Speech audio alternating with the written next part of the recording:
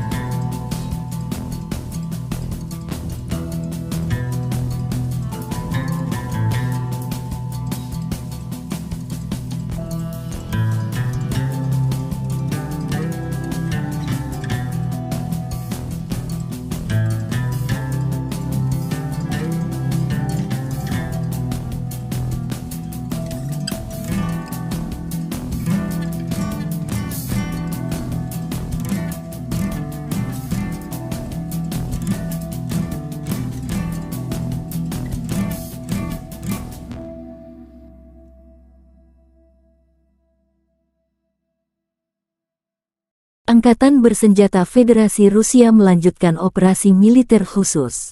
Di arah Donetsk, unit-unit kelompok pasukan Yuk dengan penerbangan dan artileri menangkis 5 serangan kelompok penyerang Brigade Mekanik ke-110 dan Brigade Pengawal ke-101 Staf Umum AFU dekat Avdiivka, Mayorsk dan Barat Andriivka, Republik Rakyat Donetsk. Kerugian musuh lebih dari 255 prajurit Ukraina, 2 kendaraan tempur infanteri, 6 kendaraan bermotor, dan 1 sistem artileri self-propelled Gvozdika, menurut Kementerian Pertahanan Rusia tanggal 12 September.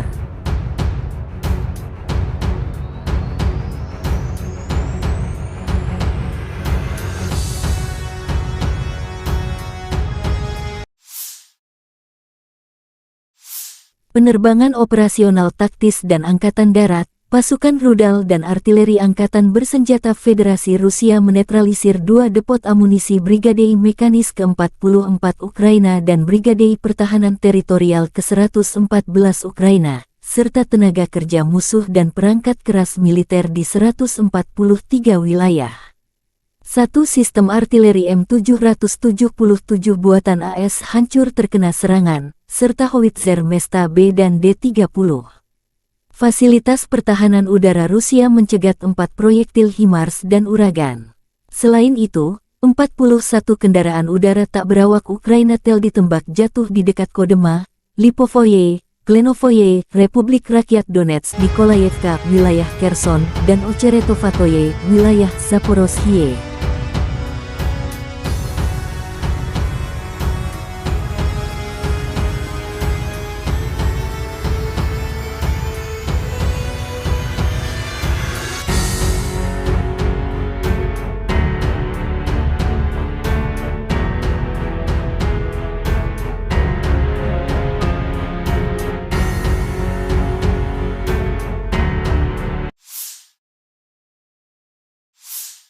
Lebih dari 20 bentrokan terjadi antara Rusia dan Ukraina pada siang hari. Secara total, Rusia melancarkan 3 serangan rudal dan 25 serangan udara, melakukan 36 serangan dari sistem salvo roket terhadap posisi pasukan Ukraina dan wilayah berpenduduk. Sebagian besar serangan berhasil dihalau. Di arah Bakhmut, pasukan pertahanan Ukraina berhasil menahan musuh di wilayah Orikhovo-Vasilivka, wilayah Donetsk. Di arah Avdiivka, pembela kami berhasil menangkis sekitar 10 serangan musuh di wilayah Avdiivka, wilayah Donetsk, menurut komunikasi strategis kantor Panglima Angkatan Bersenjata Ukraina.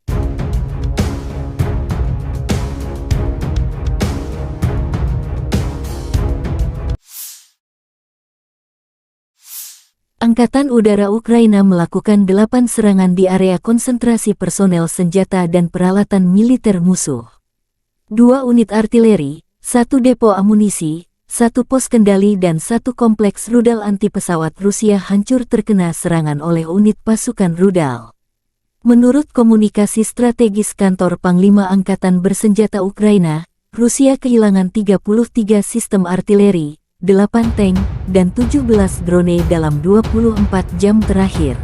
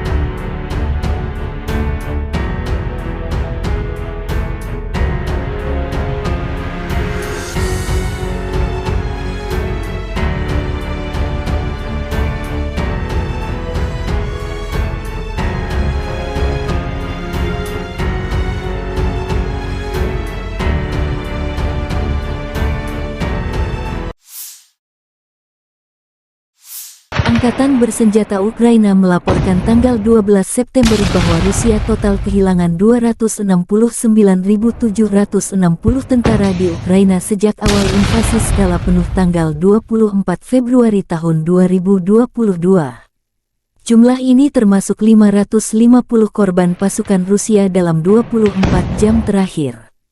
Menurut laporan Divisi Komunikasi Strategis Kantor Panglima Angkatan Bersenjata Ukraina, Rusia juga total kehilangan 4.568 tank, 8.778 kendaraan tempur lapis baja, 5.872 sistem artileri, 765 sistem peluncuran roket ganda, 515 sistem pertahanan udara, pesawat terbang 315, helikopter 316, drone 4.645, perahu 19, kendaraan dan tangki bahan bakar 8.413, serta peralatan khusus 881 unit.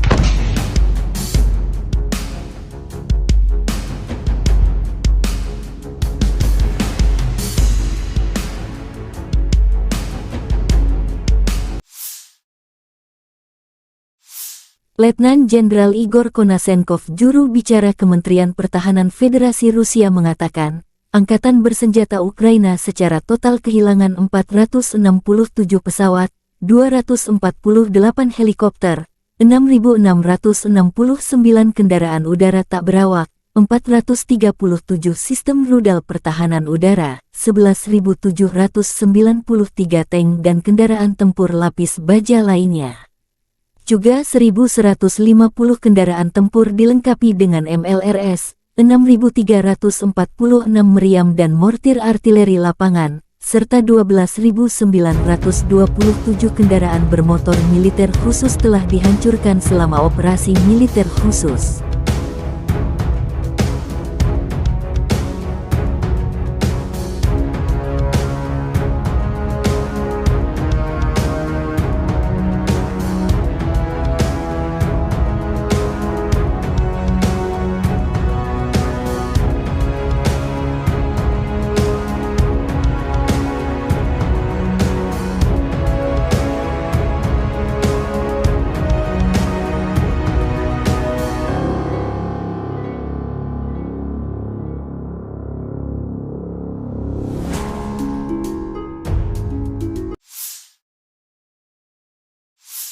Бажаю здоров'я, шановні українці, українки. Звіт за день.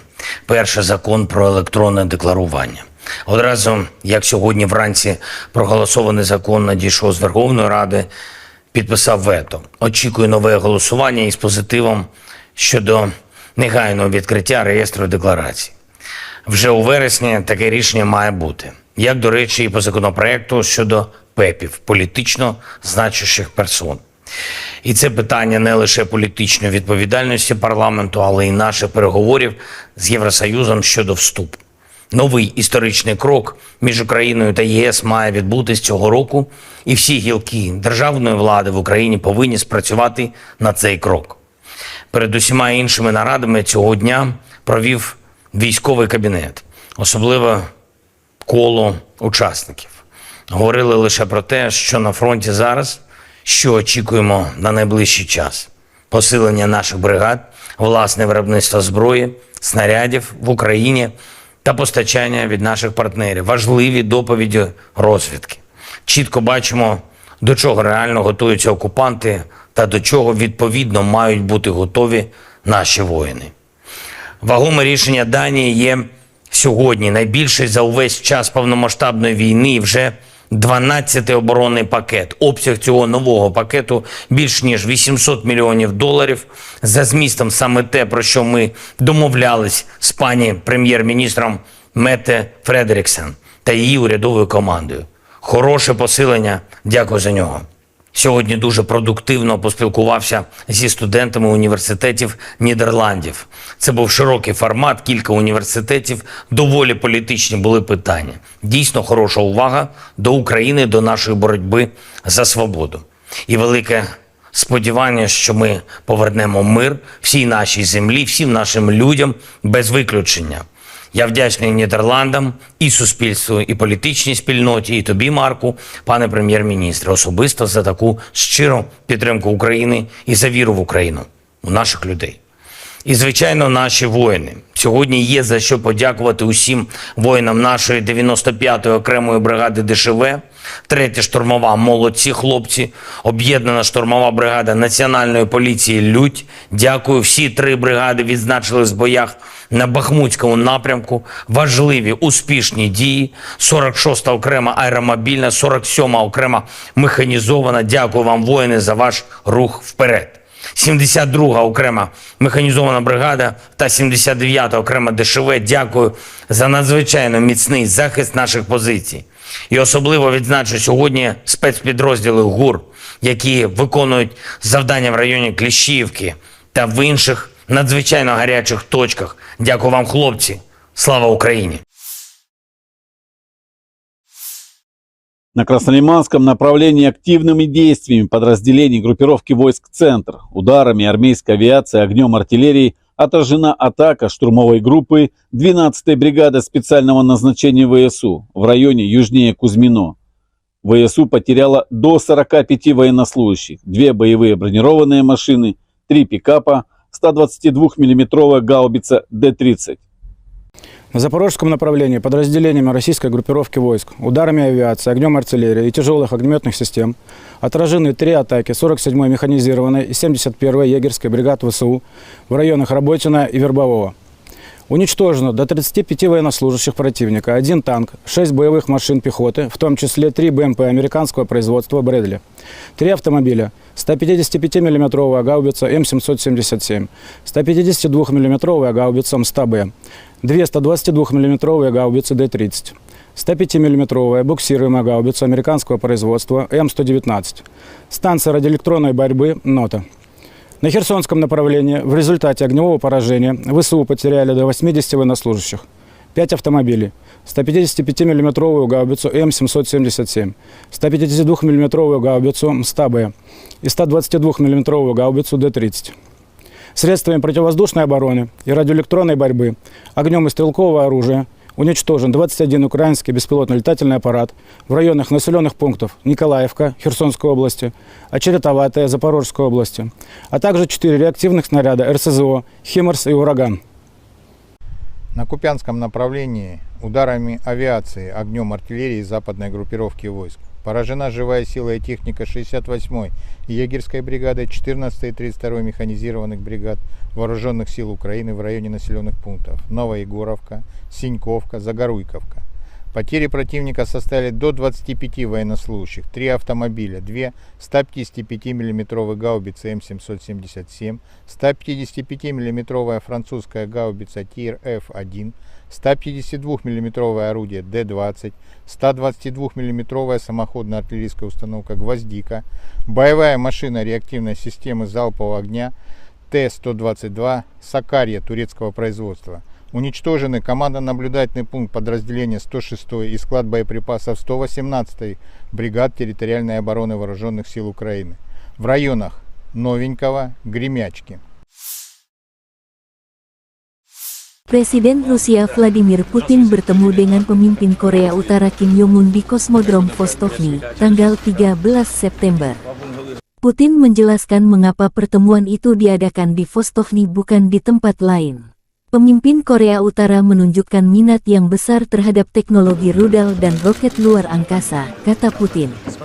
Kosmodrom Vostokny adalah sebuah fasilitas peluncuran antariksa yang terletak di wilayah Amur Oblast, Rusia. Ini adalah kosmodrom milik pemerintah Rusia yang digunakan untuk meluncurkan roket dan wahana antariksa. Kosmodrom ini dibangun untuk mengurangi ketergantungan Rusia pada fasilitas peluncuran di luar negeri. Pembangunan Vostokny dimulai pada tahun 2012, dan sejak itu telah digunakan untuk meluncurkan berbagai misi antariksa, termasuk satelit dan wahana antariksa manusia. Presiden Rusia juga ditanya apakah kerja sama militer teknis akan dibahas selama negosiasi dengan pemimpin Korea. Kami akan membicarakan semua masalah ini secara perlahan. Masih ada waktu, jawab Vladimir Putin. Rekaman pertemuan antara Putin dan Kim Jong-un dirilis layanan pers Kremlin dan jurnalis VGTRK Pavel Zarubin. Negosiasi antara Vladimir Putin dan Kim Jong-un dimulai di Kosmodrom Vostochny. Pertemuan tersebut berlangsung di ruang pertemuan di lantai pertama Gedung Teknik Teknis Kompleks Roket Luar Angkasa Soyuz 2. Anggota delegasi kedua negara mengambil bagian dalam negosiasi. Pemimpin Korea Utara Kim Jong-un selama kunjungannya ke Rusia didampingi oleh saudara perempuannya Kim Yo Jong, yang menjabat sebagai Kepala Departemen Komite Sentral Partai Pekerja Korea. Pihak Rusia dalam perundingan antara para pemimpin Federasi Rusia dan DPRK diwakili oleh Menteri Pertahanan Sergei Shoigu, Menteri Perindustrian dan Perdagangan Denis Manturov, Menteri Luar Negeri Sergei Lavrov, Wakil Perdana Menteri Marat Husnulin, Menteri Transportasi Vitaly Saveliv dan Menteri Sumber Daya Alam dan Lingkungan Alexander Kozlov. Rusia adalah sekutu utama Korea Utara, Kim Jong-un. Persahabatan kami memiliki akar yang dalam. Sekarang bagi negara kami, prioritas pertama adalah hubungan dengan Federasi Rusia. Pemimpin Korea Utara Kim Jong-un menekankan hal tersebut dalam sesi jumpa pers sebelum pertemuan dengan Presiden Rusia Vladimir Putin tanggal 13 September.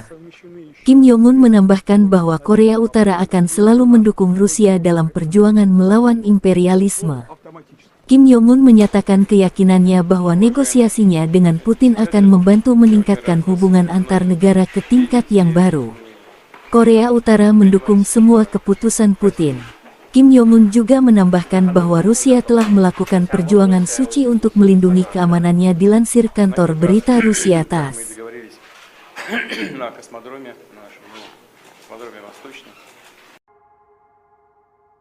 Personil militer kontingen penjaga perdamaian Rusia memastikan pengiriman dan pengeluaran bantuan kemanusiaan yang aman bagi penduduk Nagorno dan Karabakh.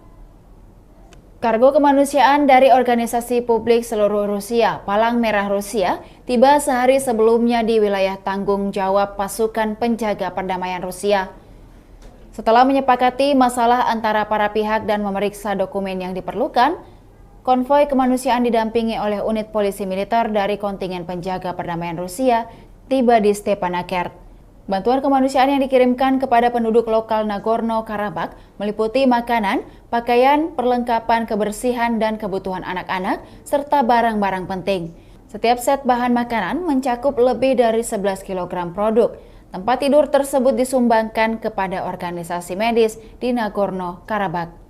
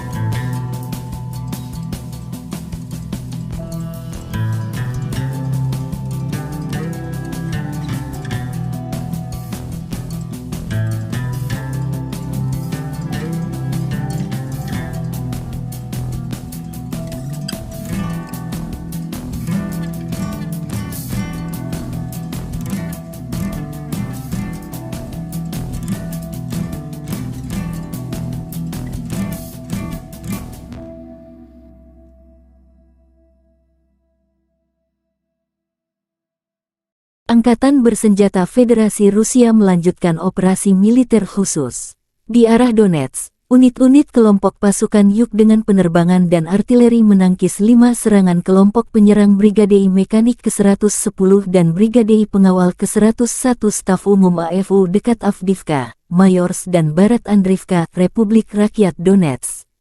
Kerugian musuh lebih dari 255 prajurit Ukraina, 2 kendaraan tempur infanteri, 6 kendaraan bermotor, dan 1 sistem artileri self-propelled Gvozdika, menurut Kementerian Pertahanan Rusia tanggal 12 September.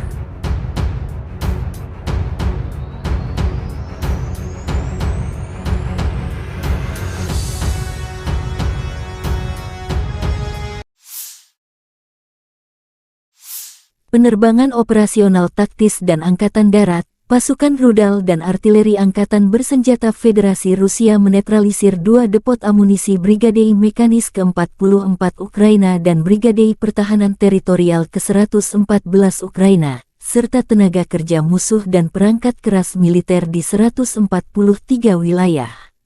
1 sistem artileri M777 buatan AS hancur terkena serangan, serta howitzer Mesta B dan D-30. Fasilitas pertahanan udara Rusia mencegat 4 proyektil HIMARS dan Uragan. Selain itu, 41 kendaraan udara tak berawak Ukraina tel ditembak jatuh di dekat Kodema, Lipovoye, Klenovoye, Republik Rakyat Donetsk, Nikolayevka, wilayah Kherson, dan Ocheretovatoye, wilayah Zaporozhye.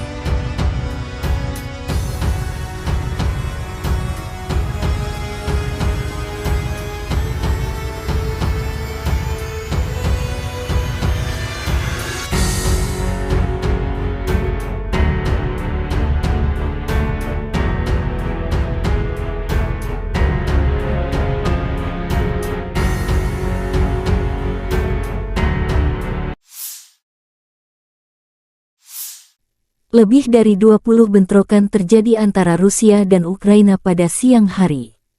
Secara total, Rusia melancarkan 3 serangan rudal dan 25 serangan udara, melakukan 36 serangan dari sistem salvo roket terhadap posisi pasukan Ukraina dan wilayah berpenduduk. Sebagian besar serangan berhasil dihalau. Di arah Bakhmut, pasukan pertahanan Ukraina berhasil menahan musuh di wilayah Orikhovo-Vasilivka, wilayah Donetsk. Di arah Avdiivka, pembela kami berhasil menangkis sekitar 10 serangan musuh di wilayah Avdiivka, wilayah Donetsk, menurut komunikasi strategis kantor Panglima Angkatan Bersenjata Ukraina.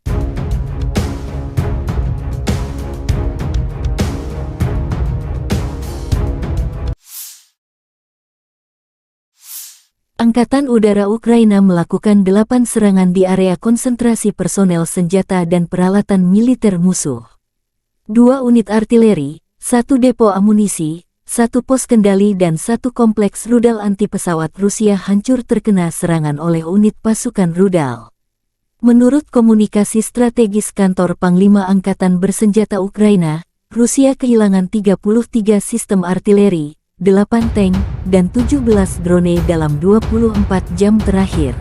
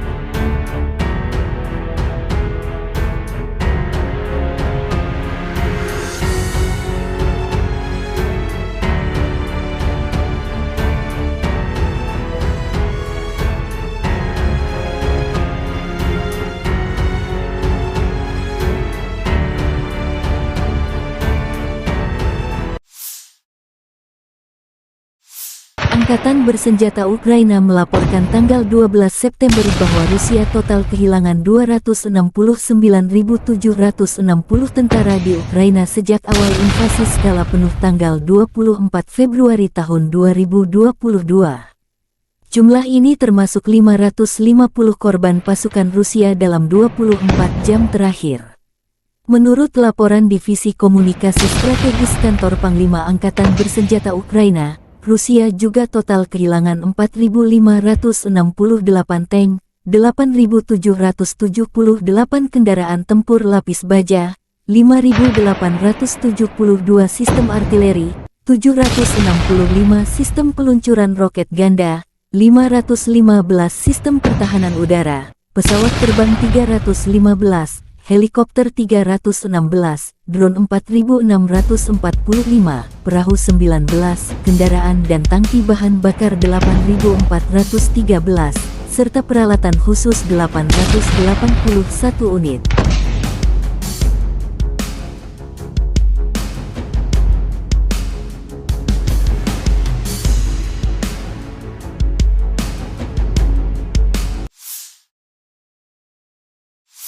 Letnan Jenderal Igor Konasenkov, juru bicara Kementerian Pertahanan Federasi Rusia mengatakan, Angkatan Bersenjata Ukraina secara total kehilangan 467 pesawat, 248 helikopter, 6.669 kendaraan udara tak berawak, 437 sistem rudal pertahanan udara, 11.793 tank dan kendaraan tempur lapis baja lainnya.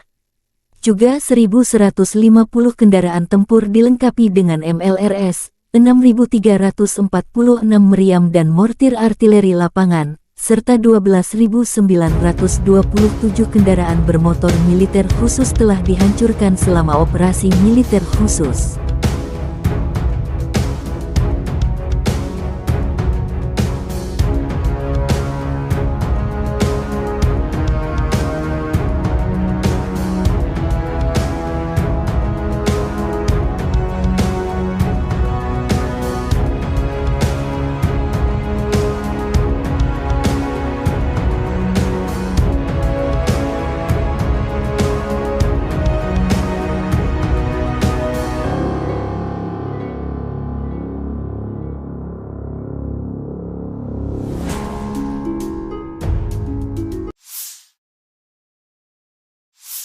Бажаю здоров'я, шановні українці, українки. Звіт за день. Перший закон про електронне декларування. Одразу, як сьогодні вранці проголосований закон надійшов з Верховної Ради, підписав вето. Очікую нове голосування із позитивом щодо негайного відкриття реєстру декларацій. Вже у вересні таке рішення має бути. Як, до речі, і по законопроекту щодо ПЕПів, політично значущих персон. І це питання не лише політичної відповідальності парламенту, але й наших переговорів з Євросоюзом щодо вступу. Новий історичний крок між Україною та ЄС має відбутись цього року, і всі гілки державної влади в Україні повинні спрацювати на цей крок. Перед усіма іншими нарадами цього дня провів військовий кабінет, особливо коло учасників. Говорили лише про те, що на фронті зараз, що очікуємо на найближчий час. Посилення наших бригад, власне виробництво зброї, снарядів в Україні та постачання від наших партнерів. Важливі доповіді розвідки. Чітко бачимо, до чого реально готуються окупанти та до чого відповідно мають бути готові наші воїни. Вагоме рішення Данії є сьогодні найбільший за увесь час повномасштабної війни і вже 12-й оборонний пакет. Обсяг цього нового пакету більш ніж $800 мільйонів. За змістом саме те, про що ми домовлялись з пані прем'єр-міністром Метте Фредеріксен та її урядовою командою. Хороше посилення, дякую за нього. Сьогодні дуже продуктивно поспілкувався зі студентами університетів Нідерландів.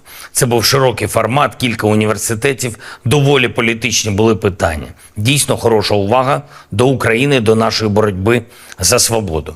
І велике сподівання, що ми повернемо мир всій нашій землі, всім нашим людям без виключення.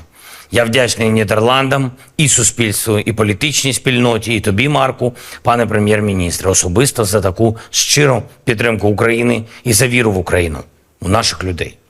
І, звичайно, наші воїни. Сьогодні є за що подякувати усім воїнам нашої 95-ї окремої бригади ДШВ, 3-я штурмова «Молодці хлопці», об'єднана штурмова бригада Національної поліції «Людь». Дякую, всі 3 бригади відзначились в боях на Бахмутському напрямку. Важливі, успішні дії. 46-та окрема аеромобільна, 47-ма окрема механізована. Дякую вам, воїни, за ваш рух вперед.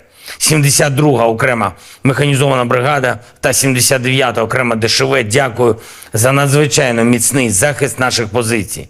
І особливо відзначу сьогодні спецпідрозділи ГУР, які виконують завдання в районі Кліщіївки та в інших надзвичайно гарячих точках. Дякую вам, хлопці. Слава Україні! На Краснолиманском направлении активными действиями подразделений группировки войск «Центр», ударами армейской авиации, огнем артиллерии отражена атака штурмовой группы 12-й бригады специального назначения ВСУ в районе южнее Кузьмино. ВСУ потеряла до 45 военнослужащих, 2 боевые бронированные машины, 3 пикапа, 122 миллиметровая гаубица Д-30. На запорожском направлении подразделениями российской группировки войск, ударами авиации, огнем артиллерии и тяжелых огнеметных систем отражены 3 атаки 47-й механизированной и 71-й егерской бригад ВСУ в районах Работино и Вербового. Уничтожено до 35 военнослужащих противника, 1 танк, 6 боевых машин пехоты, в том числе 3 БМП американского производства «Брэдли», 3 автомобиля, 155 миллиметровая гаубица М777, 152 миллиметровая гаубица МСТА-Б, 2 122 миллиметровые гаубицы Д-30, 105 миллиметровая буксируемая гаубица американского производства М119, станция радиоэлектронной борьбы «Нота». На Херсонском направлении в результате огневого поражения ВСУ потеряли до 80 военнослужащих, 5 автомобилей, 155 миллиметровую гаубицу М777, 152 миллиметровую гаубицу МСТА-Б и 122 миллиметровую гаубицу Д-30. Средствами противовоздушной обороны и радиоэлектронной борьбы, огнем и стрелкового оружия уничтожен 21 украинский беспилотный летательный аппарат в районах населенных пунктов Николаевка Херсонской области, Очеретоватая Запорожской области, а также 4 реактивных снаряда РСЗО «Химарс» и «Ураган». На Купянском направлении ударами авиации, огнем артиллерии западной группировки войск поражена живая сила и техника 68-й егерской бригады, 14-й и 32-й механизированных бригад Вооруженных сил Украины в районе населенных пунктов Новоегоровка, Синьковка, Загоруйковка. Потери противника составили до 25 военнослужащих, 3 автомобиля, 2 155 миллиметровые гаубицы М777, 155 миллиметровая французская гаубица ТИР-Ф1, 152 миллиметровое орудие Д-20, 122 миллиметровая самоходная артиллерийская установка «Гвоздика», боевая машина реактивной системы залпового огня Т-122 «Сакарья» турецкого производства. Уничтожены командно-наблюдательный пункт подразделения 106-й и склад боеприпасов 118-й бригад территориальной обороны Вооруженных сил Украины в районах Новенького, Гремячки. Presiden Rusia Vladimir Putin bertemu dengan pemimpin Korea Utara Kim Jong-un di Kosmodrom Vostokny, tanggal 13 September. Putin menjelaskan mengapa pertemuan itu diadakan di Vostokny bukan di tempat lain. Pemimpin Korea Utara menunjukkan minat yang besar terhadap teknologi rudal dan roket luar angkasa, kata Putin. Kosmodrom Vostokny adalah sebuah fasilitas peluncuran antariksa yang terletak di wilayah Amur Oblast, Rusia. Ini adalah kosmodrom milik pemerintah Rusia yang digunakan untuk meluncurkan roket dan wahana antariksa. Kosmodrom ini dibangun untuk mengurangi ketergantungan Rusia pada fasilitas peluncuran di luar negeri. Pembangunan Vostokny dimulai pada tahun 2012, dan sejak itu telah digunakan untuk meluncurkan berbagai misi antariksa, termasuk satelit dan wahana antariksa manusia. Presiden Rusia juga ditanya apakah kerja sama militer teknis akan dibahas selama negosiasi dengan pemimpin Korea. Kami akan membicarakan semua masalah ini secara perlahan. Masih ada waktu, jawab Vladimir Putin. Rekaman pertemuan antara Putin dan Kim Jong-un dirilis layanan pers Kremlin dan jurnalis VGTRK Pavel Zarubin. Negosiasi antara Vladimir Putin dan Kim Jong-un dimulai di Kosmodrom Vostochny. Pertemuan tersebut berlangsung di ruang pertemuan di lantai pertama Gedung Teknik Kompleks Roket Luar Angkasa Soyuz 2. Anggota delegasi kedua negara mengambil bagian dalam negosiasi. Pemimpin Korea Utara Kim Jong-un selama kunjungannya ke Rusia didampingi oleh saudara perempuannya Kim Yo-jong, yang menjabat sebagai Kepala Departemen Komite Sentral Partai Pekerja Korea. Pihak Rusia dalam perundingan antara para pemimpin Federasi Rusia dan DPRK diwakili oleh Menteri Pertahanan Sergei Shoigu, Menteri Perindustrian dan Perdagangan Denis Manturov, Menteri Luar Negeri Sergei Lavrov, Wakil Perdana Menteri Marat Husnulin, Menteri Transportasi Vitaly Saveliv dan Menteri Sumber Daya Alam dan Lingkungan Alexander Kozlov. Rusia adalah sekutu utama Korea Utara, Kim Jong-un. Persahabatan kami memiliki akar yang dalam. Sekarang bagi negara kami, prioritas pertama adalah hubungan dengan Federasi Rusia. Pemimpin Korea Utara Kim Jong-un menekankan hal tersebut dalam sesi jumpa pers sebelum pertemuan dengan Presiden Rusia Vladimir Putin tanggal 13 September. Kim Jong-un menambahkan bahwa Korea Utara akan selalu mendukung Rusia dalam perjuangan melawan imperialisme. Kim Jong-un menyatakan keyakinannya bahwa negosiasinya dengan Putin akan membantu meningkatkan hubungan antar negara ke tingkat yang baru. Korea Utara mendukung semua keputusan Putin. Kim Jong-un juga menambahkan bahwa Rusia telah melakukan perjuangan suci untuk melindungi keamanannya dilansir kantor berita Rusia TASS.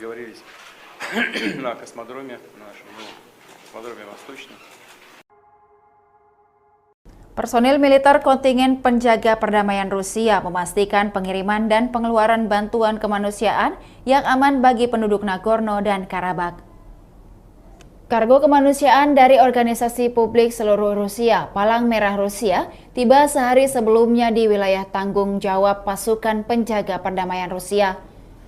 Setelah menyepakati masalah antara para pihak dan memeriksa dokumen yang diperlukan, konvoi kemanusiaan didampingi oleh unit polisi militer dari kontingen penjaga perdamaian Rusia tiba di Stepanakert. Bantuan kemanusiaan yang dikirimkan kepada penduduk lokal Nagorno-Karabakh meliputi makanan, pakaian, perlengkapan kebersihan dan kebutuhan anak-anak, serta barang-barang penting. Setiap set bahan makanan mencakup lebih dari 11 kg produk. Tempat tidur tersebut disumbangkan kepada organisasi medis di Nagorno-Karabakh.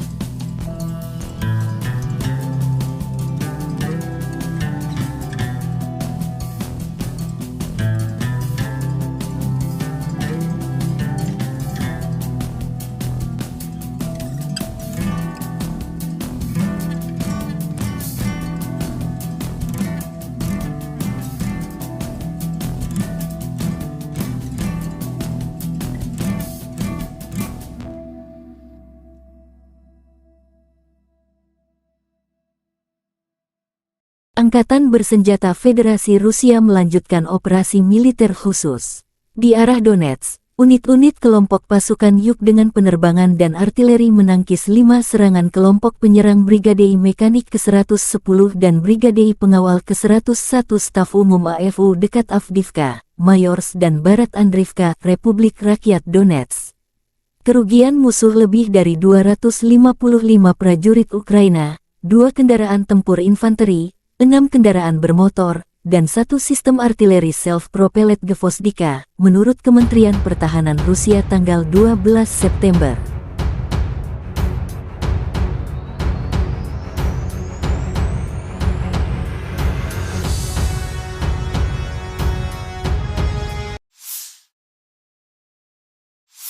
Penerbangan operasional taktis dan Angkatan Darat, pasukan rudal dan artileri Angkatan Bersenjata Federasi Rusia menetralisir 2 depot amunisi Brigade Mekanis ke-44 Ukraina dan Brigade Pertahanan Teritorial ke-114 Ukraina, serta tenaga kerja musuh dan perangkat keras militer di 143 wilayah. 1 sistem artileri M777 buatan AS hancur terkena serangan, serta howitzer Mesta B dan D-30. Fasilitas pertahanan udara Rusia mencegat 4 proyektil HIMARS dan Uragan. Selain itu, 41 kendaraan udara tak berawak Ukraina tel ditembak jatuh di dekat Kodema, Lipovoye, Klenovoye, Republik Rakyat Donetsk, Nikolayevka, wilayah Kherson, dan Ocheretovatoye, wilayah Zaporozhye.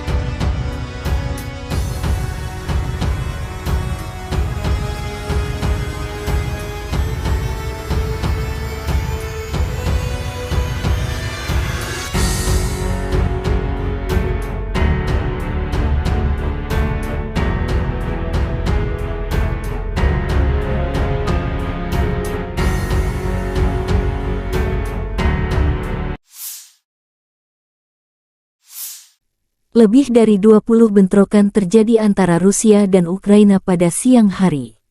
Secara total, Rusia melancarkan 3 serangan rudal dan 25 serangan udara, melakukan 36 serangan dari sistem salvo roket terhadap posisi pasukan Ukraina dan wilayah berpenduduk. Sebagian besar serangan berhasil dihalau. Di arah Bakhmut, pasukan pertahanan Ukraina berhasil menahan musuh di wilayah Orikhovo-Vasilivka, wilayah Donetsk. Di arah Avdiivka, pembela kami berhasil menangkis sekitar 10 serangan musuh di wilayah Avdiivka, wilayah Donetsk, menurut komunikasi strategis kantor Panglima Angkatan Bersenjata Ukraina.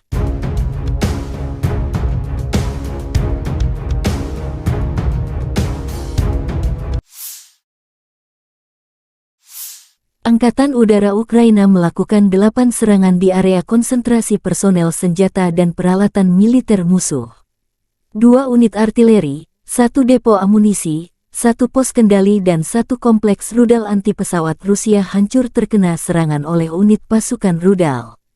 Menurut komunikasi strategis kantor Panglima Angkatan Bersenjata Ukraina, Rusia kehilangan 33 sistem artileri, 8 tank, dan 17 drone dalam 24 jam terakhir.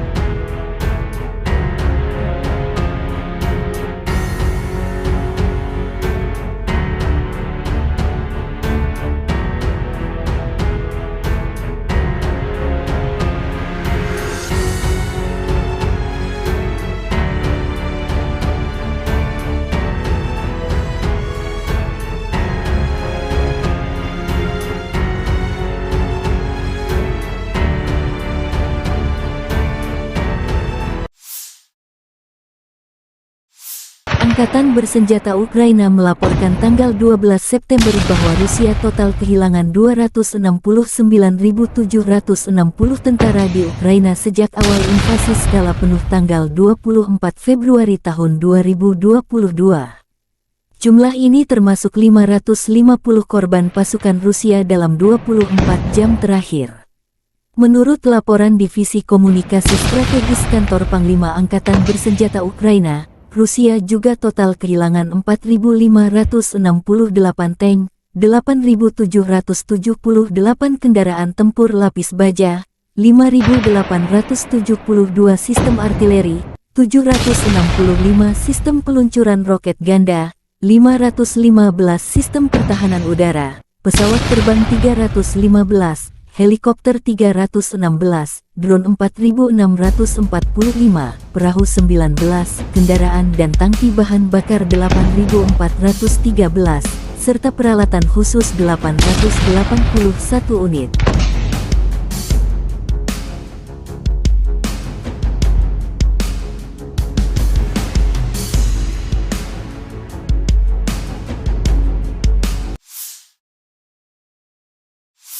Letnan Jenderal Igor Konasenkov, juru bicara Kementerian Pertahanan Federasi Rusia mengatakan, Angkatan Bersenjata Ukraina secara total kehilangan 467 pesawat, 248 helikopter, 6.669 kendaraan udara tak berawak, 437 sistem rudal pertahanan udara, 11.793 tank dan kendaraan tempur lapis baja lainnya. Juga 1.150 kendaraan tempur dilengkapi dengan MLRS, 6.346 meriam dan mortir artileri lapangan, serta 12.927 kendaraan bermotor militer khusus telah dihancurkan selama operasi militer khusus.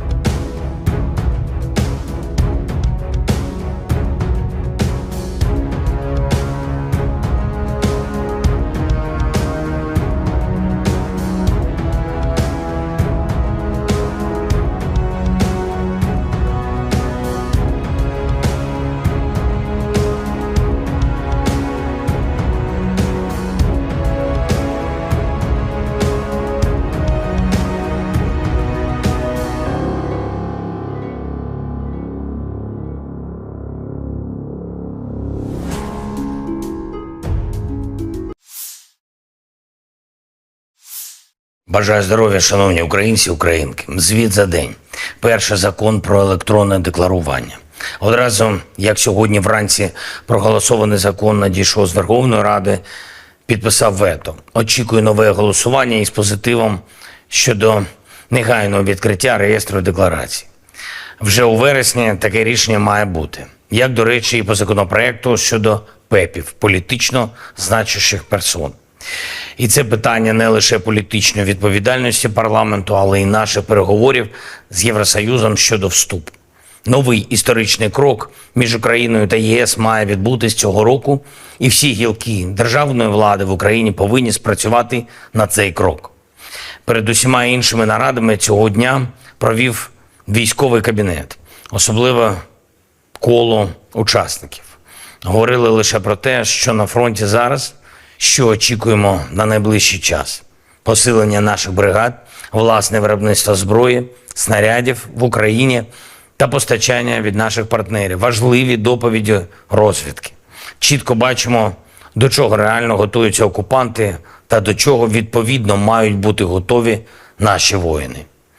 Вагоме рішення Данії є сьогодні найбільший за увесь час повномасштабної війни і вже 12-й оборонний пакет. Обсяг цього нового пакету більш ніж $800 мільйонів. За змістом саме те, про що ми домовлялись з пані прем'єр-міністром Метте Фредеріксен та її урядовою командою. Хороше посилення, дякую за нього. Сьогодні дуже продуктивно поспілкувався зі студентами університетів Нідерландів. Це був широкий формат, кілька університетів, доволі політичні були питання. Дійсно хороша увага до України, до нашої боротьби за свободу. І велике сподівання, що ми повернемо мир всій нашій землі, всім нашим людям без виключення. Я вдячний Нідерландам, і суспільству, і політичній спільноті, і тобі, Марку, пане прем'єр-міністре, особисто за таку щиру підтримку України і за віру в Україну, у наших людей. І, звичайно, наші воїни. Сьогодні є за що подякувати усім воїнам нашої 95-ї окремої бригади ДШВ, 3-я штурмова «Молодці хлопці», об'єднана штурмова бригада Національної поліції «Людь». Дякую, всі 3 бригади відзначились в боях на Бахмутському напрямку. Важливі, успішні дії. 46-та окрема аеромобільна, 47-ма окрема механізована. Дякую вам, воїни, за ваш рух вперед. 72-га окрема механізована бригада та 79-та окрема ДШВ. Дякую за надзвичайно міцний захист наших позицій. І особливо відзначу сьогодні спецпідрозділи ГУР, які виконують завдання в районі Кліщіївки та в інших надзвичайно гарячих точках. Дякую вам, хлопці. Слава Україні! На Краснолиманском направлении активными действиями подразделений группировки войск «Центр», ударами армейской авиации, огнем артиллерии отражена атака штурмовой группы 12-й бригады специального назначения ВСУ в районе южнее Кузьмино. ВСУ потеряла до 45 военнослужащих, 2 боевые бронированные машины, 3 пикапа, 122 миллиметровая гаубица Д-30. На запорожском направлении подразделениями российской группировки войск, ударами авиации, огнем артиллерии и тяжелых огнеметных систем отражены 3 атаки 47-й механизированной и 71-й егерской бригад ВСУ в районах Работино и Вербового.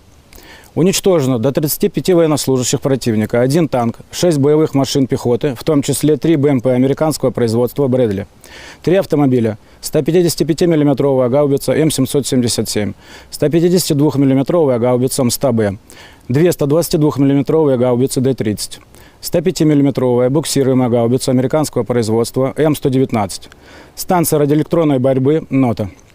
На Херсонском направлении в результате огневого поражения ВСУ потеряли до 80 военнослужащих, 5 автомобилей, 155 миллиметровую гаубицу М777, 152 миллиметровую гаубицу М100Б и 122 миллиметровую гаубицу Д-30. Средствами противовоздушной обороны и радиоэлектронной борьбы, огнем и стрелкового оружия уничтожен 21 украинский беспилотный летательный аппарат в районах населенных пунктов Николаевка Херсонской области, Очеретоватая Запорожской области, а также 4 реактивных снаряда РСЗО «Химарс» и «Ураган». На Купянском направлении ударами авиации, огнем артиллерии западной группировки войск поражена живая сила и техника 68-й егерской бригады, 14-й и 32-й механизированных бригад Вооруженных сил Украины в районе населенных пунктов Новоегоровка, Синьковка, Загоруйковка. Потери противника составили до 25 военнослужащих, 3 автомобиля, 2 155 миллиметровые гаубицы М777, 155 миллиметровая французская гаубица ТИР-Ф1, 152 миллиметровое орудие Д-20, 122 миллиметровая самоходная артиллерийская установка «Гвоздика», боевая машина реактивной системы залпового огня Т-122 «Сакарья» турецкого производства. Уничтожены командно-наблюдательный пункт подразделения 106-й и склад боеприпасов 118-й бригад территориальной обороны Вооруженных сил Украины в районах Новенького, Гремячки.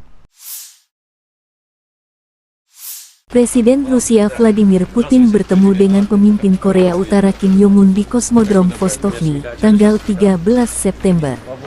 Putin menjelaskan mengapa pertemuan itu diadakan di Vostokny bukan di tempat lain. Pemimpin Korea Utara menunjukkan minat yang besar terhadap teknologi rudal dan roket luar angkasa, kata Putin. Kosmodrom Vostokny adalah sebuah fasilitas peluncuran antariksa yang terletak di wilayah Amur Oblast, Rusia. Ini adalah kosmodrom milik pemerintah Rusia yang digunakan untuk meluncurkan roket dan wahana antariksa. Kosmodrom ini dibangun untuk mengurangi ketergantungan Rusia pada fasilitas peluncuran di luar negeri. Pembangunan Vostokny dimulai pada tahun 2012, dan sejak itu telah digunakan untuk meluncurkan berbagai misi antariksa, termasuk satelit dan wahana antariksa manusia. Presiden Rusia juga ditanya apakah kerja sama militer teknis akan dibahas selama negosiasi dengan pemimpin Korea. Kami akan membicarakan semua masalah ini secara perlahan. Masih ada waktu, jawab Vladimir Putin. Rekaman pertemuan antara Putin dan Kim Jong-un dirilis layanan pers Kremlin dan jurnalis VGTRK Pavel Zarubin. Negosiasi antara Vladimir Putin dan Kim Jong-un dimulai di Kosmodrom Vostochny. Pertemuan tersebut berlangsung di ruang pertemuan di lantai pertama Gedung Teknik Kompleks Teknis Kompleks Roket Luar Angkasa Soyuz 2. Anggota delegasi kedua negara mengambil bagian dalam negosiasi. Pemimpin Korea Utara Kim Jong-un selama kunjungannya ke Rusia didampingi oleh saudara perempuannya Kim Yo Jong, yang menjabat sebagai Kepala Departemen Komite Sentral Partai Pekerja Korea. Pihak Rusia dalam perundingan antara para pemimpin Federasi Rusia dan DPRK diwakili oleh Menteri Pertahanan Sergei Shoigu, Menteri Perindustrian dan Perdagangan Denis Manturov, Menteri Luar Negeri Sergei Lavrov, Wakil Perdana Menteri Marat Husnulin, Menteri Transportasi Vitaly Saveliv dan Menteri Sumber Daya Alam dan Lingkungan Alexander Kozlov. Rusia adalah sekutu utama Korea Utara, Kim Jong-un. Persahabatan kami memiliki akar yang dalam. Sekarang bagi negara kami, prioritas pertama adalah hubungan dengan Federasi Rusia. Pemimpin Korea Utara Kim Jong-un menekankan hal tersebut dalam sesi jumpa pers sebelum pertemuan dengan Presiden Rusia Vladimir Putin tanggal 13 September. Kim Jong-un menambahkan bahwa Korea Utara akan selalu mendukung Rusia dalam perjuangan melawan imperialisme. Kim Jong-un menyatakan keyakinannya bahwa negosiasinya dengan Putin akan membantu meningkatkan hubungan antar negara ke tingkat yang baru. Korea Utara mendukung semua keputusan Putin. Kim Jong-un juga menambahkan bahwa Rusia telah melakukan perjuangan suci untuk melindungi keamanannya dilansir kantor berita Rusia TASS.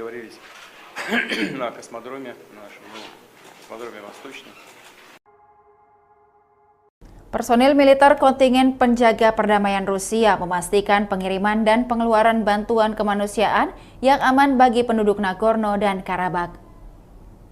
Kargo kemanusiaan dari organisasi publik seluruh Rusia, Palang Merah Rusia, tiba sehari sebelumnya di wilayah tanggung jawab pasukan penjaga perdamaian Rusia.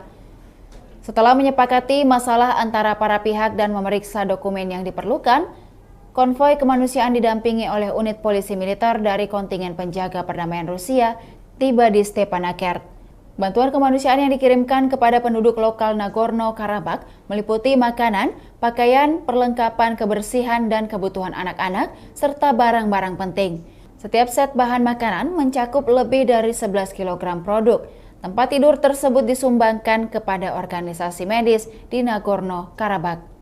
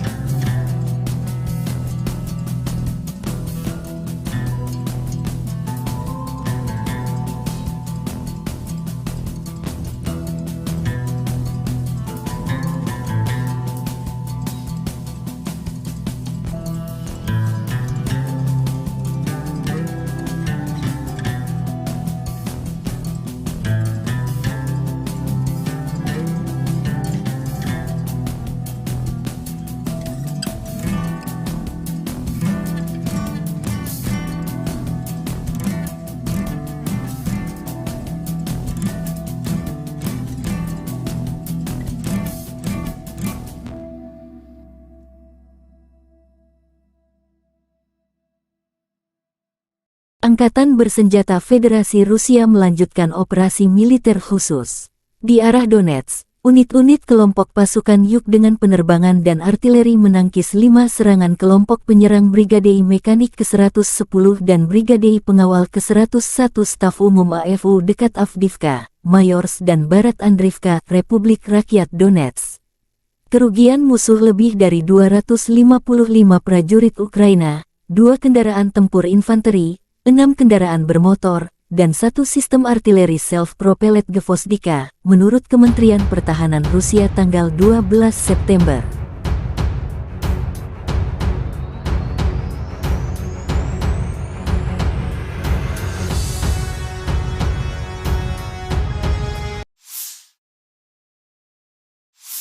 Penerbangan operasional taktis dan Angkatan Darat, pasukan rudal dan artileri Angkatan Bersenjata Federasi Rusia menetralisir 2 depot amunisi Brigade Mekanis ke-44 Ukraina dan Brigade Pertahanan Teritorial ke-114 Ukraina, serta tenaga kerja musuh dan perangkat keras militer di 143 wilayah.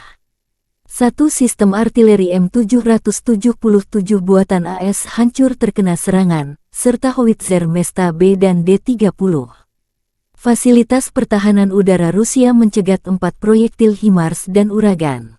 Selain itu, 41 kendaraan udara tak berawak Ukraina tel ditembak jatuh di dekat Kodema, Lipovoye, Klenovoye, Republik Rakyat Donetsk, Nikolayevka, wilayah Kherson, dan Ocheretovatoye, wilayah Zaporozhye.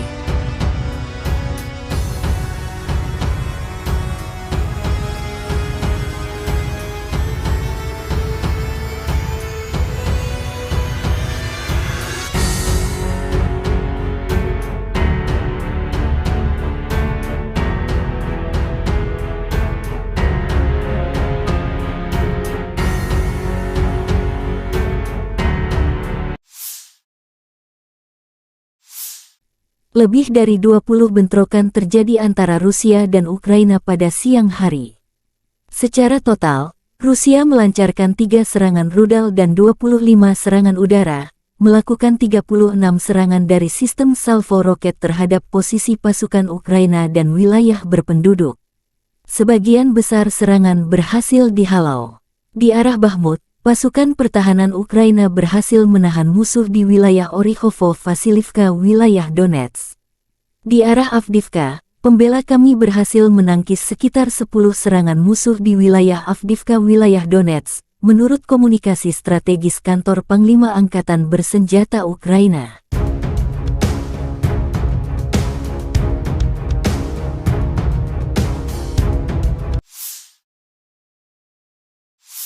Angkatan Udara Ukraina melakukan 8 serangan di area konsentrasi personel senjata dan peralatan militer musuh. 2 unit artileri, 1 depo amunisi, 1 pos kendali dan 1 kompleks rudal anti-pesawat Rusia hancur terkena serangan oleh unit pasukan rudal. Menurut komunikasi strategis kantor Panglima Angkatan Bersenjata Ukraina, Rusia kehilangan 33 sistem artileri, 8 tank, dan 17 drone dalam 24 jam terakhir.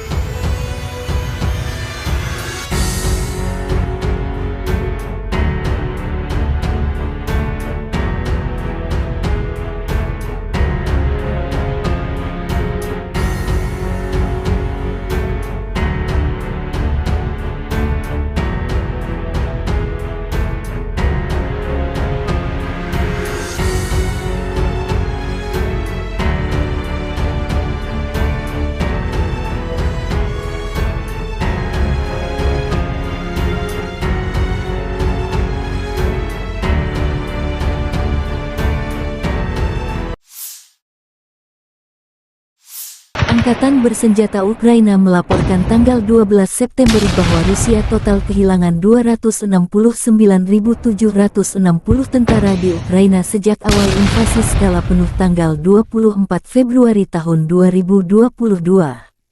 Jumlah ini termasuk 550 korban pasukan Rusia dalam 24 jam terakhir. Menurut laporan Divisi Komunikasi Strategis Kantor Panglima Angkatan Bersenjata Ukraina, Rusia juga total kehilangan 4.568 tank, 8.778 kendaraan tempur lapis baja, 5.872 sistem artileri, 765 sistem peluncuran roket ganda, 515 sistem pertahanan udara, pesawat terbang 315, helikopter 316, drone 4.645, perahu 19, kendaraan dan tangki bahan bakar 8.413, serta peralatan khusus 881 unit.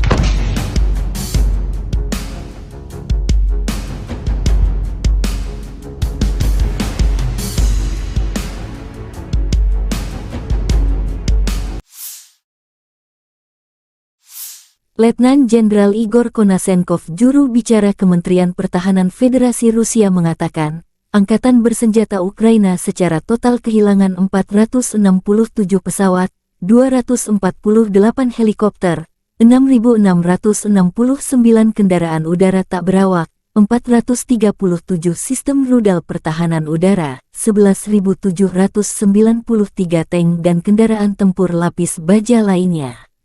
Juga 1.150 kendaraan tempur dilengkapi dengan MLRS, 6.346 meriam dan mortir artileri lapangan, serta 12.927 kendaraan bermotor militer khusus telah dihancurkan selama operasi militer khusus.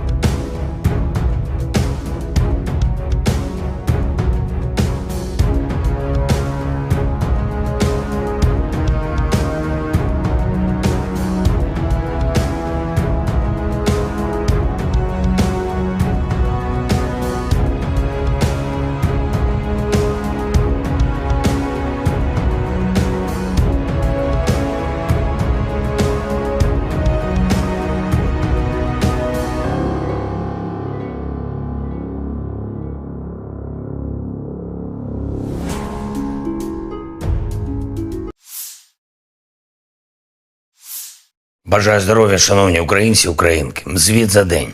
Перший закон про електронне декларування. Одразу, як сьогодні вранці проголосований закон надійшов з Верховної Ради, підписав вето. Очікую нове голосування із позитивом щодо негайного відкриття реєстру декларацій. Вже у вересні таке рішення має бути. Як, до речі, і по законопроекту щодо ПЕПів, політично значущих персон. І це питання не лише політичної відповідальності парламенту, але й наших переговорів з Євросоюзом щодо вступу. Новий історичний крок між Україною та ЄС має відбутись цього року, і всі гілки державної влади в Україні повинні спрацювати на цей крок. Перед усіма іншими нарадами цього дня провів військовий кабінет, особливо коло учасників. Говорили лише про те, що на фронті зараз, що очікуємо на найближчий час. Посилення наших бригад, власне виробництво зброї, снарядів в Україні та постачання від наших партнерів. Важливі доповіді розвідки. Чітко бачимо, до чого реально готуються окупанти та до чого відповідно мають бути готові наші воїни. Вагоме рішення Данії є сьогодні найбільший за увесь час повномасштабної війни і вже 12-й оборонний пакет. Обсяг цього нового пакету більш ніж $800 мільйонів.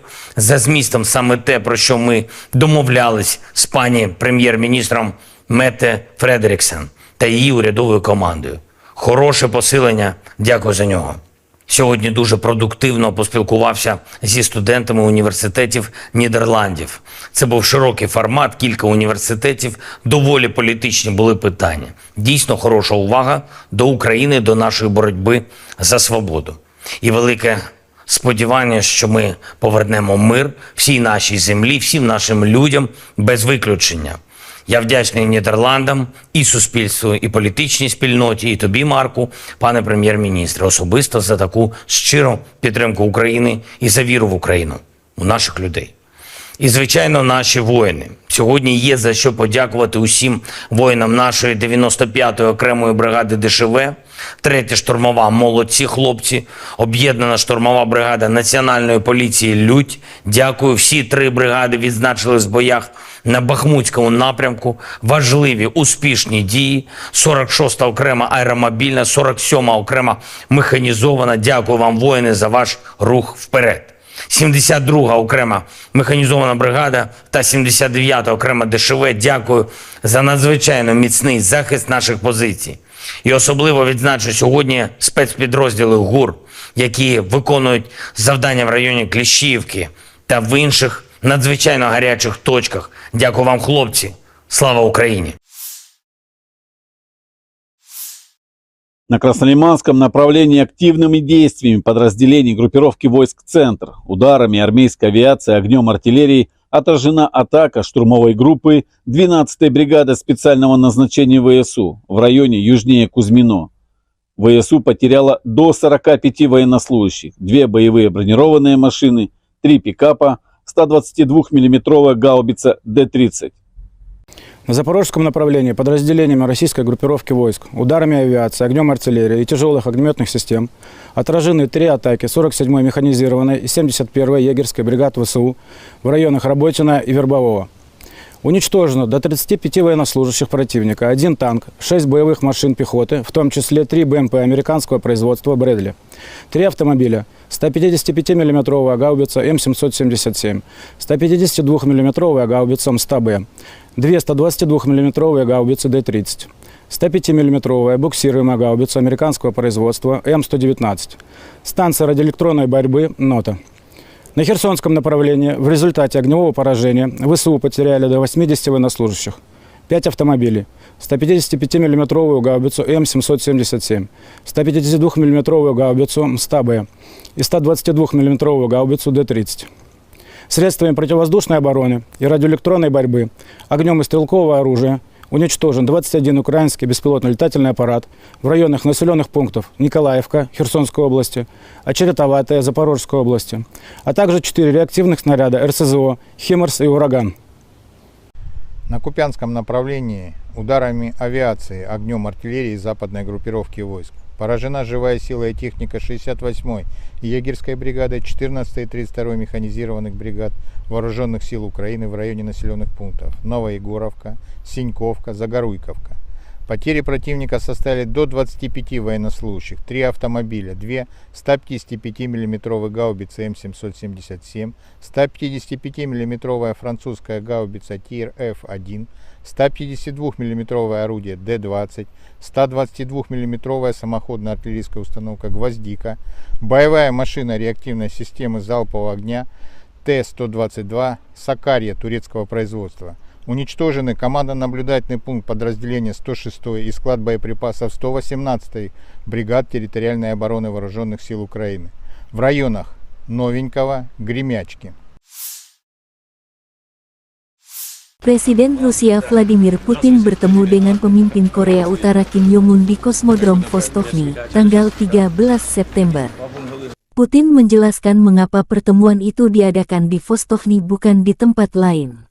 Pemimpin Korea Utara menunjukkan minat yang besar terhadap teknologi rudal dan roket luar angkasa, kata Putin. Kosmodrom Vostokny adalah sebuah fasilitas peluncuran antariksa yang terletak di wilayah Amur Oblast, Rusia. Ini adalah kosmodrom milik pemerintah Rusia yang digunakan untuk meluncurkan roket dan wahana antariksa. Kosmodrom ini dibangun untuk mengurangi ketergantungan Rusia pada fasilitas peluncuran di luar negeri. Pembangunan Vostokny dimulai pada tahun 2012, dan sejak itu telah digunakan untuk meluncurkan berbagai misi antariksa, termasuk satelit dan wahana antariksa manusia. Presiden Rusia juga ditanya apakah kerja sama militer teknis akan dibahas selama negosiasi dengan pemimpin Korea. Kami akan membicarakan semua masalah ini secara perlahan. Masih ada waktu, jawab Vladimir Putin. Rekaman pertemuan antara Putin dan Kim Jong-un dirilis layanan pers Kremlin dan jurnalis VGTRK Pavel Zarubin. Negosiasi antara Vladimir Putin dan Kim Jong-un dimulai di Kosmodrom Vostochny. Pertemuan tersebut berlangsung di ruang pertemuan di lantai pertama Gedung Teknik Kompleks Roket Luar Angkasa Soyuz 2. Anggota delegasi kedua negara mengambil bagian dalam negosiasi. Pemimpin Korea Utara Kim Jong-un selama kunjungannya ke Rusia didampingi oleh saudara perempuannya Kim Yo Jong yang menjabat sebagai Kepala Departemen Komite Sentral Partai Pekerja Korea. Pihak Rusia dalam perundingan antara para pemimpin Federasi Rusia dan DPRK diwakili oleh Menteri Pertahanan Sergei Shoigu, Menteri Perindustrian dan Perdagangan Denis Manturov, Menteri Luar Negeri Sergei Lavrov, Wakil Perdana Menteri Marat Husnulin, Menteri Transportasi Vitaly Saveliv dan Menteri Sumber Daya Alam dan Lingkungan Alexander Kozlov. Rusia adalah sekutu utama Korea Utara, Kim Jong-un. Persahabatan kami memiliki akar yang dalam. Sekarang bagi negara kami, prioritas pertama adalah hubungan dengan Federasi Rusia. Pemimpin Korea Utara Kim Jong-un menekankan hal tersebut dalam sesi jumpa pers sebelum pertemuan dengan Presiden Rusia Vladimir Putin tanggal 13 September. Kim Jong-un menambahkan bahwa Korea Utara akan selalu mendukung Rusia dalam perjuangan melawan imperialisme. Kim Jong-un menyatakan keyakinannya bahwa negosiasinya dengan Putin akan membantu meningkatkan hubungan antar negara ke tingkat yang baru. Korea Utara mendukung semua keputusan Putin. Kim Jong-un juga menambahkan bahwa Rusia telah melakukan perjuangan suci untuk melindungi keamanannya dilansir kantor berita Rusia TASS.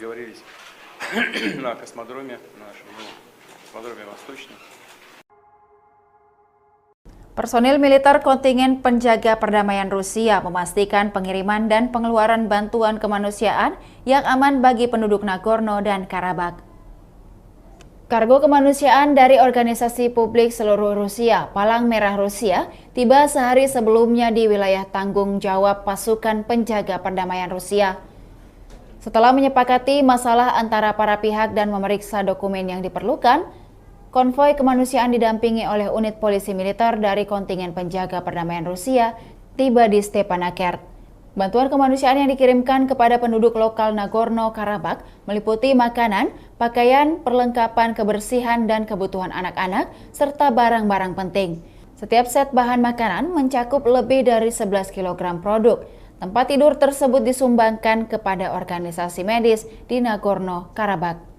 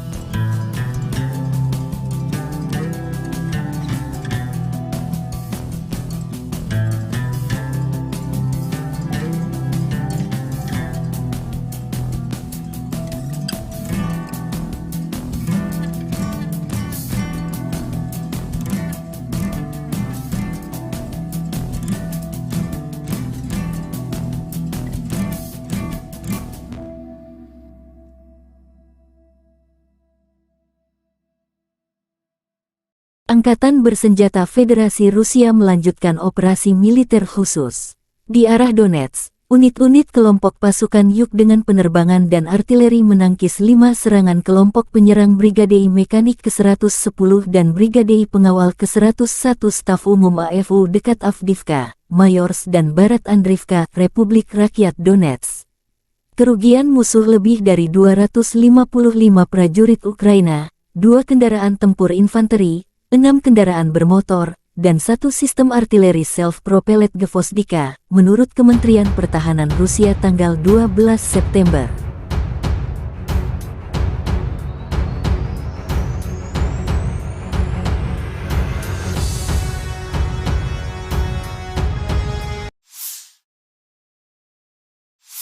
Penerbangan operasional taktis dan Angkatan Darat, pasukan rudal dan artileri Angkatan Bersenjata Federasi Rusia menetralisir 2 depot amunisi Brigade Mekanis ke-44 Ukraina dan Brigade Pertahanan Teritorial ke-114 Ukraina, serta tenaga kerja musuh dan perangkat keras militer di 143 wilayah.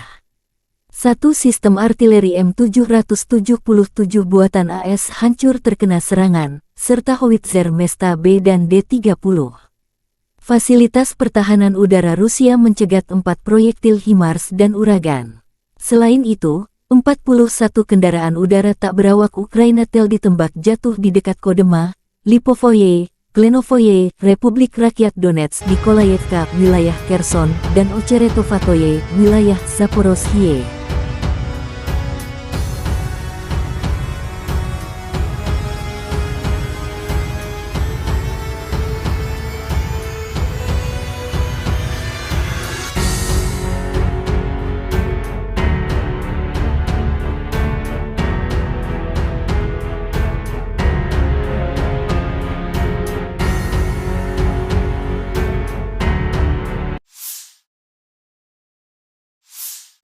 Lebih dari 20 bentrokan terjadi antara Rusia dan Ukraina pada siang hari. Secara total, Rusia melancarkan 3 serangan rudal dan 25 serangan udara, melakukan 36 serangan dari sistem salvo roket terhadap posisi pasukan Ukraina dan wilayah berpenduduk. Sebagian besar serangan berhasil dihalau. Di arah Bakhmut, pasukan pertahanan Ukraina berhasil menahan musuh di wilayah Orikhovo-Vasilivka, wilayah Donetsk. Di arah Avdiivka, pembela kami berhasil menangkis sekitar 10 serangan musuh di wilayah Avdiivka, wilayah Donetsk, menurut komunikasi strategis kantor Panglima Angkatan Bersenjata Ukraina.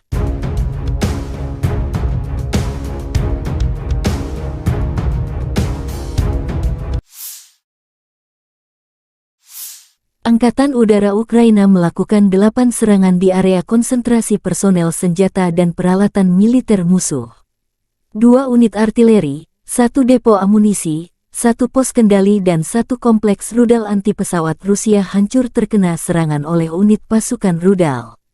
Menurut komunikasi strategis kantor Panglima Angkatan Bersenjata Ukraina, Rusia kehilangan 33 sistem artileri, 8 tank, dan 17 drone dalam 24 jam terakhir.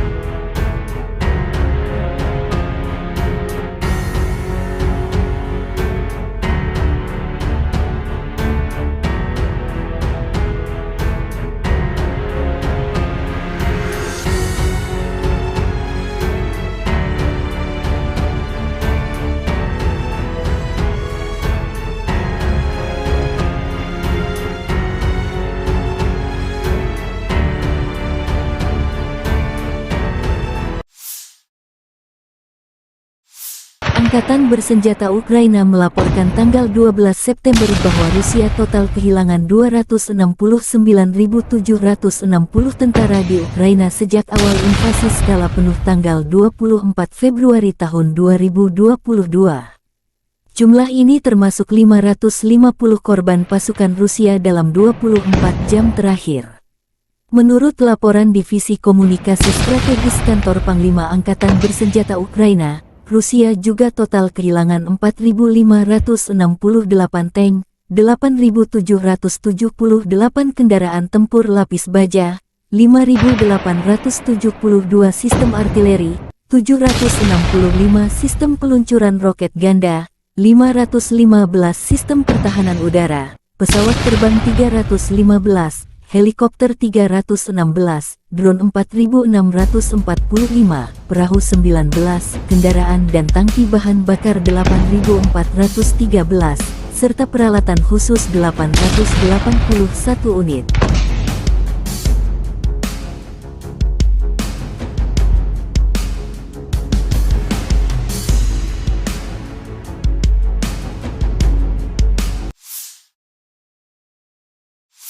Letnan Jenderal Igor Konasenkov, juru bicara Kementerian Pertahanan Federasi Rusia mengatakan, Angkatan Bersenjata Ukraina secara total kehilangan 467 pesawat, 248 helikopter, 6.669 kendaraan udara tak berawak, 437 sistem rudal pertahanan udara, 11.793 tank dan kendaraan tempur lapis baja lainnya.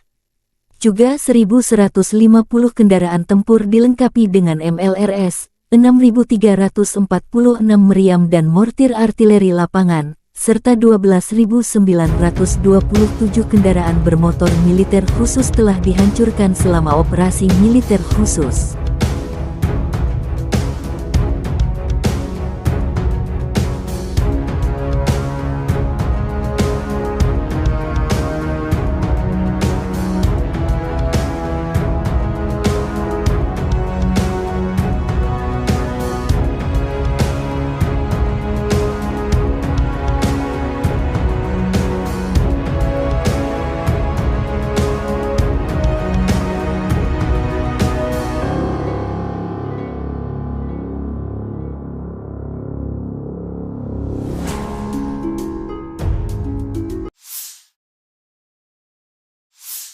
Бажаю здоров'я, шановні українці, українки. Звіт за день. Перший закон про електронне декларування. Одразу, як сьогодні вранці проголосований закон надійшов з Верховної Ради, підписав вето. Очікую нове голосування із позитивом щодо негайного відкриття реєстру декларацій. Вже у вересні таке рішення має бути. Як, до речі, і по законопроекту щодо ПЕПів, політично значущих персон. І це питання не лише політичної відповідальності парламенту, але й наших переговорів з Євросоюзом щодо вступу.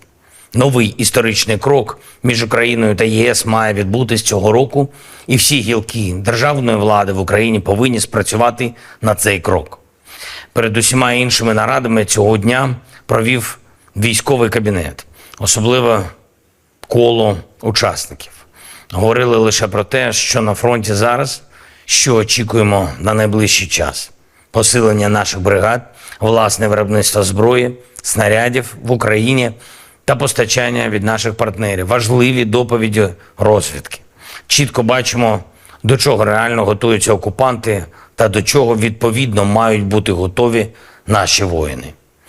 Вагоме рішення Данії є сьогодні найбільший за увесь час повномасштабної війни і вже 12-й оборонний пакет. Обсяг цього нового пакету більш ніж $800 мільйонів. За змістом саме те, про що ми домовлялись з пані прем'єр-міністром Метте Фредеріксен та її урядовою командою. Хороше посилення, дякую за нього. Сьогодні дуже продуктивно поспілкувався зі студентами університетів Нідерландів. Це був широкий формат, кілька університетів, доволі політичні були питання. Дійсно хороша увага до України, до нашої боротьби за свободу. І велике сподівання, що ми повернемо мир всій нашій землі, всім нашим людям без виключення. Я вдячний Нідерландам, і суспільству, і політичній спільноті, і тобі, Марку, пане прем'єр-міністре, особисто за таку щиру підтримку України і за віру в Україну, у наших людей.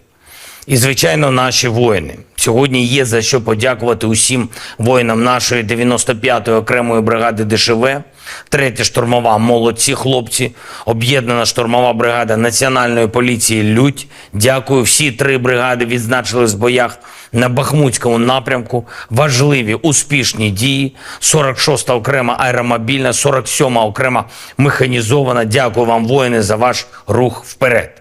72-га окрема механізована бригада та 79-та окрема ДШВ. Дякую за надзвичайно міцний захист наших позицій. І особливо відзначу сьогодні спецпідрозділи ГУР, які виконують завдання в районі Кліщіївки та в інших надзвичайно гарячих точках. Дякую вам, хлопці. Слава Україні! На Краснолиманском направлении активными действиями подразделений группировки войск «Центр», ударами армейской авиации, огнем артиллерии отражена атака штурмовой группы 12-й бригады специального назначения ВСУ в районе южнее Кузьмино. ВСУ потеряла до 45 военнослужащих, 2 боевые бронированные машины, 3 пикапа, 122 миллиметровая гаубица Д-30. На запорожском направлении подразделениями российской группировки войск, ударами авиации, огнем артиллерии и тяжелых огнеметных систем отражены 3 атаки 47-й механизированной и 71-й егерской бригад ВСУ в районах Работина и Вербового.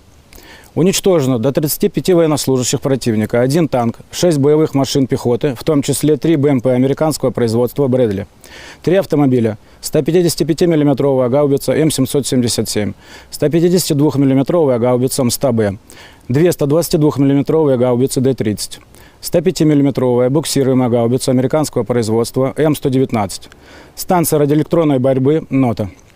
На Херсонском направлении в результате огневого поражения ВСУ потеряли до 80 военнослужащих, 5 автомобилей, 155 миллиметровую гаубицу М777, 152 миллиметровую гаубицу МСТА-Б и 122 миллиметровую гаубицу Д-30. Средствами противовоздушной обороны и радиоэлектронной борьбы, огнем и стрелкового оружия уничтожен 21 украинский беспилотный летательный аппарат в районах населенных пунктов Николаевка Херсонской области, Очеретоватая Запорожской области, а также 4 реактивных снаряда РСЗО «Химарс» и «Ураган». На Купянском направлении ударами авиации, огнем артиллерии западной группировки войск поражена живая сила и техника 68-й егерской бригады, 14-й и 32-й механизированных бригад Вооруженных сил Украины в районе населенных пунктов Новоегоровка, Синьковка, Загоруйковка. Потери противника составили до 25 военнослужащих, 3 автомобиля, 2 155 миллиметровые гаубицы М777, 155 миллиметровая французская гаубица ТИР-Ф1, 152 миллиметровое орудие Д-20, 122 миллиметровая самоходная артиллерийская установка «Гвоздика», боевая машина реактивной системы залпового огня Т-122 «Сакария» турецкого производства. Уничтожены командно-наблюдательный пункт подразделения 106-й и склад боеприпасов 118-й бригад территориальной обороны Вооруженных сил Украины в районах Новенького, Гремячки. Presiden Rusia Vladimir Putin bertemu dengan pemimpin Korea Utara Kim Jong-un di Kosmodrom Vostokny, tanggal 13 September. Putin menjelaskan mengapa pertemuan itu diadakan di Vostokny bukan di tempat lain. Pemimpin Korea Utara menunjukkan minat yang besar terhadap teknologi rudal dan roket luar angkasa, kata Putin. Kosmodrom Vostokny adalah sebuah fasilitas peluncuran antariksa yang terletak di wilayah Amur Oblast, Rusia. Ini adalah kosmodrom milik pemerintah Rusia yang digunakan untuk meluncurkan roket dan wahana antariksa. Kosmodrom ini dibangun untuk mengurangi ketergantungan Rusia pada fasilitas peluncuran di luar negeri. Pembangunan Vostokny dimulai pada tahun 2012, dan sejak itu telah digunakan untuk meluncurkan berbagai misi antariksa, termasuk satelit dan wahana antariksa manusia. Presiden Rusia juga ditanya apakah kerja sama militer teknis akan dibahas selama negosiasi dengan pemimpin Korea. Kami akan membicarakan semua masalah ini secara perlahan. Masih ada waktu, jawab Vladimir Putin. Rekaman pertemuan antara Putin dan Kim Jong-un dirilis layanan pers Kremlin dan jurnalis VGTRK Pavel Zarubin. Negosiasi antara Vladimir Putin dan Kim Jong-un dimulai di Kosmodrom Vostochny. Pertemuan tersebut berlangsung di ruang pertemuan di lantai pertama Gedung Teknik Kompleks Teknis Kompleks Roket Luar Angkasa Soyuz 2. Anggota delegasi kedua negara mengambil bagian dalam negosiasi. Pemimpin Korea Utara Kim Jong-un selama kunjungannya ke Rusia didampingi oleh saudara perempuannya Kim Yo-jong, yang menjabat sebagai Kepala Departemen Komite Sentral Partai Pekerja Korea. Pihak Rusia dalam perundingan antara para pemimpin Federasi Rusia dan DPRK diwakili oleh Menteri Pertahanan Sergei Shoigu, Menteri Perindustrian dan Perdagangan Denis Manturov, Menteri Luar Negeri Sergei Lavrov, Wakil Perdana Menteri Marat Husnulin, Menteri Transportasi Vitaly Saveliv dan Menteri Sumber Daya Alam dan Lingkungan Alexander Kozlov.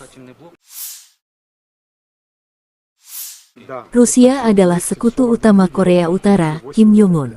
Persahabatan kami memiliki akar yang dalam. Sekarang bagi negara kami, prioritas pertama adalah hubungan dengan Federasi Rusia. Pemimpin Korea Utara Kim Jong-un menekankan hal tersebut dalam sesi jumpa pers sebelum pertemuan dengan Presiden Rusia Vladimir Putin tanggal 13 September.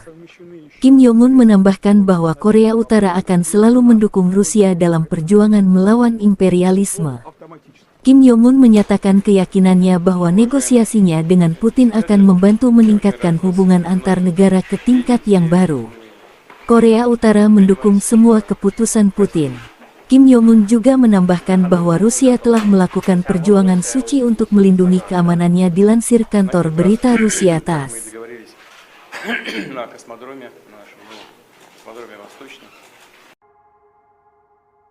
Personil militer kontingen penjaga perdamaian Rusia memastikan pengiriman dan pengeluaran bantuan kemanusiaan yang aman bagi penduduk Nagorno dan Karabakh. Kargo kemanusiaan dari organisasi publik seluruh Rusia, Palang Merah Rusia, tiba sehari sebelumnya di wilayah tanggung jawab pasukan penjaga perdamaian Rusia. Setelah menyepakati masalah antara para pihak dan memeriksa dokumen yang diperlukan, konvoi kemanusiaan didampingi oleh unit polisi militer dari kontingen penjaga perdamaian Rusia tiba di Stepanakert.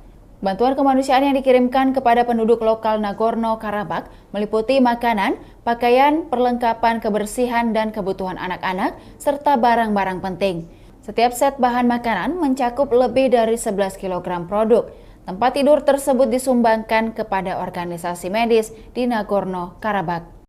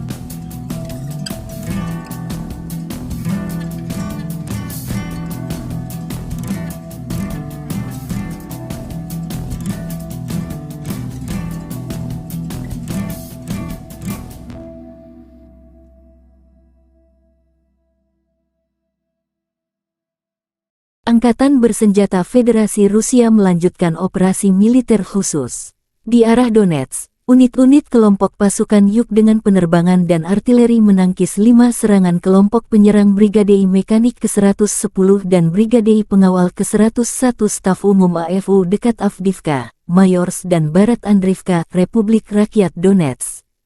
Kerugian musuh lebih dari 255 prajurit Ukraina, 2 kendaraan tempur infanteri, 6 kendaraan bermotor, dan 1 sistem artileri self-propelled Gvozdika, menurut Kementerian Pertahanan Rusia tanggal 12 September.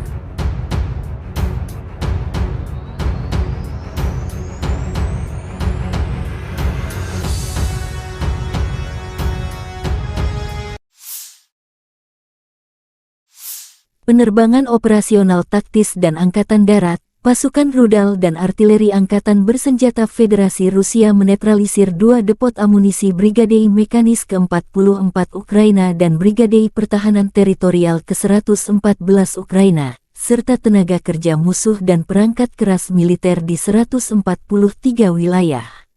1 sistem artileri M777 buatan AS hancur terkena serangan, serta howitzer Mesta B dan D-30. Fasilitas pertahanan udara Rusia mencegat 4 proyektil HIMARS dan Uragan.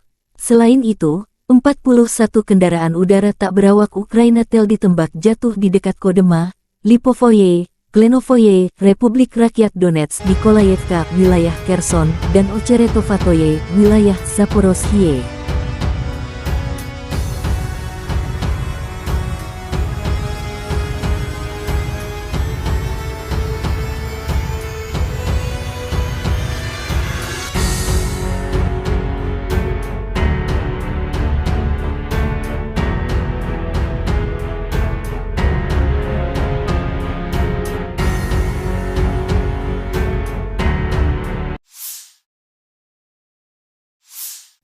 Lebih dari 20 bentrokan terjadi antara Rusia dan Ukraina pada siang hari. Secara total, Rusia melancarkan 3 serangan rudal dan 25 serangan udara, melakukan 36 serangan dari sistem salvo roket terhadap posisi pasukan Ukraina dan wilayah berpenduduk. Sebagian besar serangan berhasil dihalau. Di arah Bakhmut, pasukan pertahanan Ukraina berhasil menahan musuh di wilayah Orikhovo-Vasilivka, wilayah Donetsk. Di arah Avdiivka, pembela kami berhasil menangkis sekitar 10 serangan musuh di wilayah Avdiivka, wilayah Donetsk, menurut komunikasi strategis kantor Panglima Angkatan Bersenjata Ukraina.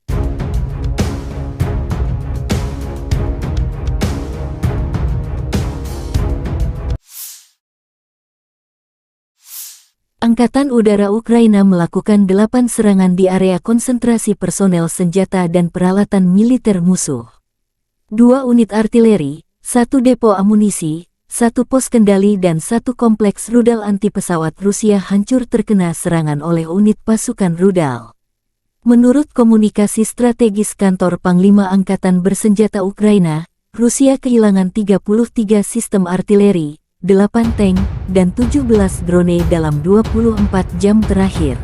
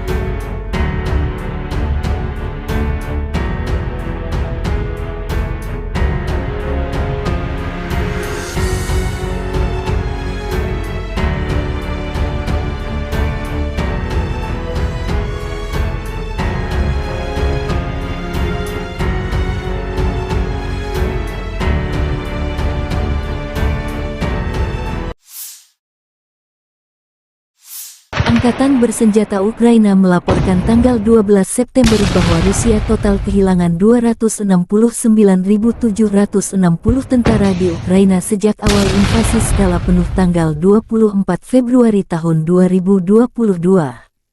Jumlah ini termasuk 550 korban pasukan Rusia dalam 24 jam terakhir.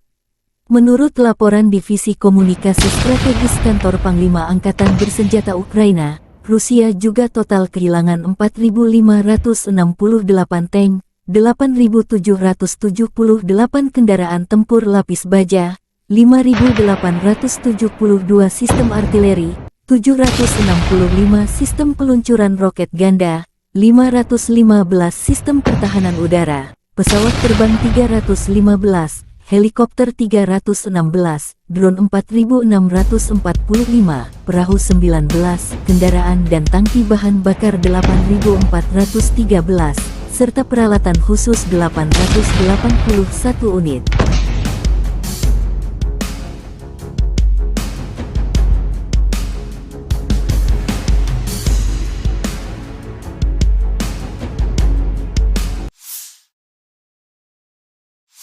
Letnan Jenderal Igor Konasenkov, juru bicara Kementerian Pertahanan Federasi Rusia mengatakan, Angkatan Bersenjata Ukraina secara total kehilangan 467 pesawat, 248 helikopter, 6.669 kendaraan udara tak berawak, 437 sistem rudal pertahanan udara, 11.793 tank dan kendaraan tempur lapis baja lainnya. Juga 1.150 kendaraan tempur dilengkapi dengan MLRS, 6.346 meriam dan mortir artileri lapangan, serta 12.927 kendaraan bermotor militer khusus telah dihancurkan selama operasi militer khusus.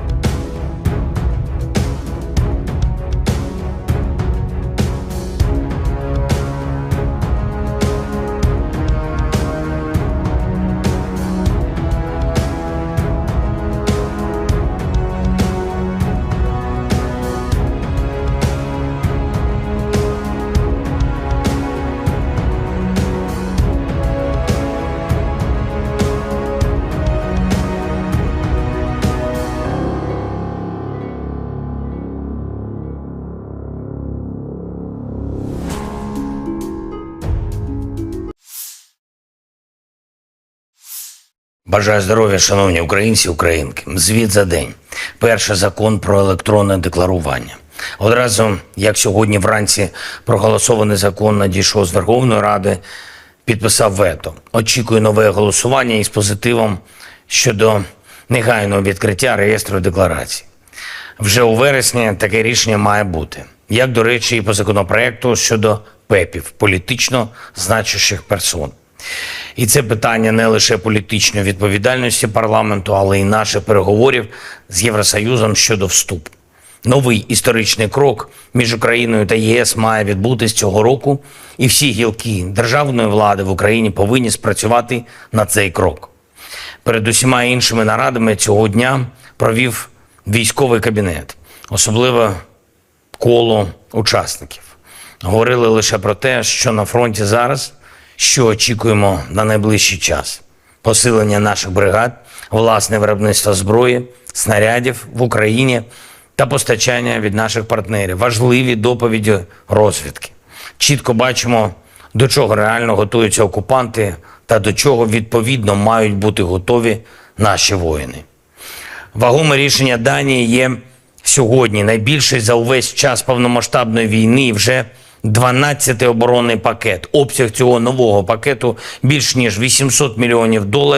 За змістом саме те, про що ми домовлялись з пані прем'єр-міністром Метте Фредеріксен та її урядовою командою. Хороше посилення, дякую за нього. Сьогодні дуже продуктивно поспілкувався зі студентами університетів Нідерландів. Це був широкий формат, кілька університетів, доволі політичні були питання. Дійсно хороша увага до України, до нашої боротьби за свободу. І велике сподівання, що ми повернемо мир всій нашій землі, всім нашим людям без виключення. Я вдячний Нідерландам, і суспільству, і політичній спільноті, і тобі, Марку, пане прем'єр-міністре, особисто за таку щиру підтримку України і за віру в Україну, у наших людей. І, звичайно, наші воїни. Сьогодні є за що подякувати усім воїнам нашої 95-ї окремої бригади ДШВ, 3-я штурмова «Молодці хлопці», об'єднана штурмова бригада Національної поліції «Людь». Дякую, всі 3 бригади відзначились в боях на Бахмутському напрямку. Важливі, успішні дії. 46-та окрема аеромобільна, 47-ма окрема механізована. Дякую вам, воїни, за ваш рух вперед. 72-га окрема механізована бригада та 79-та окрема ДШВ. Дякую за надзвичайно міцний захист наших позицій. І особливо відзначу сьогодні спецпідрозділи ГУР, які виконують завдання в районі Кліщіївки та в інших надзвичайно гарячих точках. Дякую вам, хлопці. Слава Україні! На Краснолиманском направлении активными действиями подразделений группировки войск «Центр», ударами армейской авиации, огнем артиллерии отражена атака штурмовой группы 12-й бригады специального назначения ВСУ в районе южнее Кузьмино. ВСУ потеряла до 45 военнослужащих, 2 боевые бронированные машины, 3 пикапа, 122 миллиметровая гаубица Д-30. На запорожском направлении подразделениями российской группировки войск, ударами авиации, огнем артиллерии и тяжелых огнеметных систем отражены 3 атаки 47-й механизированной и 71-й егерской бригад ВСУ в районах Работино и Вербового. Уничтожено до 35 военнослужащих противника, 1 танк, 6 боевых машин пехоты, в том числе 3 БМП американского производства «Брэдли», 3 автомобиля, 155 миллиметровая гаубица М777, 152 миллиметровая гаубица М100Б, 2 122 миллиметровые гаубицы Д-30, 105 миллиметровая буксируемая гаубица американского производства М119, станция радиоэлектронной борьбы «Нота». На Херсонском направлении в результате огневого поражения ВСУ потеряли до 80 военнослужащих, 5 автомобилей, 155 миллиметровую гаубицу М777, 152 миллиметровую гаубицу М100Б и 122 миллиметровую гаубицу Д-30. Средствами противовоздушной обороны и радиоэлектронной борьбы, огнем и стрелкового оружия уничтожен 21 украинский беспилотный летательный аппарат в районах населенных пунктов Николаевка Херсонской области, Очеретоватая Запорожской области, а также 4 реактивных снаряда РСЗО «Химарс» и «Ураган». На Купянском направлении ударами авиации, огнем артиллерии западной группировки войск поражена живая сила и техника 68-й егерской бригады, 14-й и 32-й механизированных бригад Вооруженных сил Украины в районе населенных пунктов Новоегоровка, Синьковка, Загоруйковка. Потери противника составили до 25 военнослужащих, 3 автомобиля, 2 155 мм гаубицы М777, 155 мм французская гаубица ТИР-Ф1, 152 мм орудие Д-20, 122 мм самоходная артиллерийская установка «Гвоздика», боевая машина реактивной системы залпового огня Т-122 «Сакарья» турецкого производства. Уничтожены командно-наблюдательный пункт подразделения 106-й и склад боеприпасов 118-й бригад территориальной обороны Вооруженных сил Украины в районах Новенького, Гремячки. Presiden Rusia Vladimir Putin bertemu dengan pemimpin Korea Utara Kim Jong-un di Kosmodrom Vostokny, tanggal 13 September. Putin menjelaskan mengapa pertemuan itu diadakan di Vostokny bukan di tempat lain. Pemimpin Korea Utara menunjukkan minat yang besar terhadap teknologi rudal dan roket luar angkasa, kata Putin. Kosmodrom Vostokny adalah sebuah fasilitas peluncuran antariksa yang terletak di wilayah Amur Oblast, Rusia.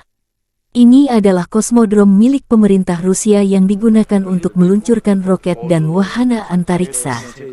Kosmodrom ini dibangun untuk mengurangi ketergantungan Rusia pada fasilitas peluncuran di luar negeri. Pembangunan Vostokny dimulai pada tahun 2012, dan sejak itu telah digunakan untuk meluncurkan berbagai misi antariksa, termasuk satelit dan wahana antariksa manusia. Presiden Rusia juga ditanya apakah kerja sama militer teknis akan dibahas selama negosiasi dengan pemimpin Korea. Kami akan membicarakan semua masalah ini secara perlahan. Masih ada waktu, jawab Vladimir Putin. Rekaman pertemuan antara Putin dan Kim Jong-un dirilis layanan pers Kremlin dan jurnalis VGTRK Pavel Zarubin. Negosiasi antara Vladimir Putin dan Kim Jong-un dimulai di Kosmodrom Vostochny. Pertemuan tersebut berlangsung di ruang pertemuan di lantai pertama Gedung Teknik Kompleks Teknis Kompleks Roket Luar Angkasa Soyuz 2. Anggota delegasi kedua negara mengambil bagian dalam negosiasi.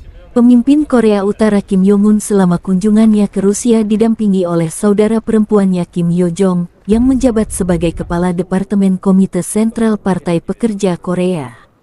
Pihak Rusia dalam perundingan antara para pemimpin Federasi Rusia dan DPRK diwakili oleh Menteri Pertahanan Sergei Shoigu, Menteri Perindustrian dan Perdagangan Denis Manturov, Menteri Luar Negeri Sergei Lavrov, Wakil Perdana Menteri Marat Husnulin, Menteri Transportasi Vitaly Saveliv dan Menteri Sumber Daya Alam dan Lingkungan Alexander Kozlov. Rusia adalah sekutu utama Korea Utara, Kim Jong-un. Persahabatan kami memiliki akar yang dalam. Sekarang bagi negara kami, prioritas pertama adalah hubungan dengan Federasi Rusia. Pemimpin Korea Utara Kim Jong-un menekankan hal tersebut dalam sesi jumpa pers sebelum pertemuan dengan Presiden Rusia Vladimir Putin tanggal 13 September. Kim Jong-un menambahkan bahwa Korea Utara akan selalu mendukung Rusia dalam perjuangan melawan imperialisme. Kim Jong-un menyatakan keyakinannya bahwa negosiasinya dengan Putin akan membantu meningkatkan hubungan antar negara ke tingkat yang baru. Korea Utara mendukung semua keputusan Putin. Kim Jong-un juga menambahkan bahwa Rusia telah melakukan perjuangan suci untuk melindungi keamanannya dilansir kantor berita Rusia TASS.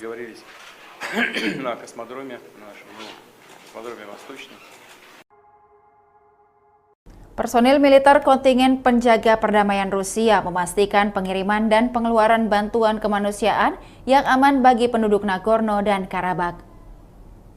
Kargo kemanusiaan dari organisasi publik seluruh Rusia, Palang Merah Rusia, tiba sehari sebelumnya di wilayah tanggung jawab pasukan penjaga perdamaian Rusia. Setelah menyepakati masalah antara para pihak dan memeriksa dokumen yang diperlukan, konvoi kemanusiaan didampingi oleh unit polisi militer dari kontingen penjaga perdamaian Rusia tiba di Stepanakert. Bantuan kemanusiaan yang dikirimkan kepada penduduk lokal Nagorno-Karabakh meliputi makanan, pakaian, perlengkapan kebersihan dan kebutuhan anak-anak, serta barang-barang penting. Setiap set bahan makanan mencakup lebih dari 11 kg produk. Tempat tidur tersebut disumbangkan kepada organisasi medis di Nagorno-Karabakh.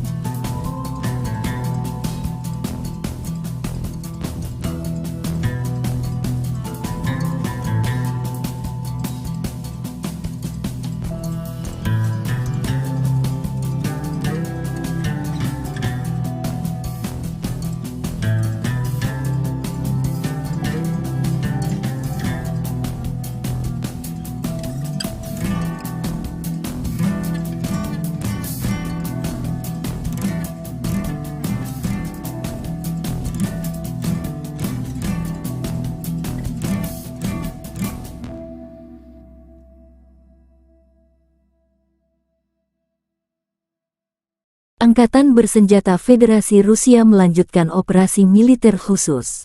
Di arah Donetsk, unit-unit kelompok pasukan Yuk dengan penerbangan dan artileri menangkis 5 serangan kelompok penyerang Brigadei Mekanik ke-110 dan Brigadei Pengawal ke-101 Staf Umum AFU dekat Avdiivka, Mayorsk dan Barat Andriivka, Republik Rakyat Donetsk.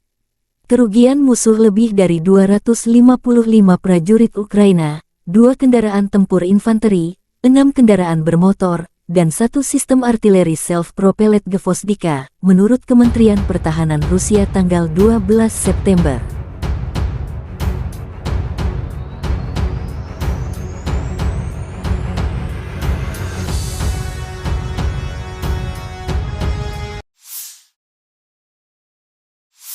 Penerbangan operasional taktis dan Angkatan Darat, pasukan rudal dan artileri Angkatan Bersenjata Federasi Rusia menetralisir 2 depot amunisi Brigadei Mekanis ke-44 Ukraina dan Brigadei Pertahanan Teritorial ke-114 Ukraina, serta tenaga kerja musuh dan perangkat keras militer di 143 wilayah.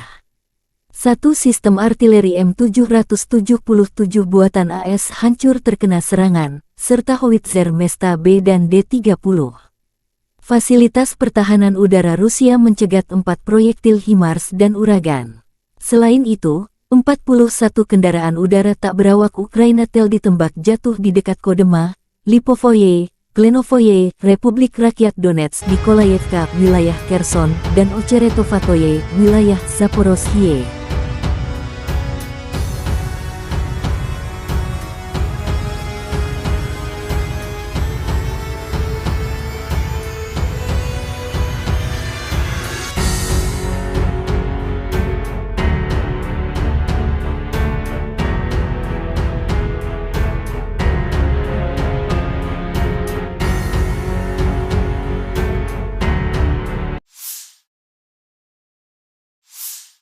Lebih dari 20 bentrokan terjadi antara Rusia dan Ukraina pada siang hari.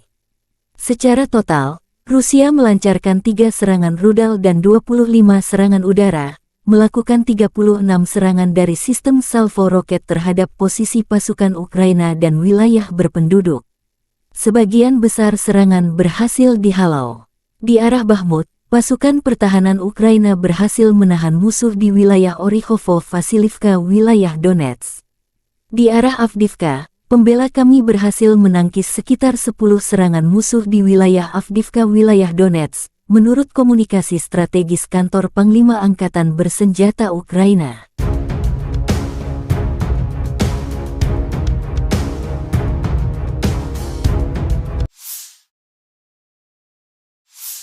Angkatan Udara Ukraina melakukan 8 serangan di area konsentrasi personel senjata dan peralatan militer musuh.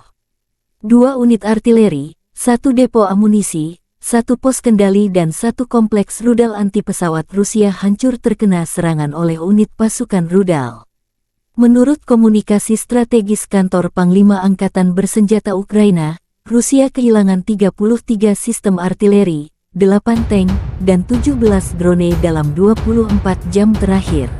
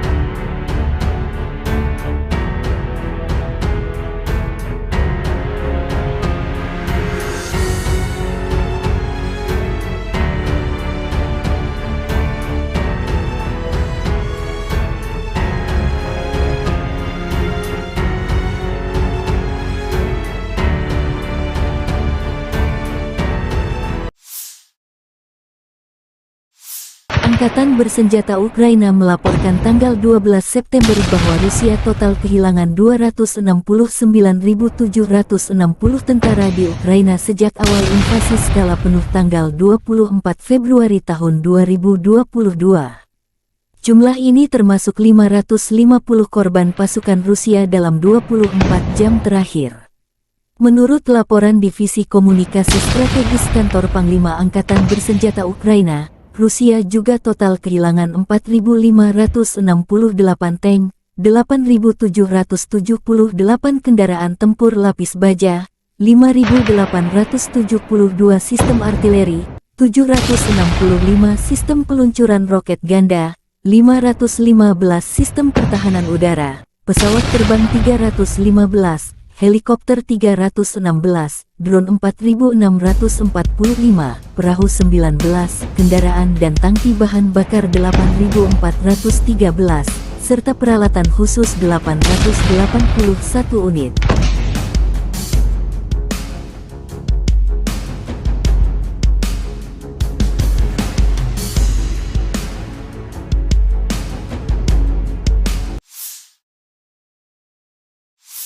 Letnan Jenderal Igor Konasenkov, juru bicara Kementerian Pertahanan Federasi Rusia mengatakan, Angkatan Bersenjata Ukraina secara total kehilangan 467 pesawat, 248 helikopter, 6.669 kendaraan udara tak berawak, 437 sistem rudal pertahanan udara, 11.793 tank dan kendaraan tempur lapis baja lainnya.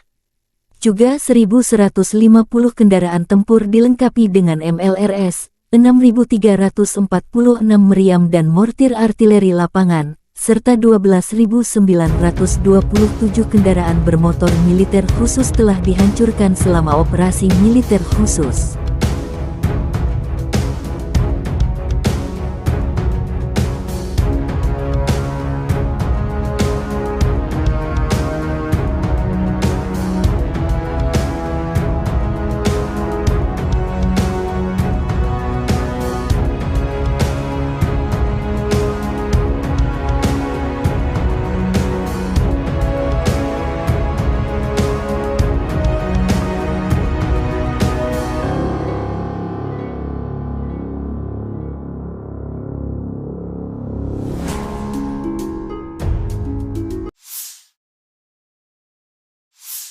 Бажаю здоров'я, шановні українці, українки. Звіт за день. Перший закон про електронне декларування. Одразу, як сьогодні вранці проголосований закон надійшов з Верховної Ради, підписав вето. Очікую нове голосування із позитивом щодо негайного відкриття реєстру декларацій. Вже у вересні таке рішення має бути. Як, до речі, і по законопроекту щодо ПЕПів, політично значущих персон. І це питання не лише політичної відповідальності парламенту, але й наших переговорів з Євросоюзом щодо вступу. Новий історичний крок між Україною та ЄС має відбутись цього року, і всі гілки державної влади в Україні повинні спрацювати на цей крок. Перед усіма іншими нарадами цього дня провів військовий кабінет, особливо коло учасників. Говорили лише про те, що на фронті зараз, що очікуємо на найближчий час. Посилення наших бригад, власне виробництво зброї, снарядів в Україні та постачання від наших партнерів. Важливі доповіді розвідки. Чітко бачимо, до чого реально готуються окупанти та до чого відповідно мають бути готові наші воїни.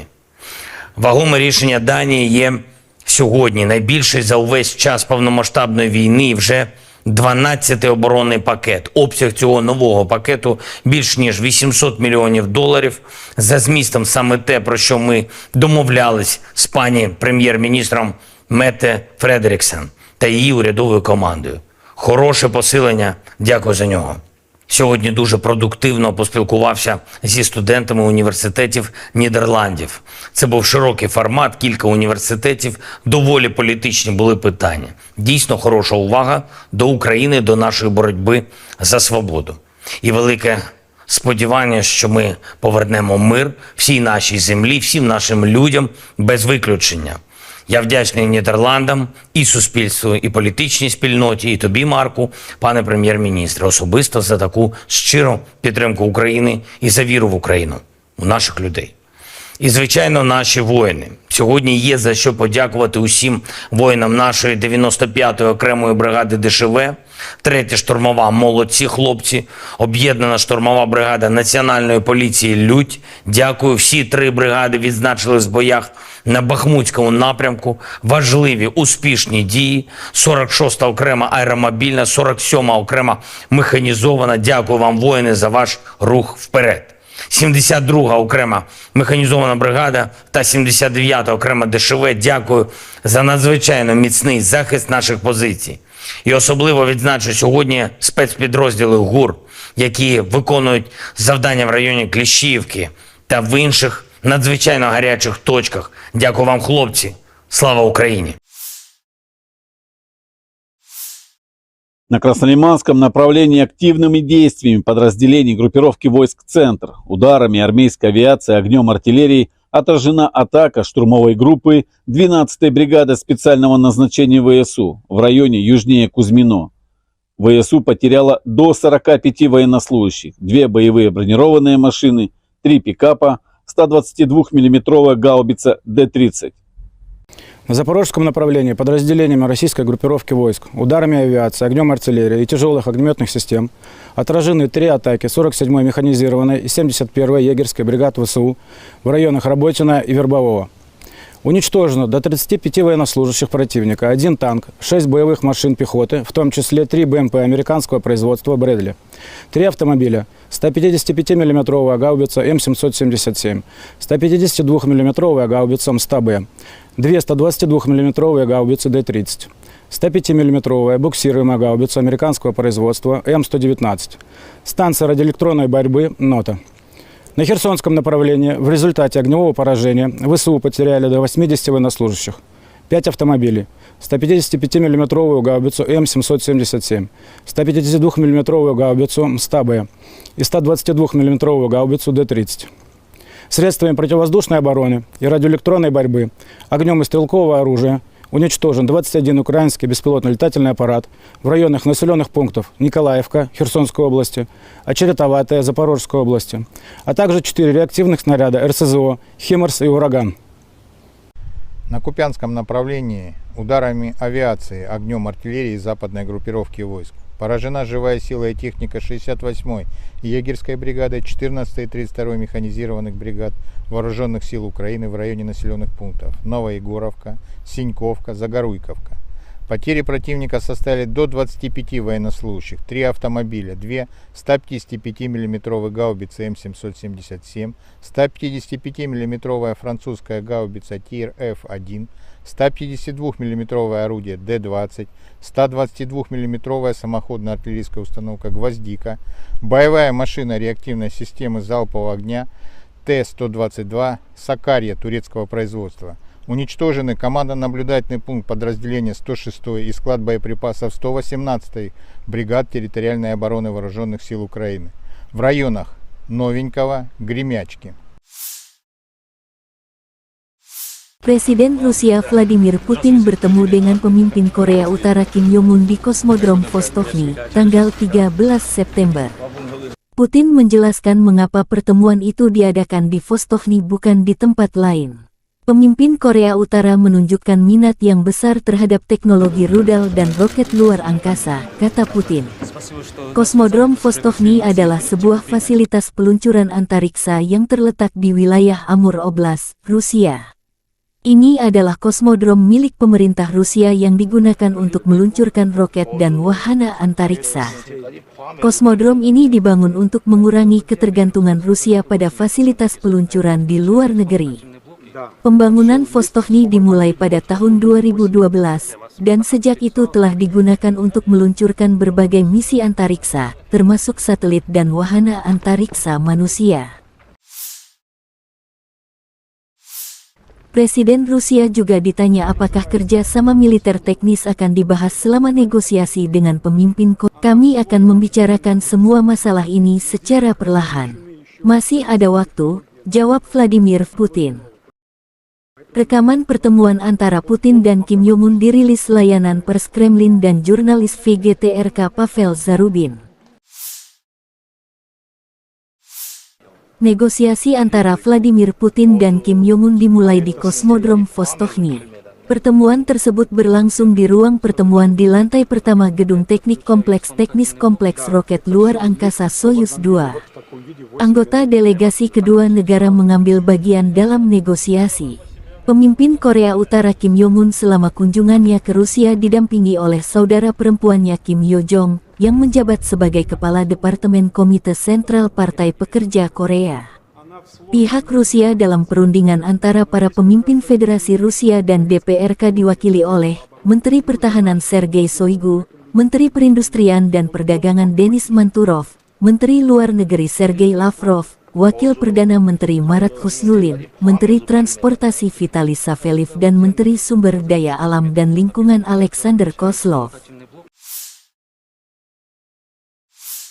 Rusia adalah sekutu utama Korea Utara, Kim Jong-un. Persahabatan kami memiliki akar yang dalam. Sekarang bagi negara kami, prioritas pertama adalah hubungan dengan Federasi Rusia. Pemimpin Korea Utara Kim Jong-un menekankan hal tersebut dalam sesi jumpa pers sebelum pertemuan dengan Presiden Rusia Vladimir Putin tanggal 13 September. Kim Jong-un menambahkan bahwa Korea Utara akan selalu mendukung Rusia dalam perjuangan melawan imperialisme.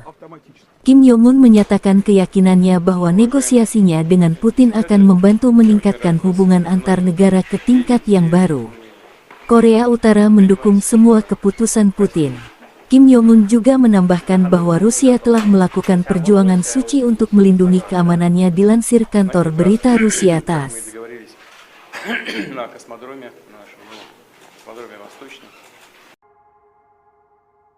Personil militer kontingen penjaga perdamaian Rusia memastikan pengiriman dan pengeluaran bantuan kemanusiaan yang aman bagi penduduk Nagorno dan Karabakh. Kargo kemanusiaan dari organisasi publik seluruh Rusia, Palang Merah Rusia, tiba sehari sebelumnya di wilayah tanggung jawab pasukan penjaga perdamaian Rusia. Setelah menyepakati masalah antara para pihak dan memeriksa dokumen yang diperlukan, konvoi kemanusiaan didampingi oleh unit polisi militer dari kontingen penjaga perdamaian Rusia tiba di Stepanakert. Bantuan kemanusiaan yang dikirimkan kepada penduduk lokal Nagorno-Karabakh meliputi makanan, pakaian, perlengkapan kebersihan dan kebutuhan anak-anak, serta barang-barang penting.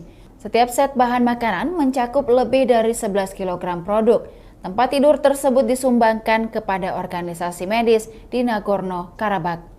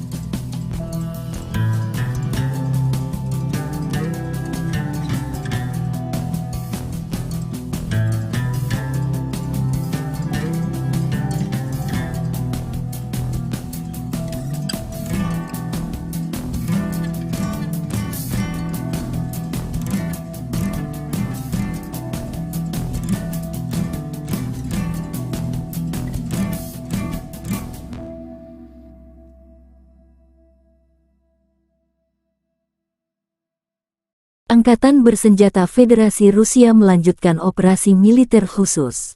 Di arah Donetsk, unit-unit kelompok pasukan Yuk dengan penerbangan dan artileri menangkis 5 serangan kelompok penyerang Brigadei Mekanik ke-110 dan Brigadei Pengawal ke-101 Staf Umum AFU dekat Avdiivka, Mayorsk dan Barat Andriivka, Republik Rakyat Donetsk. Kerugian musuh lebih dari 255 prajurit Ukraina, 2 kendaraan tempur infanteri, 6 kendaraan bermotor, dan 1 sistem artileri self-propelled Gvozdika, menurut Kementerian Pertahanan Rusia tanggal 12 September.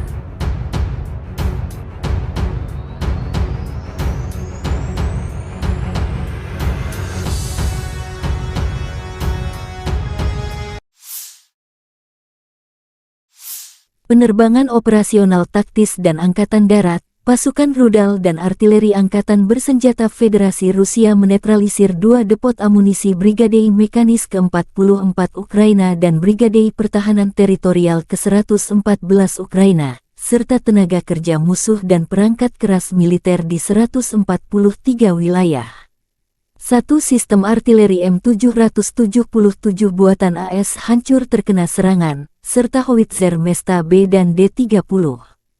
Fasilitas pertahanan udara Rusia mencegat 4 proyektil HIMARS dan Uragan.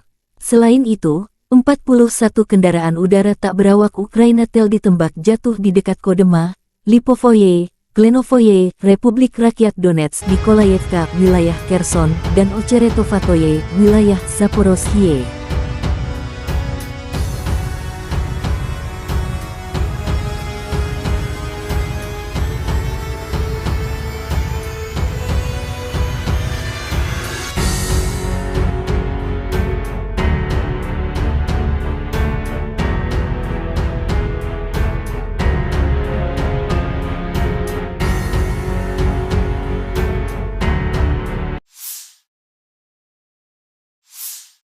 Lebih dari 20 bentrokan terjadi antara Rusia dan Ukraina pada siang hari.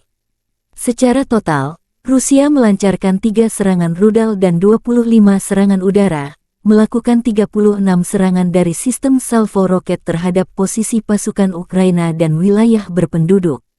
Sebagian besar serangan berhasil dihalau. Di arah Bakhmut, pasukan pertahanan Ukraina berhasil menahan musuh di wilayah Orikhovo-Vasilivka, wilayah Donetsk. Di arah Avdiivka, pembela kami berhasil menangkis sekitar 10 serangan musuh di wilayah Avdiivka, wilayah Donetsk, menurut komunikasi strategis kantor Panglima Angkatan Bersenjata Ukraina.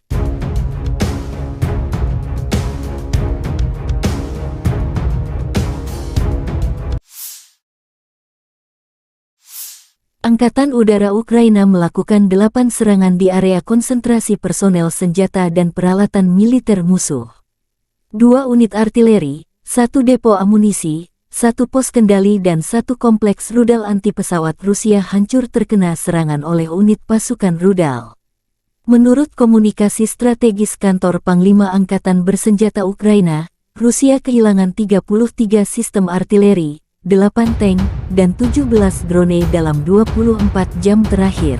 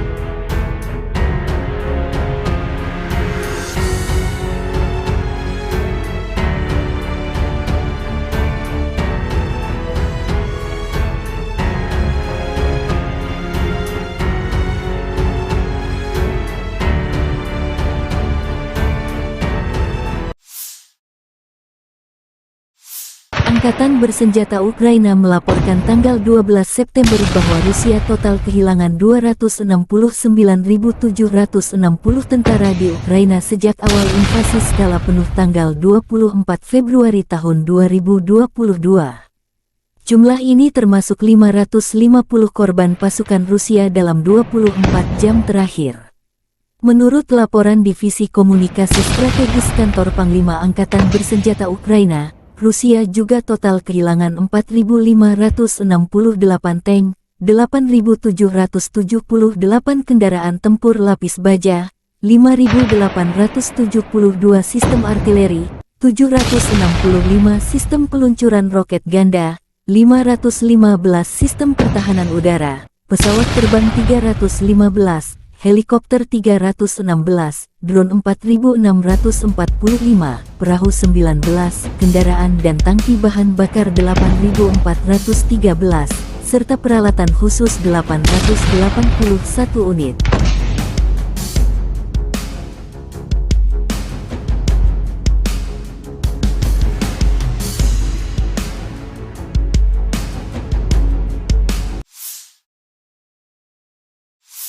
Letnan Jenderal Igor Konasenkov, juru bicara Kementerian Pertahanan Federasi Rusia mengatakan, Angkatan Bersenjata Ukraina secara total kehilangan 467 pesawat, 248 helikopter, 6.669 kendaraan udara tak berawak, 437 sistem rudal pertahanan udara, 11.793 tank dan kendaraan tempur lapis baja lainnya. Juga 1.150 kendaraan tempur dilengkapi dengan MLRS, 6.346 meriam dan mortir artileri lapangan, serta 12.927 kendaraan bermotor militer khusus telah dihancurkan selama operasi militer khusus.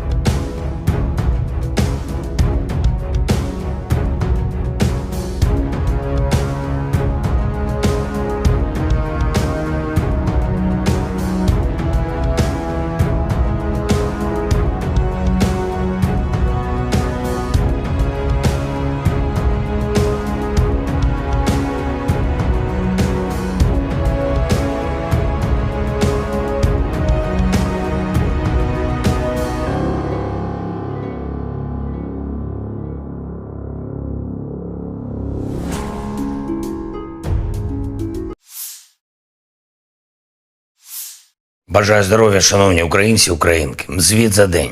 Перший закон про електронне декларування. Одразу, як сьогодні вранці проголосований закон надійшов з Верховної Ради, підписав вето. Очікую нове голосування із позитивом щодо негайного відкриття реєстру декларацій. Вже у вересні таке рішення має бути. Як, до речі, і по законопроекту щодо ПЕПів, політично значущих персон. І це питання не лише політичної відповідальності парламенту, але й наших переговорів з Євросоюзом щодо вступу. Новий історичний крок між Україною та ЄС має відбутись цього року, і всі гілки державної влади в Україні повинні спрацювати на цей крок.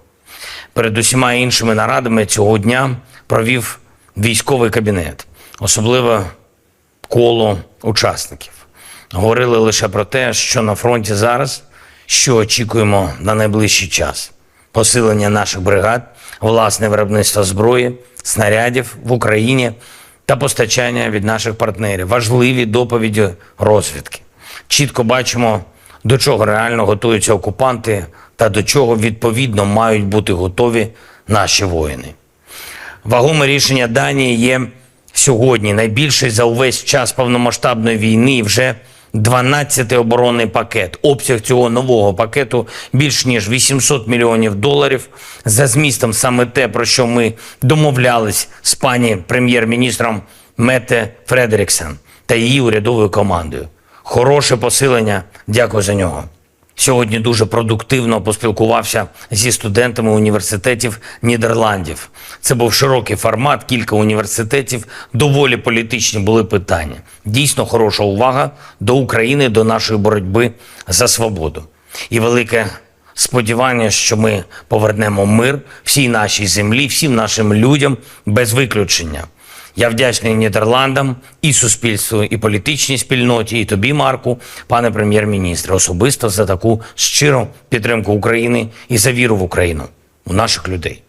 І, звичайно, наші воїни. Сьогодні є за що подякувати усім воїнам нашої 95-ї окремої бригади ДШВ, 3-я штурмова «Молодці хлопці», об'єднана штурмова бригада Національної поліції «Людь». Дякую. Всі 3 бригади відзначились в боях на Бахмутському напрямку. Важливі, успішні дії. 46-та окрема аеромобільна, 47-ма окрема механізована. Дякую вам, воїни, за ваш рух вперед. 72-га окрема механізована бригада та 79-та окрема ДШВ. Дякую за надзвичайно міцний захист наших позицій.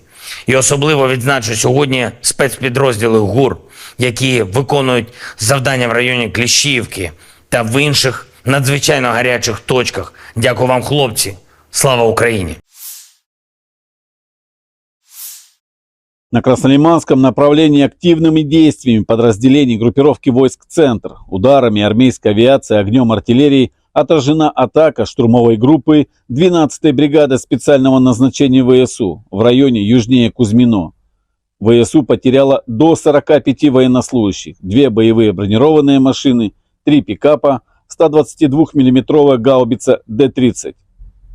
На запорожском направлении подразделениями российской группировки войск, ударами авиации, огнем артиллерии и тяжелых огнеметных систем отражены 3 атаки 47-й механизированной и 71-й егерской бригад ВСУ в районах Работино и Вербового. Уничтожено до 35 военнослужащих противника, 1 танк, 6 боевых машин пехоты, в том числе 3 БМП американского производства «Брэдли», 3 автомобиля, 155 миллиметровая гаубица М777, 152 миллиметровая гаубица М100Б, 2 122 миллиметровые гаубицы Д-30, 105 миллиметровая буксируемая гаубица американского производства М119, станция радиоэлектронной борьбы «Нота». На Херсонском направлении в результате огневого поражения ВСУ потеряли до 80 военнослужащих, 5 автомобилей, 155 миллиметровую гаубицу М777, 152 миллиметровую гаубицу М100Б и 122 миллиметровую гаубицу Д-30. Средствами противовоздушной обороны и радиоэлектронной борьбы, огнем и стрелкового оружия уничтожен 21 украинский беспилотный летательный аппарат в районах населенных пунктов Николаевка Херсонской области, Очеретоватая Запорожской области, а также 4 реактивных снаряда РСЗО «Химарс» и «Ураган».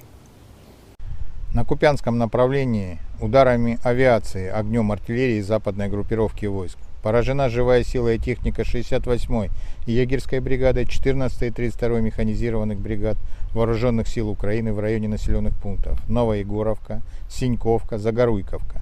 Потери противника составили до 25 военнослужащих, 3 автомобиля, 2 155 миллиметровых гаубицы М777, 155 миллиметровая французская гаубица ТИР-Ф1, 152 миллиметровое орудие Д-20, 122 миллиметровая самоходная артиллерийская установка «Гвоздика», боевая машина реактивной системы залпового огня Т-122 «Сакарья» турецкого производства. Уничтожены командно-наблюдательный пункт подразделения 106-й и склад боеприпасов 118-й бригад территориальной обороны Вооруженных сил Украины в районах Новенького, Гремячки. Presiden Rusia Vladimir Putin bertemu dengan pemimpin Korea Utara Kim Jong-un di Kosmodrom Vostokny, tanggal 13 September. Putin menjelaskan mengapa pertemuan itu diadakan di Vostokny bukan di tempat lain. Pemimpin Korea Utara menunjukkan minat yang besar terhadap teknologi rudal dan roket luar angkasa, kata Putin. Kosmodrom Vostokny adalah sebuah fasilitas peluncuran antariksa yang terletak di wilayah Amur Oblast, Rusia.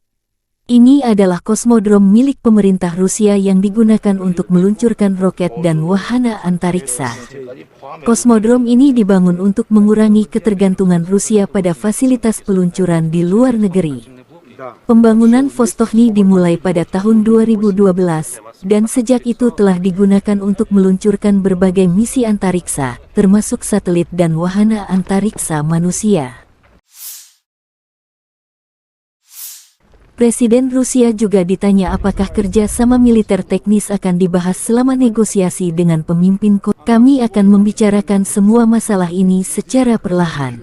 Masih ada waktu, jawab Vladimir Putin. Rekaman pertemuan antara Putin dan Kim Jong-un dirilis layanan pers Kremlin dan jurnalis VGTRK Pavel Zarubin. Negosiasi antara Vladimir Putin dan Kim Jong-un dimulai di Kosmodrom Vostochny. Pertemuan tersebut berlangsung di ruang pertemuan di lantai pertama Gedung Teknik Kompleks Teknis Kompleks Roket Luar Angkasa Soyuz 2. Anggota delegasi kedua negara mengambil bagian dalam negosiasi.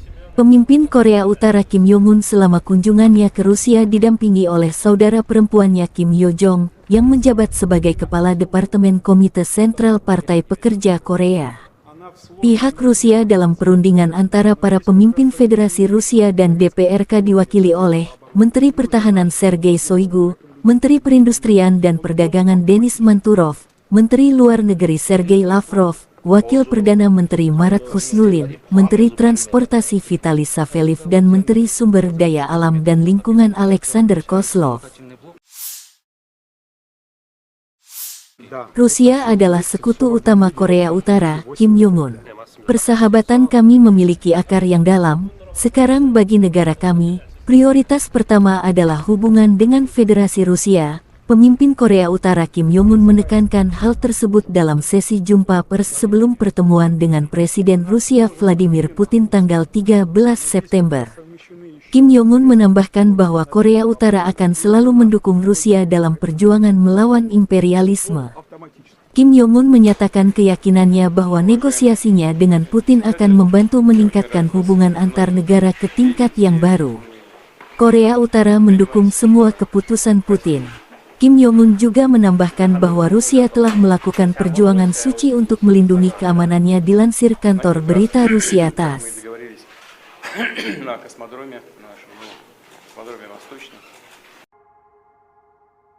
Personil militer kontingen penjaga perdamaian Rusia memastikan pengiriman dan pengeluaran bantuan kemanusiaan yang aman bagi penduduk Nagorno dan Karabakh. Kargo kemanusiaan dari organisasi publik seluruh Rusia, Palang Merah Rusia, tiba sehari sebelumnya di wilayah tanggung jawab pasukan penjaga perdamaian Rusia. Setelah menyepakati masalah antara para pihak dan memeriksa dokumen yang diperlukan, konvoi kemanusiaan didampingi oleh unit polisi militer dari kontingen penjaga perdamaian Rusia tiba di Stepanakert. Bantuan kemanusiaan yang dikirimkan kepada penduduk lokal Nagorno-Karabakh meliputi makanan, pakaian, perlengkapan kebersihan dan kebutuhan anak-anak, serta barang-barang penting. Setiap set bahan makanan mencakup lebih dari 11 kg produk. Tempat tidur tersebut disumbangkan kepada organisasi medis di Nagorno-Karabakh.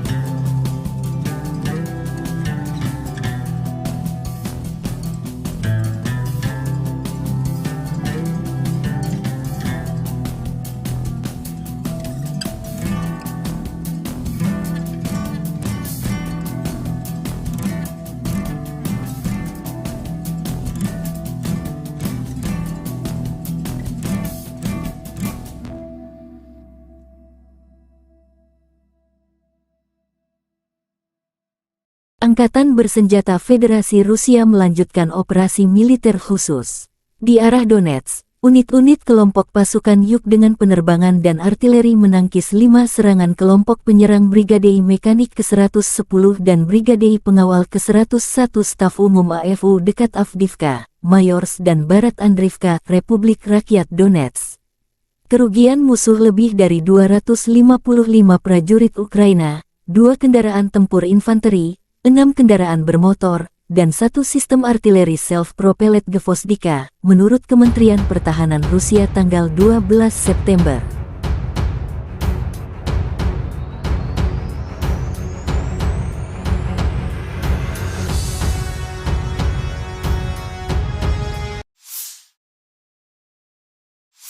Penerbangan operasional taktis dan Angkatan Darat, pasukan rudal dan artileri Angkatan Bersenjata Federasi Rusia menetralisir 2 depot amunisi Brigade Mekanis ke-44 Ukraina dan Brigade Pertahanan Teritorial ke-114 Ukraina, serta tenaga kerja musuh dan perangkat keras militer di 143 wilayah. 1 sistem artileri M777 buatan AS hancur terkena serangan, serta howitzer Mesta B dan D-30. Fasilitas pertahanan udara Rusia mencegat 4 proyektil HIMARS dan Uragan. Selain itu, 41 kendaraan udara tak berawak Ukraina tel ditembak jatuh di dekat Kodema, Lipovoye, Klenovoye, Republik Rakyat Donetsk, Nikolayevka, wilayah Kherson, dan Ocheretovatoye, wilayah Zaporozhye.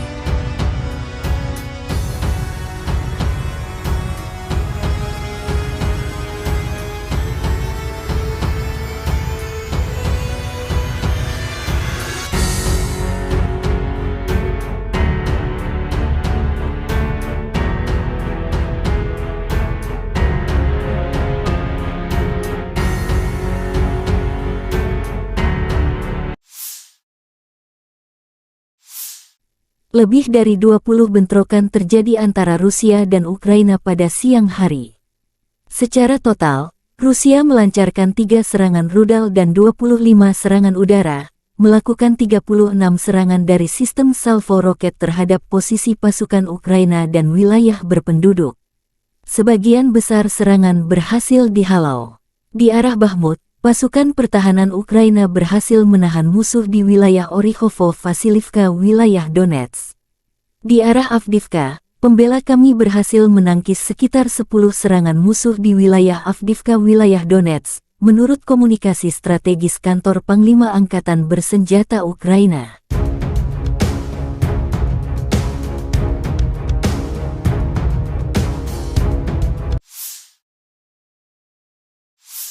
Angkatan Udara Ukraina melakukan 8 serangan di area konsentrasi personel senjata dan peralatan militer musuh.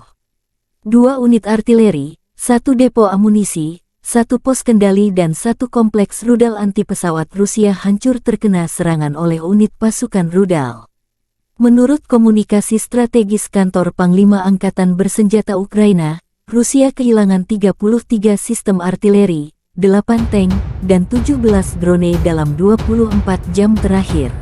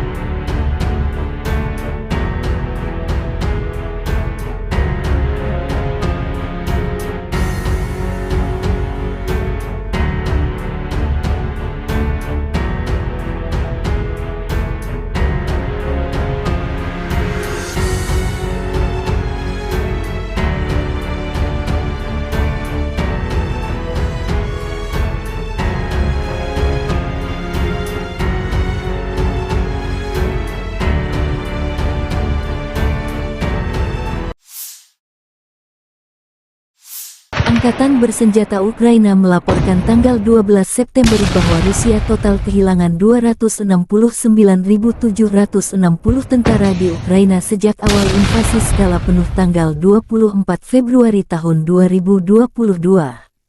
Jumlah ini termasuk 550 korban pasukan Rusia dalam 24 jam terakhir.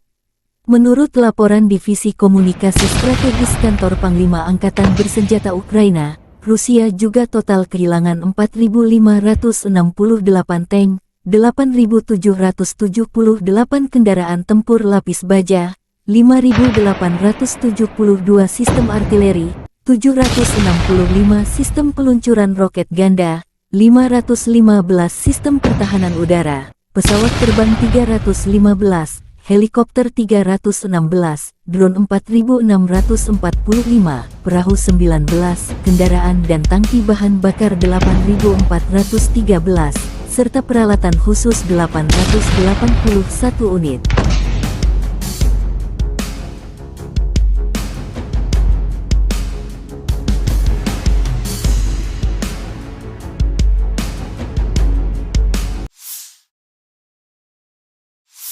Letnan Jenderal Igor Konasenkov, juru bicara Kementerian Pertahanan Federasi Rusia mengatakan, Angkatan Bersenjata Ukraina secara total kehilangan 467 pesawat, 248 helikopter, 6.669 kendaraan udara tak berawak, 437 sistem rudal pertahanan udara, 11.793 tank dan kendaraan tempur lapis baja lainnya. Juga 1.150 kendaraan tempur dilengkapi dengan MLRS, 6.346 meriam dan mortir artileri lapangan, serta 12.927 kendaraan bermotor militer khusus telah dihancurkan selama operasi militer khusus.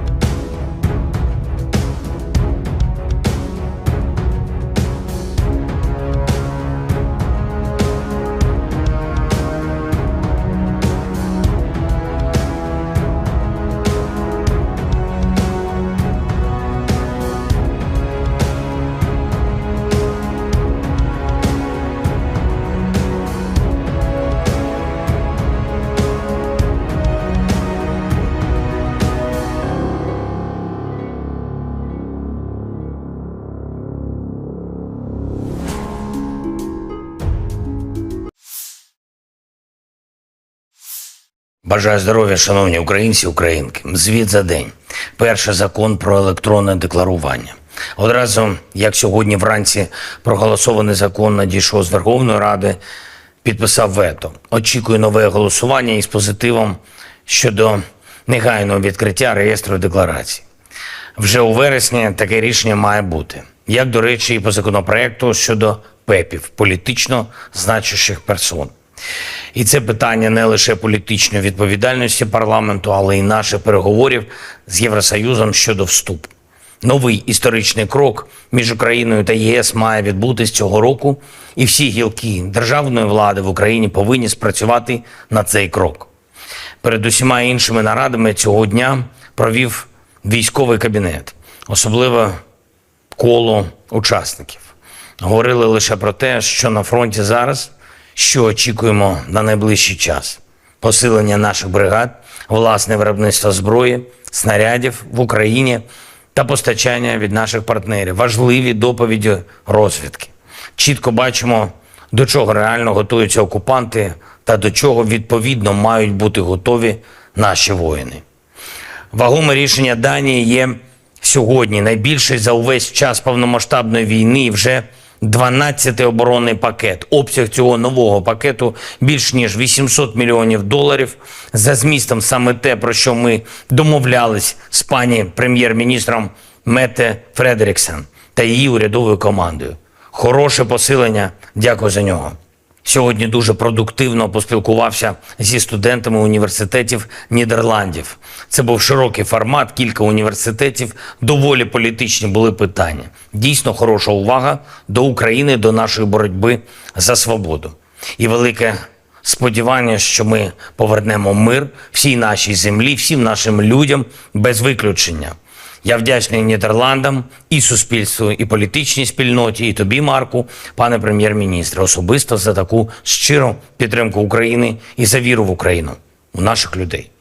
І, звичайно, наші воїни. Сьогодні є за що подякувати усім воїнам нашої 95-ї окремої бригади ДШВ, 3-я штурмова «Молодці хлопці», об'єднана штурмова бригада Національної поліції «Людь». Дякую, всі 3 бригади відзначились в боях на Бахмутському напрямку. Важливі, успішні дії. 46-та окрема аеромобільна, 47-та окрема механізована. Дякую вам, воїни, за ваш рух вперед.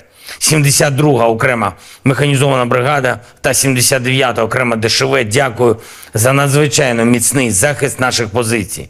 І особливо відзначу сьогодні спецпідрозділи ГУР, які виконують завдання в районі Кліщіївки та в інших надзвичайно гарячих точках. Дякую вам, хлопці. Слава Україні! На Краснолиманском направлении активными действиями подразделений группировки войск «Центр», ударами армейской авиации, огнем артиллерии отражена атака штурмовой группы 12-й бригады специального назначения ВСУ в районе южнее Кузьмино. ВСУ потеряла до 45 военнослужащих, 2 боевые бронированные машины, 3 пикапа, 122 миллиметровая гаубица Д-30. На запорожском направлении подразделениями российской группировки войск, ударами авиации, огнем артиллерии и тяжелых огнеметных систем отражены 3 атаки 47-й механизированной и 71-й егерской бригад ВСУ в районах Работино и Вербового. Уничтожено до 35 военнослужащих противника, 1 танк, 6 боевых машин пехоты, в том числе 3 БМП американского производства «Брэдли», 3 автомобиля, 155 миллиметровая гаубица М777, 152 миллиметровая гаубица МСТА-Б, 2 122 миллиметровые гаубицы Д-30, 105 миллиметровая буксируемая гаубица американского производства М119, станция радиоэлектронной борьбы «Нота». На Херсонском направлении в результате огневого поражения ВСУ потеряли до 80 военнослужащих, 5 автомобилей, 155 миллиметровую гаубицу М777, 152 миллиметровую гаубицу МСТА-Б и 122 миллиметровую гаубицу Д-30. Средствами противовоздушной обороны и радиоэлектронной борьбы, огнем и стрелкового оружия уничтожен 21 украинский беспилотный летательный аппарат в районах населенных пунктов Николаевка Херсонской области, Очеретоватая Запорожской области, а также 4 реактивных снаряда РСЗО «Химарс» и «Ураган». На Купянском направлении ударами авиации, огнем артиллерии западной группировки войск поражена живая сила и техника 68-й егерской бригады, 14-й и 32-й механизированных бригад Вооруженных сил Украины в районе населенных пунктов Новоегоровка, Синьковка, Загоруйковка.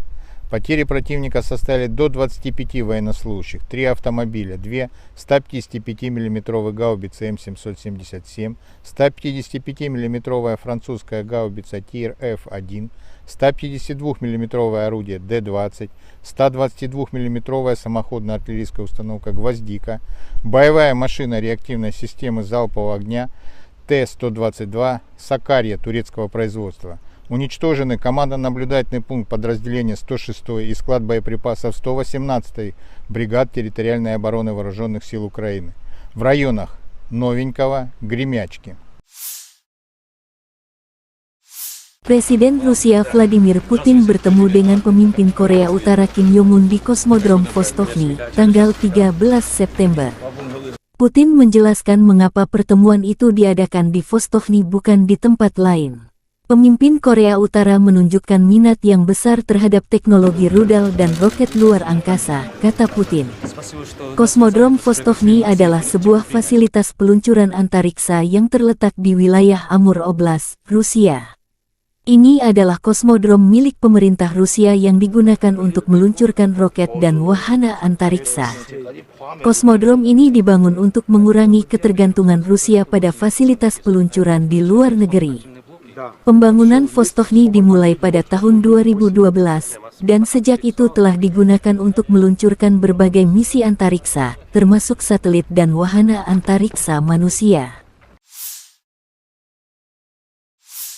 Presiden Rusia juga ditanya apakah kerja sama militer teknis akan dibahas selama negosiasi dengan pemimpin Korea. Kami akan membicarakan semua masalah ini secara perlahan.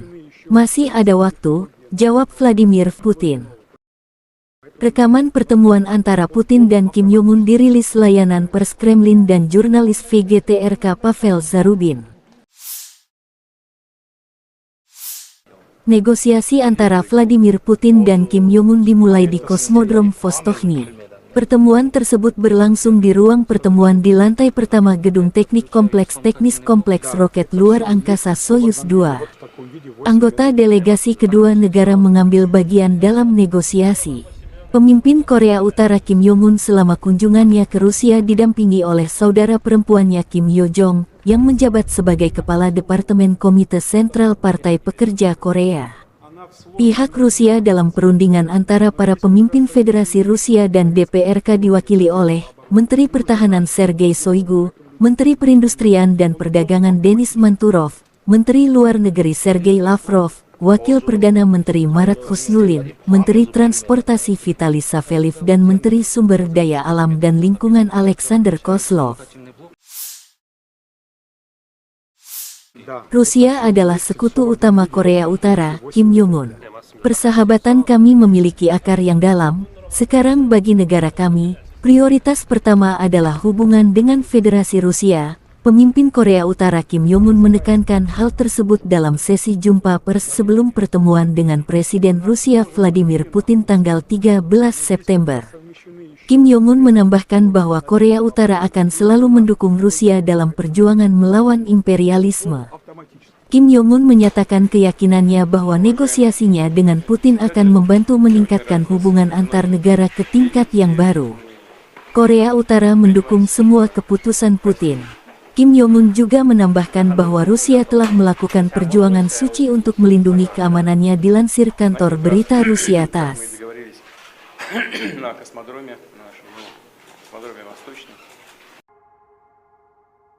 Personil militer kontingen penjaga perdamaian Rusia memastikan pengiriman dan pengeluaran bantuan kemanusiaan yang aman bagi penduduk Nagorno dan Karabakh. Kargo kemanusiaan dari organisasi publik seluruh Rusia, Palang Merah Rusia, tiba sehari sebelumnya di wilayah tanggung jawab pasukan penjaga perdamaian Rusia. Setelah menyepakati masalah antara para pihak dan memeriksa dokumen yang diperlukan, konvoi kemanusiaan didampingi oleh unit polisi militer dari kontingen penjaga perdamaian Rusia tiba di Stepanakert. Bantuan kemanusiaan yang dikirimkan kepada penduduk lokal Nagorno-Karabakh meliputi makanan, pakaian, perlengkapan kebersihan dan kebutuhan anak-anak, serta barang-barang penting. Setiap set bahan makanan mencakup lebih dari 11 kg produk. Tempat tidur tersebut disumbangkan kepada organisasi medis di Nagorno-Karabakh.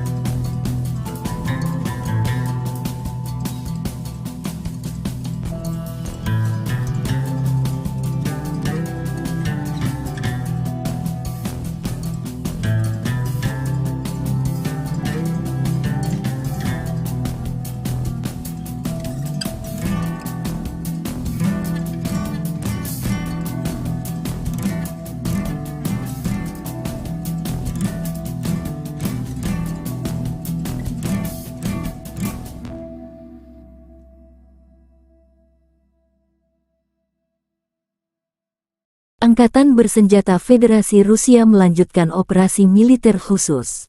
Di arah Donetsk, unit-unit kelompok pasukan Yuk dengan penerbangan dan artileri menangkis 5 serangan kelompok penyerang Brigadei Mekanik ke-110 dan Brigadei Pengawal ke-101 Staf Umum AFU dekat Avdiivka, Mayorsk dan Barat Andriivka, Republik Rakyat Donetsk. Kerugian musuh lebih dari 255 prajurit Ukraina, 2 kendaraan tempur infanteri, 6 kendaraan bermotor, dan 1 sistem artileri self-propelled Gvozdika, menurut Kementerian Pertahanan Rusia tanggal 12 September.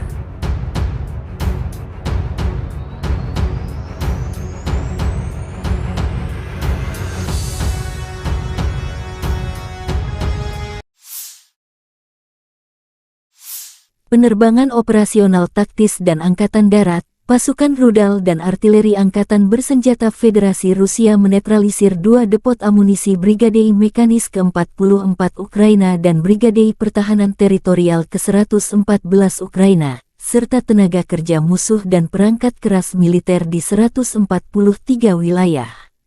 1 sistem artileri M777 buatan AS hancur terkena serangan, serta howitzer Mesta B dan D-30. Fasilitas pertahanan udara Rusia mencegat 4 proyektil HIMARS dan Uragan.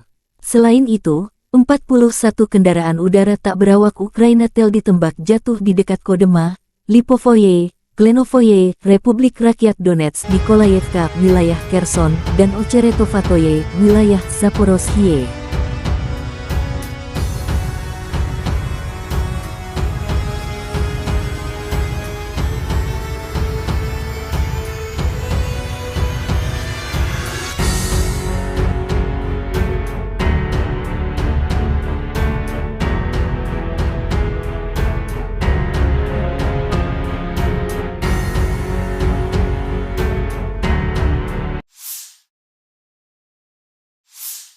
Lebih dari 20 bentrokan terjadi antara Rusia dan Ukraina pada siang hari.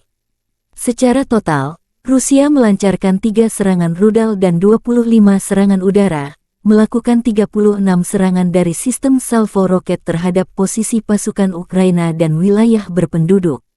Sebagian besar serangan berhasil dihalau. Di arah Bakhmut, pasukan pertahanan Ukraina berhasil menahan musuh di wilayah Orikhovo-Vasilivka, wilayah Donetsk. Di arah Avdiivka, pembela kami berhasil menangkis sekitar 10 serangan musuh di wilayah Avdiivka, wilayah Donetsk, menurut komunikasi strategis kantor Panglima Angkatan Bersenjata Ukraina.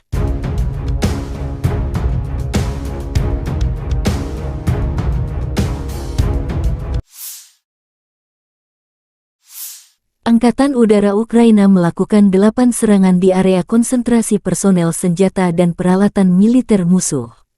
2 unit artileri, 1 depo amunisi, 1 pos kendali dan 1 kompleks rudal anti-pesawat Rusia hancur terkena serangan oleh unit pasukan rudal. Menurut komunikasi strategis kantor Panglima Angkatan Bersenjata Ukraina, Rusia kehilangan 33 sistem artileri, 8 tank, dan 17 drone dalam 24 jam terakhir.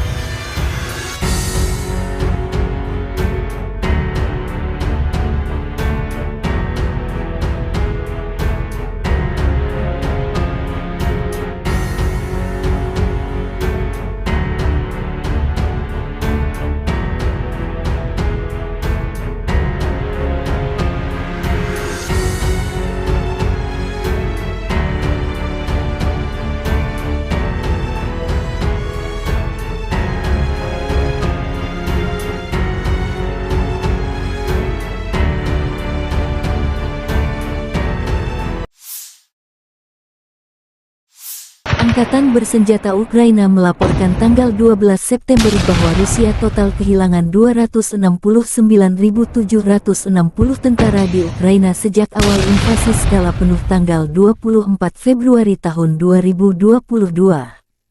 Jumlah ini termasuk 550 korban pasukan Rusia dalam 24 jam terakhir. Menurut laporan Divisi Komunikasi Strategis Kantor Panglima Angkatan Bersenjata Ukraina, Rusia juga total kehilangan 4.568 tank, 8.778 kendaraan tempur lapis baja, 5.872 sistem artileri, 765 sistem peluncuran roket ganda, 515 sistem pertahanan udara, pesawat terbang 315, helikopter 316, drone 4.645, perahu 19, kendaraan dan tangki bahan bakar 8.413, serta peralatan khusus 881 unit.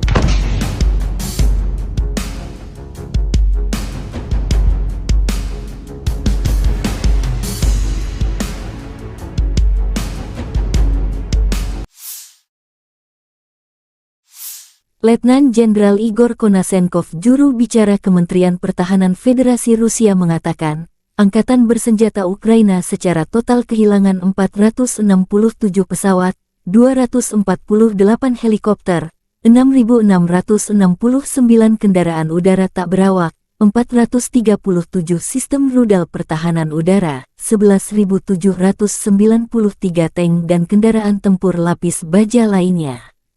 Juga 1.150 kendaraan tempur dilengkapi dengan MLRS, 6.346 meriam dan mortir artileri lapangan, serta 12.927 kendaraan bermotor militer khusus telah dihancurkan selama operasi militer khusus.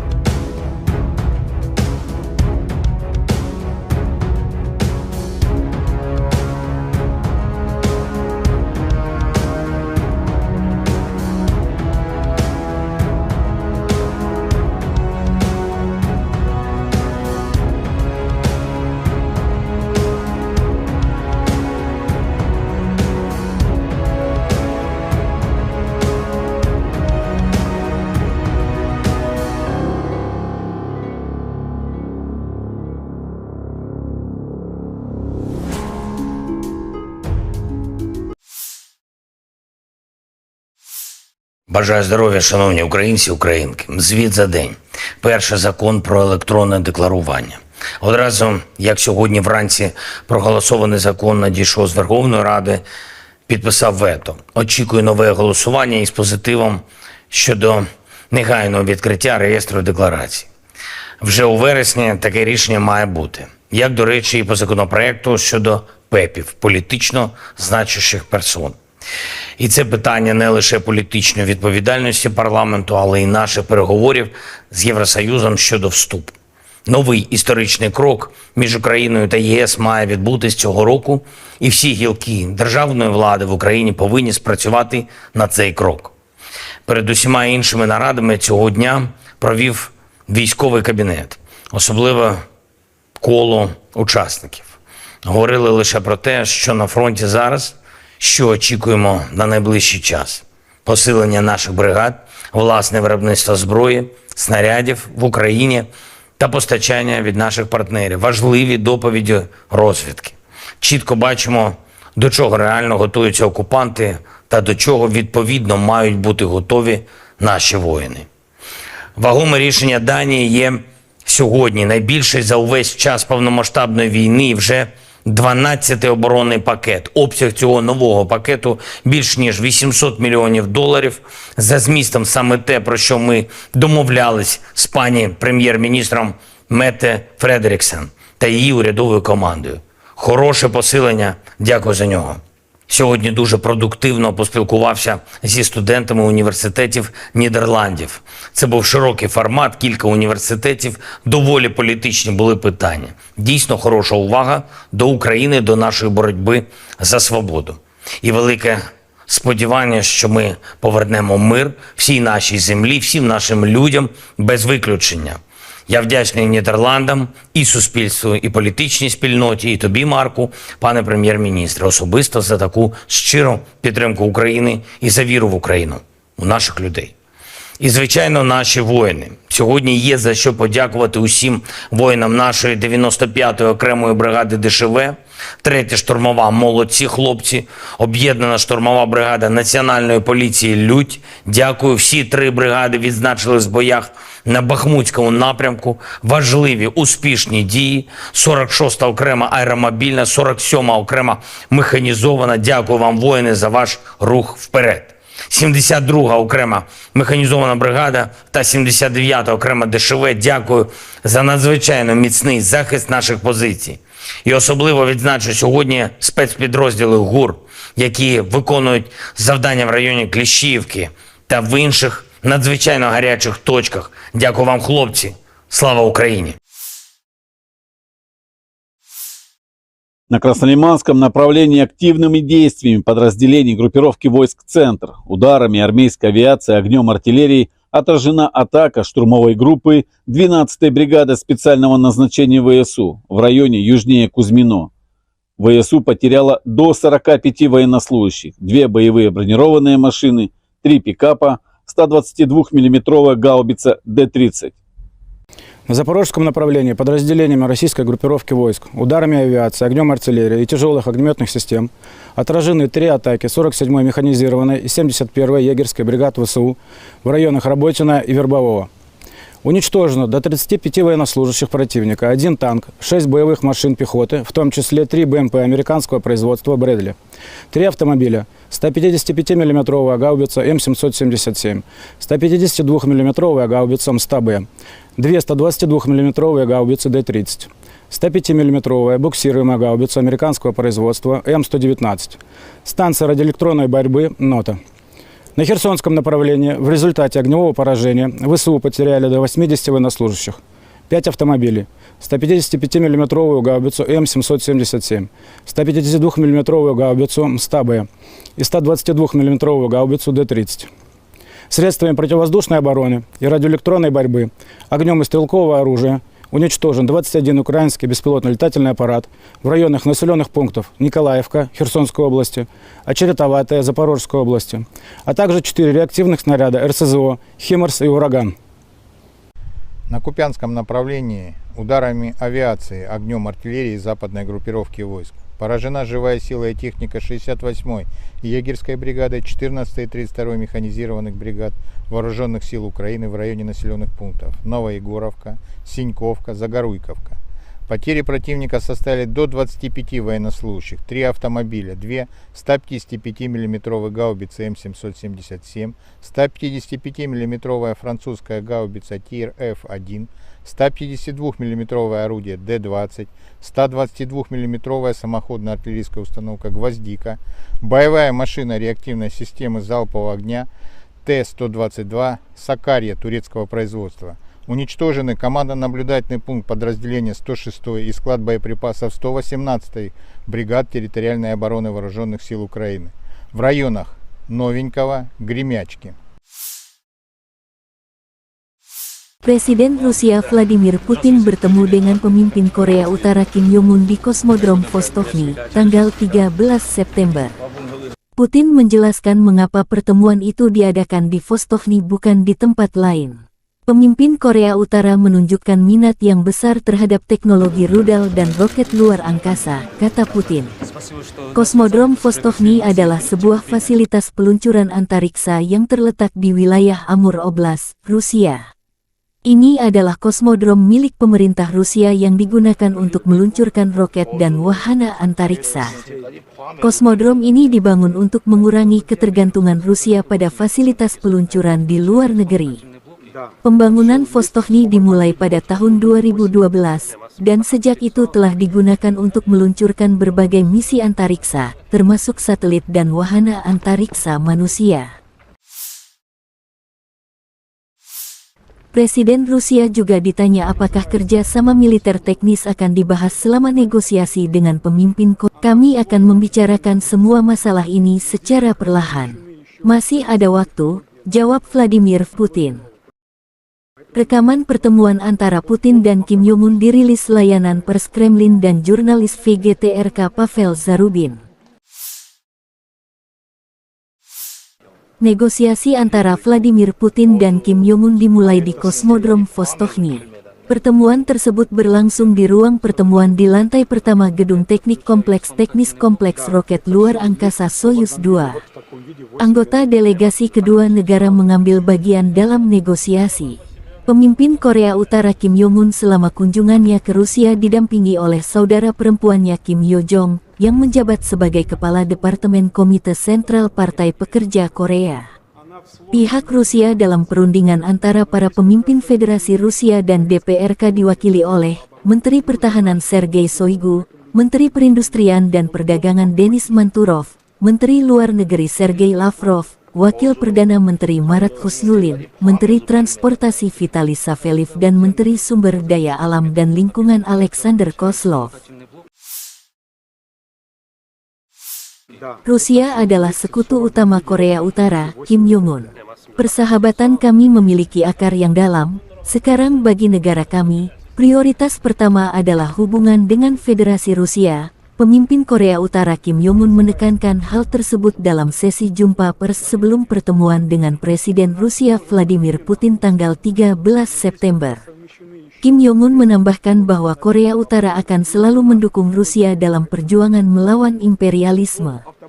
Kim Jong-un menyatakan keyakinannya bahwa negosiasinya dengan Putin akan membantu meningkatkan hubungan antar negara ke tingkat yang baru. Korea Utara mendukung semua keputusan Putin. Kim Jong-un juga menambahkan bahwa Rusia telah melakukan perjuangan suci untuk melindungi keamanannya dilansir kantor berita Rusia TASS.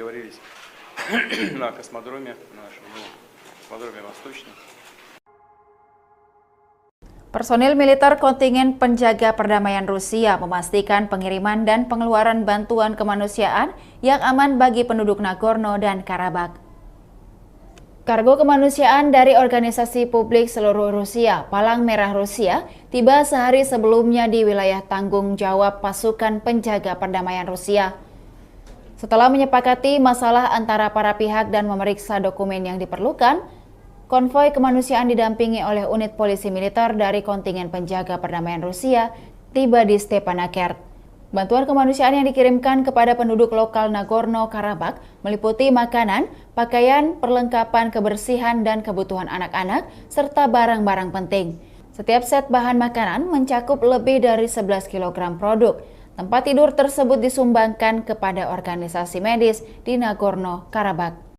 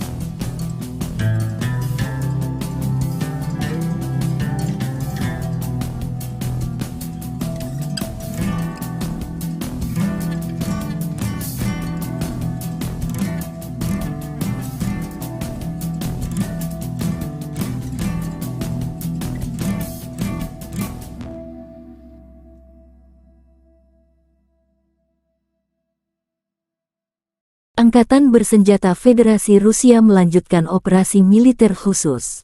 Di arah Donetsk, unit-unit kelompok pasukan Yuk dengan penerbangan dan artileri menangkis 5 serangan kelompok penyerang Brigadei Mekanik ke-110 dan Brigadei Pengawal ke-101 Staf Umum AFU dekat Avdiivka, Mayorsk dan Barat Andriivka, Republik Rakyat Donetsk. Kerugian musuh lebih dari 255 prajurit Ukraina, 2 kendaraan tempur infanteri, 6 kendaraan bermotor, dan 1 sistem artileri self-propelled Gvozdika, menurut Kementerian Pertahanan Rusia tanggal 12 September.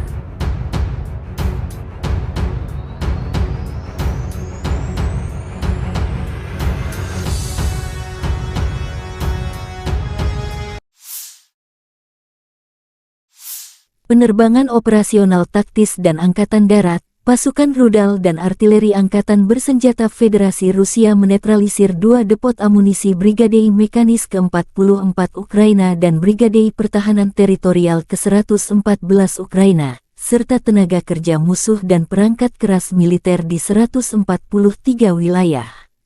1 sistem artileri M777 buatan AS hancur terkena serangan, serta howitzer Mesta B dan D-30. Fasilitas pertahanan udara Rusia mencegat 4 proyektil HIMARS dan Uragan.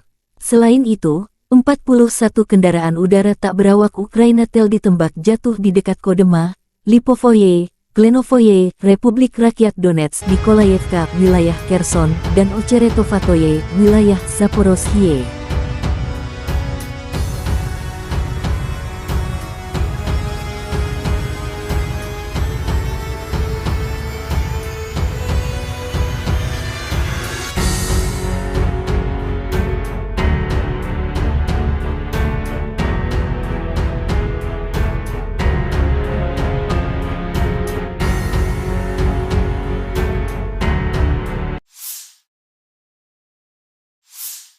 Lebih dari 20 bentrokan terjadi antara Rusia dan Ukraina pada siang hari.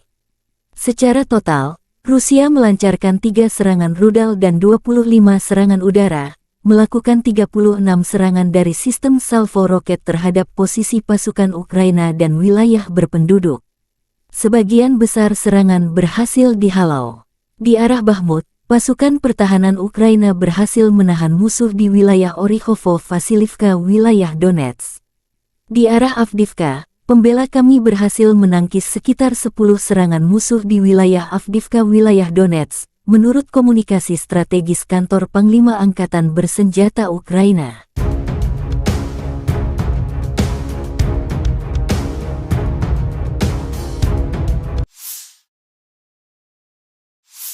Angkatan Udara Ukraina melakukan 8 serangan di area konsentrasi personel senjata dan peralatan militer musuh.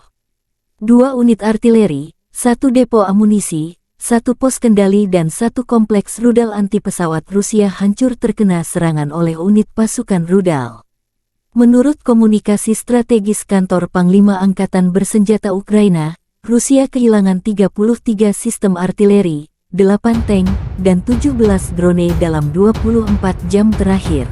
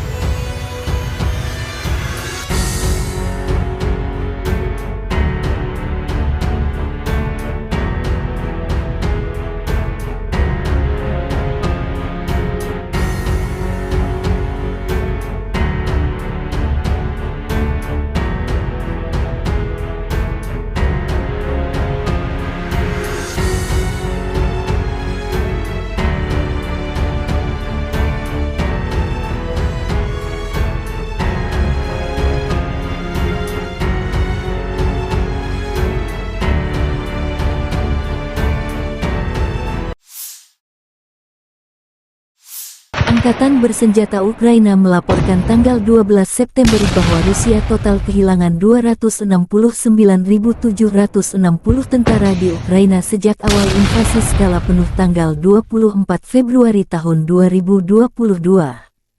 Jumlah ini termasuk 550 korban pasukan Rusia dalam 24 jam terakhir. Menurut laporan Divisi Komunikasi Strategis Kantor Panglima Angkatan Bersenjata Ukraina, Rusia juga total kehilangan 4.568 tank, 8.778 kendaraan tempur lapis baja, 5.872 sistem artileri, 765 sistem peluncuran roket ganda, 515 sistem pertahanan udara, pesawat terbang 315, helikopter 316, drone 4.645, perahu 19, kendaraan dan tangki bahan bakar 8.413, serta peralatan khusus 881 unit.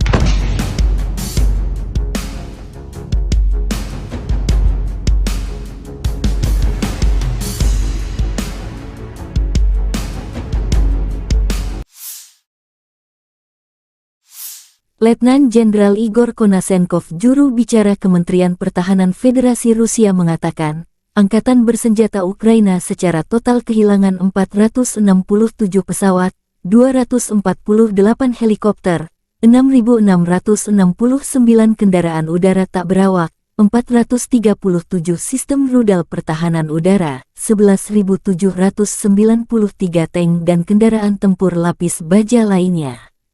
Juga 1.150 kendaraan tempur dilengkapi dengan MLRS, 6.346 meriam dan mortir artileri lapangan, serta 12.927 kendaraan bermotor militer khusus telah dihancurkan selama operasi militer khusus.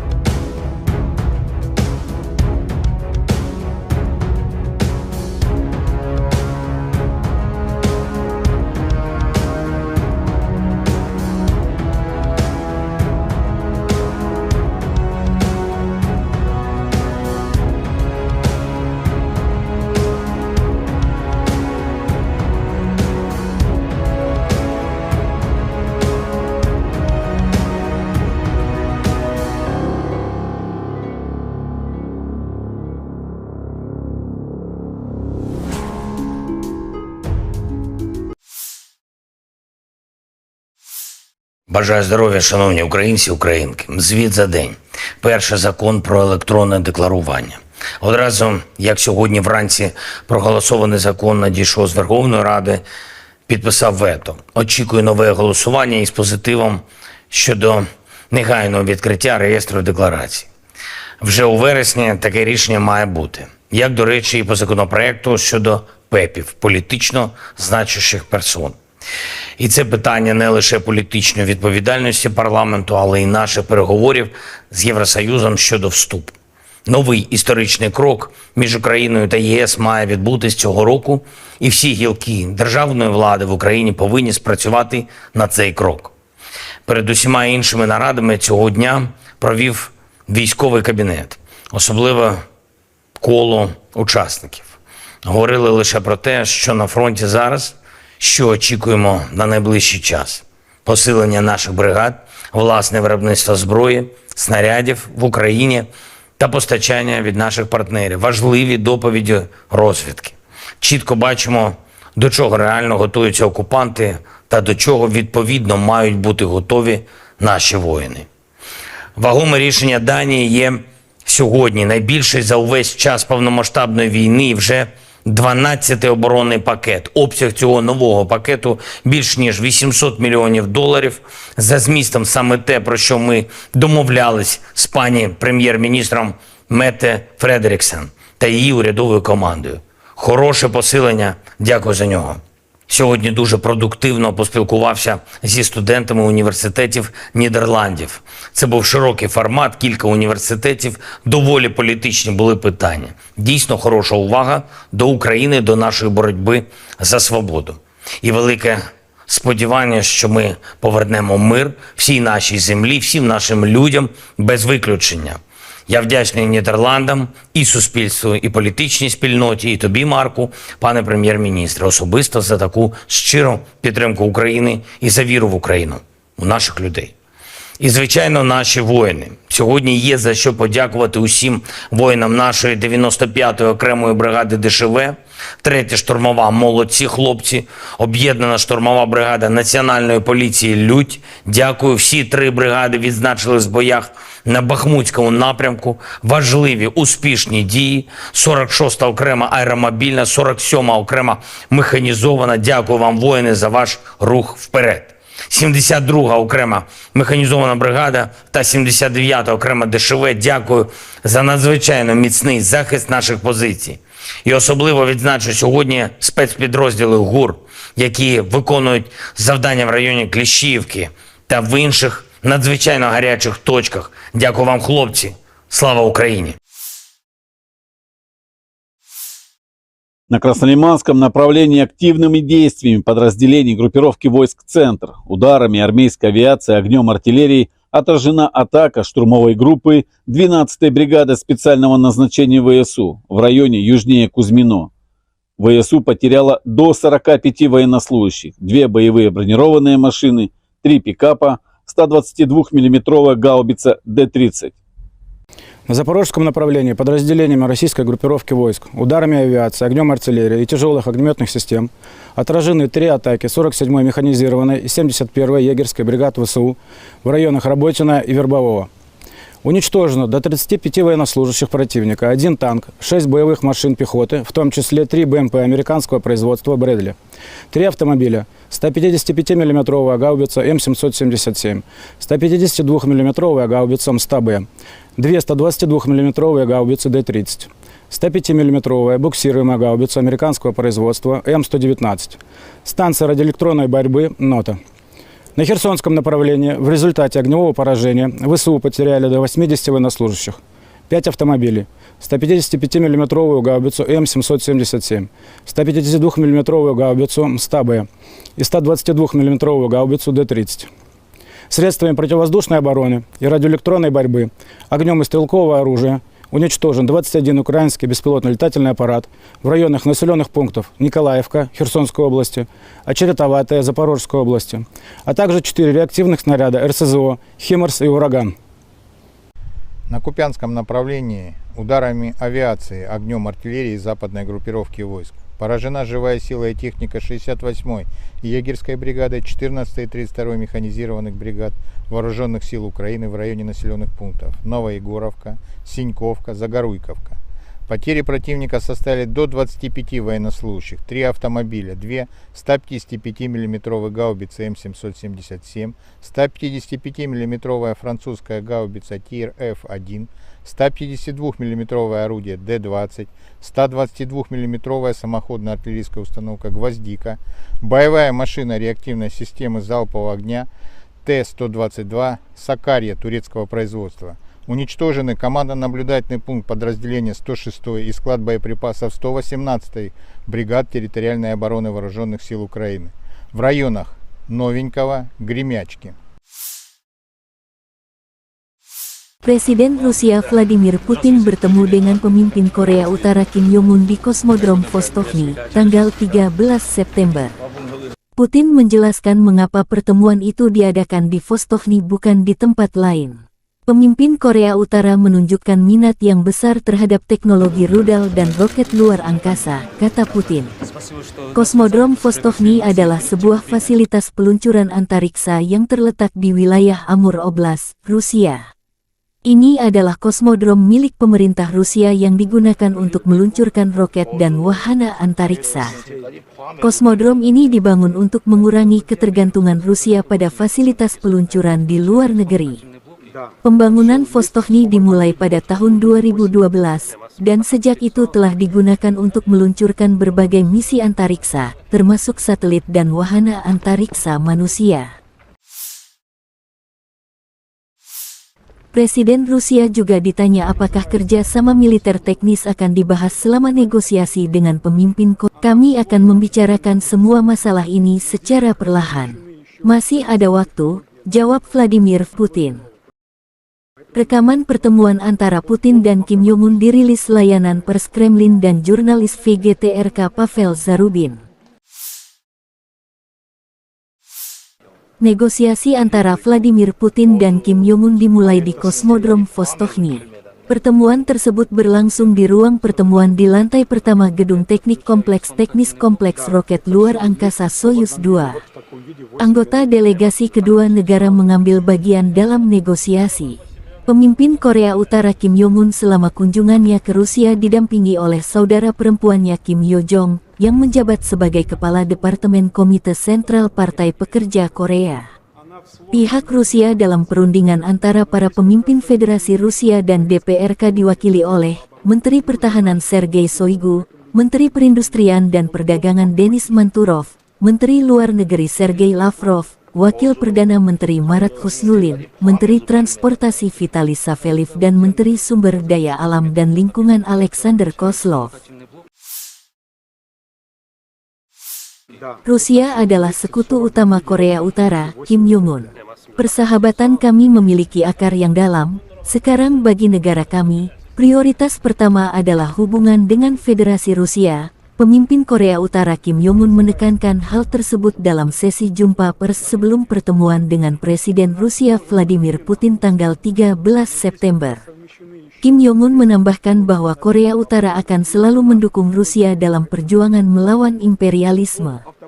Kim Jong-un menyatakan keyakinannya bahwa negosiasinya dengan Putin akan membantu meningkatkan hubungan antar negara ke tingkat yang baru. Korea Utara mendukung semua keputusan Putin. Kim Jong-un juga menambahkan bahwa Rusia telah melakukan perjuangan suci untuk melindungi keamanannya dilansir kantor berita Rusia TASS.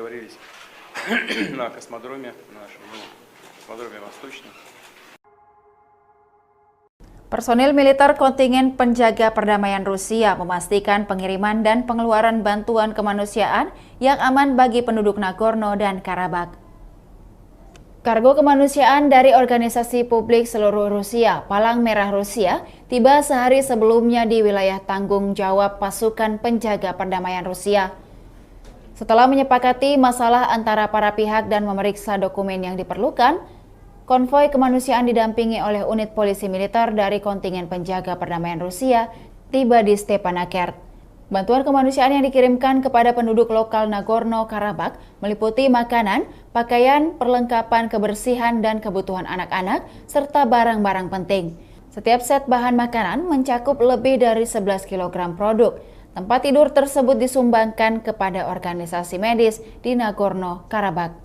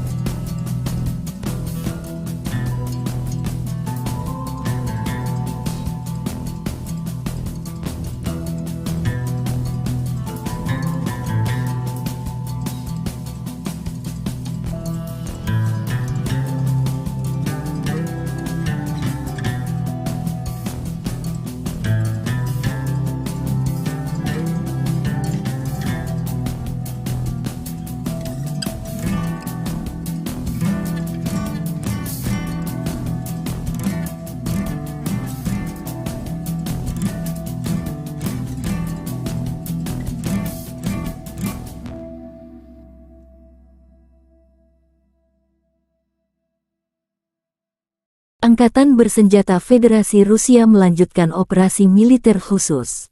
Di arah Donetsk, unit-unit kelompok pasukan Yuk dengan penerbangan dan artileri menangkis 5 serangan kelompok penyerang Brigade Mekanik ke-110 dan Brigade Pengawal ke-101 Staf Umum AFU dekat Avdiivka, Mayorsk dan Barat Andriivka, Republik Rakyat Donetsk. Kerugian musuh lebih dari 255 prajurit Ukraina, 2 kendaraan tempur infanteri, 6 kendaraan bermotor, dan 1 sistem artileri self-propelled Gvozdika, menurut Kementerian Pertahanan Rusia tanggal 12 September.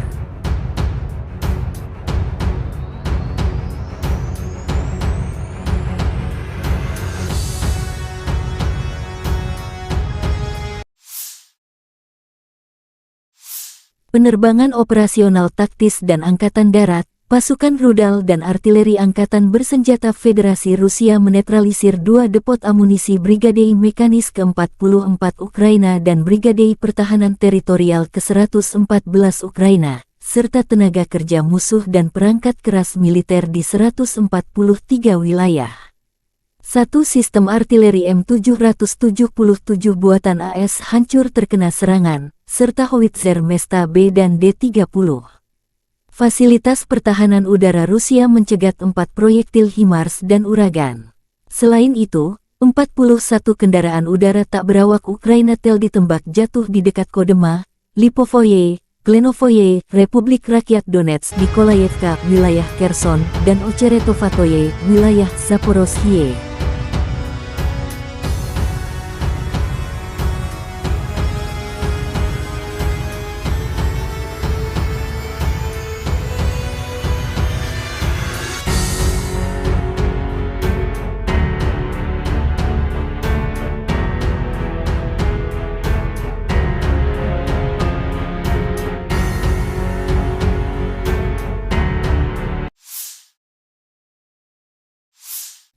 Lebih dari 20 bentrokan terjadi antara Rusia dan Ukraina pada siang hari.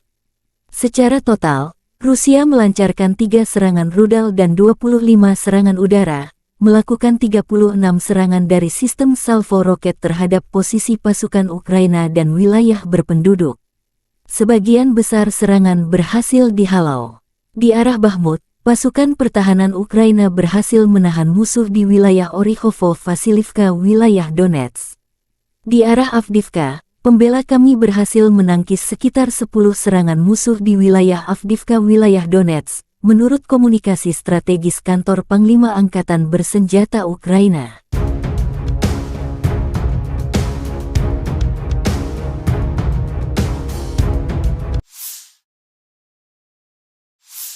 Angkatan Udara Ukraina melakukan 8 serangan di area konsentrasi personel senjata dan peralatan militer musuh. 2 unit artileri, 1 depo amunisi, 1 pos kendali dan 1 kompleks rudal anti-pesawat Rusia hancur terkena serangan oleh unit pasukan rudal. Menurut komunikasi strategis kantor Panglima Angkatan Bersenjata Ukraina, Rusia kehilangan 33 sistem artileri, 8 tank, dan 17 drone dalam 24 jam terakhir.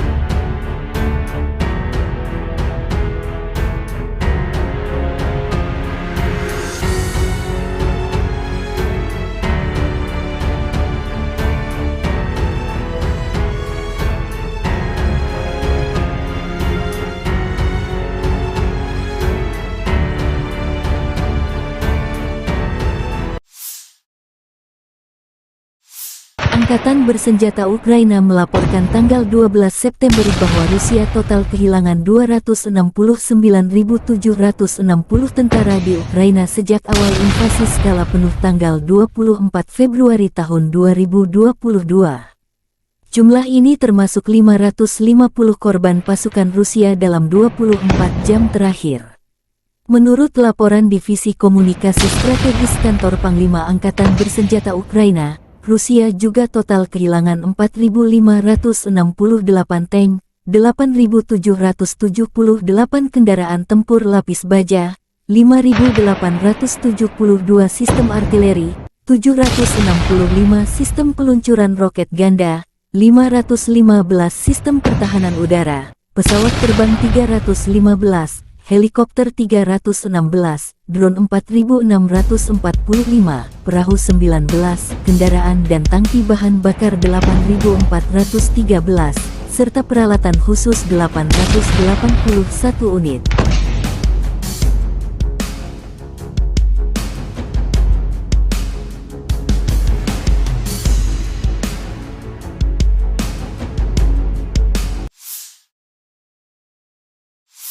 Letnan Jenderal Igor Konasenkov, juru bicara Kementerian Pertahanan Federasi Rusia mengatakan, Angkatan Bersenjata Ukraina secara total kehilangan 467 pesawat, 248 helikopter, 6.669 kendaraan udara tak berawak, 437 sistem rudal pertahanan udara, 11.793 tank dan kendaraan tempur lapis baja lainnya. Juga 1.150 kendaraan tempur dilengkapi dengan MLRS, 6.346 meriam dan mortir artileri lapangan, serta 12.927 kendaraan bermotor militer khusus telah dihancurkan selama operasi militer khusus.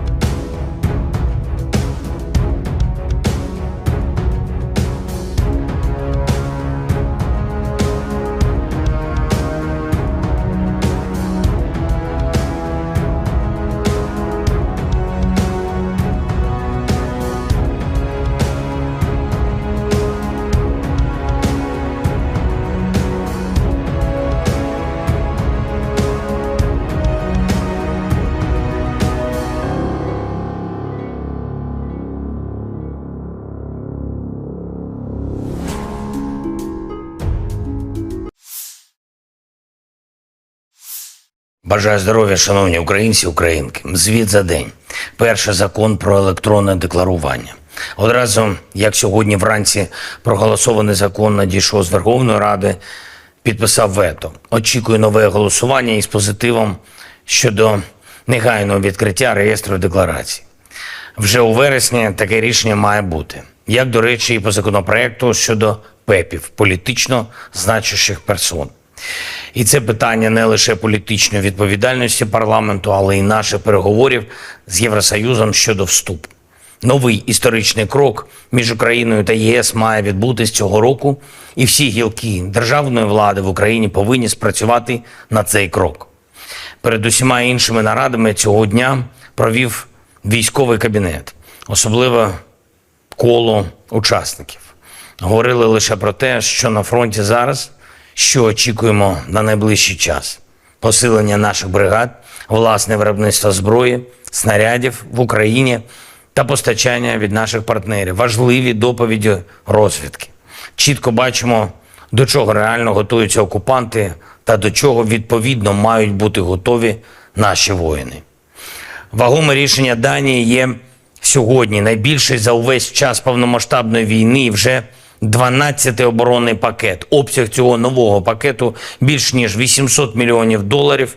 За змістом саме те, про що ми домовлялись з пані прем'єр-міністром Метте Фредеріксен та її урядовою командою. Хороше посилення, дякую за нього. Сьогодні дуже продуктивно поспілкувався зі студентами університетів Нідерландів. Це був широкий формат, кілька університетів, доволі політичні були питання. Дійсно хороша увага до України, до нашої боротьби за свободу. І велике сподівання, що ми повернемо мир всій нашій землі, всім нашим людям без виключення. Я вдячний Нідерландам, і суспільству, і політичній спільноті, і тобі, Марку, пане прем'єр-міністре, особисто за таку щиру підтримку України і за віру в Україну, у наших людей. І, звичайно, наші воїни. Сьогодні є за що подякувати усім воїнам нашої 95-ї окремої бригади ДШВ, 3-я штурмова, молодці хлопці, об'єднана штурмова бригада Національної поліції «Людь». Дякую, всі 3 бригади відзначились в боях на Бахмутському напрямку. Важливі, успішні дії. 46-та окрема аеромобільна, 47-ма окрема механізована. Дякую вам, воїни, за ваш рух вперед. 72-га окрема механізована бригада та 79-та окрема ДШВ. Дякую за надзвичайно міцний захист наших позицій. І особливо відзначу сьогодні спецпідрозділи ГУР, які виконують завдання в районі Кліщіївки та в інших надзвичайно гарячих точках. Дякую вам, хлопці. Слава Україні! На Краснолиманском направлении активными действиями подразделений группировки войск «Центр», ударами армейской авиации, огнем артиллерии отражена атака штурмовой группы 12-й бригады специального назначения ВСУ в районе южнее Кузьмино. ВСУ потеряла до 45 военнослужащих, 2 боевые бронированные машины, 3 пикапа, 122 миллиметровая гаубица Д-30. На запорожском направлении подразделениями российской группировки войск, ударами авиации, огнем артиллерии и тяжелых огнеметных систем отражены 3 атаки 47-й механизированной и 71-й егерской бригад ВСУ в районах Работино и Вербового. Уничтожено до 35 военнослужащих противника, 1 танк, 6 боевых машин пехоты, в том числе 3 БМП американского производства «Брэдли», 3 автомобиля, 155 миллиметровая гаубица М777, 152 миллиметровая гаубица МСТА-Б, 2 122 миллиметровые гаубицы Д-30, 105 миллиметровая буксируемая гаубица американского производства М119, станция радиоэлектронной борьбы «Нота». На Херсонском направлении в результате огневого поражения ВСУ потеряли до 80 военнослужащих, 5 автомобилей, 155 миллиметровую гаубицу М777, 152 миллиметровую гаубицу МСТА-Б и 122 миллиметровую гаубицу Д-30. Средствами противовоздушной обороны и радиоэлектронной борьбы, огнем и стрелкового оружия уничтожен 21 украинский беспилотный летательный аппарат в районах населенных пунктов Николаевка Херсонской области, Очеретоватая Запорожской области, а также 4 реактивных снаряда РСЗО «Химарс» и «Ураган». На Купянском направлении ударами авиации, огнем артиллерии западной группировки войск поражена живая сила и техника 68-й егерской бригады, 14-й и 32-й механизированных бригад Вооруженных сил Украины в районе населенных пунктов Новоегоровка, Синьковка, Загоруйковка. Потери противника составили до 25 военнослужащих, 3 автомобиля, 2 155 миллиметровые гаубицы М777, 155 миллиметровая французская гаубица ТИР-Ф1, 152 миллиметровое орудие Д-20, 122 миллиметровая самоходная артиллерийская установка «Гвоздика», боевая машина реактивной системы залпового огня Т-122 «Сакарья» турецкого производства. Уничтожены командно-наблюдательный пункт подразделения 106-й и склад боеприпасов 118-й бригад территориальной обороны Вооруженных сил Украины в районах Новенького, Гремячки. Presiden Rusia Vladimir Putin bertemu dengan pemimpin Korea Utara Kim Jong-un di Kosmodrom Vostokny, tanggal 13 September. Putin menjelaskan mengapa pertemuan itu diadakan di Vostokny bukan di tempat lain. Pemimpin Korea Utara menunjukkan minat yang besar terhadap teknologi rudal dan roket luar angkasa, kata Putin. Kosmodrom Vostokny adalah sebuah fasilitas peluncuran antariksa yang terletak di wilayah Amur Oblast, Rusia. Ini adalah kosmodrom milik pemerintah Rusia yang digunakan untuk meluncurkan roket dan wahana antariksa. Kosmodrom ini dibangun untuk mengurangi ketergantungan Rusia pada fasilitas peluncuran di luar negeri.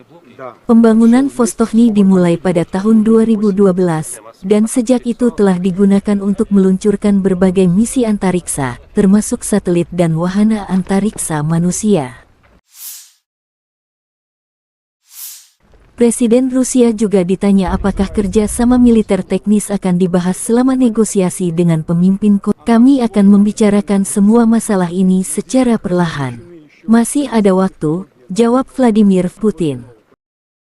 Rekaman pertemuan antara Putin dan Kim Jong-un dirilis layanan pers Kremlin dan jurnalis VGTRK Pavel Zarubin. Negosiasi antara Vladimir Putin dan Kim Jong-un dimulai di Kosmodrom Vostochny. Pertemuan tersebut berlangsung di ruang pertemuan di lantai pertama Gedung Teknik Kompleks Teknis Kompleks Roket Luar Angkasa Soyuz 2. Anggota delegasi kedua negara mengambil bagian dalam negosiasi. Pemimpin Korea Utara Kim Jong-un selama kunjungannya ke Rusia didampingi oleh saudara perempuannya Kim Yo-jong, yang menjabat sebagai Kepala Departemen Komite Sentral Partai Pekerja Korea. Pihak Rusia dalam perundingan antara para pemimpin Federasi Rusia dan DPRK diwakili oleh Menteri Pertahanan Sergei Shoigu, Menteri Perindustrian dan Perdagangan Denis Manturov, Menteri Luar Negeri Sergei Lavrov, Wakil Perdana Menteri Marat Husnulin, Menteri Transportasi Vitaly Saveliv dan Menteri Sumber Daya Alam dan Lingkungan Alexander Kozlov. Rusia adalah sekutu utama Korea Utara, Kim Jong-un. Persahabatan kami memiliki akar yang dalam. Sekarang bagi negara kami, prioritas pertama adalah hubungan dengan Federasi Rusia. Pemimpin Korea Utara Kim Jong-un menekankan hal tersebut dalam sesi jumpa pers sebelum pertemuan dengan Presiden Rusia Vladimir Putin tanggal 13 September. Kim Jong-un menambahkan bahwa Korea Utara akan selalu mendukung Rusia dalam perjuangan melawan imperialisme. Kim Jong-un menyatakan keyakinannya bahwa negosiasinya dengan Putin akan membantu meningkatkan hubungan antar negara ke tingkat yang baru. Korea Utara mendukung semua keputusan Putin. Kim Jong-un juga menambahkan bahwa Rusia telah melakukan perjuangan suci untuk melindungi keamanannya dilansir kantor berita Rusia TASS.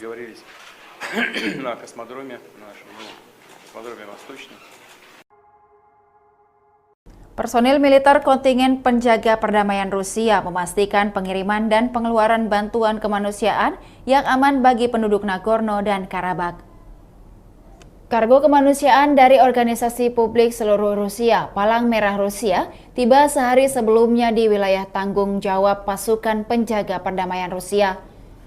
Setelah menyepakati masalah antara para pihak dan memeriksa dokumen yang diperlukan, konvoi kemanusiaan didampingi oleh unit polisi militer dari kontingen penjaga perdamaian Rusia tiba di Stepanakert. Bantuan kemanusiaan yang dikirimkan kepada penduduk lokal Nagorno-Karabakh meliputi makanan, pakaian, perlengkapan kebersihan dan kebutuhan anak-anak, serta barang-barang penting. Setiap set bahan makanan mencakup lebih dari 11 kg produk. Tempat tidur tersebut disumbangkan kepada organisasi medis di Nagorno-Karabakh.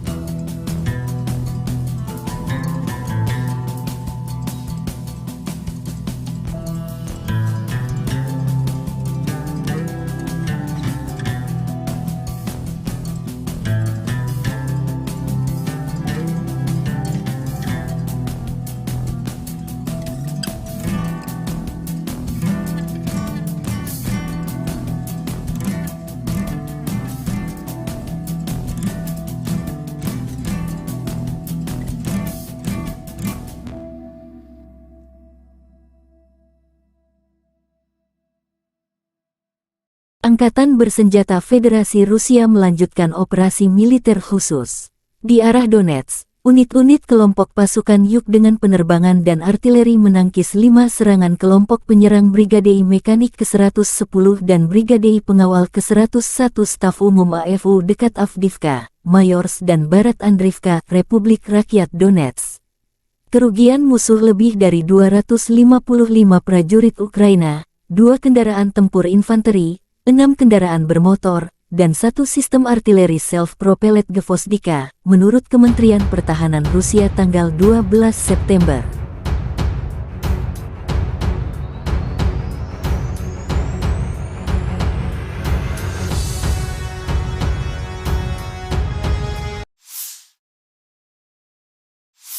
Penerbangan operasional taktis dan Angkatan Darat, pasukan rudal dan artileri Angkatan Bersenjata Federasi Rusia menetralisir 2 depot amunisi Brigadei Mekanis ke-44 Ukraina dan Brigadei Pertahanan Teritorial ke-114 Ukraina, serta tenaga kerja musuh dan perangkat keras militer di 143 wilayah.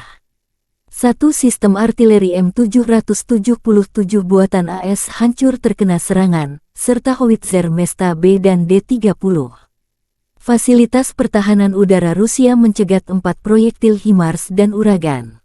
Selain itu, 41 kendaraan udara tak berawak Ukraina tel ditembak jatuh di dekat Kodema, Lipovoye, Glenovoye, Republik Rakyat Donetsk, Nikolayevka, wilayah Kherson, dan Ocheretovatoye, wilayah Zaporozhye.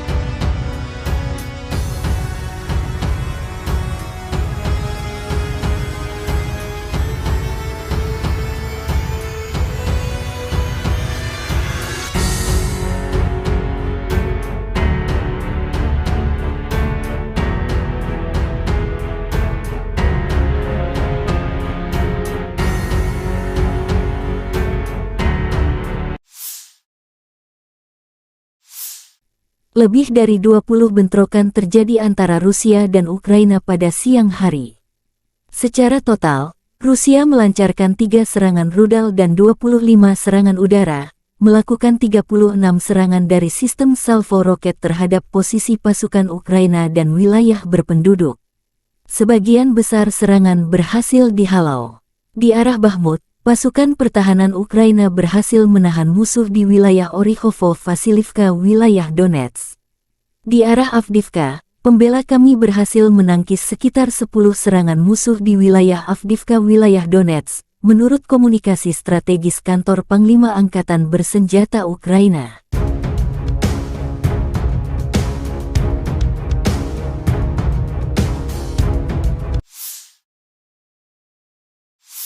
Angkatan Udara Ukraina melakukan 8 serangan di area konsentrasi personel senjata dan peralatan militer musuh. 2 unit artileri, 1 depo amunisi, 1 pos kendali dan 1 kompleks rudal anti-pesawat Rusia hancur terkena serangan oleh unit pasukan rudal. Menurut komunikasi strategis kantor Panglima Angkatan Bersenjata Ukraina, Rusia kehilangan 33 sistem artileri, 8 tank, dan 17 drone dalam 24 jam terakhir.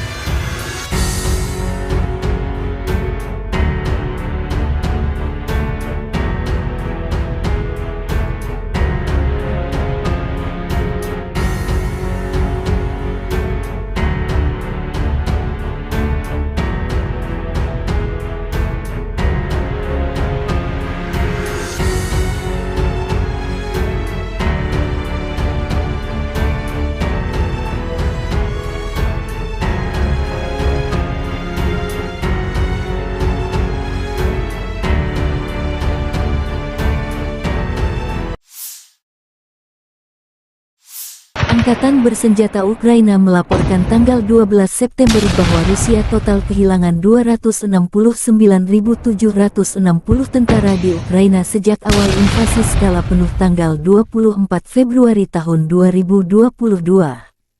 Jumlah ini termasuk 550 korban pasukan Rusia dalam 24 jam terakhir.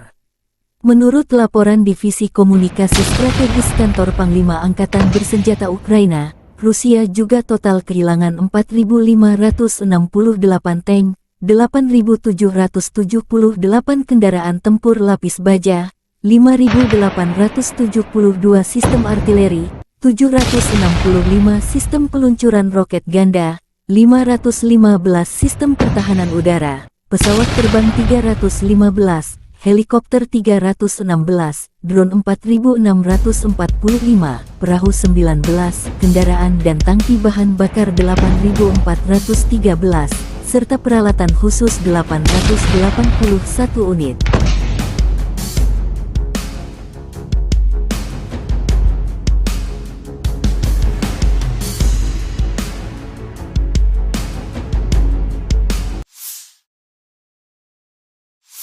Letnan Jenderal Igor Konasenkov, juru bicara Kementerian Pertahanan Federasi Rusia mengatakan, Angkatan Bersenjata Ukraina secara total kehilangan 467 pesawat, 248 helikopter, 6.669 kendaraan udara tak berawak, 437 sistem rudal pertahanan udara, 11.793 tank dan kendaraan tempur lapis baja lainnya.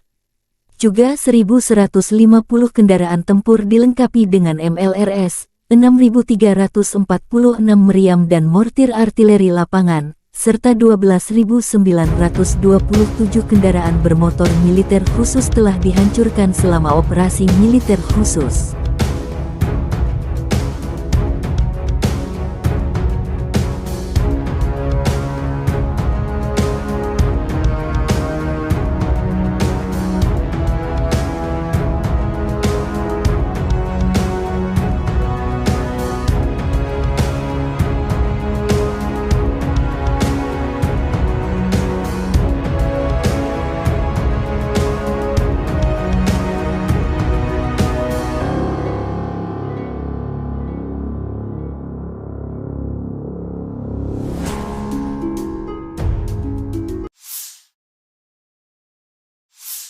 Бажаю здоров'я, шановні українці, українки. Звіт за день.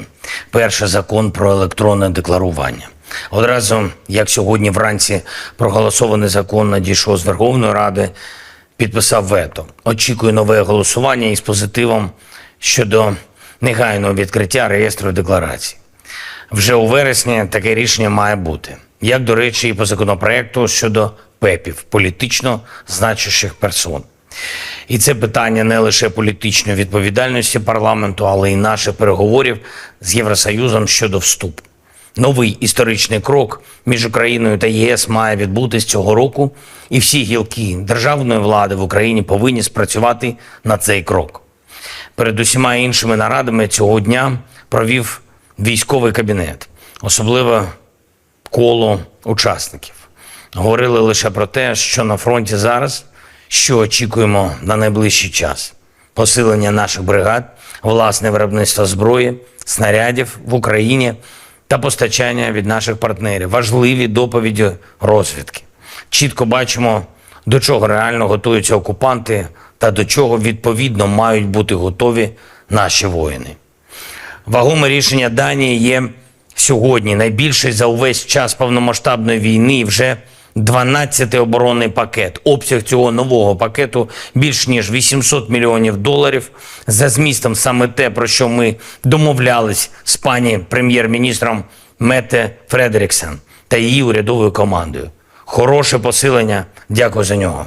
Сьогодні дуже продуктивно поспілкувався зі студентами університетів Нідерландів.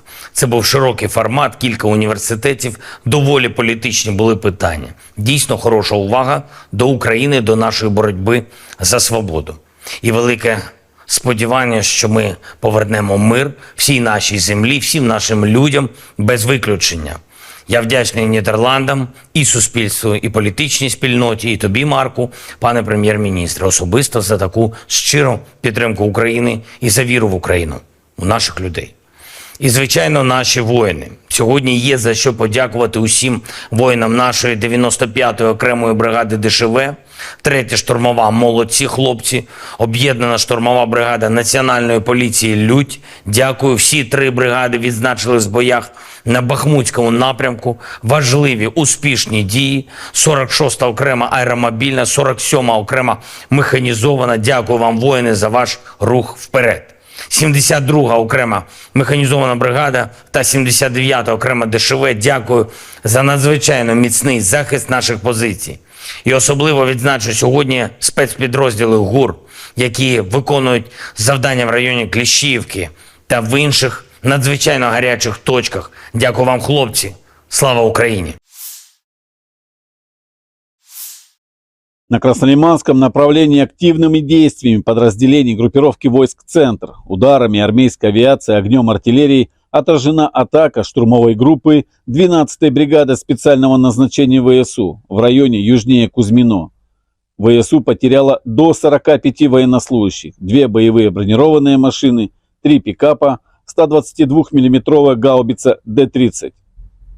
На запорожском направлении подразделениями российской группировки войск, ударами авиации, огнем артиллерии и тяжелых огнеметных систем отражены 3 атаки 47-й механизированной и 71-й егерской бригад ВСУ в районах Работина и Вербового.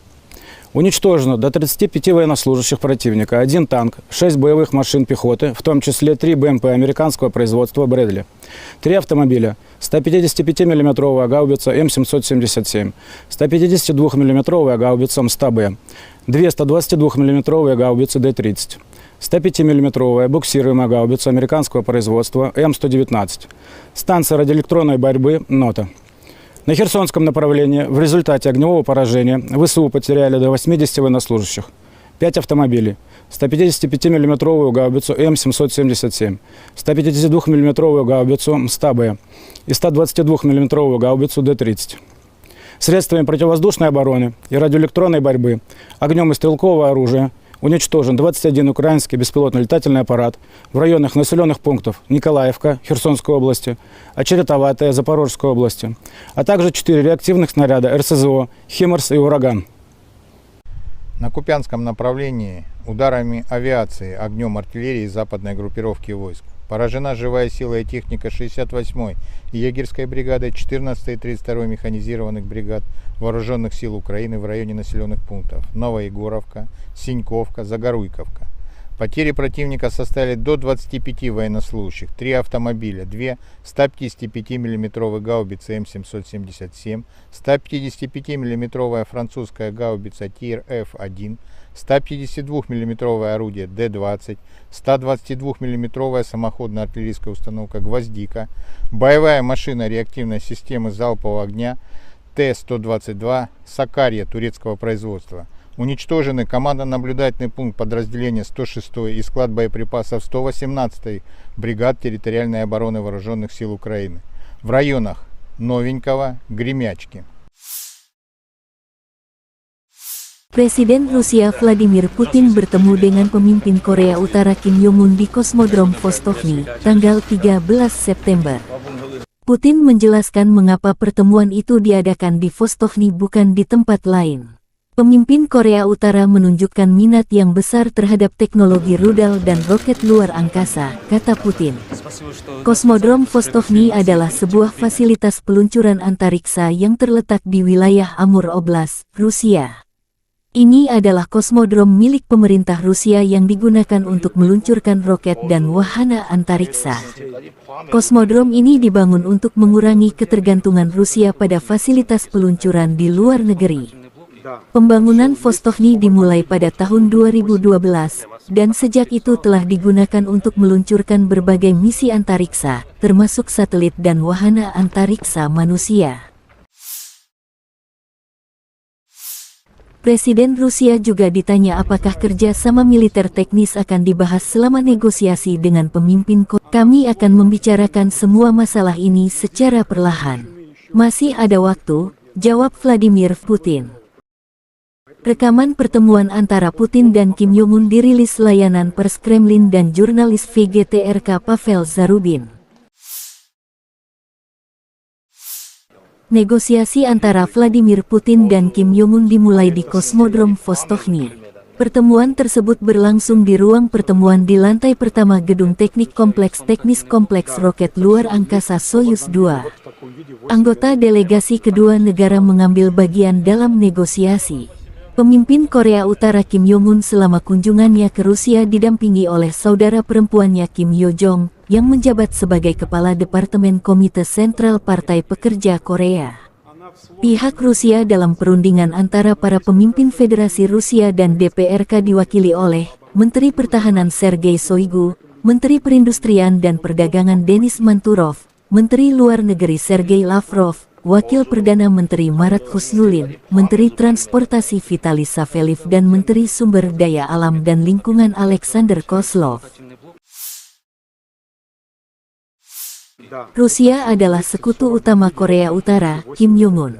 Persahabatan kami memiliki akar yang dalam. Sekarang bagi negara kami, prioritas pertama adalah hubungan dengan Federasi Rusia. Pemimpin Korea Utara Kim Jong-un menekankan hal tersebut dalam sesi jumpa pers sebelum pertemuan dengan Presiden Rusia Vladimir Putin tanggal 13 September.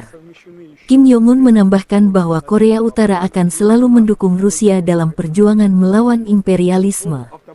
Kim Jong-un menyatakan keyakinannya bahwa negosiasinya dengan Putin akan membantu meningkatkan hubungan antar negara ke tingkat yang baru. Korea Utara mendukung semua keputusan Putin.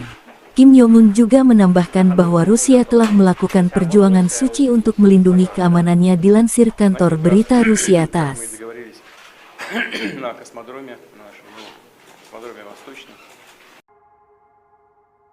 Personil militer kontingen penjaga perdamaian Rusia memastikan pengiriman dan pengeluaran bantuan kemanusiaan yang aman bagi penduduk Nagorno dan Karabakh. Kargo kemanusiaan dari organisasi publik seluruh Rusia, Palang Merah Rusia, tiba sehari sebelumnya di wilayah tanggung jawab pasukan penjaga perdamaian Rusia. Setelah menyepakati masalah antara para pihak dan memeriksa dokumen yang diperlukan, konvoi kemanusiaan didampingi oleh unit polisi militer dari kontingen penjaga perdamaian Rusia tiba di Stepanakert. Bantuan kemanusiaan yang dikirimkan kepada penduduk lokal Nagorno-Karabakh meliputi makanan, pakaian, perlengkapan kebersihan dan kebutuhan anak-anak, serta barang-barang penting. Setiap set bahan makanan mencakup lebih dari 11 kg produk. Tempat tidur tersebut disumbangkan kepada organisasi medis di Nagorno-Karabakh.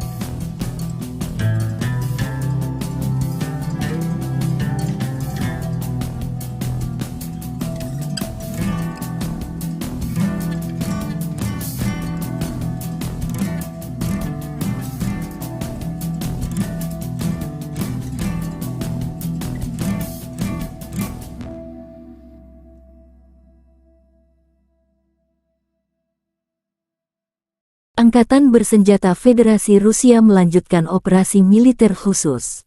Di arah Donetsk, unit-unit kelompok pasukan Yuk dengan penerbangan dan artileri menangkis 5 serangan kelompok penyerang Brigade Mekanik ke-110 dan Brigade Pengawal ke-101 Staf Umum AFU dekat Avdiivka, Mayorsk dan Barat Andriivka, Republik Rakyat Donetsk.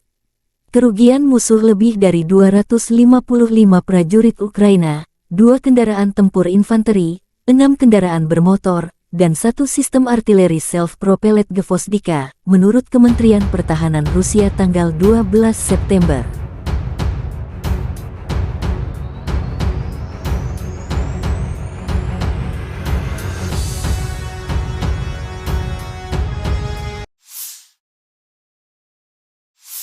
Penerbangan operasional taktis dan Angkatan Darat, pasukan rudal dan artileri Angkatan Bersenjata Federasi Rusia menetralisir 2 depot amunisi Brigade Mekanis ke-44 Ukraina dan Brigade Pertahanan Teritorial ke-114 Ukraina, serta tenaga kerja musuh dan perangkat keras militer di 143 wilayah.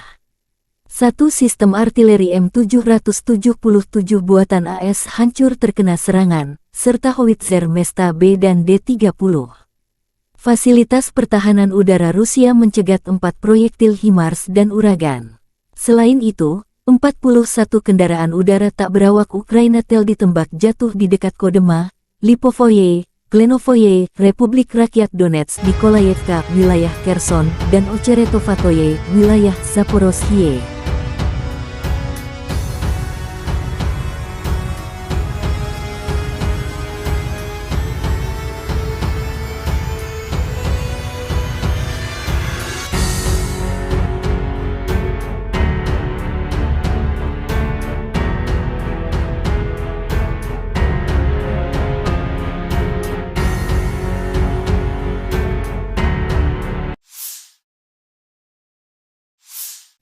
Lebih dari 20 bentrokan terjadi antara Rusia dan Ukraina pada siang hari. Secara total, Rusia melancarkan 3 serangan rudal dan 25 serangan udara, melakukan 36 serangan dari sistem salvo roket terhadap posisi pasukan Ukraina dan wilayah berpenduduk. Sebagian besar serangan berhasil dihalau. Di arah Bakhmut, pasukan pertahanan Ukraina berhasil menahan musuh di wilayah Orikhovo-Vasilivka, wilayah Donetsk. Di arah Avdiivka, pembela kami berhasil menangkis sekitar 10 serangan musuh di wilayah Avdiivka, wilayah Donetsk, menurut komunikasi strategis kantor Panglima Angkatan Bersenjata Ukraina.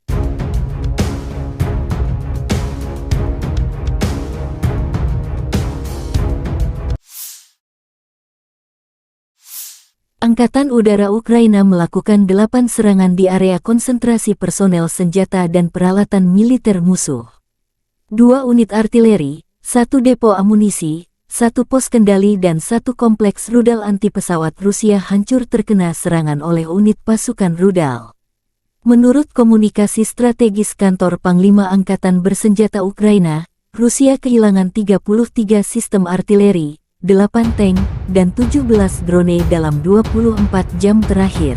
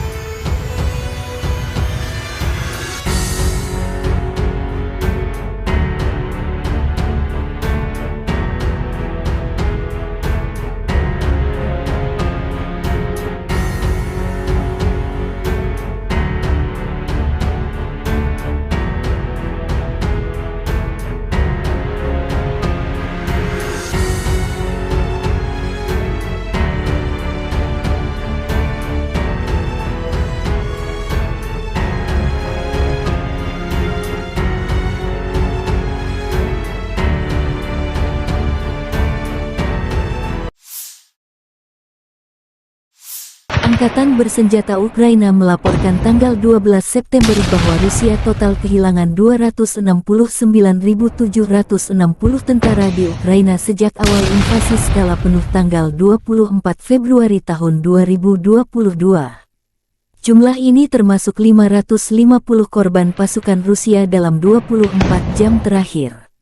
Menurut laporan Divisi Komunikasi Strategis Kantor Panglima Angkatan Bersenjata Ukraina, Rusia juga total kehilangan 4.568 tank, 8.778 kendaraan tempur lapis baja, 5.872 sistem artileri, 765 sistem peluncuran roket ganda, 515 sistem pertahanan udara, pesawat terbang 315, helikopter 316, drone 4.645, perahu 19, kendaraan dan tangki bahan bakar 8.413, serta peralatan khusus 881 unit.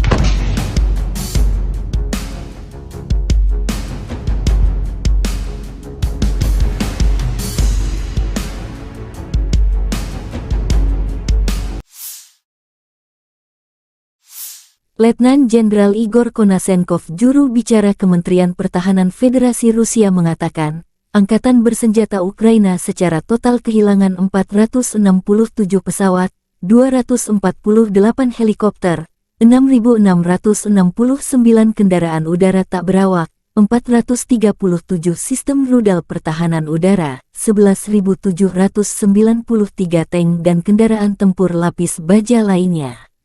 Juga 1.150 kendaraan tempur dilengkapi dengan MLRS, 6.346 meriam dan mortir artileri lapangan, serta 12.927 kendaraan bermotor militer khusus telah dihancurkan selama operasi militer khusus.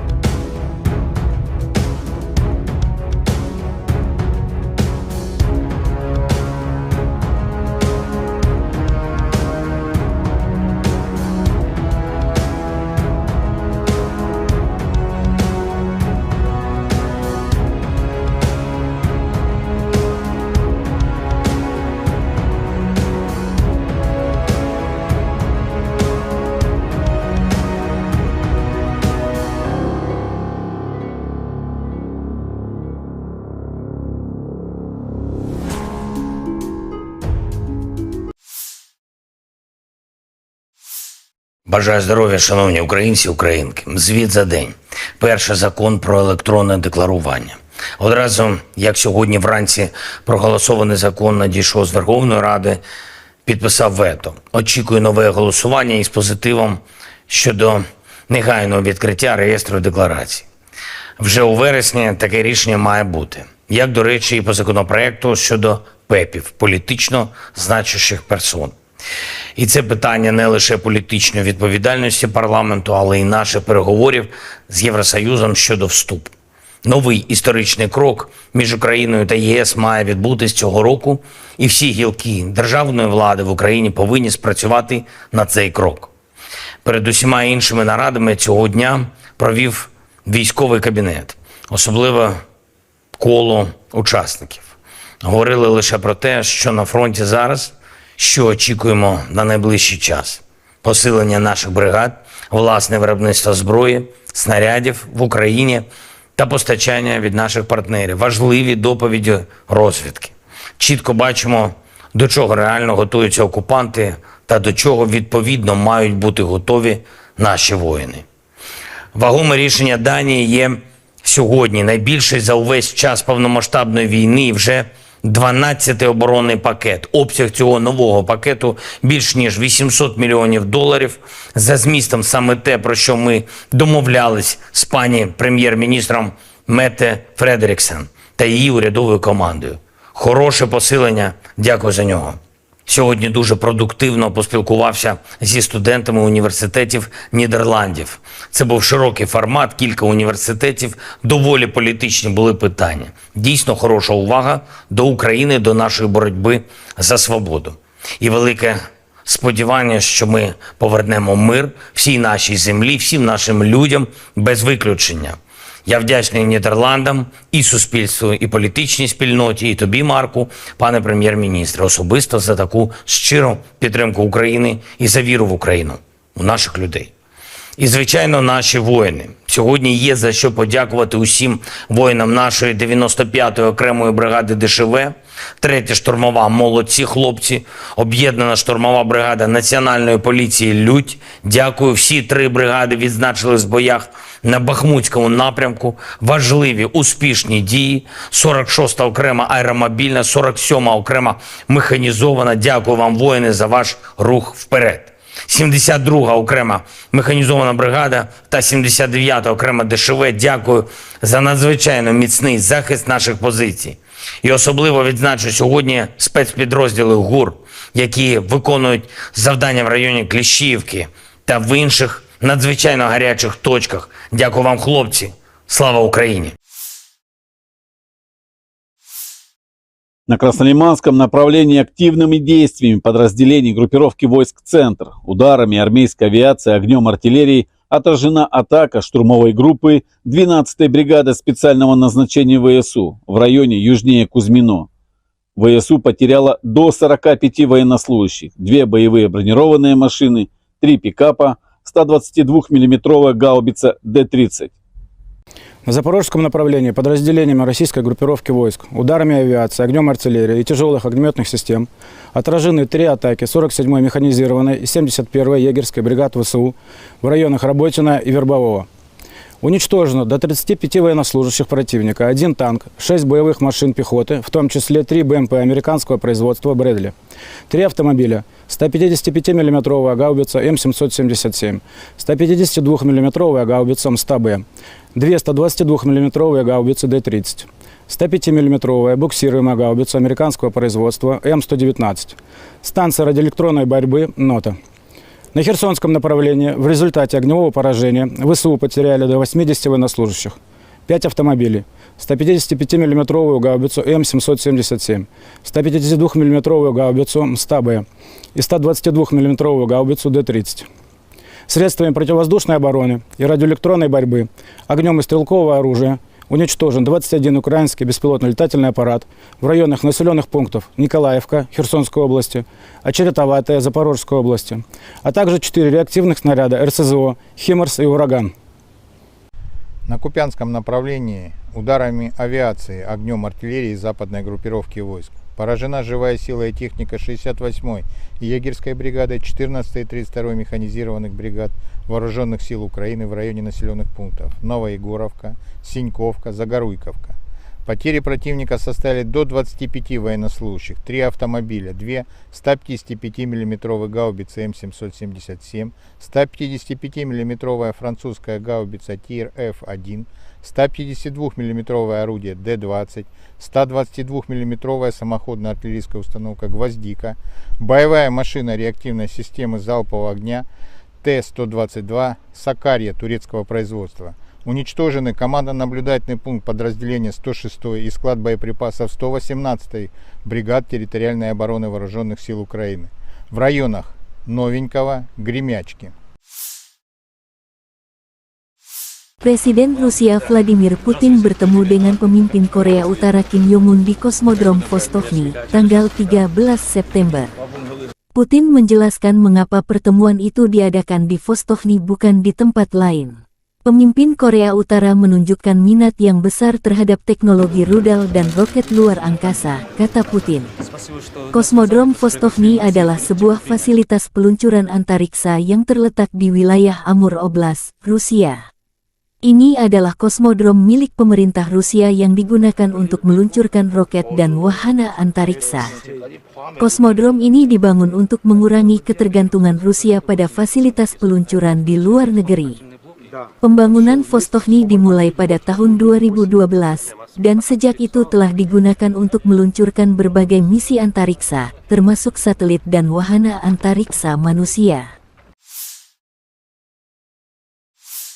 Presiden Rusia juga ditanya apakah kerja sama militer teknis akan dibahas selama negosiasi dengan pemimpin Korea. Kami akan membicarakan semua masalah ini secara perlahan. Masih ada waktu, jawab Vladimir Putin. Rekaman pertemuan antara Putin dan Kim Jong-un dirilis layanan pers Kremlin dan jurnalis VGTRK Pavel Zarubin. Negosiasi antara Vladimir Putin dan Kim Jong-un dimulai di Kosmodrom Vostochny. Pertemuan tersebut berlangsung di ruang pertemuan di lantai pertama Gedung Teknik Kompleks Teknis Kompleks Roket Luar Angkasa Soyuz 2. Anggota delegasi kedua negara mengambil bagian dalam negosiasi. Pemimpin Korea Utara Kim Jong-un selama kunjungannya ke Rusia didampingi oleh saudara perempuannya Kim Yo-jong, yang menjabat sebagai Kepala Departemen Komite Sentral Partai Pekerja Korea. Pihak Rusia dalam perundingan antara para pemimpin Federasi Rusia dan DPRK diwakili oleh Menteri Pertahanan Sergei Shoigu, Menteri Perindustrian dan Perdagangan Denis Manturov, Menteri Luar Negeri Sergei Lavrov, Wakil Perdana Menteri Marat Husnulin, Menteri Transportasi Vitaly Saveliv dan Menteri Sumber Daya Alam dan Lingkungan Alexander Kozlov. Rusia adalah sekutu utama Korea Utara, Kim Jong-un. Persahabatan kami memiliki akar yang dalam. Sekarang bagi negara kami, prioritas pertama adalah hubungan dengan Federasi Rusia. Pemimpin Korea Utara Kim Jong-un menekankan hal tersebut dalam sesi jumpa pers sebelum pertemuan dengan Presiden Rusia Vladimir Putin tanggal 13 September. Kim Jong-un menambahkan bahwa Korea Utara akan selalu mendukung Rusia dalam perjuangan melawan imperialisme. Kim Jong-un menyatakan keyakinannya bahwa negosiasinya dengan Putin akan membantu meningkatkan hubungan antar negara ke tingkat yang baru. Korea Utara mendukung semua keputusan Putin. Kim Jong-un juga menambahkan bahwa Rusia telah melakukan perjuangan suci untuk melindungi keamanannya dilansir kantor berita Rusia TASS.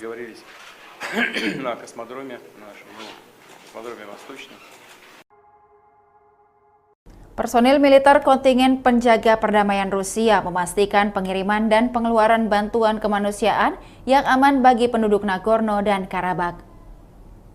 Kargo kemanusiaan dari organisasi publik seluruh Rusia, Palang Merah Rusia, tiba sehari sebelumnya di wilayah tanggung jawab pasukan penjaga perdamaian Rusia.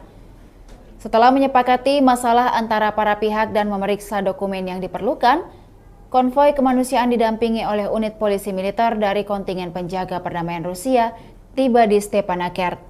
Bantuan kemanusiaan yang dikirimkan kepada penduduk lokal Nagorno-Karabakh meliputi makanan, pakaian, perlengkapan kebersihan dan kebutuhan anak-anak, serta barang-barang penting. Setiap set bahan makanan mencakup lebih dari 11 kg produk. Tempat tidur tersebut disumbangkan kepada organisasi medis di Nagorno-Karabakh.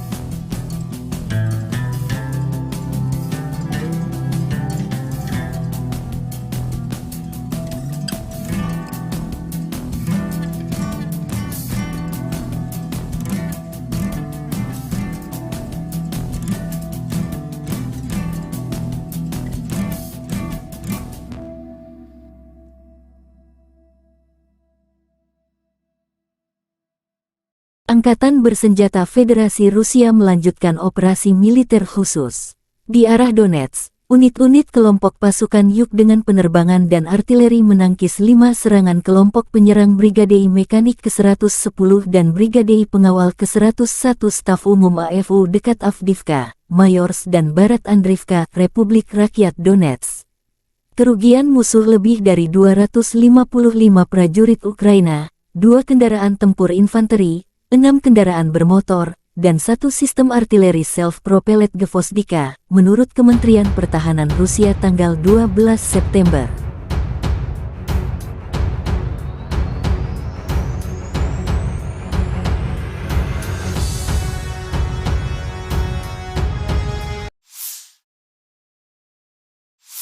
Penerbangan operasional taktis dan Angkatan Darat, pasukan rudal dan artileri Angkatan Bersenjata Federasi Rusia menetralisir 2 depot amunisi Brigade Mekanis ke-44 Ukraina dan Brigade Pertahanan Teritorial ke-114 Ukraina, serta tenaga kerja musuh dan perangkat keras militer di 143 wilayah. 1 sistem artileri M777 buatan AS hancur terkena serangan, serta howitzer Mesta B dan D-30. Fasilitas pertahanan udara Rusia mencegat 4 proyektil HIMARS dan Uragan.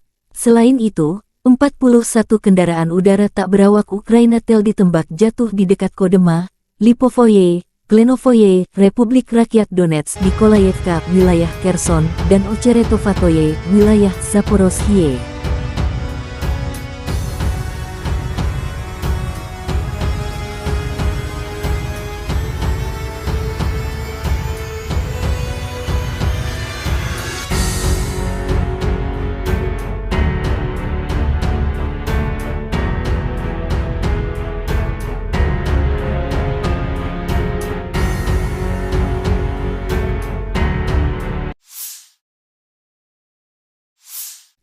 Lebih dari 20 bentrokan terjadi antara Rusia dan Ukraina pada siang hari.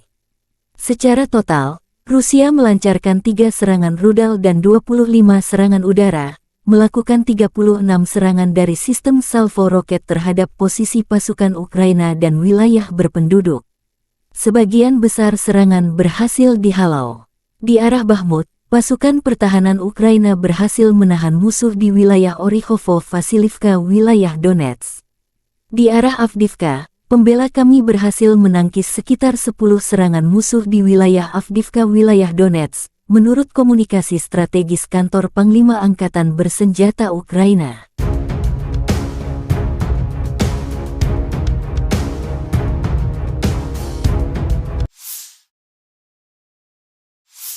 Angkatan Udara Ukraina melakukan 8 serangan di area konsentrasi personel senjata dan peralatan militer musuh. 2 unit artileri, 1 depo amunisi, 1 pos kendali dan 1 kompleks rudal anti-pesawat Rusia hancur terkena serangan oleh unit pasukan rudal. Menurut komunikasi strategis kantor Panglima Angkatan Bersenjata Ukraina, Rusia kehilangan 33 sistem artileri, 8 tank, dan 17 drone dalam 24 jam terakhir.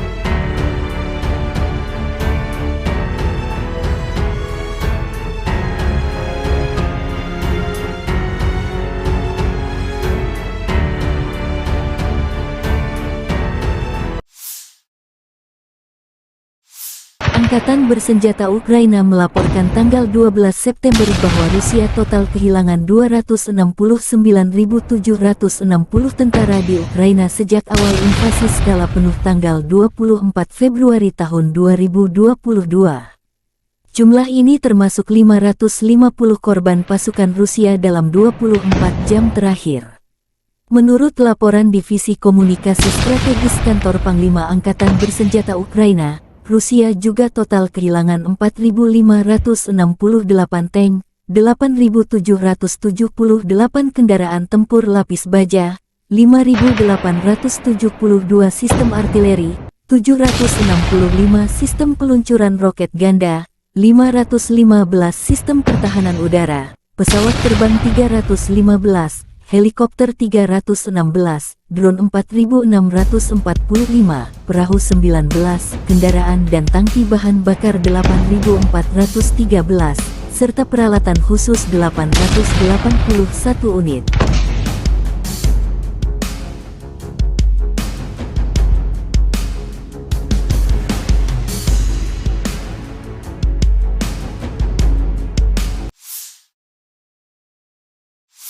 Letnan Jenderal Igor Konasenkov, juru bicara Kementerian Pertahanan Federasi Rusia mengatakan, Angkatan Bersenjata Ukraina secara total kehilangan 467 pesawat, 248 helikopter, 6.669 kendaraan udara tak berawak, 437 sistem rudal pertahanan udara, 11.793 tank dan kendaraan tempur lapis baja lainnya.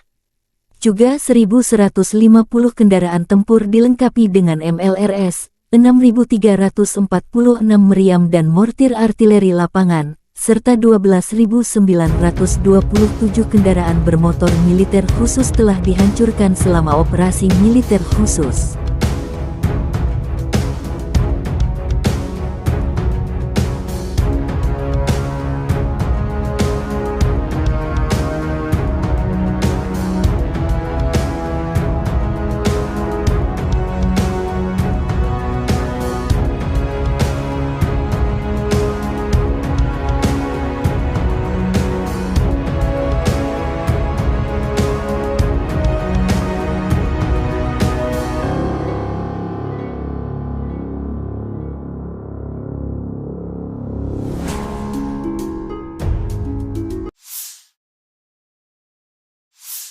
Бажаю здоров'я, шановні українці, українки. Звіт за день.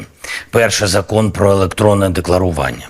Одразу, як сьогодні вранці проголосований закон надійшов з Верховної Ради, підписав вето. Очікую нове голосування із позитивом щодо негайного відкриття реєстру декларацій. Вже у вересні таке рішення має бути. Як, до речі, і по законопроекту щодо ПЕПів, політично значущих персон. І це питання не лише політичної відповідальності парламенту, але й наших переговорів з Євросоюзом щодо вступу. Новий історичний крок між Україною та ЄС має відбутись цього року, і всі гілки державної влади в Україні повинні спрацювати на цей крок. Перед усіма іншими нарадами цього дня провів військовий кабінет, особливо коло учасників. Говорили лише про те, що на фронті зараз, що очікуємо на найближчий час. Посилення наших бригад, власне виробництво зброї, снарядів в Україні та постачання від наших партнерів. Важливі доповіді розвідки. Чітко бачимо, до чого реально готуються окупанти та до чого відповідно мають бути готові наші воїни. Вагоме рішення Данії є сьогодні найбільший за увесь час повномасштабної війни і вже 12-й оборонний пакет. Обсяг цього нового пакету більш ніж $800 мільйонів. За змістом саме те, про що ми домовлялись з пані прем'єр-міністром Метте Фредеріксен та її урядовою командою. Хороше посилення, дякую за нього. Сьогодні дуже продуктивно поспілкувався зі студентами університетів Нідерландів. Це був широкий формат, кілька університетів, доволі політичні були питання. Дійсно хороша увага до України, до нашої боротьби за свободу. І велике сподівання, що ми повернемо мир всій нашій землі, всім нашим людям без виключення. Я вдячний Нідерландам, і суспільству, і політичній спільноті, і тобі, Марку, пане прем'єр-міністре, особисто за таку щиру підтримку України і за віру в Україну, у наших людей. І, звичайно, наші воїни. Сьогодні є за що подякувати усім воїнам нашої 95-ї окремої бригади ДШВ, 3-я штурмова «Молодці хлопці», об'єднана штурмова бригада Національної поліції «Людь». Дякую, всі 3 бригади відзначились в боях на Бахмутському напрямку. Важливі, успішні дії. 46-та окрема аеромобільна, 47-ма окрема механізована. Дякую вам, воїни, за ваш рух вперед. 72-га окрема механізована бригада та 79-та окрема ДШВ. Дякую за надзвичайно міцний захист наших позицій. І особливо відзначу сьогодні спецпідрозділи ГУР, які виконують завдання в районі Кліщіївки та в інших надзвичайно гарячих точках. Дякую вам, хлопці. Слава Україні! На Краснолиманском направлении активными действиями подразделений группировки войск «Центр», ударами армейской авиации, огнем артиллерии отражена атака штурмовой группы 12-й бригады специального назначения ВСУ в районе южнее Кузьмино. ВСУ потеряла до 45 военнослужащих, 2 боевые бронированные машины, 3 пикапа, 122 миллиметровая гаубица Д-30. На запорожском направлении подразделениями российской группировки войск, ударами авиации, огнем артиллерии и тяжелых огнеметных систем отражены 3 атаки 47-й механизированной и 71-й егерской бригад ВСУ в районах Работино и Вербового.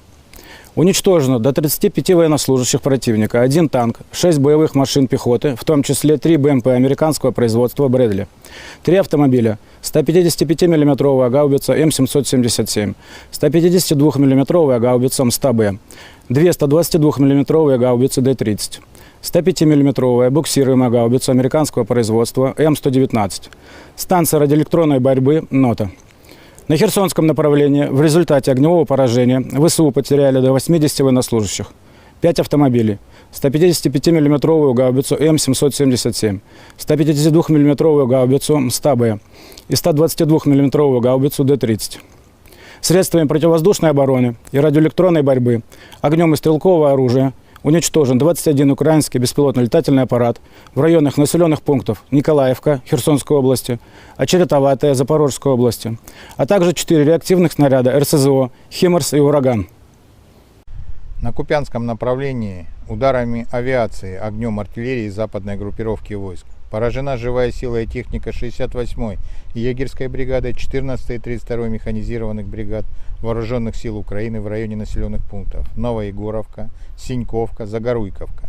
Потери противника составили до 25 военнослужащих, 3 автомобиля, 2 155 миллиметровые гаубицы М777, 155 миллиметровая французская гаубица ТИР-Ф1, 152 миллиметровое орудие Д-20, 122 миллиметровая самоходная артиллерийская установка «Гвоздика», боевая машина реактивной системы залпового огня Т-122 «Сакария» турецкого производства. Уничтожены командно-наблюдательный пункт подразделения 106-й и склад боеприпасов 118-й бригад территориальной обороны Вооруженных сил Украины в районах Новенького, Гремячки.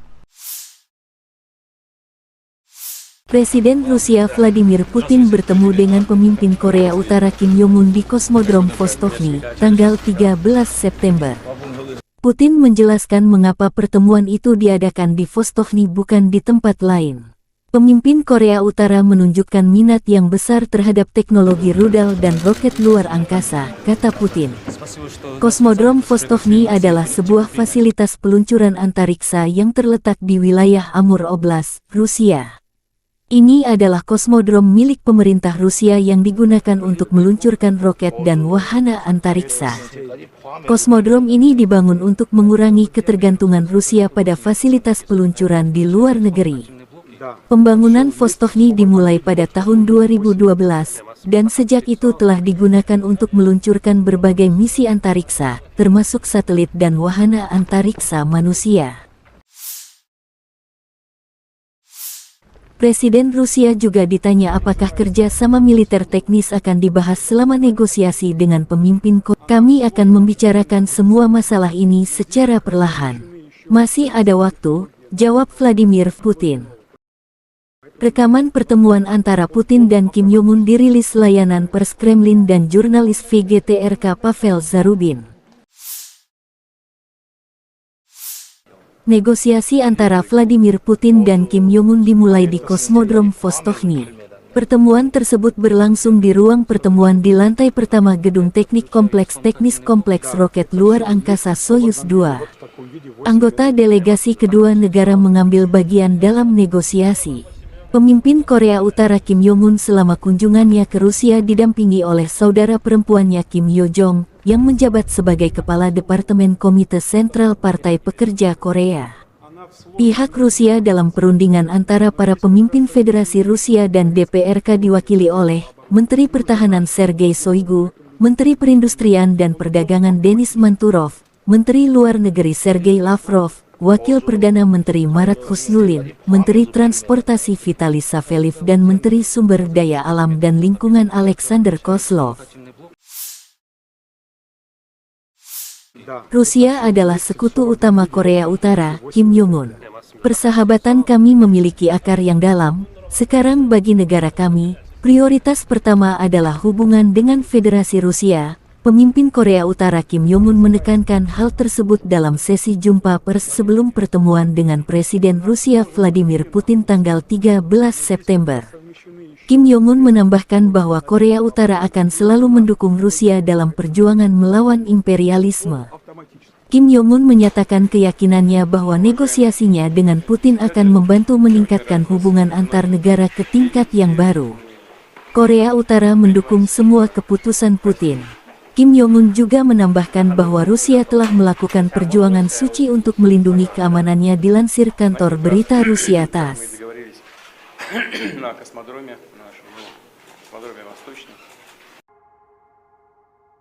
Personil militer kontingen penjaga perdamaian Rusia memastikan pengiriman dan pengeluaran bantuan kemanusiaan yang aman bagi penduduk Nagorno dan Karabakh.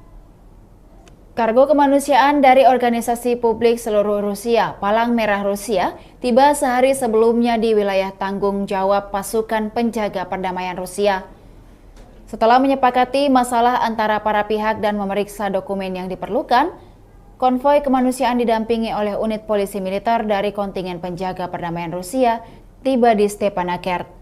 Bantuan kemanusiaan yang dikirimkan kepada penduduk lokal Nagorno-Karabakh meliputi makanan, pakaian, perlengkapan kebersihan dan kebutuhan anak-anak, serta barang-barang penting. Setiap set bahan makanan mencakup lebih dari 11 kg produk. Tempat tidur tersebut disumbangkan kepada organisasi medis di Nagorno-Karabakh.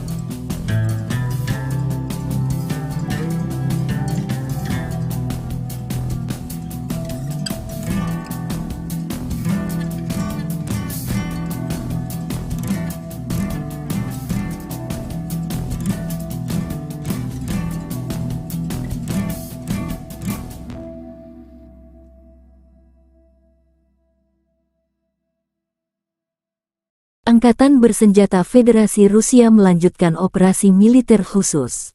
Di arah Donetsk, unit-unit kelompok pasukan Yuk dengan penerbangan dan artileri menangkis 5 serangan kelompok penyerang Brigadei Mekanik ke-110 dan Brigadei Pengawal ke-101 Staf Umum AFU dekat Avdiivka, Mayorsk dan Barat Andriivka, Republik Rakyat Donetsk. Kerugian musuh lebih dari 255 prajurit Ukraina, 2 kendaraan tempur infanteri, 6 kendaraan bermotor, dan 1 sistem artileri self-propelled Gvozdika, menurut Kementerian Pertahanan Rusia tanggal 12 September.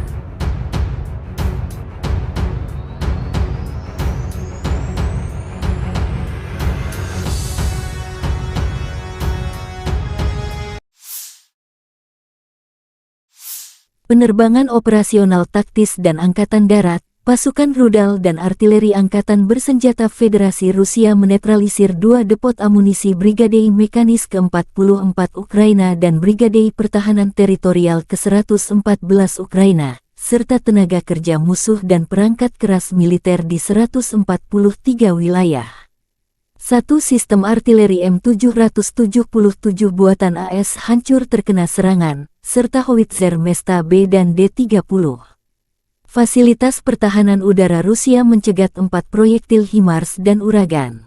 Selain itu, 41 kendaraan udara tak berawak Ukraina tel ditembak jatuh di dekat Kodema, Lipovoye, Klenovoye, Republik Rakyat Donetsk, Nikolayevka, wilayah Kherson, dan Ocheretovatoye, wilayah Zaporozhye.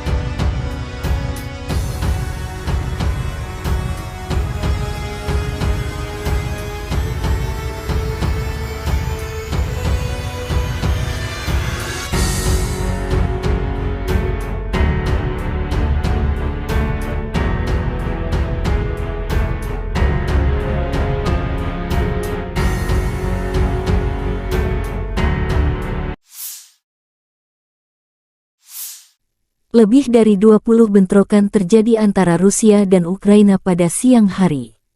Secara total, Rusia melancarkan 3 serangan rudal dan 25 serangan udara, melakukan 36 serangan dari sistem salvo roket terhadap posisi pasukan Ukraina dan wilayah berpenduduk. Sebagian besar serangan berhasil dihalau. Di arah Bakhmut, pasukan pertahanan Ukraina berhasil menahan musuh di wilayah Orikhovo-Vasilivka, wilayah Donetsk.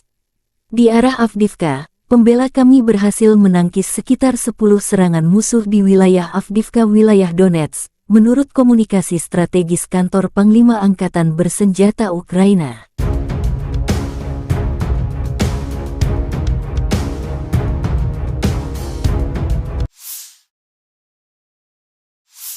Angkatan Udara Ukraina melakukan 8 serangan di area konsentrasi personel senjata dan peralatan militer musuh. 2 unit artileri, 1 depo amunisi, 1 pos kendali dan 1 kompleks rudal anti-pesawat Rusia hancur terkena serangan oleh unit pasukan rudal. Menurut komunikasi strategis kantor Panglima Angkatan Bersenjata Ukraina, Rusia kehilangan 33 sistem artileri, 8 tank, dan 17 drone dalam 24 jam terakhir.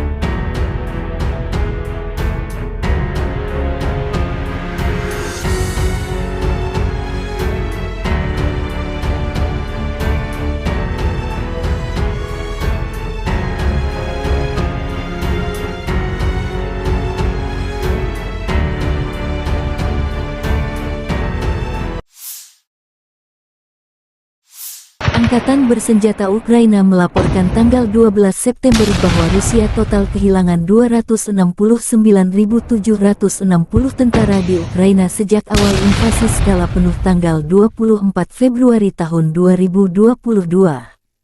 Jumlah ini termasuk 550 korban pasukan Rusia dalam 24 jam terakhir. Menurut laporan Divisi Komunikasi Strategis Kantor Panglima Angkatan Bersenjata Ukraina, Rusia juga total kehilangan 4.568 tank, 8.778 kendaraan tempur lapis baja, 5.872 sistem artileri, 765 sistem peluncuran roket ganda, 515 sistem pertahanan udara, pesawat terbang 315, helikopter 316, drone 4.645, perahu 19, kendaraan dan tangki bahan bakar 8.413, serta peralatan khusus 881 unit.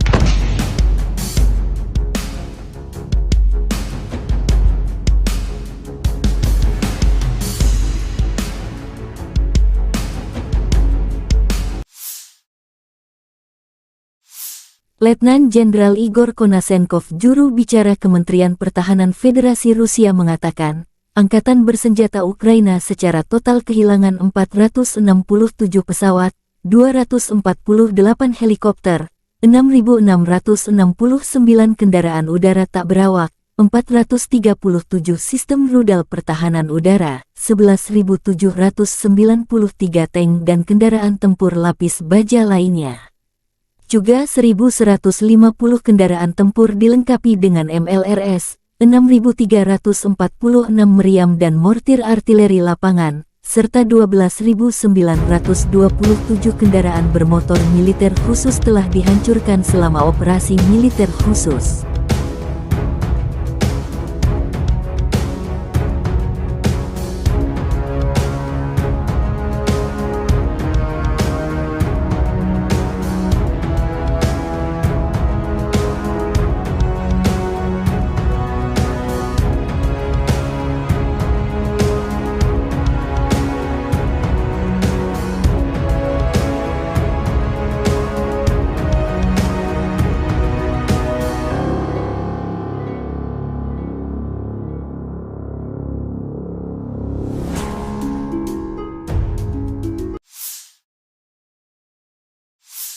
Бажаю здоров'я, шановні українці, українки. Звіт за день.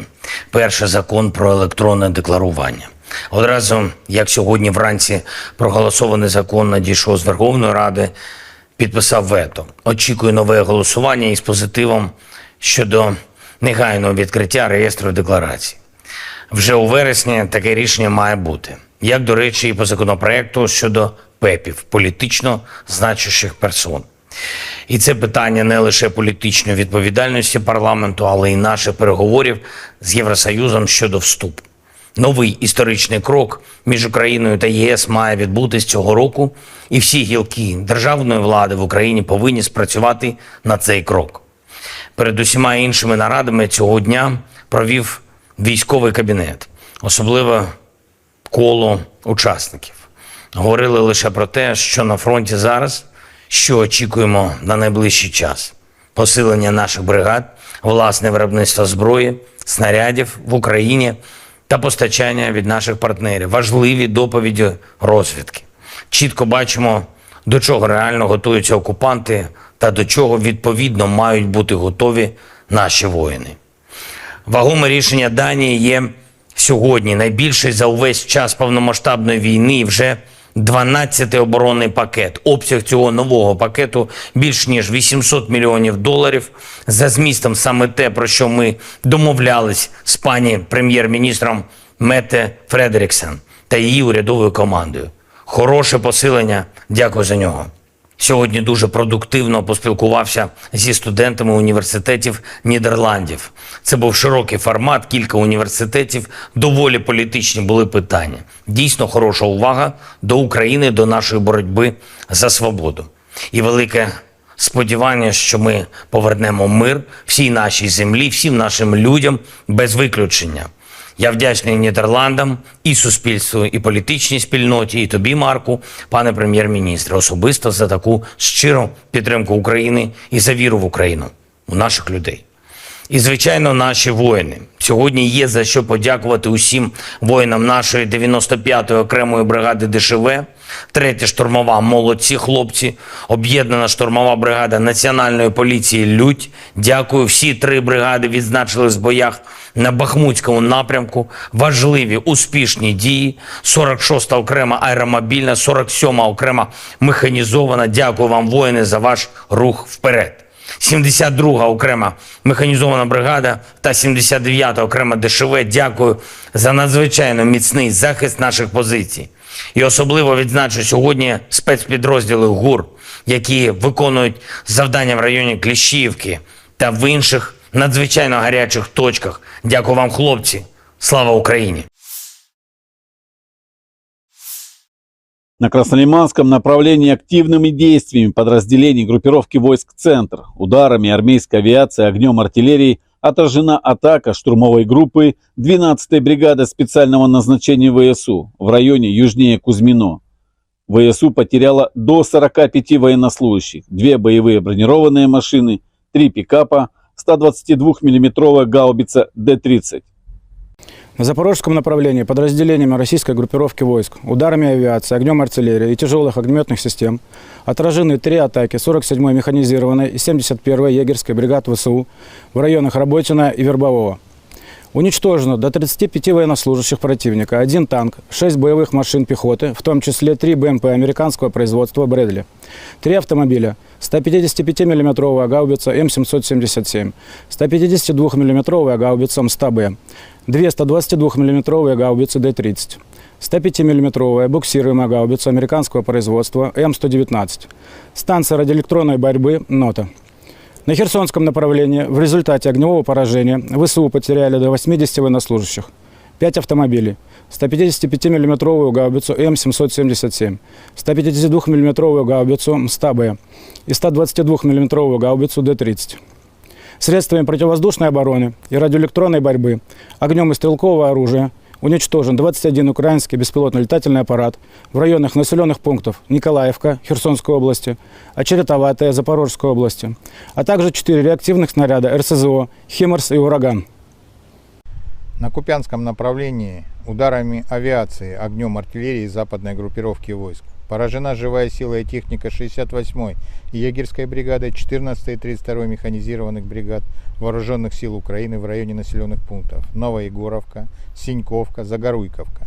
Потери противника составили до 25 военнослужащих, 3 автомобиля, 2 155 миллиметровые гаубицы М777, 155 миллиметровая французская гаубица ТИР-Ф1, 152 миллиметровое орудие Д-20, 122 миллиметровая самоходная артиллерийская установка «Гвоздика», боевая машина реактивной системы залпового огня Т-122 «Сакарья» турецкого производства. Уничтожены командно-наблюдательный пункт подразделения 106-й и склад боеприпасов 118-й бригад территориальной обороны Вооруженных сил Украины в районах Новенького, Гремячки.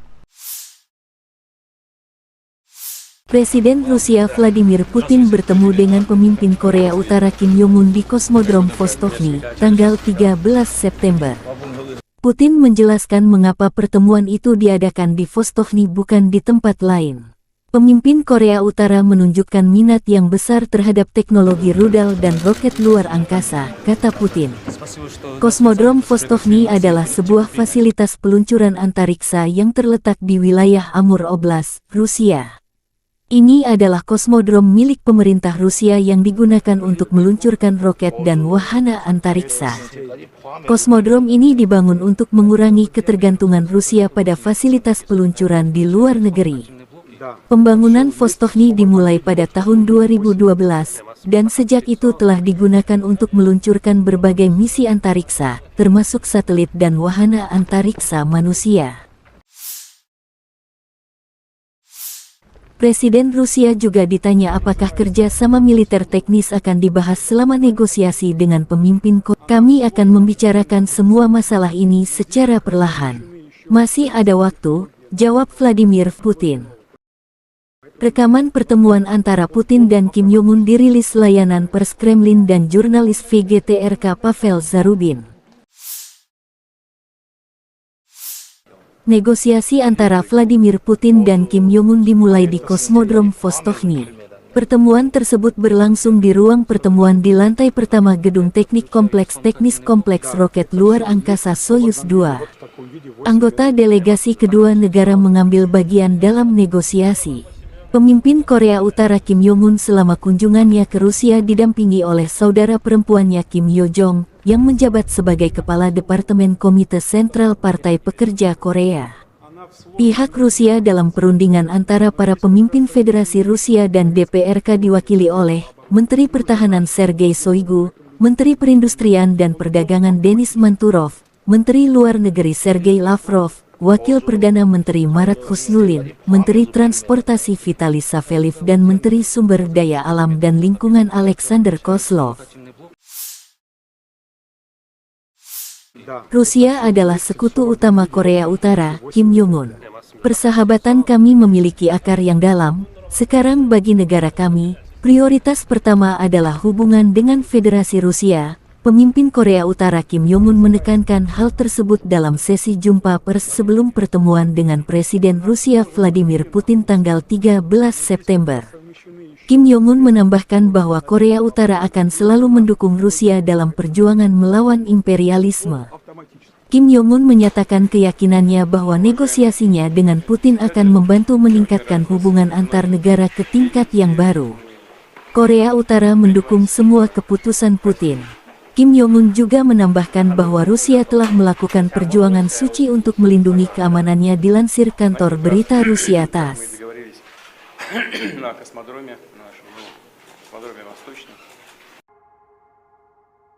Personil militer kontingen penjaga perdamaian Rusia memastikan pengiriman dan pengeluaran bantuan kemanusiaan yang aman bagi penduduk Nagorno dan Karabakh.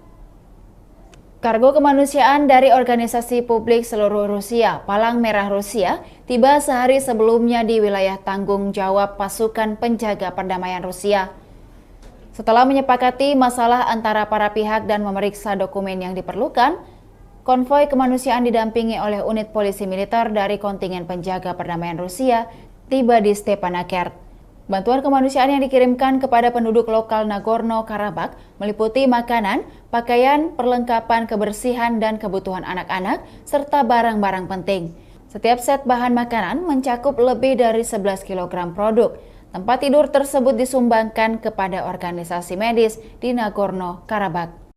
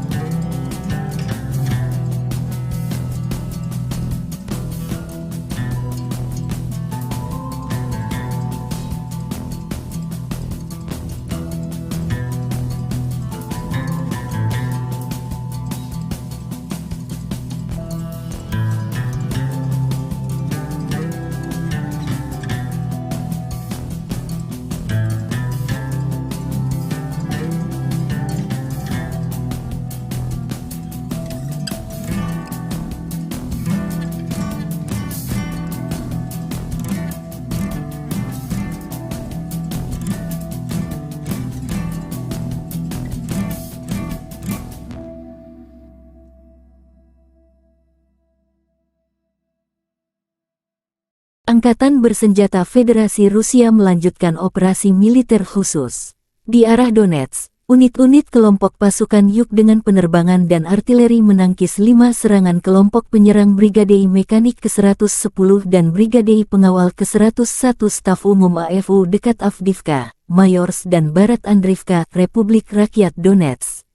Kerugian musuh lebih dari 255 prajurit Ukraina, 2 kendaraan tempur infanteri, 6 kendaraan bermotor, dan 1 sistem artileri self-propelled Gvozdika, menurut Kementerian Pertahanan Rusia tanggal 12 September.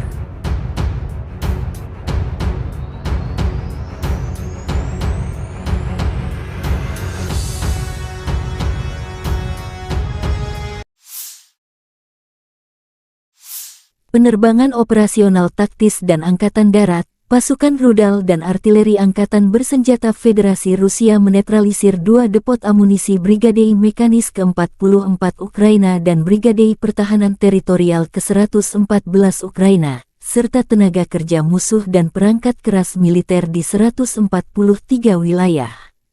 1 sistem artileri M777 buatan AS hancur terkena serangan, serta howitzer Mesta B dan D-30.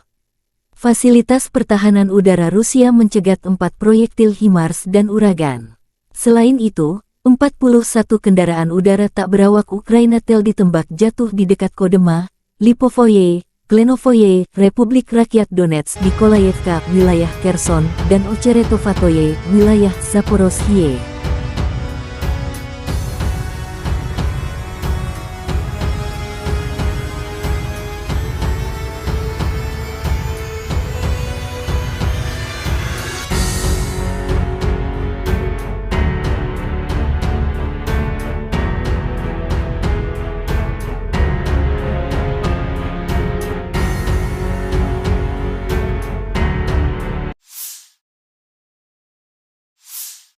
Lebih dari 20 bentrokan terjadi antara Rusia dan Ukraina pada siang hari.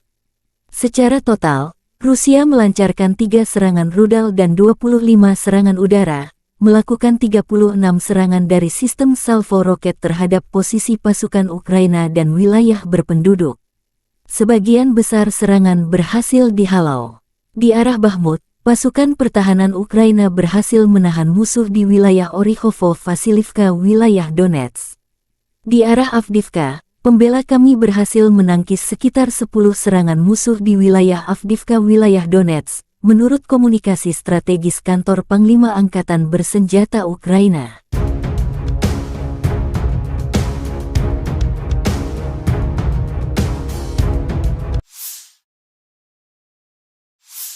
Angkatan Udara Ukraina melakukan 8 serangan di area konsentrasi personel senjata dan peralatan militer musuh. 2 unit artileri, 1 depo amunisi, 1 pos kendali dan 1 kompleks rudal anti-pesawat Rusia hancur terkena serangan oleh unit pasukan rudal. Menurut komunikasi strategis kantor Panglima Angkatan Bersenjata Ukraina, Rusia kehilangan 33 sistem artileri, 8 tank, dan 17 drone dalam 24 jam terakhir.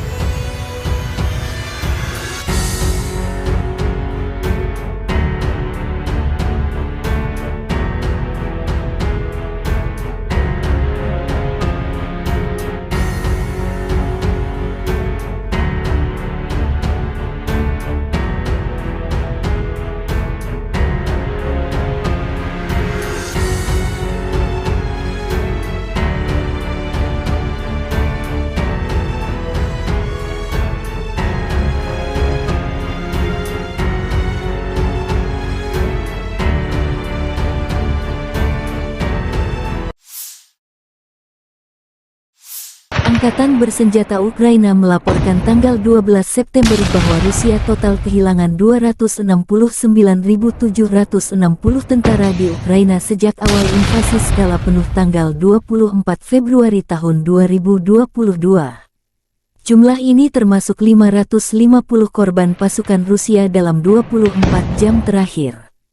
Menurut laporan Divisi Komunikasi Strategis Kantor Panglima Angkatan Bersenjata Ukraina, Rusia juga total kehilangan 4.568 tank, 8.778 kendaraan tempur lapis baja, 5.872 sistem artileri, 765 sistem peluncuran roket ganda, 515 sistem pertahanan udara, pesawat terbang 315, helikopter 316, drone 4.645, perahu 19, kendaraan dan tangki bahan bakar 8.413, serta peralatan khusus 881 unit.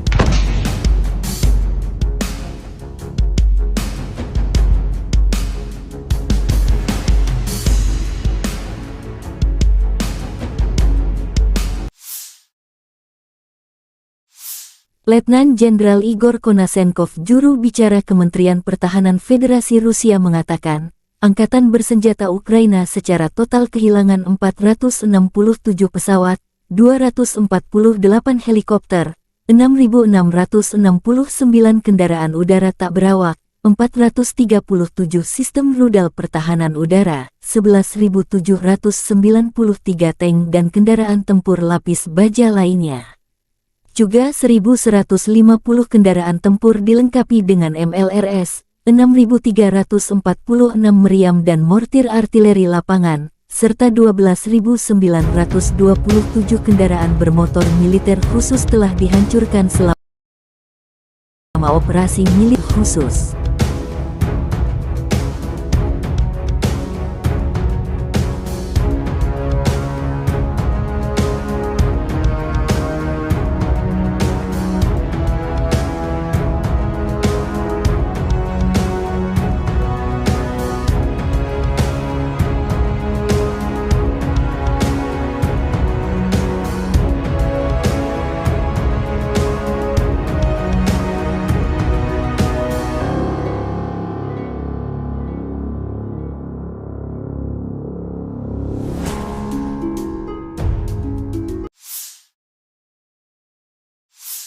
Бажаю здоров'я, шановні українці, українки. Звіт за день.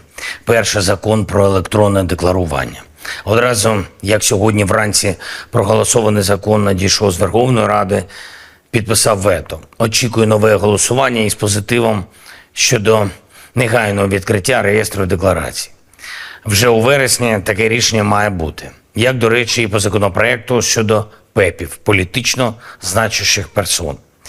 І це питання не лише політичної відповідальності парламенту, але й наших переговорів з Євросоюзом щодо вступу.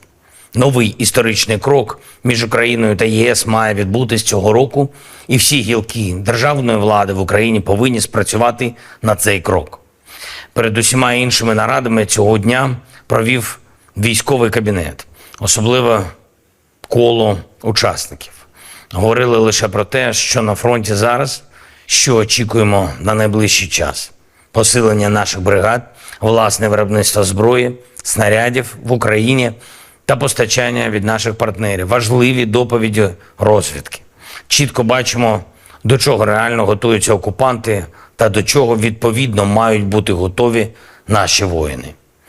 Вагоме рішення Данії є сьогодні найбільший за увесь час повномасштабної війни і вже 12-й оборонний пакет. Обсяг цього нового пакету більш ніж $800 мільйонів. За змістом саме те, про що ми домовлялись з пані прем'єр-міністром Метте Фредеріксен та її урядовою командою. Хороше посилення, дякую за нього. Сьогодні дуже продуктивно поспілкувався зі студентами університетів Нідерландів. Це був широкий формат, кілька університетів, доволі політичні були питання. Дійсно хороша увага до України, до нашої боротьби за свободу. І велике сподівання, що ми повернемо мир всій нашій землі, всім нашим людям без виключення. Я вдячний Нідерландам, і суспільству, і політичній спільноті, і тобі, Марку, пане прем'єр-міністре, особисто за таку щиру підтримку України і за віру в Україну, у наших людей. І, звичайно, наші воїни. Сьогодні є за що подякувати усім воїнам нашої 95-ї окремої бригади ДШВ, 3-я штурмова «Молодці хлопці», об'єднана штурмова бригада Національної поліції «Людь». Дякую. Всі 3 бригади відзначились в боях на Бахмутському напрямку. Важливі, успішні дії. 46-та окрема аеромобільна, 47-ма окрема механізована. Дякую вам, воїни, за ваш рух вперед. 72-га окрема механізована бригада та 79-та окрема ДШВ. Дякую за надзвичайно міцний захист наших позицій. І особливо відзначу сьогодні спецпідрозділи ГУР, які виконують завдання в районі Кліщіївки та в інших надзвичайно гарячих точках. Дякую вам, хлопці. Слава Україні!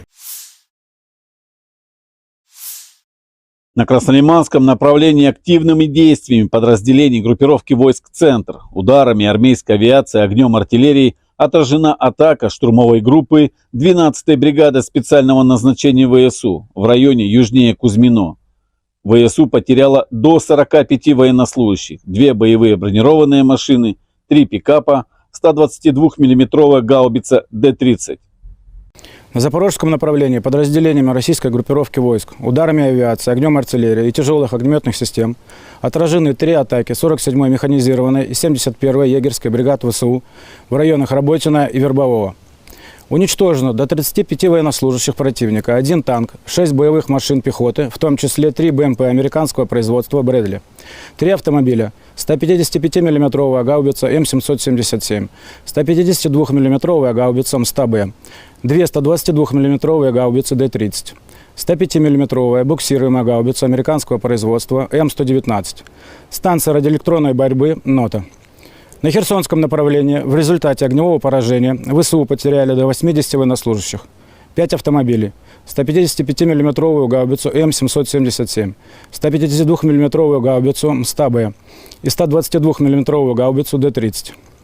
Средствами противовоздушной обороны и радиоэлектронной борьбы, огнем и стрелкового оружия уничтожен 21 украинский беспилотный летательный аппарат в районах населенных пунктов Николаевка Херсонской области, Очеретоватая Запорожской области, а также 4 реактивных снаряда РСЗО «Химарс» и «Ураган». На Купянском направлении ударами авиации, огнем артиллерии западной группировки войск поражена живая сила и техника 68-й егерской бригады, 14-й и 32-й механизированных бригад Вооруженных сил Украины в районе населенных пунктов Новоегоровка, Синьковка, Загоруйковка. Потери противника составили до 25 военнослужащих, 3 автомобиля, 2 155 миллиметровые гаубицы М777, 155 миллиметровая французская гаубица ТИР-Ф1, 152 миллиметровое орудие Д-20, 122 миллиметровая самоходная артиллерийская установка «Гвоздика», боевая машина реактивной системы залпового огня Т-122 «Сакарья» турецкого производства. Уничтожены командно-наблюдательный пункт подразделения 106-й и склад боеприпасов 118-й бригад территориальной обороны Вооруженных сил Украины в районах Новенького, Гремячки. Presiden Rusia Vladimir Putin bertemu dengan pemimpin Korea Utara Kim Jong-un di Kosmodrom Vostokny, tanggal 13 September. Putin menjelaskan mengapa pertemuan itu diadakan di Vostokny bukan di tempat lain. Pemimpin Korea Utara menunjukkan minat yang besar terhadap teknologi rudal dan roket luar angkasa, kata Putin. Kosmodrom Vostokny adalah sebuah fasilitas peluncuran antariksa yang terletak di wilayah Amur Oblast, Rusia. Ini adalah kosmodrom milik pemerintah Rusia yang digunakan untuk meluncurkan roket dan wahana antariksa. Kosmodrom ini dibangun untuk mengurangi ketergantungan Rusia pada fasilitas peluncuran di luar negeri. Pembangunan Vostokny dimulai pada tahun 2012, dan sejak itu telah digunakan untuk meluncurkan berbagai misi antariksa, termasuk satelit dan wahana antariksa manusia. Presiden Rusia juga ditanya apakah kerja sama militer teknis akan dibahas selama negosiasi dengan pemimpin Korea. Kami akan membicarakan semua masalah ini secara perlahan. Masih ada waktu, jawab Vladimir Putin. Rekaman pertemuan antara Putin dan Kim Jong-un dirilis layanan pers Kremlin dan jurnalis VGTRK Pavel Zarubin. Negosiasi antara Vladimir Putin dan Kim Jong-un dimulai di Kosmodrom Vostochny. Pertemuan tersebut berlangsung di ruang pertemuan di lantai pertama Gedung Teknik Kompleks Teknis Kompleks Roket Luar Angkasa Soyuz 2. Anggota delegasi kedua negara mengambil bagian dalam negosiasi. Pemimpin Korea Utara Kim Jong-un selama kunjungannya ke Rusia didampingi oleh saudara perempuannya Kim Yo Jong, yang menjabat sebagai Kepala Departemen Komite Sentral Partai Pekerja Korea.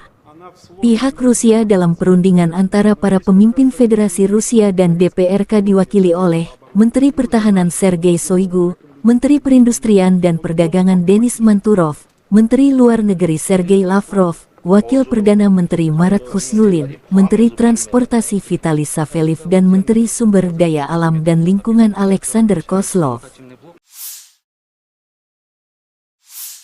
Rusia adalah sekutu utama Korea Utara, Kim Jong-un. Persahabatan kami memiliki akar yang dalam. Sekarang bagi negara kami, prioritas pertama adalah hubungan dengan Federasi Rusia. Pemimpin Korea Utara Kim Jong-un menekankan hal tersebut dalam sesi jumpa pers sebelum pertemuan dengan Presiden Rusia Vladimir Putin tanggal 13 September. Kim Jong-un menambahkan bahwa Korea Utara akan selalu mendukung Rusia dalam perjuangan melawan imperialisme. Kim Jong-un menyatakan keyakinannya bahwa negosiasinya dengan Putin akan membantu meningkatkan hubungan antar negara ke tingkat yang baru. Korea Utara mendukung semua keputusan Putin. Kim Jong-un juga menambahkan bahwa Rusia telah melakukan perjuangan suci untuk melindungi keamanannya dilansir kantor berita Rusia TASS.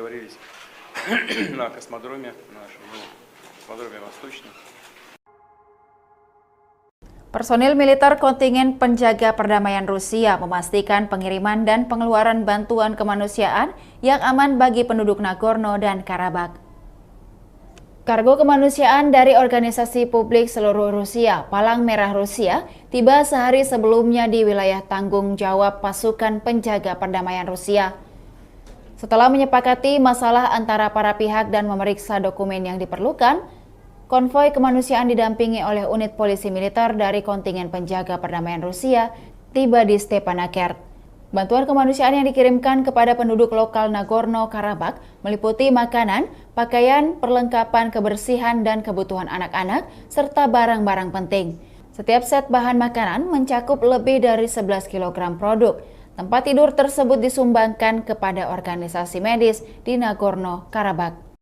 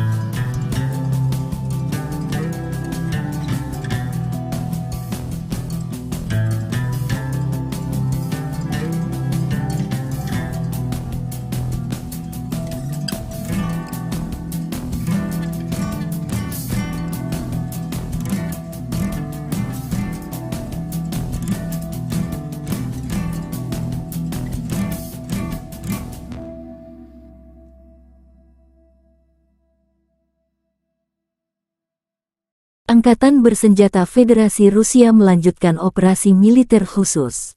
Di arah Donetsk, unit-unit kelompok pasukan Yuk dengan penerbangan dan artileri menangkis 5 serangan kelompok penyerang Brigade Mekanik ke-110 dan Brigade Pengawal ke-101 Staf Umum AFU dekat Avdiivka, Mayorsk dan Barat Andriivka, Republik Rakyat Donetsk.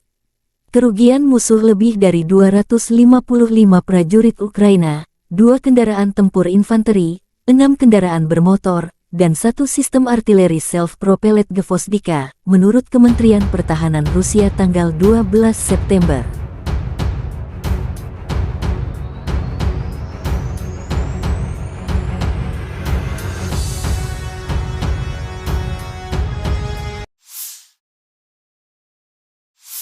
Penerbangan operasional taktis dan Angkatan Darat, pasukan rudal dan artileri Angkatan Bersenjata Federasi Rusia menetralisir 2 depot amunisi Brigade Mekanis ke-44 Ukraina dan Brigade Pertahanan Teritorial ke-114 Ukraina, serta tenaga kerja musuh dan perangkat keras militer di 143 wilayah. 1 sistem artileri M777 buatan AS hancur terkena serangan, serta howitzer Mesta B dan D-30. Fasilitas pertahanan udara Rusia mencegat 4 proyektil HIMARS dan Uragan. Selain itu, 41 kendaraan udara tak berawak Ukraina Tel ditembak jatuh di dekat Kodema, Lipovoye, Klenovoye, Republik Rakyat Donetsk, Nikolayevka, wilayah Kherson, dan Ocheretovatoye, wilayah Zaporozhye.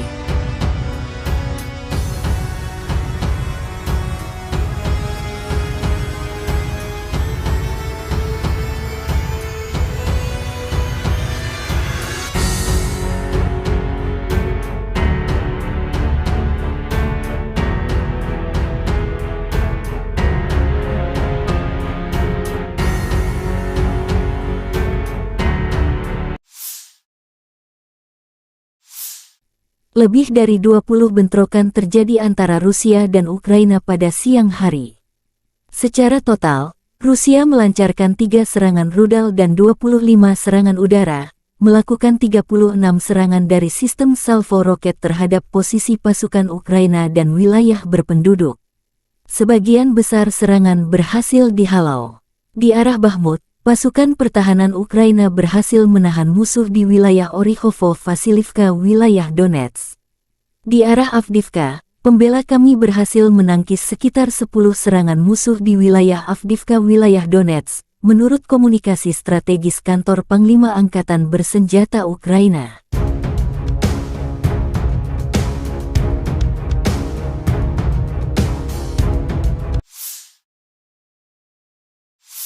Angkatan Udara Ukraina melakukan 8 serangan di area konsentrasi personel senjata dan peralatan militer musuh. 2 unit artileri, 1 depo amunisi, 1 pos kendali dan 1 kompleks rudal anti-pesawat Rusia hancur terkena serangan oleh unit pasukan rudal. Menurut komunikasi strategis kantor Panglima Angkatan Bersenjata Ukraina, Rusia kehilangan 33 sistem artileri, 8 tank, dan 17 drone dalam 24 jam terakhir.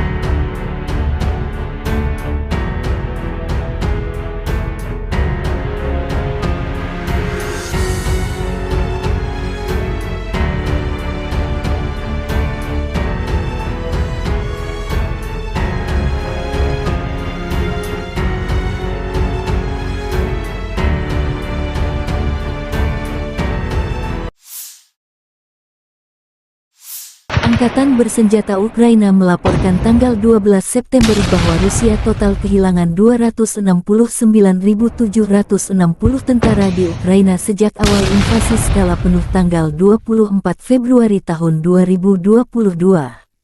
Jumlah ini termasuk 550 korban pasukan Rusia dalam 24 jam terakhir. Menurut laporan Divisi Komunikasi Strategis Kantor Panglima Angkatan Bersenjata Ukraina, Rusia juga total kehilangan 4.568 tank, 8.778 kendaraan tempur lapis baja, 5.872 sistem artileri, 765 sistem peluncuran roket ganda, 515 sistem pertahanan udara, pesawat terbang 315, helikopter 316, drone 4.645, perahu 19, kendaraan dan tangki bahan bakar 8.413, serta peralatan khusus 881 unit.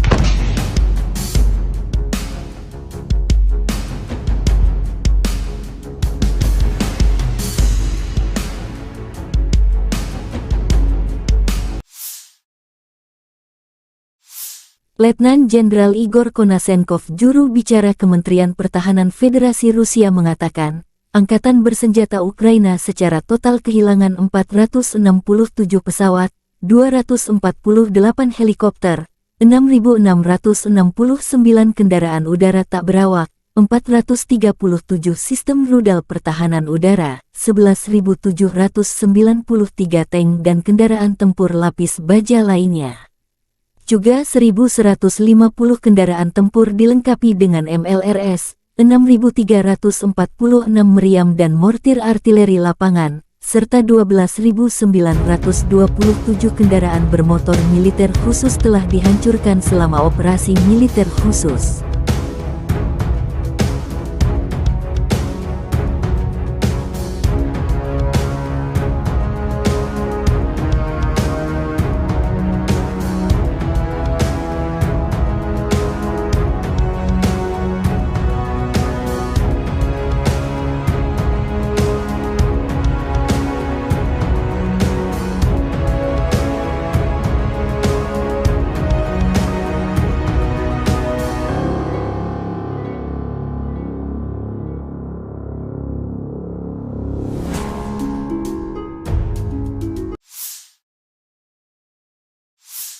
Бажаю здоров'я, шановні українці, українки. Звіт за день.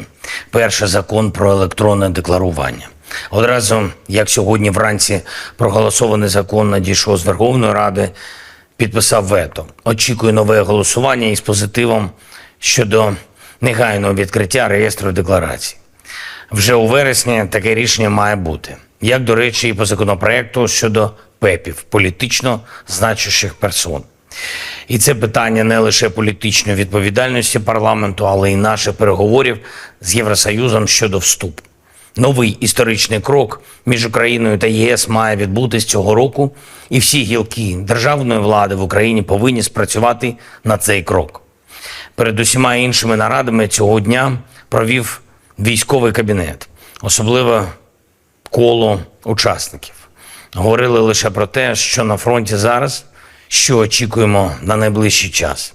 Посилення наших бригад, власне виробництво зброї, снарядів в Україні та постачання від наших партнерів. Важливі доповіді розвідки.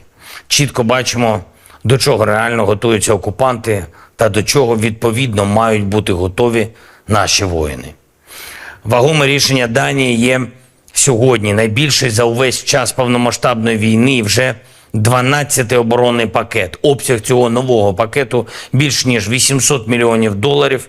За змістом саме те, про що ми домовлялись з пані прем'єр-міністром Метте Фредеріксен та її урядовою командою. Хороше посилення, дякую за нього. Сьогодні дуже продуктивно поспілкувався зі студентами університетів Нідерландів.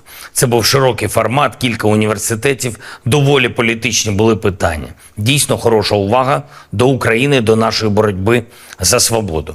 І велике сподівання, що ми повернемо мир всій нашій землі, всім нашим людям без виключення.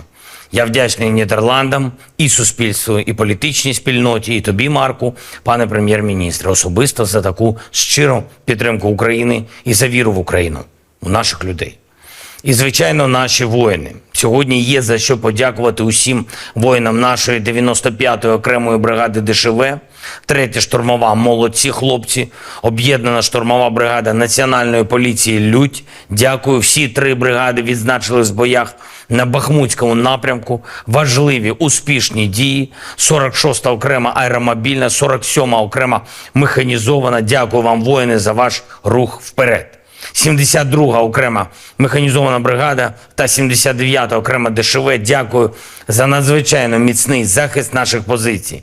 І особливо відзначу сьогодні спецпідрозділи ГУР, які виконують завдання в районі Кліщіївки та в інших надзвичайно гарячих точках. Дякую вам, хлопці. Слава Україні! На Краснолиманском направлении активными действиями подразделений группировки войск «Центр», ударами армейской авиации, огнем артиллерии отражена атака штурмовой группы 12-й бригады специального назначения ВСУ в районе южнее Кузьмино. ВСУ потеряла до 45 военнослужащих, 2 боевые бронированные машины, 3 пикапа, 122 миллиметровая гаубица Д-30. На запорожском направлении подразделениями российской группировки войск, ударами авиации, огнем артиллерии и тяжелых огнеметных систем отражены 3 атаки 47-й механизированной и 71-й егерской бригад ВСУ в районах Работино и Вербового. Уничтожено до 35 военнослужащих противника, 1 танк, 6 боевых машин пехоты, в том числе 3 БМП американского производства «Брэдли», 3 автомобиля, 155 миллиметровая гаубица М777, 152 миллиметровая гаубица МСТА-Б, 2 122 миллиметровые гаубицы Д-30, 105 миллиметровая буксируемая гаубица американского производства М119, станция радиоэлектронной борьбы «Нота». На Херсонском направлении в результате огневого поражения ВСУ потеряли до 80 военнослужащих, 5 автомобилей, 155 миллиметровую гаубицу М777, 152 миллиметровую гаубицу МСТА-Б и 122 миллиметровую гаубицу Д-30. Средствами противовоздушной обороны и радиоэлектронной борьбы, огнем и стрелкового оружия уничтожен 21 украинский беспилотный летательный аппарат в районах населенных пунктов Николаевка Херсонской области, Очеретоватая Запорожской области, а также 4 реактивных снаряда РСЗО «Химарс» и «Ураган».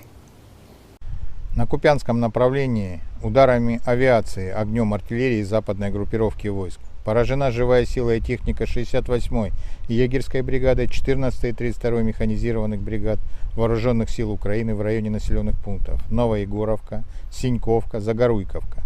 Потери противника составили до 25 военнослужащих, 3 автомобиля, 2 155 мм гаубицы М777, 155 мм французская гаубица ТИР-Ф1, 152 мм орудие Д-20, 122 мм самоходная артиллерийская установка «Гвоздика», боевая машина реактивной системы залпового огня Т-122 «Сакарья» турецкого производства. Уничтожены командно-наблюдательный пункт подразделения 106-й и склад боеприпасов 118-й бригад территориальной обороны Вооруженных сил Украины в районах Новенького, Гремячки. Presiden Rusia Vladimir Putin bertemu dengan pemimpin Korea Utara Kim Jong-un di Kosmodrom Vostokny, tanggal 13 September. Putin menjelaskan mengapa pertemuan itu diadakan di Vostokny bukan di tempat lain. Pemimpin Korea Utara menunjukkan minat yang besar terhadap teknologi rudal dan roket luar angkasa, kata Putin. Kosmodrom Vostokny adalah sebuah fasilitas peluncuran antariksa yang terletak di wilayah Amur Oblast, Rusia. Ini adalah kosmodrom milik pemerintah Rusia yang digunakan untuk meluncurkan roket dan wahana antariksa. Kosmodrom ini dibangun untuk mengurangi ketergantungan Rusia pada fasilitas peluncuran di luar negeri. Pembangunan Vostokny dimulai pada tahun 2012, dan sejak itu telah digunakan untuk meluncurkan berbagai misi antariksa, termasuk satelit dan wahana antariksa manusia. Presiden Rusia juga ditanya apakah kerja sama militer teknis akan dibahas selama negosiasi dengan pemimpin Korea. Kami akan membicarakan semua masalah ini secara perlahan. Masih ada waktu, jawab Vladimir Putin. Rekaman pertemuan antara Putin dan Kim Jong-un dirilis layanan pers Kremlin dan jurnalis VGTRK Pavel Zarubin. Negosiasi antara Vladimir Putin dan Kim Jong-un dimulai di Kosmodrom Vostochny.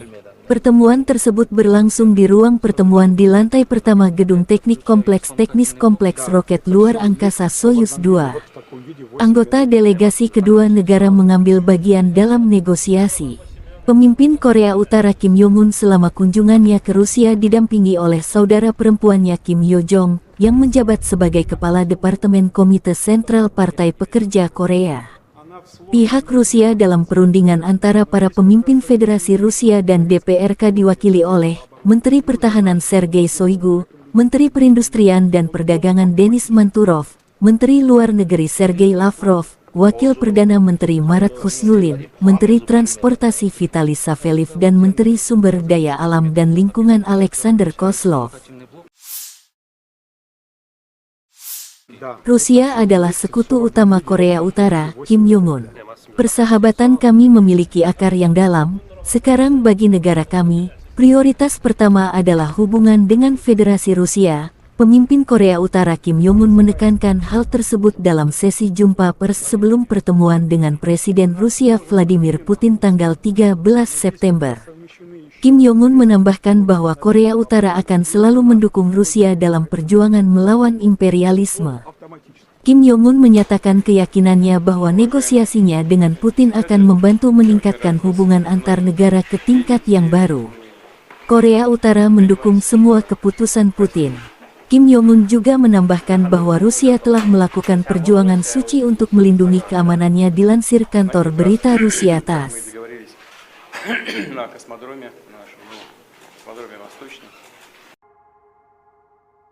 Personil militer kontingen penjaga perdamaian Rusia memastikan pengiriman dan pengeluaran bantuan kemanusiaan yang aman bagi penduduk Nagorno dan Karabakh.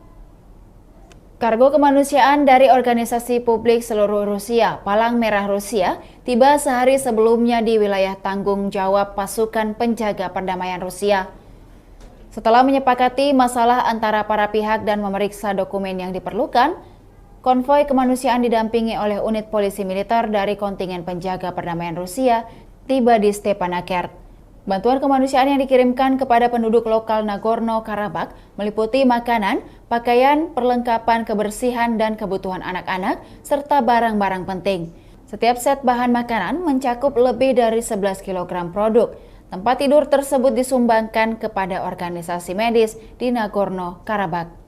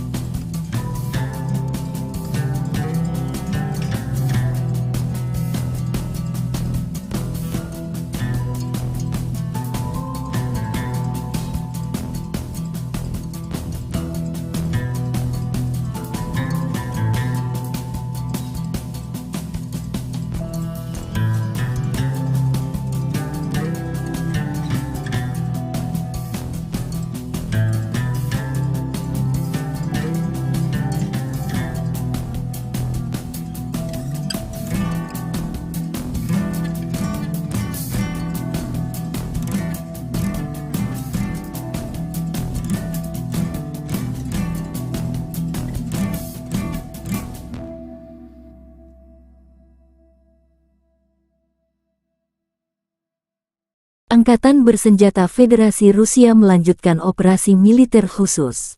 Di arah Donetsk, unit-unit kelompok pasukan Yuk dengan penerbangan dan artileri menangkis 5 serangan kelompok penyerang Brigade Mekanik ke-110 dan Brigade Pengawal ke-101 Staf Umum AFU dekat Avdiivka, Mayorsk dan Barat Andriivka, Republik Rakyat Donetsk. Kerugian musuh lebih dari 255 prajurit Ukraina, 2 kendaraan tempur infanteri, 6 kendaraan bermotor, dan 1 sistem artileri self-propelled Gvozdika, menurut Kementerian Pertahanan Rusia tanggal 12 September.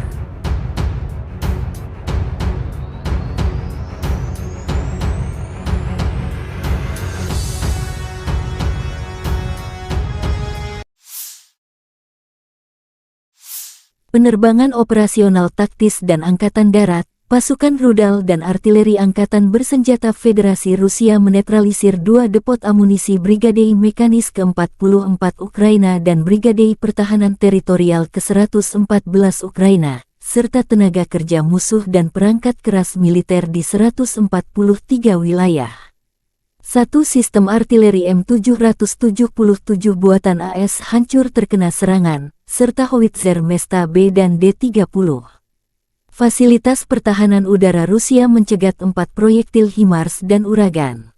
Selain itu, 41 kendaraan udara tak berawak Ukraina tel ditembak jatuh di dekat Kodema, Lipovoye, Klenovoye, Republik Rakyat Donetsk, Nikolayevka, wilayah Kherson, dan Ocheretovatoye, wilayah Zaporozhye.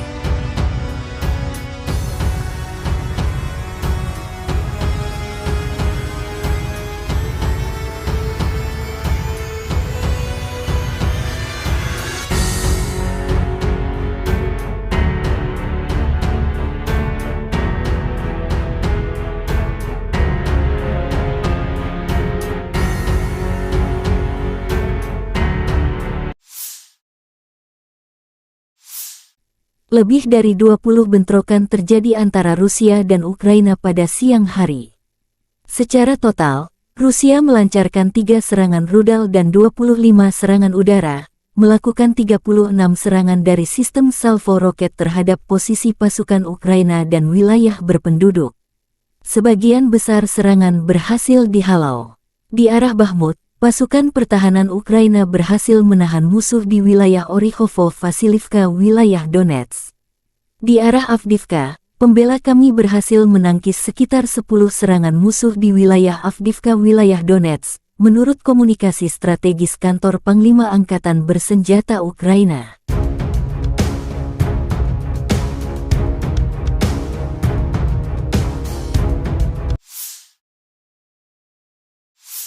Angkatan Udara Ukraina melakukan 8 serangan di area konsentrasi personel senjata dan peralatan militer musuh. 2 unit artileri, 1 depo amunisi, 1 pos kendali dan 1 kompleks rudal anti-pesawat Rusia hancur terkena serangan oleh unit pasukan rudal. Menurut komunikasi strategis kantor Panglima Angkatan Bersenjata Ukraina, Rusia kehilangan 33 sistem artileri, 8 tank, dan 17 drone dalam 24 jam terakhir.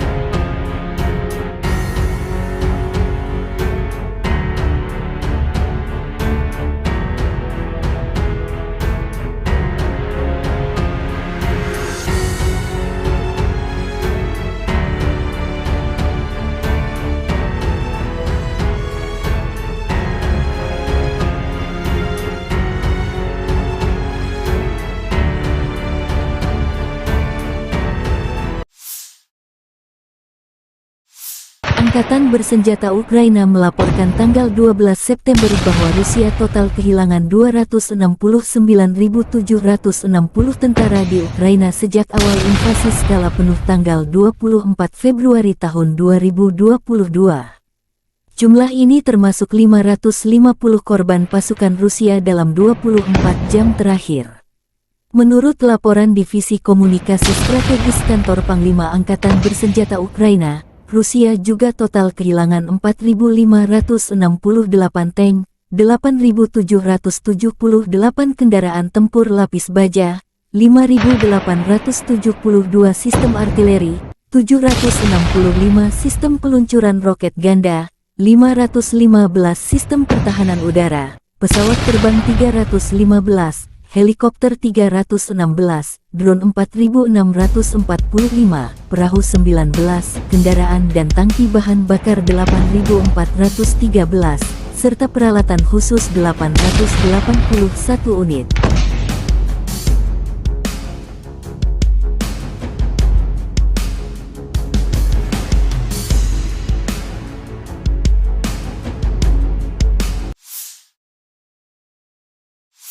Letnan Jenderal Igor Konasenkov, juru bicara Kementerian Pertahanan Federasi Rusia mengatakan, Angkatan Bersenjata Ukraina secara total kehilangan 467 pesawat, 248 helikopter, 6.669 kendaraan udara tak berawak, 437 sistem rudal pertahanan udara, 11.793 tank dan kendaraan tempur lapis baja lainnya.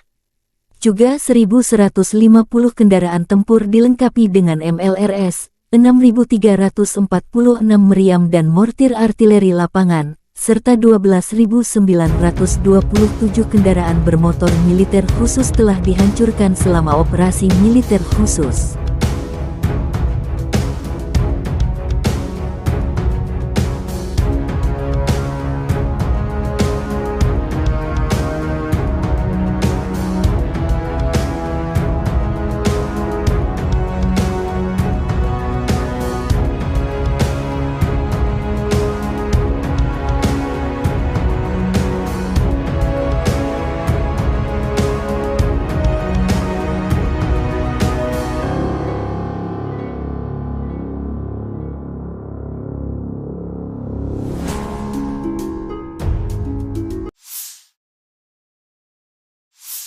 Бажаю здоров'я, шановні українці, українки. Звіт за день. Перший закон про електронне декларування. Одразу, як сьогодні вранці проголосований закон надійшов з Верховної Ради, підписав вето. Очікую нове голосування із позитивом щодо негайного відкриття реєстру декларацій. Вже у вересні таке рішення має бути. Як, до речі, і по законопроекту щодо ПЕПів, політично значущих персон. І це питання не лише політичної відповідальності парламенту, але й наших переговорів з Євросоюзом щодо вступу. Новий історичний крок між Україною та ЄС має відбутись цього року, і всі гілки державної влади в Україні повинні спрацювати на цей крок. Перед усіма іншими нарадами цього дня провів військовий кабінет, особливо коло учасників. Говорили лише про те, що на фронті зараз, що очікуємо на найближчий час. Посилення наших бригад, власне виробництво зброї, снарядів в Україні та постачання від наших партнерів. Важливі доповіді розвідки. Чітко бачимо, до чого реально готуються окупанти та до чого відповідно мають бути готові наші воїни. Вагоме рішення Данії є сьогодні найбільший за увесь час повномасштабної війни, і вже 12-й оборонний пакет. Обсяг цього нового пакету більш ніж $800 мільйонів. За змістом саме те, про що ми домовлялись з пані прем'єр-міністром Метте Фредеріксен та її урядовою командою. Хороше посилення, дякую за нього. Сьогодні дуже продуктивно поспілкувався зі студентами університетів Нідерландів. Це був широкий формат, кілька університетів, доволі політичні були питання. Дійсно хороша увага до України, до нашої боротьби за свободу. І велике сподівання, що ми повернемо мир всій нашій землі, всім нашим людям без виключення. Я вдячний Нідерландам, і суспільству, і політичній спільноті, і тобі, Марку, пане прем'єр-міністре, особисто за таку щиру підтримку України і за віру в Україну, у наших людей. І, звичайно, наші воїни. Сьогодні є за що подякувати усім воїнам нашої 95-ї окремої бригади ДШВ, 3-я штурмова «Молодці хлопці», об'єднана штурмова бригада Національної поліції «Людь». Дякую, всі 3 бригади відзначились в боях на Бахмутському напрямку. Важливі, успішні дії. 46-та окрема аеромобільна, 47-ма окрема механізована. Дякую вам, воїни, за ваш рух вперед.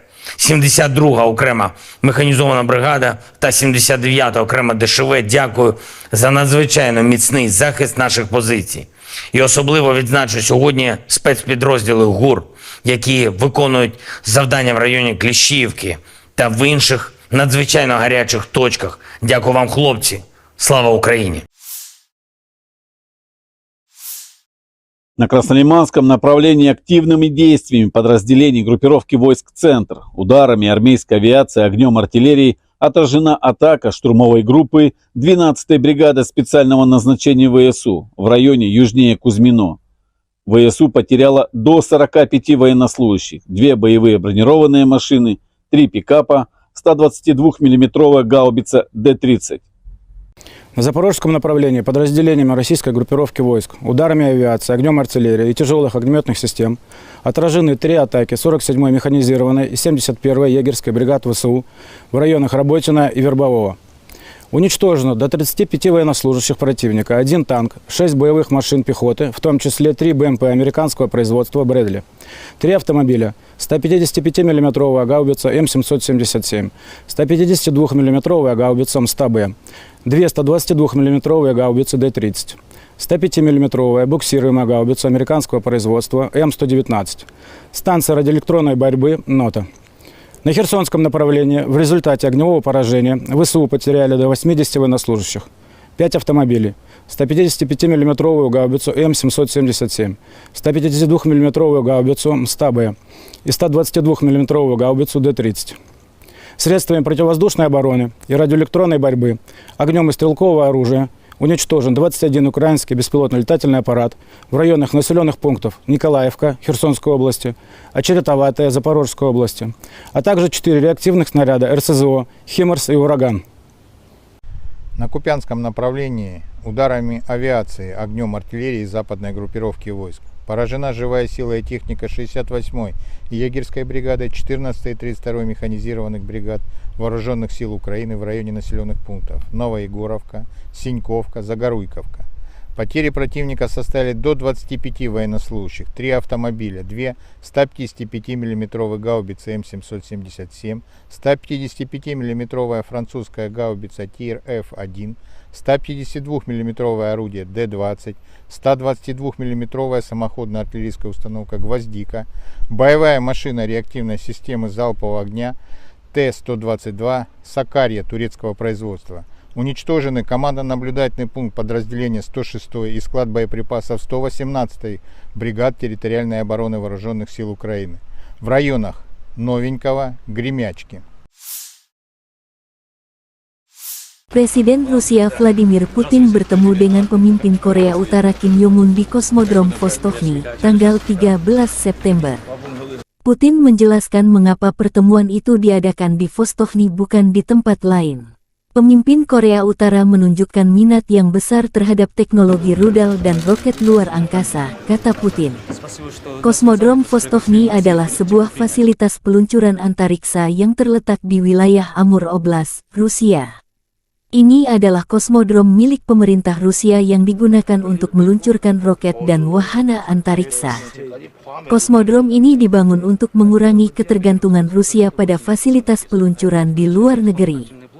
Pembangunan Vostokny dimulai pada tahun 2012, dan sejak itu telah digunakan untuk meluncurkan berbagai misi antariksa, termasuk satelit dan wahana antariksa manusia. Presiden Rusia juga ditanya apakah kerja sama militer teknis akan dibahas selama negosiasi dengan pemimpin Korea. Kami akan membicarakan semua masalah ini secara perlahan. Masih ada waktu, jawab Vladimir Putin. Rekaman pertemuan antara Putin dan Kim Jong-un dirilis layanan pers Kremlin dan jurnalis VGTRK Pavel Zarubin. Negosiasi antara Vladimir Putin dan Kim Jong-un dimulai di Kosmodrom Vostochny. Pertemuan tersebut berlangsung di ruang pertemuan di lantai pertama Gedung Teknik Kompleks Teknis Kompleks Roket Luar Angkasa Soyuz 2. Anggota delegasi kedua negara mengambil bagian dalam negosiasi. Pemimpin Korea Utara Kim Jong-un selama kunjungannya ke Rusia didampingi oleh saudara perempuannya Kim Yo-jong, yang menjabat sebagai Kepala Departemen Komite Sentral Partai Pekerja Korea. Pihak Rusia dalam perundingan antara para pemimpin Federasi Rusia dan DPRK diwakili oleh Menteri Pertahanan Sergei Shoigu, Menteri Perindustrian dan Perdagangan Denis Manturov, Menteri Luar Negeri Sergei Lavrov, Wakil Perdana Menteri Marat Husnulin, Menteri Transportasi Vitaly Saveliv dan Menteri Sumber Daya Alam dan Lingkungan Alexander Kozlov. Rusia adalah sekutu utama Korea Utara, Kim Jong-un.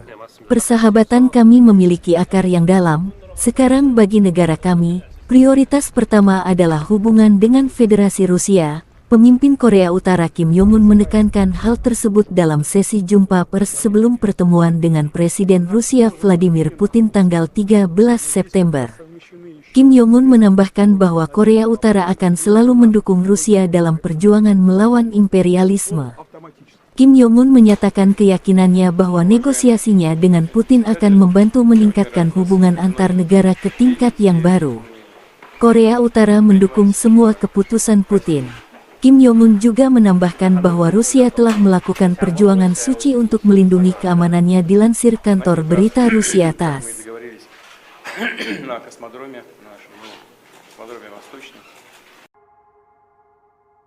Personil militer kontingen penjaga perdamaian Rusia memastikan pengiriman dan pengeluaran bantuan kemanusiaan yang aman bagi penduduk Nagorno dan Karabakh. Kargo kemanusiaan dari organisasi publik seluruh Rusia, Palang Merah Rusia, tiba sehari sebelumnya di wilayah tanggung jawab pasukan penjaga perdamaian Rusia. Setelah menyepakati masalah antara para pihak dan memeriksa dokumen yang diperlukan, konvoi kemanusiaan didampingi oleh unit polisi militer dari kontingen penjaga perdamaian Rusia tiba di Stepanakert. Bantuan kemanusiaan yang dikirimkan kepada penduduk lokal Nagorno-Karabakh meliputi makanan, pakaian, perlengkapan kebersihan dan kebutuhan anak-anak, serta barang-barang penting. Setiap set bahan makanan mencakup lebih dari 11 kg produk. Tempat tidur tersebut disumbangkan kepada organisasi medis di Nagorno-Karabakh.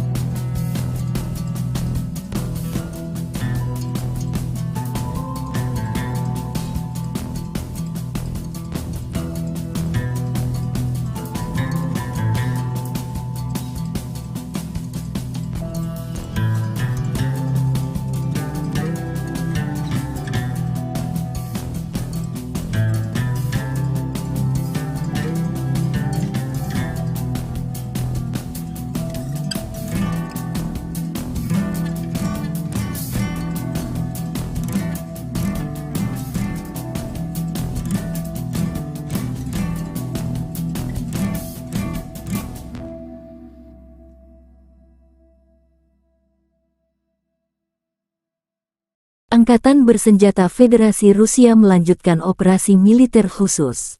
Di arah Donetsk, unit-unit kelompok pasukan Yuk dengan penerbangan dan artileri menangkis 5 serangan kelompok penyerang Brigadei Mekanik ke-110 dan Brigadei Pengawal ke-101 Staf Umum AFU dekat Avdiivka, Mayorsk dan Barat Andriivka, Republik Rakyat Donetsk. Kerugian musuh lebih dari 255 prajurit Ukraina, 2 kendaraan tempur infanteri, 6 kendaraan bermotor, dan 1 sistem artileri self-propelled Gvozdika, menurut Kementerian Pertahanan Rusia tanggal 12 September.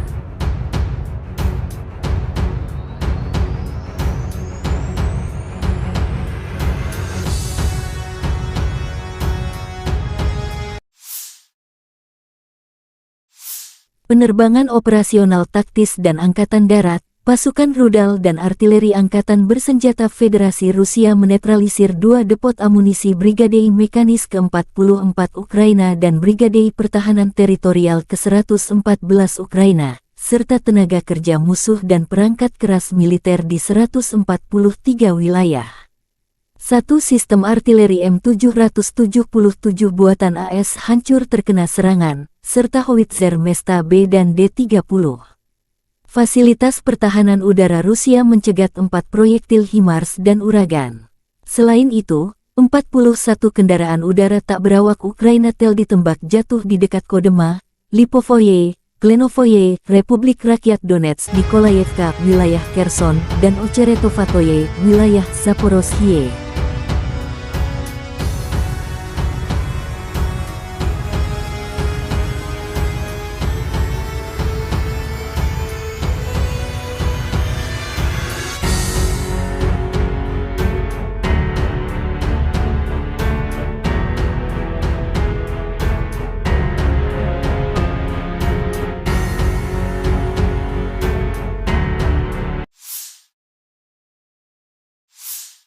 Lebih dari 20 bentrokan terjadi antara Rusia dan Ukraina pada siang hari.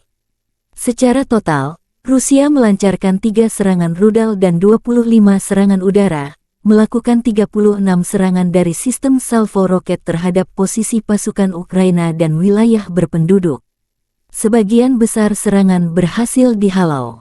Di arah Bakhmut, pasukan pertahanan Ukraina berhasil menahan musuh di wilayah Orikhovo-Vasilivka, wilayah Donetsk. Di arah Avdiivka, pembela kami berhasil menangkis sekitar 10 serangan musuh di wilayah Avdiivka, wilayah Donetsk, menurut komunikasi strategis kantor Panglima Angkatan Bersenjata Ukraina.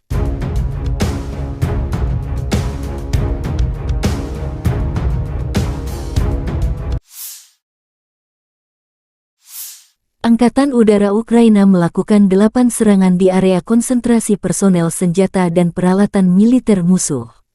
2 unit artileri, 1 depo amunisi, 1 pos kendali dan 1 kompleks rudal anti-pesawat Rusia hancur terkena serangan oleh unit pasukan rudal. Menurut komunikasi strategis kantor Panglima Angkatan Bersenjata Ukraina, Rusia kehilangan 33 sistem artileri, 8 tank, dan 17 drone dalam 24 jam terakhir.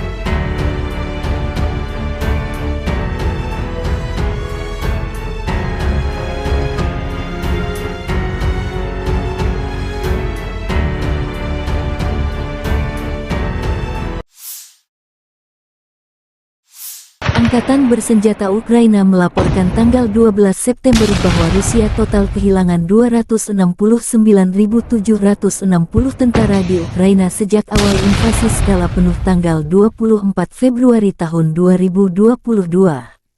Jumlah ini termasuk 550 korban pasukan Rusia dalam 24 jam terakhir. Menurut laporan Divisi Komunikasi Strategis Kantor Panglima Angkatan Bersenjata Ukraina, Rusia juga total kehilangan 4.568 tank, 8.778 kendaraan tempur lapis baja, 5.872 sistem artileri, 765 sistem peluncuran roket ganda, 515 sistem pertahanan udara, pesawat terbang 315, helikopter 316, drone 4.645, perahu 19, kendaraan dan tangki bahan bakar 8.413, serta peralatan khusus 881 unit.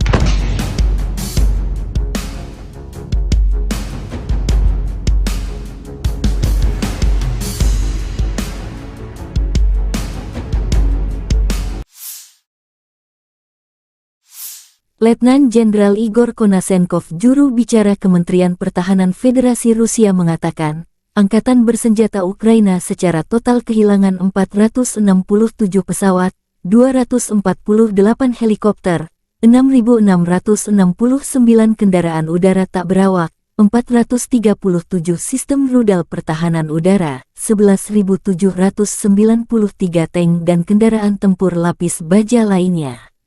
Juga 1.150 kendaraan tempur dilengkapi dengan MLRS, 6.346 meriam dan mortir artileri lapangan, serta 12.927 kendaraan bermotor militer khusus telah dihancurkan selama operasi militer khusus.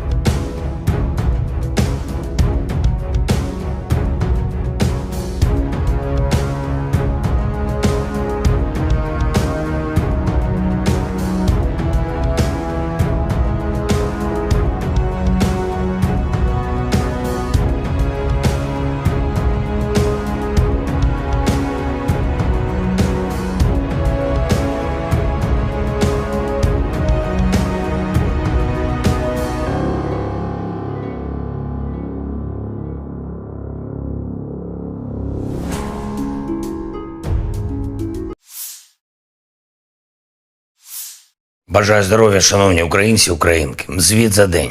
Перший закон про електронне декларування. Одразу, як сьогодні вранці проголосований закон надійшов з Верховної Ради, підписав вето. Очікую нове голосування із позитивом щодо негайного відкриття реєстру декларацій. Вже у вересні таке рішення має бути. Як, до речі, і по законопроекту щодо ПЕПів, політично значущих персон. І це питання не лише політичної відповідальності парламенту, але й наших переговорів з Євросоюзом щодо вступу. Новий історичний крок між Україною та ЄС має відбутись цього року, і всі гілки державної влади в Україні повинні спрацювати на цей крок. Перед усіма іншими нарадами цього дня провів військовий кабінет, особливо коло учасників. Говорили лише про те, що на фронті зараз, що очікуємо на найближчий час. Посилення наших бригад, власне виробництво зброї, снарядів в Україні та постачання від наших партнерів. Важливі доповіді розвідки. Чітко бачимо, до чого реально готуються окупанти та до чого відповідно мають бути готові наші воїни. Вагоме рішення Данії є сьогодні найбільший за увесь час повномасштабної війни і вже 12-й оборонний пакет. Обсяг цього нового пакету більш ніж $800 мільйонів. За змістом саме те, про що ми домовлялись з пані прем'єр-міністром Метте Фредеріксен та її урядовою командою. Хороше посилення, дякую за нього. Сьогодні дуже продуктивно поспілкувався зі студентами університетів Нідерландів. Це був широкий формат, кілька університетів, доволі політичні були питання. Дійсно хороша увага до України, до нашої боротьби за свободу. І велике сподівання, що ми повернемо мир всій нашій землі, всім нашим людям без виключення. Я вдячний Нідерландам, і суспільству, і політичній спільноті, і тобі, Марку, пане прем'єр-міністре, особисто за таку щиру підтримку України і за віру в Україну, у наших людей.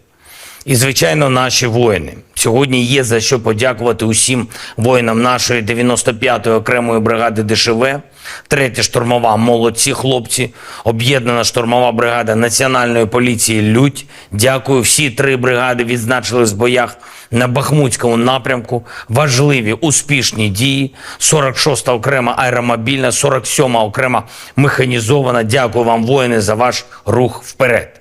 72-га окрема механізована бригада та 79-та окрема ДШВ. Дякую за надзвичайно міцний захист наших позицій.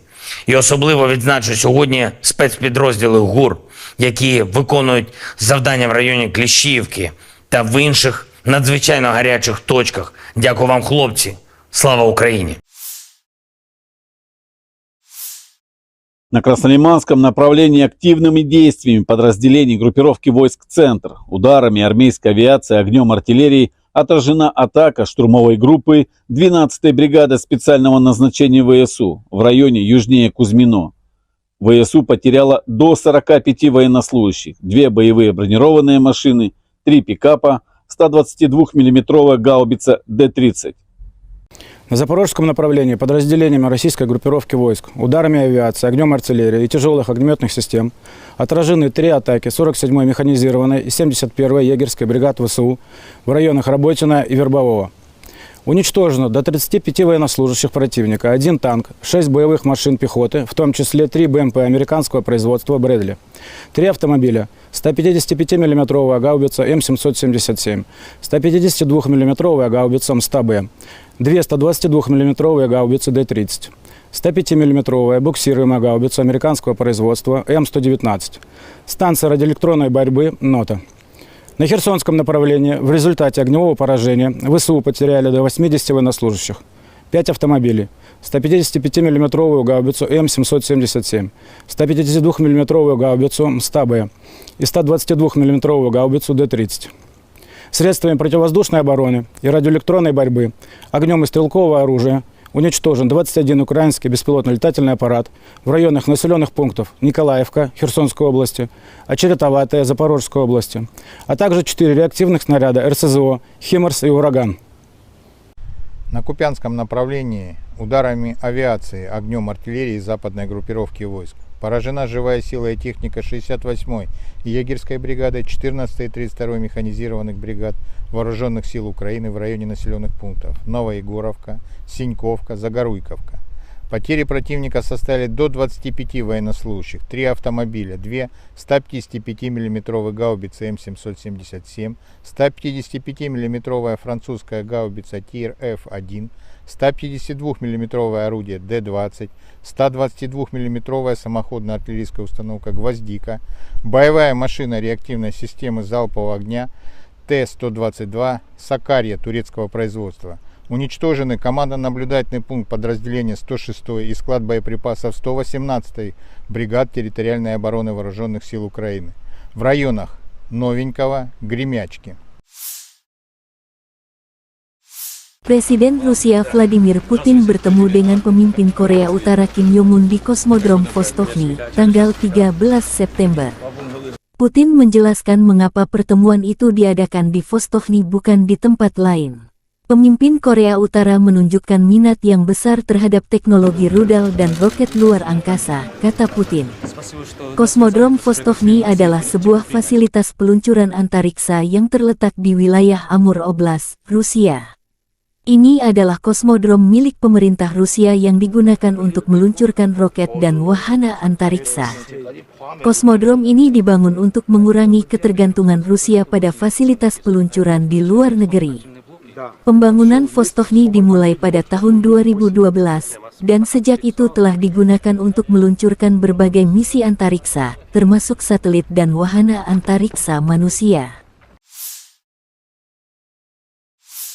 Presiden Rusia juga ditanya apakah kerja sama militer teknis akan dibahas selama negosiasi dengan pemimpin Korea. Kami akan membicarakan semua masalah ini secara perlahan. Masih ada waktu, jawab Vladimir Putin. Rekaman pertemuan antara Putin dan Kim Jong-un dirilis layanan pers Kremlin dan jurnalis VGTRK Pavel Zarubin. Negosiasi antara Vladimir Putin dan Kim Jong-un dimulai di Kosmodrom Vostochny. Pertemuan tersebut berlangsung di ruang pertemuan di lantai pertama Gedung Teknik Kompleks Teknis Kompleks Roket Luar Angkasa Soyuz 2. Anggota delegasi kedua negara mengambil bagian dalam negosiasi. Pemimpin Korea Utara Kim Jong-un selama kunjungannya ke Rusia didampingi oleh saudara perempuannya Kim Yo Jong, yang menjabat sebagai Kepala Departemen Komite Sentral Partai Pekerja Korea. Pihak Rusia dalam perundingan antara para pemimpin Federasi Rusia dan DPRK diwakili oleh Menteri Pertahanan Sergei Shoigu, Menteri Perindustrian dan Perdagangan Denis Manturov, Menteri Luar Negeri Sergei Lavrov, Wakil Perdana Menteri Marat Husnulin, Menteri Transportasi Vitaly Saveliv dan Menteri Sumber Daya Alam dan Lingkungan Alexander Kozlov. Rusia adalah sekutu utama Korea Utara, Kim Jong-un. Persahabatan kami memiliki akar yang dalam. Sekarang bagi negara kami, prioritas pertama adalah hubungan dengan Federasi Rusia. Pemimpin Korea Utara Kim Jong-un menekankan hal tersebut dalam sesi jumpa pers sebelum pertemuan dengan Presiden Rusia Vladimir Putin tanggal 13 September. Kim Jong-un menambahkan bahwa Korea Utara akan selalu mendukung Rusia dalam perjuangan melawan imperialisme. Kim Jong-un menyatakan keyakinannya bahwa negosiasinya dengan Putin akan membantu meningkatkan hubungan antar negara ke tingkat yang baru. Korea Utara mendukung semua keputusan Putin. Kim Jong-un juga menambahkan bahwa Rusia telah melakukan perjuangan suci untuk melindungi keamanannya dilansir kantor berita Rusia TASS.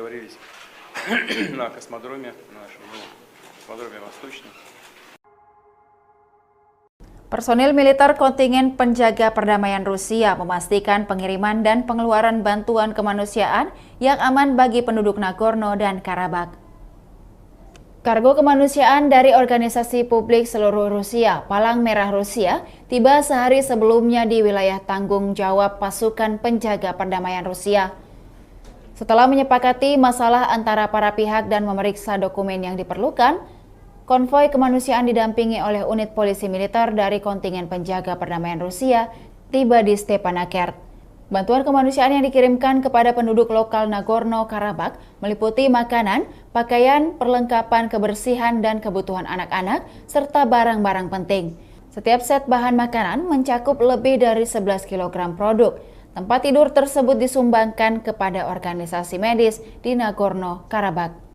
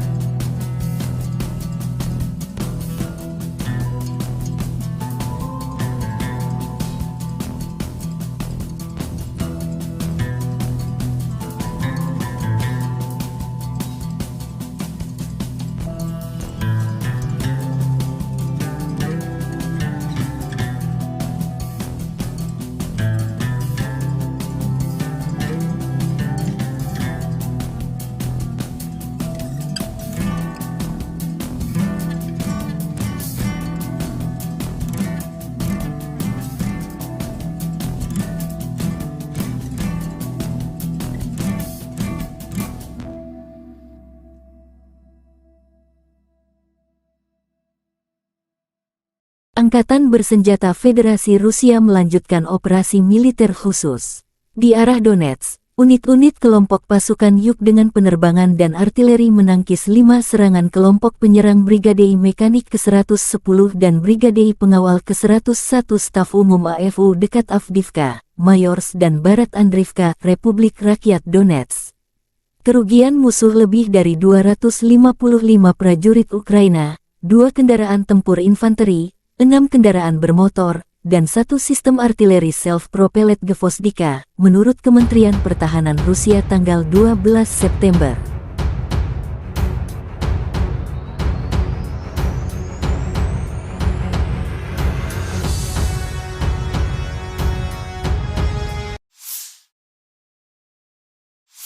Penerbangan operasional taktis dan Angkatan Darat, pasukan rudal dan artileri Angkatan Bersenjata Federasi Rusia menetralisir 2 depot amunisi Brigade Mekanis ke-44 Ukraina dan Brigade Pertahanan Teritorial ke-114 Ukraina, serta tenaga kerja musuh dan perangkat keras militer di 143 wilayah.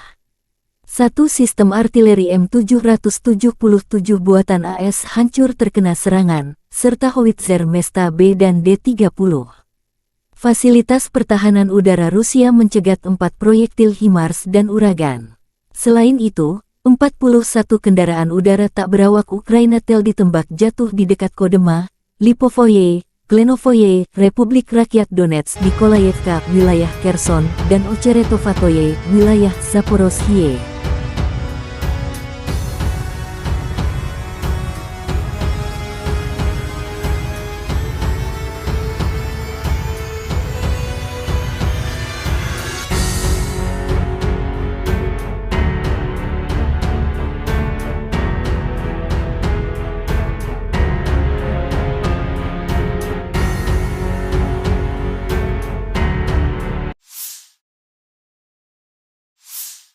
Lebih dari 20 bentrokan terjadi antara Rusia dan Ukraina pada siang hari.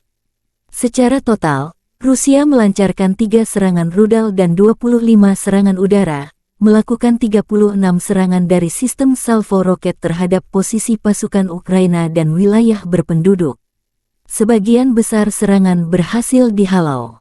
Di arah Bakhmut, pasukan pertahanan Ukraina berhasil menahan musuh di wilayah Orikhovo-Vasilivka, wilayah Donetsk.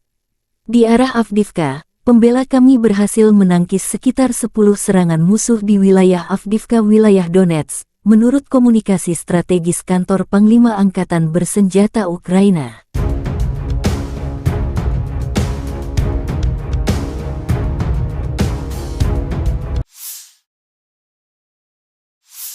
Angkatan Udara Ukraina melakukan 8 serangan di area konsentrasi personel senjata dan peralatan militer musuh. 2 unit artileri, 1 depo amunisi, 1 pos kendali dan 1 kompleks rudal anti-pesawat Rusia hancur terkena serangan oleh unit pasukan rudal. Menurut komunikasi strategis kantor Panglima Angkatan Bersenjata Ukraina, Rusia kehilangan 33 sistem artileri, 8 tank, dan 17 drone dalam 24 jam terakhir.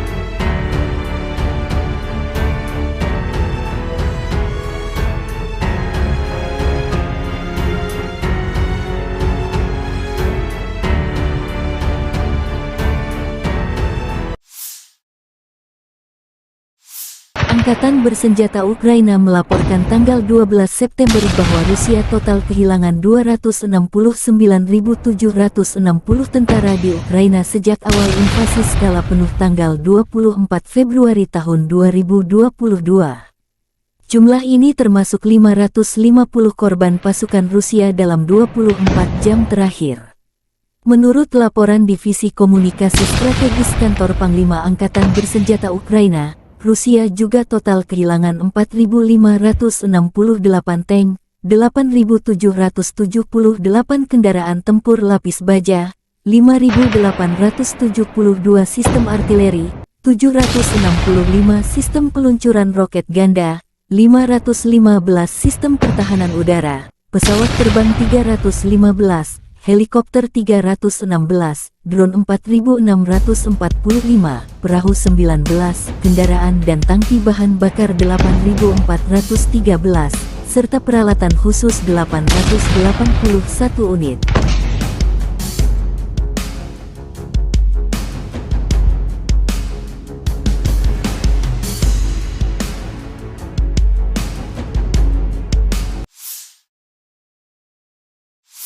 Letnan Jenderal Igor Konasenkov, juru bicara Kementerian Pertahanan Federasi Rusia mengatakan, Angkatan Bersenjata Ukraina secara total kehilangan 467 pesawat, 248 helikopter, 6.669 kendaraan udara tak berawak, 437 sistem rudal pertahanan udara, 11.793 tank dan kendaraan tempur lapis baja lainnya.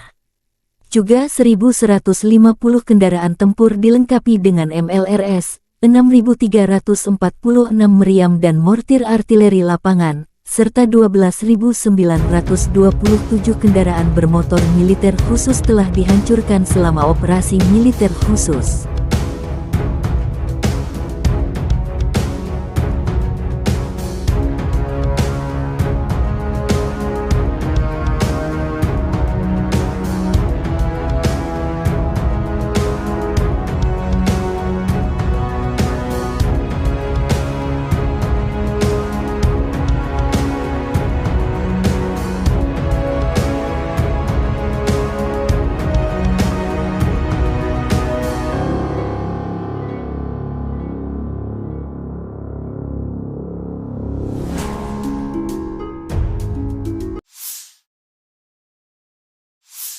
Бажаю здоров'я, шановні українці, українки. Звіт за день. Перший закон про електронне декларування. Одразу, як сьогодні вранці проголосований закон надійшов з Верховної Ради, підписав вето. Очікую нове голосування із позитивом щодо негайного відкриття реєстру декларацій. Вже у вересні таке рішення має бути. Як, до речі, і по законопроекту щодо ПЕПів, політично значущих персон. І це питання не лише політичної відповідальності парламенту, але й наших переговорів з Євросоюзом щодо вступу. Новий історичний крок між Україною та ЄС має відбутись цього року, і всі гілки державної влади в Україні повинні спрацювати на цей крок. Перед усіма іншими нарадами цього дня провів військовий кабінет, особливо коло учасників. Говорили лише про те, що на фронті зараз, що очікуємо на найближчий час. Посилення наших бригад, власне виробництво зброї, снарядів в Україні та постачання від наших партнерів. Важливі доповіді розвідки. Чітко бачимо, до чого реально готуються окупанти та до чого відповідно мають бути готові наші воїни. Вагоме рішення Данії є сьогодні найбільший за увесь час повномасштабної війни і вже 12-й оборонний пакет. Обсяг цього нового пакету більш ніж $800 мільйонів. За змістом саме те, про що ми домовлялись з пані прем'єр-міністром Метте Фредеріксен та її урядовою командою. Хороше посилення, дякую за нього. Сьогодні дуже продуктивно поспілкувався зі студентами університетів Нідерландів. Це був широкий формат, кілька університетів, доволі політичні були питання. Дійсно хороша увага до України, до нашої боротьби за свободу. І велике сподівання, що ми повернемо мир всій нашій землі, всім нашим людям без виключення. Я вдячний Нідерландам, і суспільству, і політичній спільноті, і тобі, Марку, пане прем'єр-міністре, особисто за таку щиру підтримку України і за віру в Україну, у наших людей. І, звичайно, наші воїни. Сьогодні є за що подякувати усім воїнам нашої 95-ї окремої бригади ДШВ, 3-я штурмова, молодці хлопці, об'єднана штурмова бригада Національної поліції «Людь». Дякую, всі 3 бригади відзначились в боях на Бахмутському напрямку. Важливі, успішні дії. 46-та окрема аеромобільна, 47-та окрема механізована. Дякую вам, воїни, за ваш рух вперед. 72-га окрема механізована бригада та 79-та окрема ДШВ. Дякую за надзвичайно міцний захист наших позицій. І особливо відзначу сьогодні спецпідрозділи ГУР, які виконують завдання в районі Кліщіївки та в інших надзвичайно гарячих точках. Дякую вам, хлопці. Слава Україні! На Краснолиманском направлении активными действиями подразделений группировки войск «Центр», ударами армейской авиации, огнем артиллерии отражена атака штурмовой группы 12-й бригады специального назначения ВСУ в районе южнее Кузьмино. ВСУ потеряла до 45 военнослужащих, 2 боевые бронированные машины, 3 пикапа, 122 миллиметровая гаубица Д-30. На запорожском направлении подразделениями российской группировки войск, ударами авиации, огнем артиллерии и тяжелых огнеметных систем отражены 3 атаки 47-й механизированной и 71-й егерской бригад ВСУ в районах Работино и Вербового. Уничтожено до 35 военнослужащих противника, 1 танк, 6 боевых машин пехоты, в том числе 3 БМП американского производства «Брэдли», 3 автомобиля, 155 миллиметровая гаубица М777, 152 миллиметровая гаубица МСТА-Б, 2 122 миллиметровые гаубицы Д-30, 105 миллиметровая буксируемая гаубица американского производства М119, станция радиоэлектронной борьбы «Нота». На Херсонском направлении в результате огневого поражения ВСУ потеряли до 80 военнослужащих, 5 автомобилей, 155 миллиметровую гаубицу М777, 152 миллиметровую гаубицу МСТА-Б и 122 миллиметровую гаубицу Д-30. Средствами противовоздушной обороны и радиоэлектронной борьбы, огнем и стрелкового оружия уничтожен 21 украинский беспилотный летательный аппарат в районах населенных пунктов Николаевка Херсонской области, Очеретоватая Запорожской области, а также 4 реактивных снаряда РСЗО «Химарс» и «Ураган».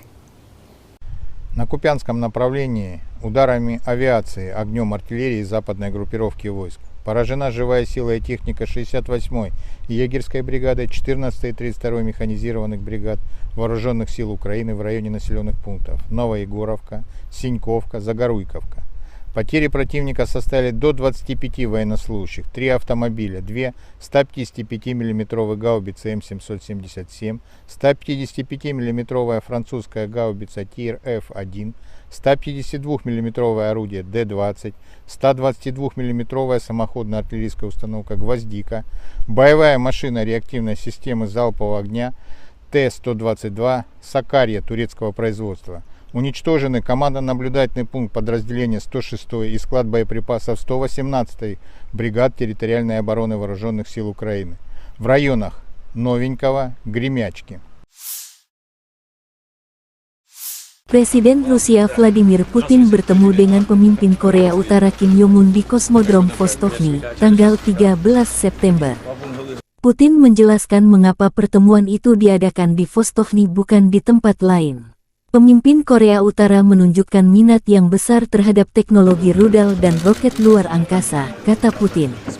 Kosmodrom Vostokny adalah sebuah fasilitas peluncuran antariksa yang terletak di wilayah Amur Oblast, Rusia. Ini adalah kosmodrom milik pemerintah Rusia yang digunakan untuk meluncurkan roket dan wahana antariksa.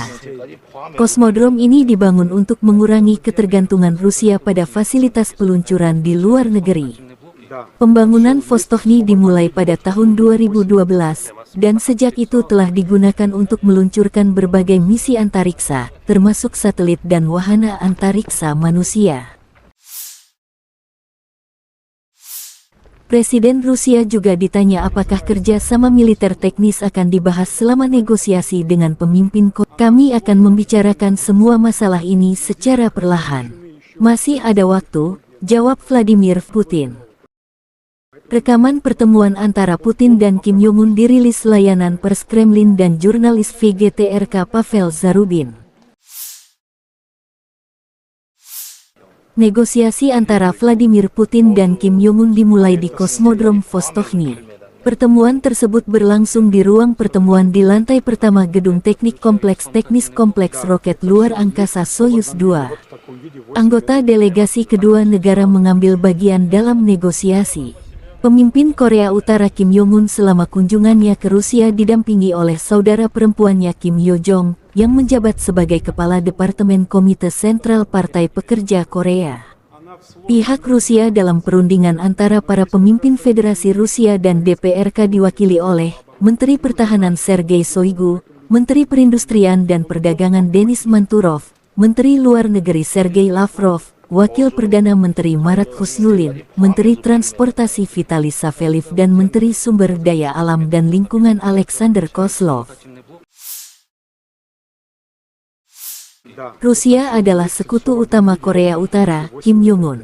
Persahabatan kami memiliki akar yang dalam. Sekarang bagi negara kami, prioritas pertama adalah hubungan dengan Federasi Rusia. Pemimpin Korea Utara Kim Jong-un menekankan hal tersebut dalam sesi jumpa pers sebelum pertemuan dengan Presiden Rusia Vladimir Putin tanggal 13 September. Kim Jong-un menambahkan bahwa Korea Utara akan selalu mendukung Rusia dalam perjuangan melawan imperialisme. Kim Jong-un menyatakan keyakinannya bahwa negosiasinya dengan Putin akan membantu meningkatkan hubungan antar negara ke tingkat yang baru. Korea Utara mendukung semua keputusan Putin. Kim Jong-un juga menambahkan bahwa Rusia telah melakukan perjuangan suci untuk melindungi keamanannya dilansir kantor berita Rusia TASS.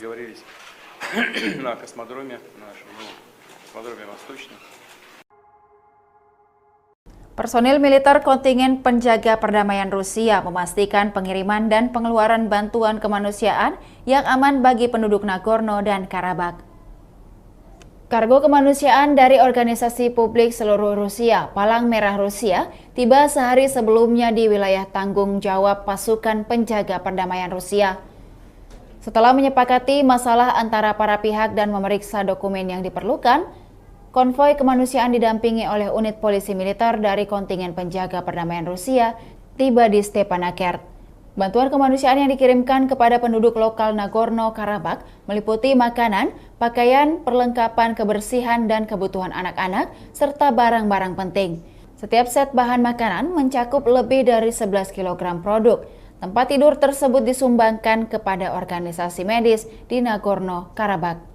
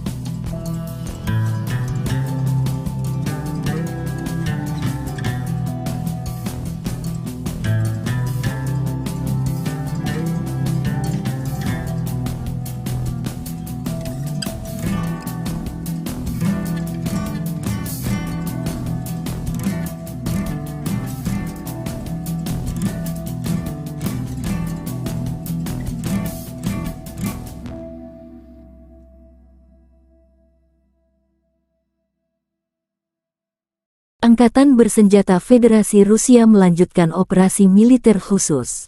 Di arah Donetsk, unit-unit kelompok pasukan Yuk dengan penerbangan dan artileri menangkis 5 serangan kelompok penyerang Brigadei Mekanik ke-110 dan Brigadei Pengawal ke-101 Staf Umum AFU dekat Avdiivka, Mayorsk dan Barat Andriivka, Republik Rakyat Donetsk. Kerugian musuh lebih dari 255 prajurit Ukraina, 2 kendaraan tempur infanteri, 6 kendaraan bermotor, dan 1 sistem artileri self-propelled Gvozdika, menurut Kementerian Pertahanan Rusia tanggal 12 September.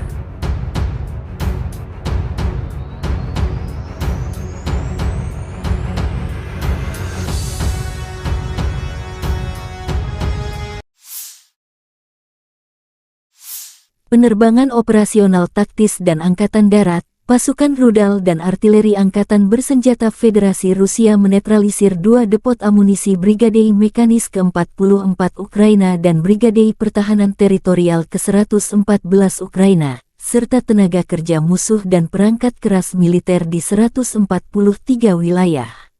1 sistem artileri M777 buatan AS hancur terkena serangan, serta howitzer Mesta B dan D-30. Fasilitas pertahanan udara Rusia mencegat 4 proyektil HIMARS dan Uragan. Selain itu, 41 kendaraan udara tak berawak Ukraina tel ditembak jatuh di dekat Kodema, Lipovoye, Klenovoye, Republik Rakyat Donetsk, Nikolayevka, wilayah Kherson, dan Ocheretovatoye, wilayah Zaporozhye.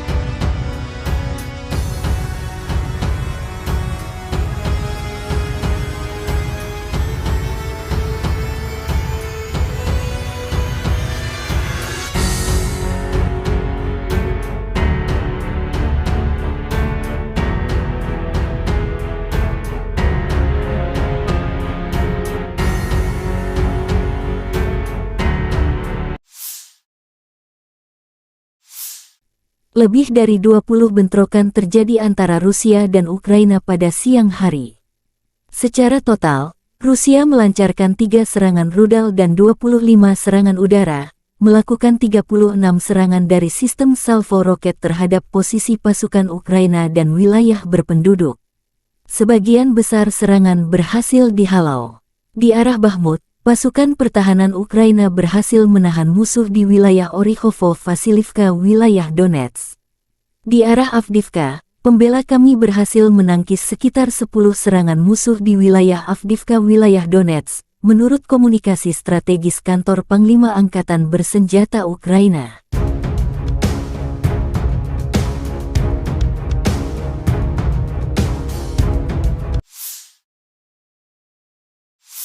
Angkatan Udara Ukraina melakukan 8 serangan di area konsentrasi personel senjata dan peralatan militer musuh.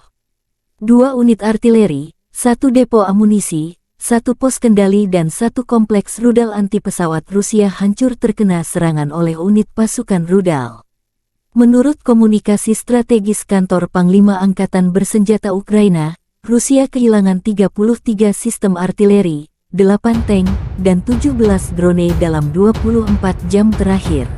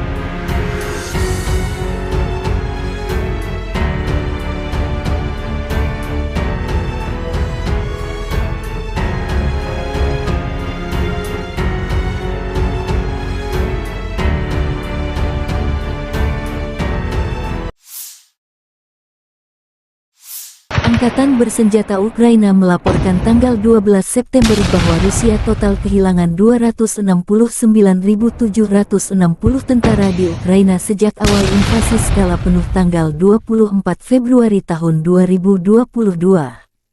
Jumlah ini termasuk 550 korban pasukan Rusia dalam 24 jam terakhir.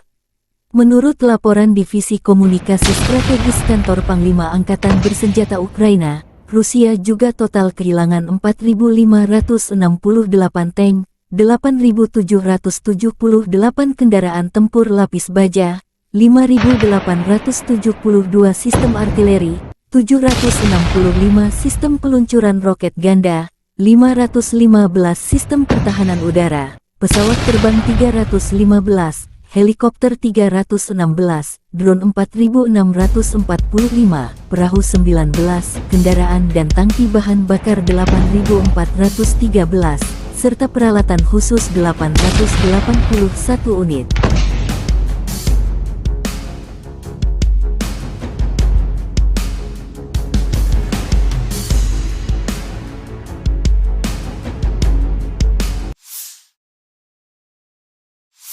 Letnan Jenderal Igor Konasenkov, juru bicara Kementerian Pertahanan Federasi Rusia mengatakan, Angkatan Bersenjata Ukraina secara total kehilangan 467 pesawat, 248 helikopter, 6.669 kendaraan udara tak berawak, 437 sistem rudal pertahanan udara, 11.793 tank dan kendaraan tempur lapis baja lainnya.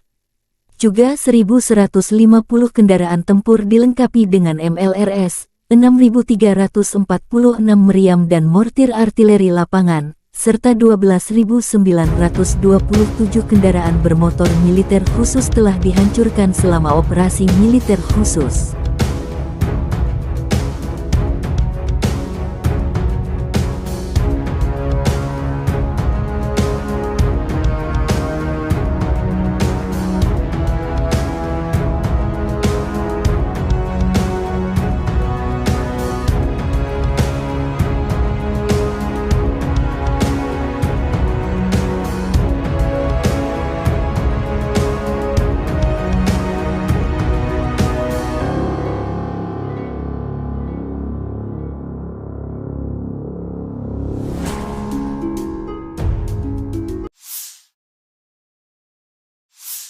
Бажаю здоров'я, шановні українці, українки. Звіт за день. Перший закон про електронне декларування. Одразу, як сьогодні вранці проголосований закон надійшов з Верховної Ради, підписав вето. Очікую нове голосування із позитивом щодо негайного відкриття реєстру декларацій. Вже у вересні таке рішення має бути. Як, до речі, і по законопроекту щодо ПЕПів, політично значущих персон. І це питання не лише політичної відповідальності парламенту, але й наших переговорів з Євросоюзом щодо вступу. Новий історичний крок між Україною та ЄС має відбутись цього року, і всі гілки державної влади в Україні повинні спрацювати на цей крок. Перед усіма іншими нарадами цього дня провів військовий кабінет, особливо коло учасників. Говорили лише про те, що на фронті зараз, що очікуємо на найближчий час. Посилення наших бригад, власне виробництво зброї, снарядів в Україні та постачання від наших партнерів. Важливі доповіді розвідки. Чітко бачимо, до чого реально готуються окупанти та до чого відповідно мають бути готові наші воїни. Вагоме рішення Данії є сьогодні найбільший за увесь час повномасштабної війни і вже 12-й оборонний пакет. Обсяг цього нового пакету більш ніж $800 мільйонів. За змістом саме те, про що ми домовлялись з пані прем'єр-міністром Метте Фредеріксен та її урядовою командою. Хороше посилення, дякую за нього. Сьогодні дуже продуктивно поспілкувався зі студентами університетів Нідерландів. Це був широкий формат, кілька університетів, доволі політичні були питання. Дійсно хороша увага до України, до нашої боротьби за свободу. І велике сподівання, що ми повернемо мир всій нашій землі, всім нашим людям без виключення. Я вдячний Нідерландам, і суспільству, і політичній спільноті, і тобі, Марку, пане прем'єр-міністре, особисто за таку щиру підтримку України і за віру в Україну, у наших людей. І, звичайно, наші воїни. Сьогодні є за що подякувати усім воїнам нашої 95-ї окремої бригади ДШВ, 3-я штурмова «Молодці хлопці», об'єднана штурмова бригада Національної поліції «Людь». Дякую, всі 3 бригади відзначились в боях на Бахмутському напрямку. Важливі, успішні дії. 46-та окрема аеромобільна, 47-ма окрема механізована. Дякую вам, воїни, за ваш рух вперед. 72-га окрема механізована бригада та 79-та окрема ДШВ. Дякую за надзвичайно міцний захист наших позицій. І особливо відзначу сьогодні спецпідрозділи ГУР, які виконують завдання в районі Кліщіївки та в інших надзвичайно гарячих точках. Дякую вам, хлопці. Слава Україні! На Краснолиманском направлении активными действиями подразделений группировки войск «Центр», ударами армейской авиации, огнем артиллерии отражена атака штурмовой группы 12-й бригады специального назначения ВСУ в районе южнее Кузьмино. ВСУ потеряла до 45 военнослужащих, 2 боевые бронированные машины, 3 пикапа, 122 миллиметровая гаубица Д-30. На запорожском направлении подразделениями российской группировки войск, ударами авиации, огнем артиллерии и тяжелых огнеметных систем отражены 3 атаки 47-й механизированной и 71-й егерской бригад ВСУ в районах Работино и Вербового. Уничтожено до 35 военнослужащих противника, 1 танк, 6 боевых машин пехоты, в том числе 3 БМП американского производства «Брэдли», 3 автомобиля, 155 миллиметровая гаубица М777, 152 миллиметровая гаубица МСТА-Б, 2 122 миллиметровые гаубицы Д-30, 105 миллиметровая буксируемая гаубица американского производства М119, станция радиоэлектронной борьбы «Нота».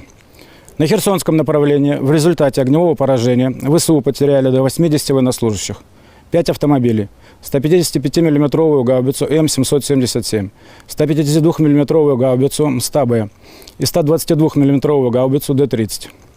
Средствами противовоздушной обороны и радиоэлектронной борьбы, огнем и стрелкового оружия уничтожен 21 украинский беспилотный летательный аппарат в районах населенных пунктов Николаевка Херсонской области, Очеретоватая Запорожской области, а также 4 реактивных снаряда РСЗО «Химарс» и «Ураган». На Купянском направлении ударами авиации, огнем артиллерии западной группировки войск поражена живая сила и техника 68-й егерской бригады, 14-й и 32-й механизированных бригад Вооруженных сил Украины в районе населенных пунктов Новоегоровка, Синьковка, Загоруйковка.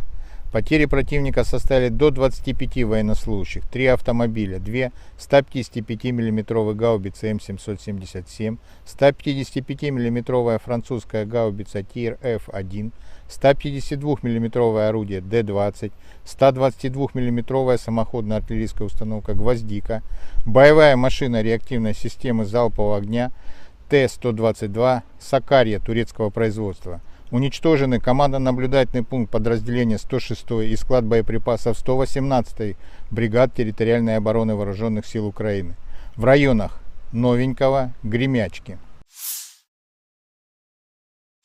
Presiden Rusia Vladimir Putin bertemu dengan pemimpin Korea Utara Kim Jong-un di Kosmodrom Vostokny, tanggal 13 September. Putin menjelaskan mengapa pertemuan itu diadakan di Vostokny bukan di tempat lain. Pemimpin Korea Utara menunjukkan minat yang besar terhadap teknologi rudal dan roket luar angkasa, kata Putin. Kosmodrom Vostokny adalah sebuah fasilitas peluncuran antariksa yang terletak di wilayah Amur Oblast, Rusia. Ini adalah kosmodrom milik pemerintah Rusia yang digunakan untuk meluncurkan roket dan wahana antariksa. Kosmodrom ini dibangun untuk mengurangi ketergantungan Rusia pada fasilitas peluncuran di luar negeri. Pembangunan Vostokny dimulai pada tahun 2012, dan sejak itu telah digunakan untuk meluncurkan berbagai misi antariksa, termasuk satelit dan wahana antariksa manusia. Presiden Rusia juga ditanya apakah kerja sama militer teknis akan dibahas selama negosiasi dengan pemimpin Korea. Kami akan membicarakan semua masalah ini secara perlahan. Masih ada waktu, jawab Vladimir Putin. Rekaman pertemuan antara Putin dan Kim Jong-un dirilis layanan pers Kremlin dan jurnalis VGTRK Pavel Zarubin. Negosiasi antara Vladimir Putin dan Kim Jong-un dimulai di Kosmodrom Vostochny.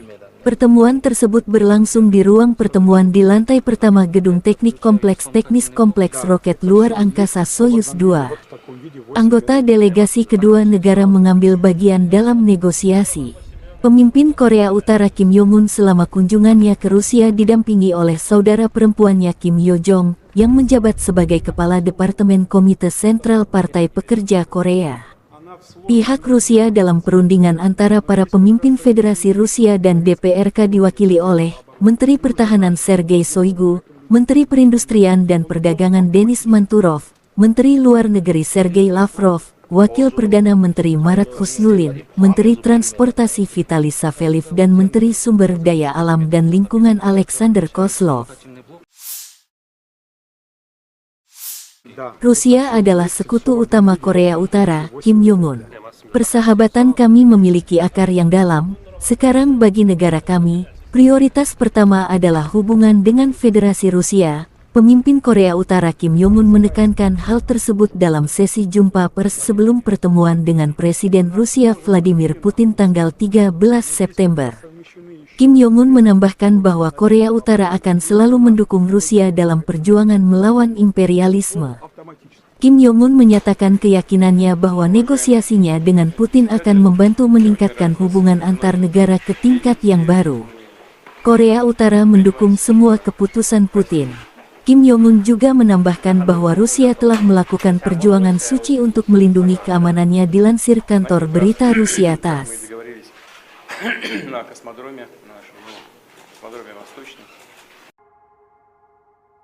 Personil militer kontingen penjaga perdamaian Rusia memastikan pengiriman dan pengeluaran bantuan kemanusiaan yang aman bagi penduduk Nagorno dan Karabakh.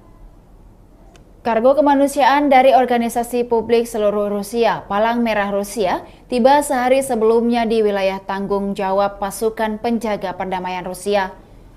Setelah menyepakati masalah antara para pihak dan memeriksa dokumen yang diperlukan, konvoi kemanusiaan didampingi oleh unit polisi militer dari kontingen penjaga perdamaian Rusia tiba di Stepanakert.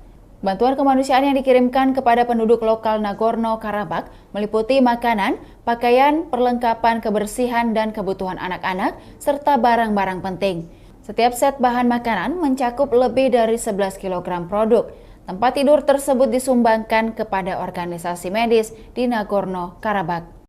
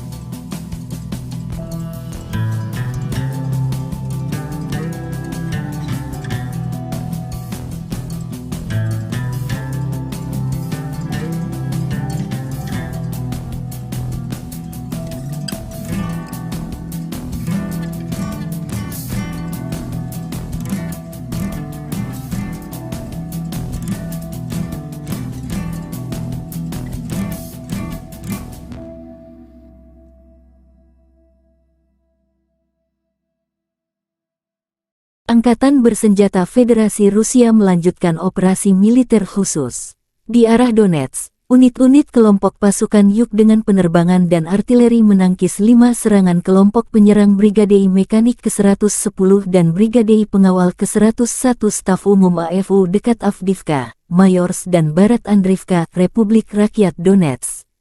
Kerugian musuh lebih dari 255 prajurit Ukraina, 2 kendaraan tempur infanteri, 6 kendaraan bermotor, dan 1 sistem artileri self-propelled Gvozdika, menurut Kementerian Pertahanan Rusia tanggal 12 September.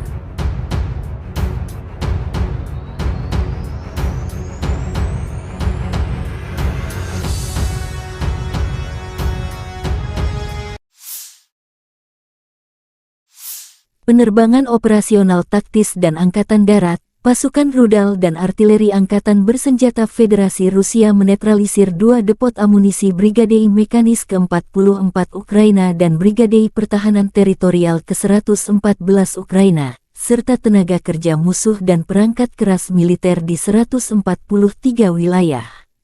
1 sistem artileri M777 buatan AS hancur terkena serangan, serta howitzer Mesta B dan D-30.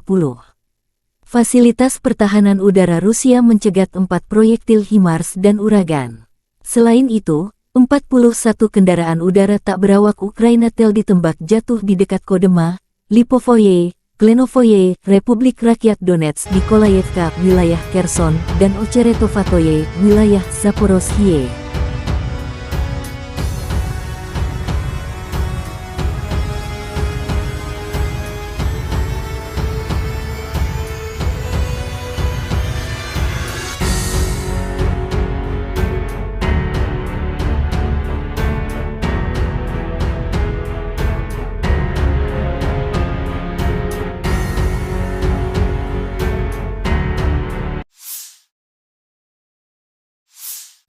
Lebih dari 20 bentrokan terjadi antara Rusia dan Ukraina pada siang hari.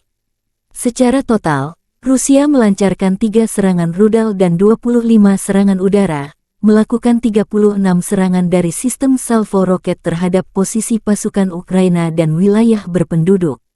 Sebagian besar serangan berhasil dihalau. Di arah Bakhmut, pasukan pertahanan Ukraina berhasil menahan musuh di wilayah Orikhovo-Vasilivka, wilayah Donetsk. Di arah Avdiivka, pembela kami berhasil menangkis sekitar 10 serangan musuh di wilayah Avdiivka, wilayah Donetsk, menurut komunikasi strategis kantor Panglima Angkatan Bersenjata Ukraina.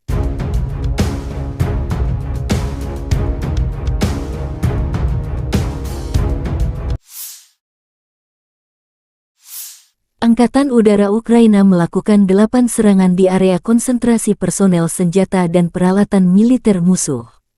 2 unit artileri, 1 depo amunisi, 1 pos kendali dan 1 kompleks rudal anti-pesawat Rusia hancur terkena serangan oleh unit pasukan rudal. Menurut komunikasi strategis kantor Panglima Angkatan Bersenjata Ukraina, Rusia kehilangan 33 sistem artileri, 8 tank, dan 17 drone dalam 24 jam terakhir.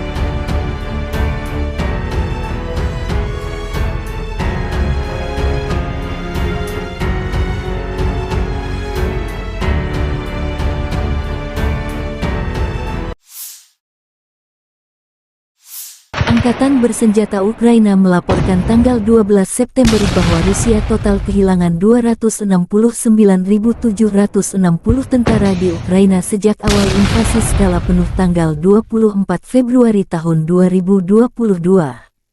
Jumlah ini termasuk 550 korban pasukan Rusia dalam 24 jam terakhir.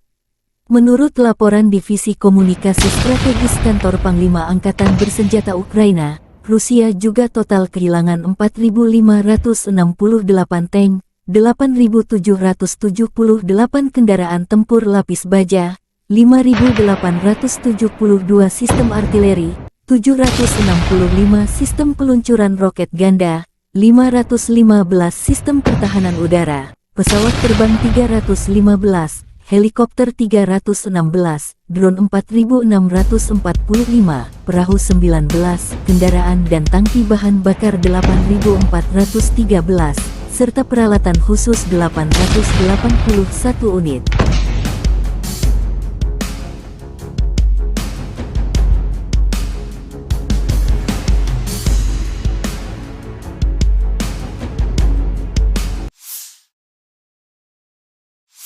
Letnan Jenderal Igor Konasenkov, juru bicara Kementerian Pertahanan Federasi Rusia mengatakan, Angkatan Bersenjata Ukraina secara total kehilangan 467 pesawat, 248 helikopter, 6.669 kendaraan udara tak berawak, 437 sistem rudal pertahanan udara, 11.793 tank dan kendaraan tempur lapis baja lainnya. Juga 1.150 kendaraan tempur dilengkapi dengan MLRS, 6.346 meriam dan mortir artileri lapangan, serta 12.927 kendaraan bermotor militer khusus telah dihancurkan selama operasi militer khusus.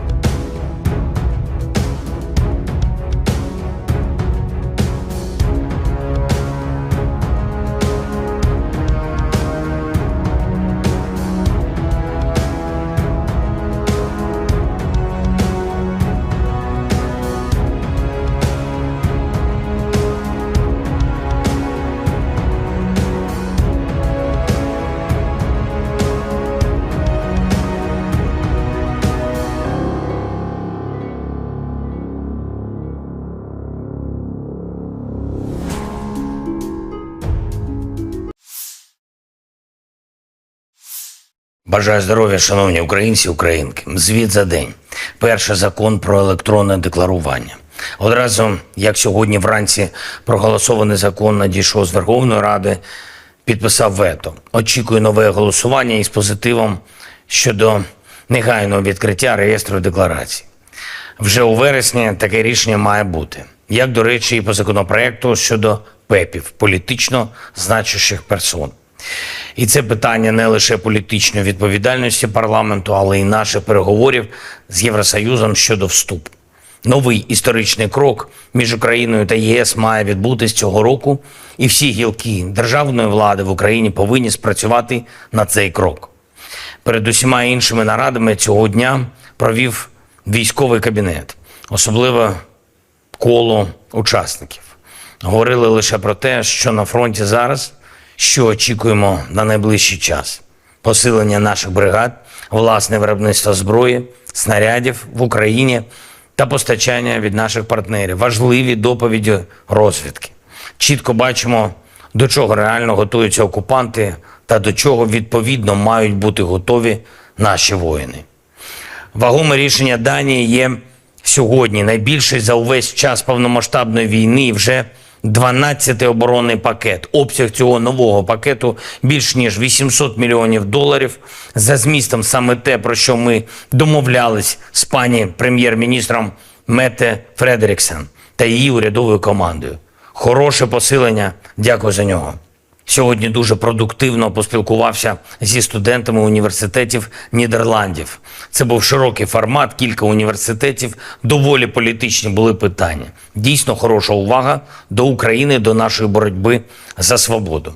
І велике сподівання, що ми повернемо мир всій нашій землі, всім нашим людям без виключення. Я вдячний Нідерландам, і суспільству, і політичній спільноті, і тобі, Марку, пане прем'єр-міністре, особисто за таку щиру підтримку України і за віру в Україну, у наших людей. І, звичайно, наші воїни. Сьогодні є за що подякувати усім воїнам нашої 95-ї окремої бригади ДШВ, 3-я штурмова «Молодці хлопці», об'єднана штурмова бригада Національної поліції «Людь». Дякую, всі 3 бригади відзначились в боях на Бахмутському напрямку. Важливі, успішні дії. 46-та окрема аеромобільна, 47-та окрема механізована. Дякую вам, воїни, за ваш рух вперед. 72-га окрема механізована бригада та 79-та окрема ДШВ. Дякую за надзвичайно міцний захист наших позицій. І особливо відзначу сьогодні спецпідрозділи ГУР, які виконують завдання в районі Кліщіївки та в інших надзвичайно гарячих точках. Дякую вам, хлопці. Слава Україні! На Краснолиманском направлении активными действиями подразделений группировки войск «Центр», ударами армейской авиации, огнем артиллерии отражена атака штурмовой группы 12-й бригады специального назначения ВСУ в районе южнее Кузьмино. ВСУ потеряла до 45 военнослужащих, 2 боевые бронированные машины, 3 пикапа, 122 миллиметровая гаубица Д-30. На запорожском направлении подразделениями российской группировки войск, ударами авиации, огнем артиллерии и тяжелых огнеметных систем отражены 3 атаки 47-й механизированной и 71-й егерской бригад ВСУ в районах Работино и Вербового. Уничтожено до 35 военнослужащих противника, 1 танк, 6 боевых машин пехоты, в том числе 3 БМП американского производства «Брэдли», 3 автомобиля, 155 миллиметровая гаубица М777, 152 миллиметровая гаубица МСТА-Б, 2 122 миллиметровые гаубицы Д-30, 105 миллиметровая буксируемая гаубица американского производства М119, станция радиоэлектронной борьбы «Нота». На Херсонском направлении в результате огневого поражения ВСУ потеряли до 80 военнослужащих, 5 автомобилей, 155 миллиметровую гаубицу М777, 152 миллиметровую гаубицу МСТА-Б и 122 миллиметровую гаубицу Д-30. Средствами противовоздушной обороны и радиоэлектронной борьбы, огнем и стрелкового оружия уничтожен 21 украинский беспилотный летательный аппарат в районах населенных пунктов Николаевка Херсонской области, Очеретоватая Запорожской области, а также 4 реактивных снаряда РСЗО «Химарс» и «Ураган». На Купянском направлении ударами авиации, огнем артиллерии западной группировки войск поражена живая сила и техника 68-й егерской бригады, 14-й и 32-й механизированных бригад Вооруженных сил Украины в районе населенных пунктов Новоегоровка, Синьковка, Загоруйковка. Потери противника составили до 25 военнослужащих, 3 автомобиля, 2 155 мм гаубицы М777, 155 мм французская гаубица ТИР-Ф1, 152 мм орудие Д-20, 122 мм самоходная артиллерийская установка «Гвоздика», боевая машина реактивной системы залпового огня Т-122 «Сакарья» турецкого производства. Уничтожены командно-наблюдательный пункт подразделения 106-й и склад боеприпасов 118-й бригад территориальной обороны Вооруженных сил Украины в районах Новенького, Гремячки. Presiden Rusia Vladimir Putin bertemu dengan pemimpin Korea Utara Kim Jong-un di Kosmodrom Vostokny, tanggal 13 September. Putin menjelaskan mengapa pertemuan itu diadakan di Vostokny bukan di tempat lain. Pemimpin Korea Utara menunjukkan minat yang besar terhadap teknologi rudal dan roket luar angkasa, kata Putin. Kosmodrom Vostokny adalah sebuah fasilitas peluncuran antariksa yang terletak di wilayah Amur Oblast, Rusia. Ini adalah kosmodrom milik pemerintah Rusia yang digunakan untuk meluncurkan roket dan wahana antariksa. Kosmodrom ini dibangun untuk mengurangi ketergantungan Rusia pada fasilitas peluncuran di luar negeri. Pembangunan Vostokny dimulai pada tahun 2012, dan sejak itu telah digunakan untuk meluncurkan berbagai misi antariksa, termasuk satelit dan wahana antariksa manusia. Presiden Rusia juga ditanya apakah kerja sama militer teknis akan dibahas selama negosiasi dengan pemimpin Korea. Kami akan membicarakan semua masalah ini secara perlahan. Masih ada waktu, jawab Vladimir Putin. Rekaman pertemuan antara Putin dan Kim Jong-un dirilis layanan pers Kremlin dan jurnalis VGTRK Pavel Zarubin. Negosiasi antara Vladimir Putin dan Kim Jong-un dimulai di Kosmodrom Vostochny. Pertemuan tersebut berlangsung di ruang pertemuan di lantai pertama Gedung Teknik Kompleks Teknis Kompleks Roket Luar Angkasa Soyuz 2. Anggota delegasi kedua negara mengambil bagian dalam negosiasi. Pemimpin Korea Utara Kim Jong-un selama kunjungannya ke Rusia didampingi oleh saudara perempuannya Kim Yo-jong, yang menjabat sebagai Kepala Departemen Komite Sentral Partai Pekerja Korea. Pihak Rusia dalam perundingan antara para pemimpin Federasi Rusia dan DPRK diwakili oleh Menteri Pertahanan Sergei Shoigu, Menteri Perindustrian dan Perdagangan Denis Manturov, Menteri Luar Negeri Sergei Lavrov, Wakil Perdana Menteri Marat Husnulin, Menteri Transportasi Vitaly Saveliv dan Menteri Sumber Daya Alam dan Lingkungan Alexander Kozlov. Rusia adalah sekutu utama Korea Utara, Kim Jong-un. Persahabatan kami memiliki akar yang dalam. Sekarang bagi negara kami, prioritas pertama adalah hubungan dengan Federasi Rusia. Pemimpin Korea Utara Kim Jong-un menekankan hal tersebut dalam sesi jumpa pers sebelum pertemuan dengan Presiden Rusia Vladimir Putin tanggal 13 September. Kim Jong-un menambahkan bahwa Korea Utara akan selalu mendukung Rusia dalam perjuangan melawan imperialisme. Kim Jong-un menyatakan keyakinannya bahwa negosiasinya dengan Putin akan membantu meningkatkan hubungan antar negara ke tingkat yang baru. Korea Utara mendukung semua keputusan Putin. Kim Jong-un juga menambahkan bahwa Rusia telah melakukan perjuangan suci untuk melindungi keamanannya dilansir kantor berita Rusia TASS.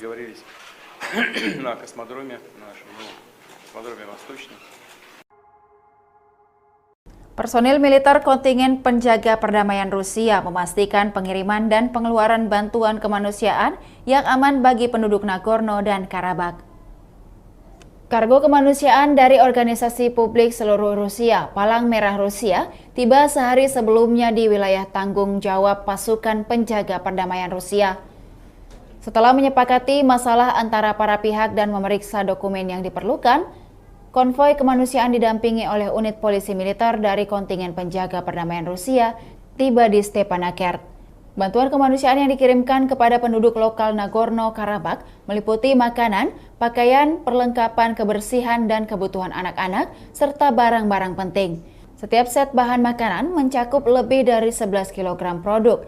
Tempat tidur tersebut disumbangkan kepada organisasi medis di Nagorno-Karabakh.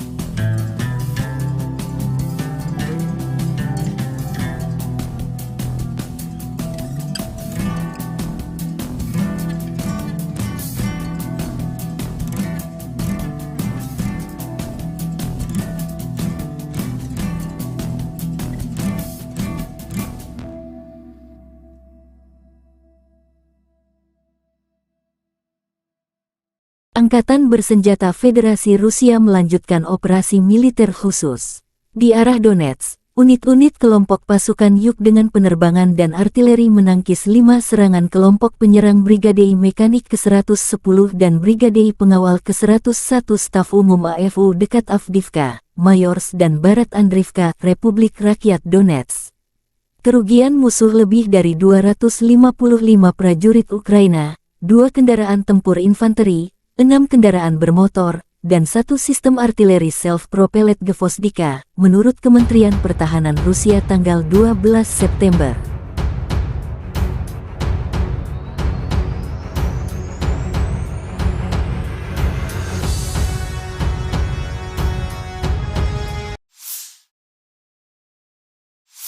Penerbangan operasional taktis dan Angkatan Darat, pasukan rudal dan artileri Angkatan Bersenjata Federasi Rusia menetralisir 2 depot amunisi Brigade Mekanis ke-44 Ukraina dan Brigade Pertahanan Teritorial ke-114 Ukraina, serta tenaga kerja musuh dan perangkat keras militer di 143 wilayah.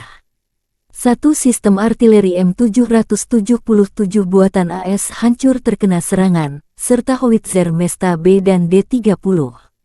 Fasilitas pertahanan udara Rusia mencegat 4 proyektil HIMARS dan Uragan. Selain itu, 41 kendaraan udara tak berawak Ukraina tel ditembak jatuh di dekat Kodema, Lipovoye, Klenovoye, Republik Rakyat Donetsk, Nikolayevka, wilayah Kherson, dan Ocheretovatoye, wilayah Zaporozhye.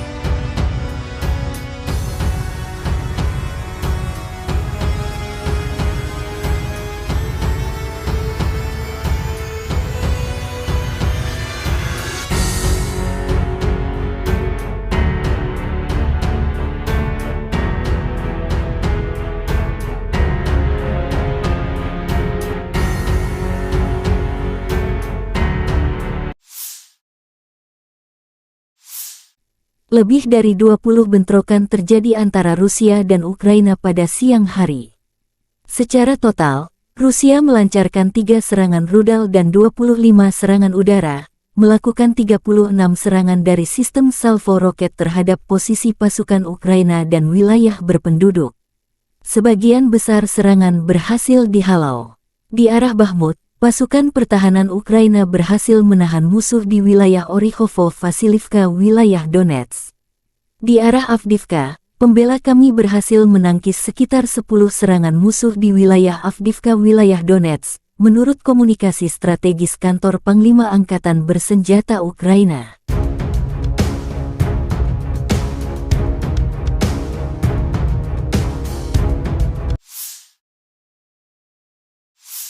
Angkatan Udara Ukraina melakukan 8 serangan di area konsentrasi personel senjata dan peralatan militer musuh. 2 unit artileri, 1 depo amunisi, 1 pos kendali dan 1 kompleks rudal anti-pesawat Rusia hancur terkena serangan oleh unit pasukan rudal. Menurut komunikasi strategis kantor Panglima Angkatan Bersenjata Ukraina, Rusia kehilangan 33 sistem artileri, 8 tank, dan 17 drone dalam 24 jam terakhir.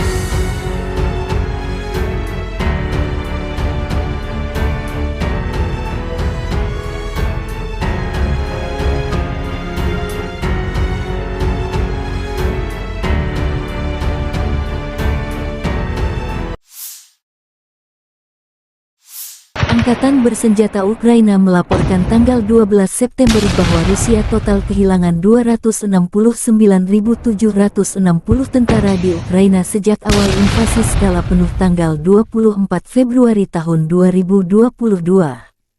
Jumlah ini termasuk 550 korban pasukan Rusia dalam 24 jam terakhir. Menurut laporan Divisi Komunikasi Strategis Kantor Panglima Angkatan Bersenjata Ukraina, Rusia juga total kehilangan 4.568 tank, 8.778 kendaraan tempur lapis baja, 5.872 sistem artileri, 765 sistem peluncuran roket ganda, 515 sistem pertahanan udara, pesawat terbang 315, helikopter 316, drone 4.645, perahu 19, kendaraan dan tangki bahan bakar 8.413, serta peralatan khusus 881 unit.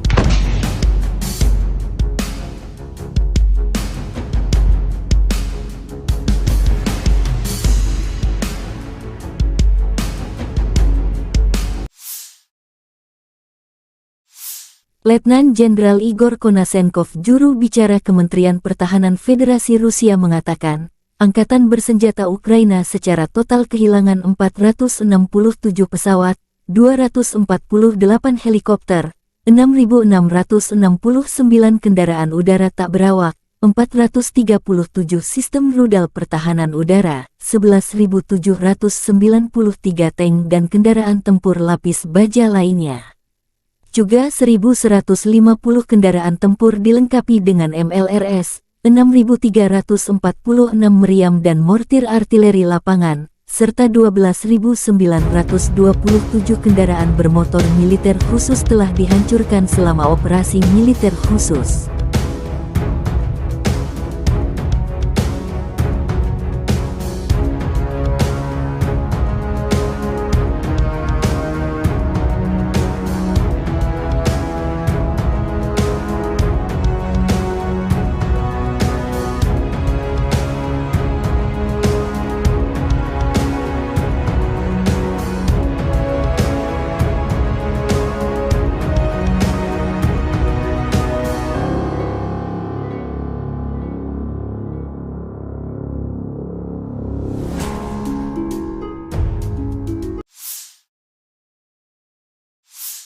Бажаю здоров'я, шановні українці, українки. Звіт за день. Перший закон про електронне декларування. Одразу, як сьогодні вранці проголосований закон надійшов з Верховної Ради, підписав вето. Очікую нове голосування із позитивом щодо негайного відкриття реєстру декларацій. Вже у вересні таке рішення має бути. Як, до речі, і по законопроекту щодо ПЕПів, політично значущих персон. І це питання не лише політичної відповідальності парламенту, але й наших переговорів з Євросоюзом щодо вступу. Новий історичний крок між Україною та ЄС має відбутись цього року, і всі гілки державної влади в Україні повинні спрацювати на цей крок. Перед усіма іншими нарадами цього дня провів військовий кабінет, особливо коло учасників. Говорили лише про те, що на фронті зараз, що очікуємо на найближчий час. Посилення наших бригад, власне виробництво зброї, снарядів в Україні та постачання від наших партнерів. Важливі доповіді розвідки. Чітко бачимо, до чого реально готуються окупанти та до чого відповідно мають бути готові наші воїни. Вагоме рішення Данії є сьогодні найбільший за увесь час повномасштабної війни і вже 12-й оборонний пакет. Обсяг цього нового пакету більш ніж $800 мільйонів. За змістом саме те, про що ми домовлялись з пані прем'єр-міністром Метте Фредеріксен та її урядовою командою. Хороше посилення, дякую за нього. Сьогодні дуже продуктивно поспілкувався зі студентами університетів Нідерландів. Це був широкий формат, кілька університетів, доволі політичні були питання. Дійсно хороша увага до України, до нашої боротьби за свободу. І велике сподівання, що ми повернемо мир всій нашій землі, всім нашим людям без виключення. Я вдячний Нідерландам, і суспільству, і політичній спільноті, і тобі, Марку, пане прем'єр-міністре, особисто за таку щиру підтримку України і за віру в Україну, у наших людей. І, звичайно, наші воїни. Сьогодні є за що подякувати усім воїнам нашої 95-ї окремої бригади ДШВ, 3-я штурмова «Молодці хлопці», об'єднана штурмова бригада Національної поліції «Людь». Дякую, всі 3 бригади відзначились в боях на Бахмутському напрямку. Важливі, успішні дії. 46-та окрема аеромобільна, 47-ма окрема механізована. Дякую вам, воїни, за ваш рух вперед. 72-га окрема механізована бригада та 79-та окрема ДШВ. Дякую за надзвичайно міцний захист наших позицій. І особливо відзначу сьогодні спецпідрозділи ГУР, які виконують завдання в районі Кліщіївки та в інших надзвичайно гарячих точках. Дякую вам, хлопці. Слава Україні! На Краснолиманском направлении активными действиями подразделений группировки войск «Центр», ударами армейской авиации, огнем артиллерии отражена атака штурмовой группы 12-й бригады специального назначения ВСУ в районе южнее Кузьмино. ВСУ потеряла до 45 военнослужащих, 2 боевые бронированные машины, 3 пикапа, 122 миллиметровая гаубица Д-30. На запорожском направлении подразделениями российской группировки войск, ударами авиации, огнем артиллерии и тяжелых огнеметных систем отражены 3 атаки 47-й механизированной и 71-й егерской бригад ВСУ в районах Работино и Вербового. Уничтожено до 35 военнослужащих противника, 1 танк, 6 боевых машин пехоты, в том числе 3 БМП американского производства «Брэдли», 3 автомобиля, 155 миллиметровая гаубица М777, 152 миллиметровая гаубица МСТА-Б, 2 122 миллиметровые гаубицы Д-30, 105 миллиметровая буксируемая гаубица американского производства М119, станция радиоэлектронной борьбы «Нота». На Херсонском направлении в результате огневого поражения ВСУ потеряли до 80 военнослужащих, 5 автомобилей, 155 миллиметровую гаубицу М777, 152 миллиметровую гаубицу МСТА-Б и 122 миллиметровую гаубицу Д-30. Средствами противовоздушной обороны и радиоэлектронной борьбы, огнем и стрелкового оружия уничтожен 21 украинский беспилотный летательный аппарат в районах населенных пунктов Николаевка Херсонской области, Очеретоватая Запорожской области, а также 4 реактивных снаряда РСЗО «Химарс» и «Ураган». На Купянском направлении ударами авиации, огнем артиллерии западной группировки войск поражена живая сила и техника 68-й егерской бригады, 14-й и 32-й механизированных бригад Вооруженных сил Украины в районе населенных пунктов Новоегоровка, Синьковка, Загоруйковка.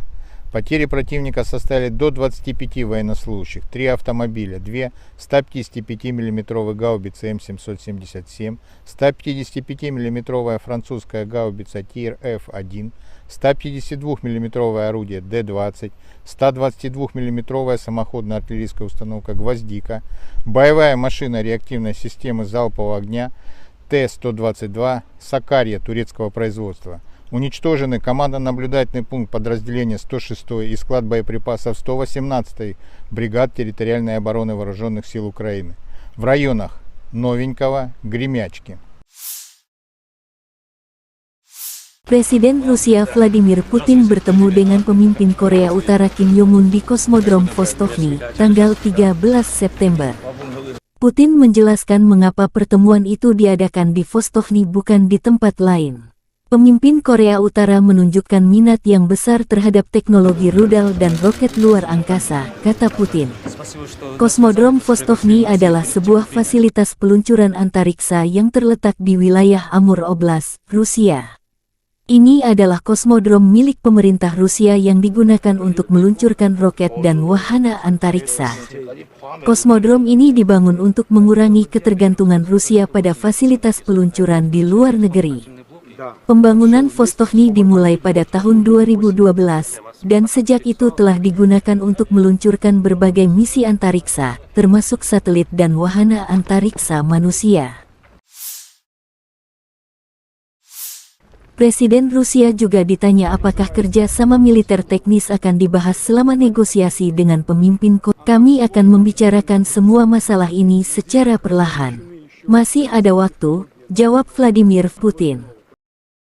Rekaman pertemuan antara Putin dan Kim Jong-un dirilis layanan pers Kremlin dan jurnalis VGTRK Pavel Zarubin. Negosiasi antara Vladimir Putin dan Kim Jong-un dimulai di Kosmodrom Vostochny. Pertemuan tersebut berlangsung di ruang pertemuan di lantai pertama Gedung Teknik Kompleks Teknis Kompleks Roket Luar Angkasa Soyuz 2. Anggota delegasi kedua negara mengambil bagian dalam negosiasi. Pemimpin Korea Utara Kim Jong-un selama kunjungannya ke Rusia didampingi oleh saudara perempuannya Kim Yo-jong, yang menjabat sebagai Kepala Departemen Komite Sentral Partai Pekerja Korea. Pihak Rusia dalam perundingan antara para pemimpin Federasi Rusia dan DPRK diwakili oleh Menteri Pertahanan Sergei Shoigu, Menteri Perindustrian dan Perdagangan Denis Manturov, Menteri Luar Negeri Sergei Lavrov, Wakil Perdana Menteri Marat Husnulin, Menteri Transportasi Vitaly Saveliv dan Menteri Sumber Daya Alam dan Lingkungan Alexander Kozlov. Rusia adalah sekutu utama Korea Utara, Kim Jong-un. Persahabatan kami memiliki akar yang dalam. Sekarang bagi negara kami, prioritas pertama adalah hubungan dengan Federasi Rusia. Pemimpin Korea Utara Kim Jong-un menekankan hal tersebut dalam sesi jumpa pers sebelum pertemuan dengan Presiden Rusia Vladimir Putin tanggal 13 September.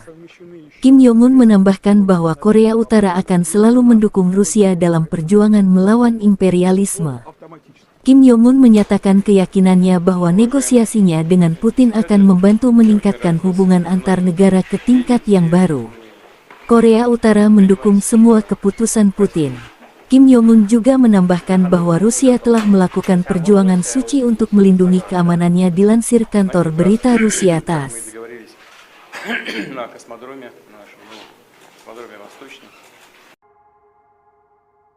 Personil militer kontingen penjaga perdamaian Rusia memastikan pengiriman dan pengeluaran bantuan kemanusiaan yang aman bagi penduduk Nagorno dan Karabakh. Kargo kemanusiaan dari organisasi publik seluruh Rusia, Palang Merah Rusia, tiba sehari sebelumnya di wilayah tanggung jawab pasukan penjaga perdamaian Rusia. Setelah menyepakati masalah antara para pihak dan memeriksa dokumen yang diperlukan, konvoi kemanusiaan didampingi oleh unit polisi militer dari kontingen penjaga perdamaian Rusia tiba di Stepanakert. Bantuan kemanusiaan yang dikirimkan kepada penduduk lokal Nagorno-Karabakh meliputi makanan, pakaian, perlengkapan kebersihan dan kebutuhan anak-anak, serta barang-barang penting. Setiap set bahan makanan mencakup lebih dari 11 kg produk. Tempat tidur tersebut disumbangkan kepada organisasi medis di Nagorno-Karabakh.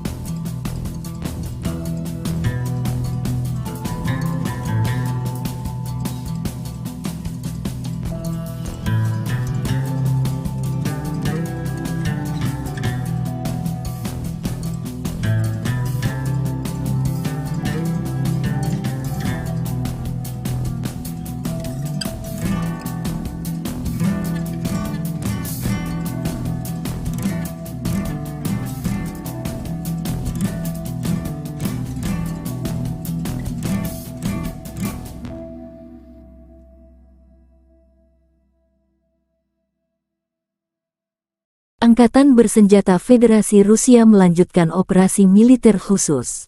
Di arah Donetsk, unit-unit kelompok pasukan Yuk dengan penerbangan dan artileri menangkis 5 serangan kelompok penyerang Brigadei Mekanik ke-110 dan Brigadei Pengawal ke-101 Staf Umum AFU dekat Avdiivka, Mayorsk dan Barat Andriivka, Republik Rakyat Donetsk.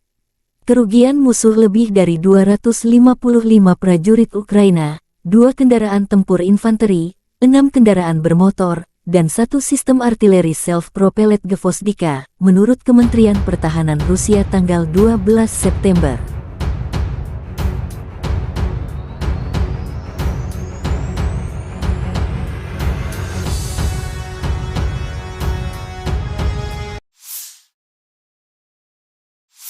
Penerbangan operasional taktis dan Angkatan Darat, pasukan rudal dan artileri Angkatan Bersenjata Federasi Rusia menetralisir 2 depot amunisi Brigadei Mekanis ke-44 Ukraina dan Brigadei Pertahanan Teritorial ke-114 Ukraina, serta tenaga kerja musuh dan perangkat keras militer di 143 wilayah. 1 sistem artileri M777 buatan AS hancur terkena serangan, serta howitzer Mesta B dan D-30. Fasilitas pertahanan udara Rusia mencegat 4 proyektil HIMARS dan Uragan. Selain itu, 41 kendaraan udara tak berawak Ukraina tel ditembak jatuh di dekat Kodema, Lipovoye, Klenovoye, Republik Rakyat Donetsk, Nikolayevka, wilayah Kherson, dan Ocheretovatoye, wilayah Zaporozhye.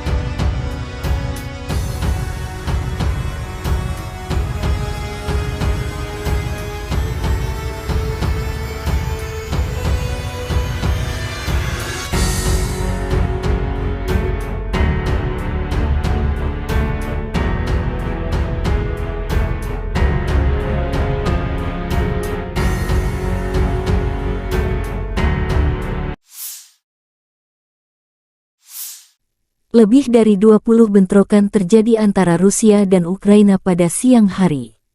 Secara total, Rusia melancarkan 3 serangan rudal dan 25 serangan udara, melakukan 36 serangan dari sistem salvo roket terhadap posisi pasukan Ukraina dan wilayah berpenduduk. Sebagian besar serangan berhasil dihalau. Di arah Bakhmut, pasukan pertahanan Ukraina berhasil menahan musuh di wilayah Orikhovo-Vasilivka, wilayah Donetsk. Di arah Avdiivka, pembela kami berhasil menangkis sekitar 10 serangan musuh di wilayah Avdiivka, wilayah Donetsk, menurut komunikasi strategis kantor Panglima Angkatan Bersenjata Ukraina.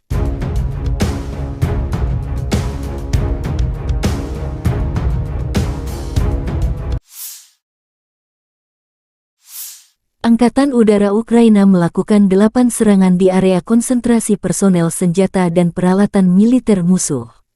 2 unit artileri, 1 depo amunisi, 1 pos kendali dan 1 kompleks rudal anti-pesawat Rusia hancur terkena serangan oleh unit pasukan rudal. Menurut komunikasi strategis kantor Panglima Angkatan Bersenjata Ukraina, Rusia kehilangan 33 sistem artileri, 8 tank, dan 17 drone dalam 24 jam terakhir.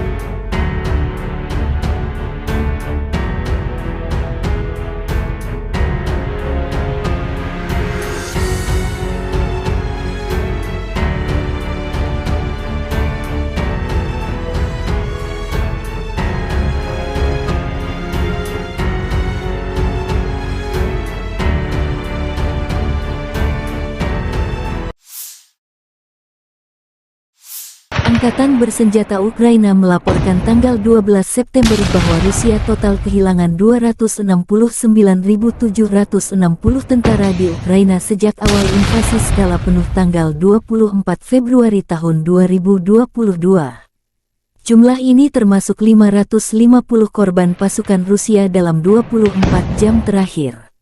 Menurut laporan Divisi Komunikasi Strategis Kantor Panglima Angkatan Bersenjata Ukraina, Rusia juga total kehilangan 4.568 tank, 8.778 kendaraan tempur lapis baja, 5.872 sistem artileri, 765 sistem peluncuran roket ganda, 515 sistem pertahanan udara, pesawat terbang 315, helikopter 316, drone 4.645, perahu 19, kendaraan dan tangki bahan bakar 8.413, serta peralatan khusus 881 unit.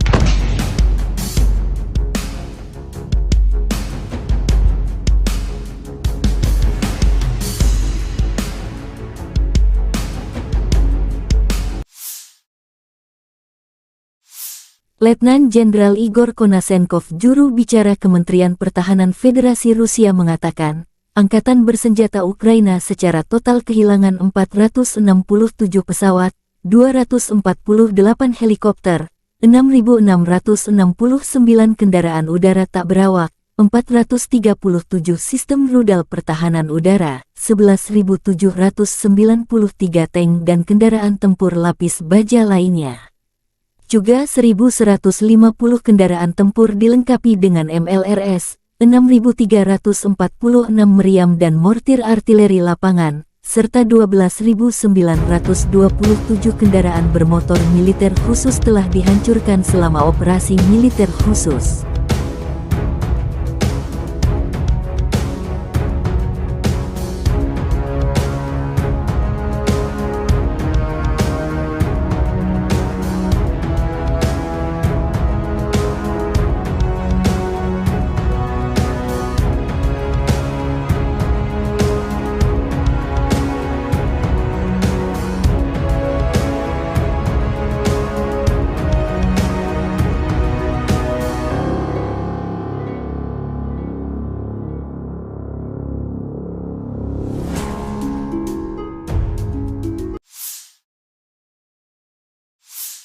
Бажаю здоров'я, шановні українці, українки. Звіт за день. Перший закон про електронне декларування. Одразу, як сьогодні вранці проголосований закон надійшов з Верховної Ради, підписав вето. Очікую нове голосування із позитивом щодо негайного відкриття реєстру декларацій. Вже у вересні таке рішення має бути. Як, до речі, і по законопроекту щодо ПЕПів, політично значущих персон.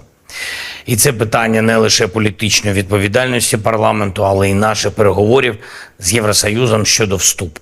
Новий історичний крок між Україною та ЄС має відбутись цього року, і всі гілки державної влади в Україні повинні спрацювати на цей крок. Перед усіма іншими нарадами цього дня провів військовий кабінет, особливо коло учасників. Говорили лише про те, що на фронті зараз, що очікуємо на найближчий час. Посилення наших бригад, власне виробництво зброї, снарядів в Україні та постачання від наших партнерів. Важливі доповіді розвідки. Чітко бачимо, до чого реально готуються окупанти та до чого відповідно мають бути готові наші воїни. Вагоме рішення Данії є сьогодні найбільший за увесь час повномасштабної війни і вже 12-й оборонний пакет. Обсяг цього нового пакету більш ніж $800 мільйонів. За змістом саме те, про що ми домовлялись з пані прем'єр-міністром Метте Фредеріксен та її урядовою командою. Хороше посилення, дякую за нього. Сьогодні дуже продуктивно поспілкувався зі студентами університетів Нідерландів. Це був широкий формат, кілька університетів, доволі політичні були питання. Дійсно хороша увага до України, до нашої боротьби за свободу. І велике сподівання, що ми повернемо мир всій нашій землі, всім нашим людям без виключення. Я вдячний Нідерландам, і суспільству, і політичній спільноті, і тобі, Марку, пане прем'єр-міністре, особисто за таку щиру підтримку України і за віру в Україну, у наших людей.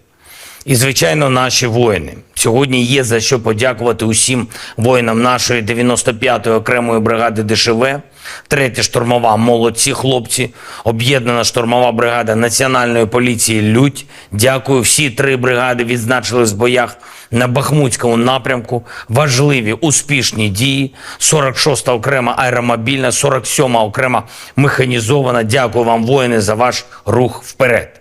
72-га окрема механізована бригада та 79-та окрема ДШВ. Дякую за надзвичайно міцний захист наших позицій. І особливо відзначу сьогодні спецпідрозділи ГУР, які виконують завдання в районі Кліщіївки та в інших надзвичайно гарячих точках. Дякую вам, хлопці. Слава Україні! На Краснолиманском направлении активными действиями подразделений группировки войск «Центр», ударами армейской авиации, огнем артиллерии отражена атака штурмовой группы 12-й бригады специального назначения ВСУ в районе южнее Кузьмино. ВСУ потеряла до 45 военнослужащих, 2 боевые бронированные машины, 3 пикапа, 122 миллиметровая гаубица Д-30. На запорожском направлении подразделениями российской группировки войск, ударами авиации, огнем артиллерии и тяжелых огнеметных систем отражены 3 атаки 47-й механизированной и 71-й егерской бригад ВСУ в районах Работино и Вербового. Уничтожено до 35 военнослужащих противника, 1 танк, 6 боевых машин пехоты, в том числе 3 БМП американского производства «Брэдли», 3 автомобиля, 155 миллиметровая гаубица М777, 152 миллиметровая гаубица М100Б, 2 122 миллиметровые гаубицы Д-30, 105 миллиметровая буксируемая гаубица американского производства М119, станция радиоэлектронной борьбы «Нота». На Херсонском направлении в результате огневого поражения ВСУ потеряли до 80 военнослужащих, 5 автомобилей, 155 миллиметровую гаубицу М777, 152 миллиметровую гаубицу М100Б и 122 миллиметровую гаубицу Д-30. Средствами противовоздушной обороны и радиоэлектронной борьбы, огнем и стрелкового оружия уничтожен 21 украинский беспилотный летательный аппарат в районах населенных пунктов Николаевка Херсонской области, Очеретоватая Запорожской области, а также 4 реактивных снаряда РСЗО «Химарс» и «Ураган». На Купянском направлении ударами авиации, огнем артиллерии западной группировки войск поражена живая сила и техника 68-й егерской бригады, 14-й и 32-й механизированных бригад Вооруженных сил Украины в районе населенных пунктов Новоегоровка, Синьковка, Загоруйковка. Потери противника составили до 25 военнослужащих, 3 автомобиля, 2 155 миллиметровых гаубицы М777, 155 миллиметровая французская гаубица ТИР-Ф1, 152 миллиметровое орудие Д-20, 122 миллиметровая самоходная артиллерийская установка «Гвоздика», боевая машина реактивной системы залпового огня Т-122 «Сакарья» турецкого производства. Уничтожены командно-наблюдательный пункт подразделения 106-й и склад боеприпасов 118-й бригад территориальной обороны Вооруженных сил Украины в районах Новенького, Гремячки. Presiden Rusia Vladimir Putin bertemu dengan pemimpin Korea Utara Kim Jong-un di Kosmodrom Vostokny, tanggal 13 September. Putin menjelaskan mengapa pertemuan itu diadakan di Vostokny bukan di tempat lain. Pemimpin Korea Utara menunjukkan minat yang besar terhadap teknologi rudal dan roket luar angkasa, kata Putin. Kosmodrom Vostokny adalah sebuah fasilitas peluncuran antariksa yang terletak di wilayah Amur Oblast, Rusia. Ini adalah kosmodrom milik pemerintah Rusia yang digunakan untuk meluncurkan roket dan wahana antariksa. Kosmodrom ini dibangun untuk mengurangi ketergantungan Rusia pada fasilitas peluncuran di luar negeri. Pembangunan Vostokny dimulai pada tahun 2012, dan sejak itu telah digunakan untuk meluncurkan berbagai misi antariksa, termasuk satelit dan wahana antariksa manusia. Presiden Rusia juga ditanya apakah kerja sama militer teknis akan dibahas selama negosiasi dengan pemimpin Korea. Kami akan membicarakan semua masalah ini secara perlahan. Masih ada waktu, jawab Vladimir Putin. Rekaman pertemuan antara Putin dan Kim Jong-un dirilis layanan pers Kremlin dan jurnalis VGTRK Pavel Zarubin. Negosiasi antara Vladimir Putin dan Kim Jong-un dimulai di Kosmodrom Vostochny. Pertemuan tersebut berlangsung di ruang pertemuan di lantai pertama Gedung Teknik Kompleks Teknis Kompleks Roket Luar Angkasa Soyuz 2. Anggota delegasi kedua negara mengambil bagian dalam negosiasi. Pemimpin Korea Utara Kim Jong-un selama kunjungannya ke Rusia didampingi oleh saudara perempuannya Kim Yo Jong, yang menjabat sebagai Kepala Departemen Komite Sentral Partai Pekerja Korea. Pihak Rusia dalam perundingan antara para pemimpin Federasi Rusia dan DPRK diwakili oleh Menteri Pertahanan Sergei Shoigu, Menteri Perindustrian dan Perdagangan Denis Manturov, Menteri Luar Negeri Sergei Lavrov, Wakil Perdana Menteri Marat Husnulin, Menteri Transportasi Vitaly Saveliv dan Menteri Sumber Daya Alam dan Lingkungan Alexander Kozlov. Rusia adalah sekutu utama Korea Utara, Kim Jong-un.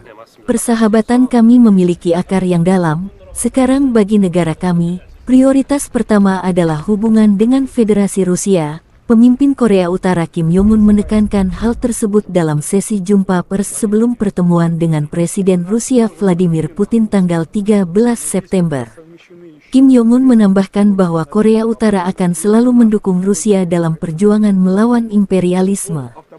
Kim Jong-un menyatakan keyakinannya bahwa negosiasinya dengan Putin akan membantu meningkatkan hubungan antar negara ke tingkat yang baru. Korea Utara mendukung semua keputusan Putin. Kim Jong-un juga menambahkan bahwa Rusia telah melakukan perjuangan suci untuk melindungi keamanannya dilansir kantor berita Rusia TASS.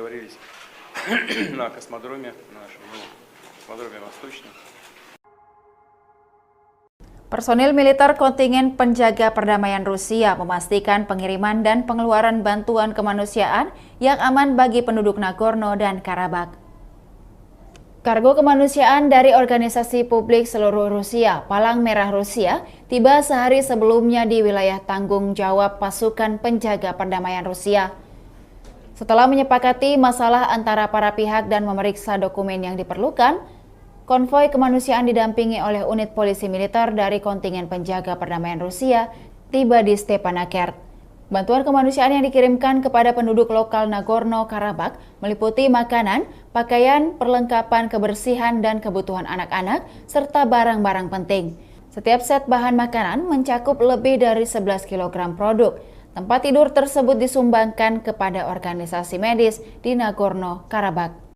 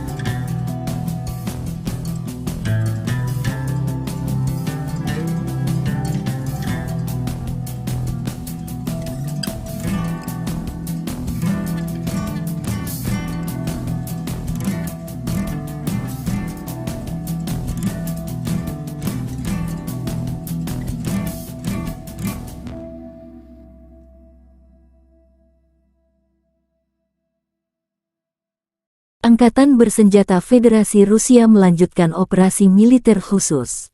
Di arah Donetsk, unit-unit kelompok pasukan Yuk dengan penerbangan dan artileri menangkis 5 serangan kelompok penyerang Brigade Mekanik ke-110 dan Brigade Pengawal ke-101 Staf Umum AFU dekat Avdiivka, Mayorsk dan Barat Andriivka, Republik Rakyat Donetsk. Kerugian musuh lebih dari 255 prajurit Ukraina, 2 kendaraan tempur infanteri, 6 kendaraan bermotor, dan 1 sistem artileri self-propelled Gvozdika, menurut Kementerian Pertahanan Rusia tanggal 12 September.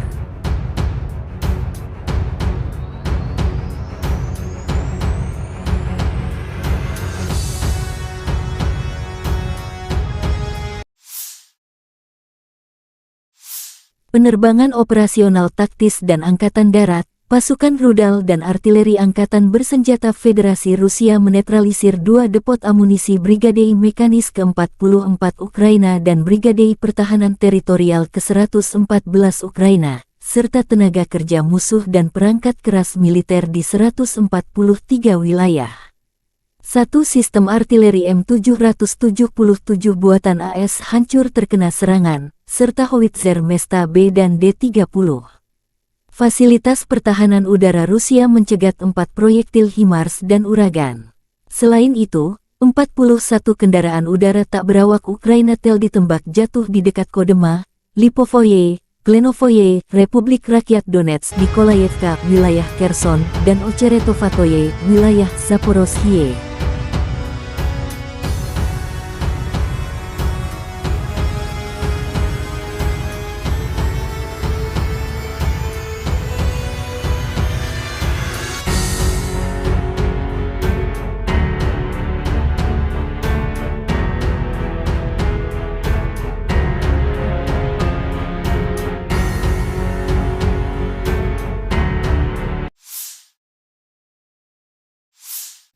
Lebih dari 20 bentrokan terjadi antara Rusia dan Ukraina pada siang hari. Secara total, Rusia melancarkan 3 serangan rudal dan 25 serangan udara, melakukan 36 serangan dari sistem salvo roket terhadap posisi pasukan Ukraina dan wilayah berpenduduk. Sebagian besar serangan berhasil dihalau. Di arah Bakhmut, pasukan pertahanan Ukraina berhasil menahan musuh di wilayah Orikhovo-Vasilivka, wilayah Donetsk. Di arah Avdiivka, pembela kami berhasil menangkis sekitar 10 serangan musuh di wilayah Avdiivka, wilayah Donetsk, menurut komunikasi strategis kantor Panglima Angkatan Bersenjata Ukraina.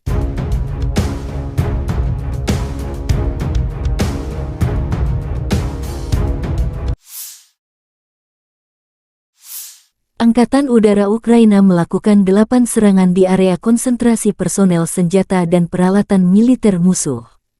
2 unit artileri, 1 depo amunisi, 1 pos kendali dan 1 kompleks rudal anti-pesawat Rusia hancur terkena serangan oleh unit pasukan rudal. Menurut komunikasi strategis kantor Panglima Angkatan Bersenjata Ukraina, Rusia kehilangan 33 sistem artileri, 8 tank, dan 17 drone dalam 24 jam terakhir.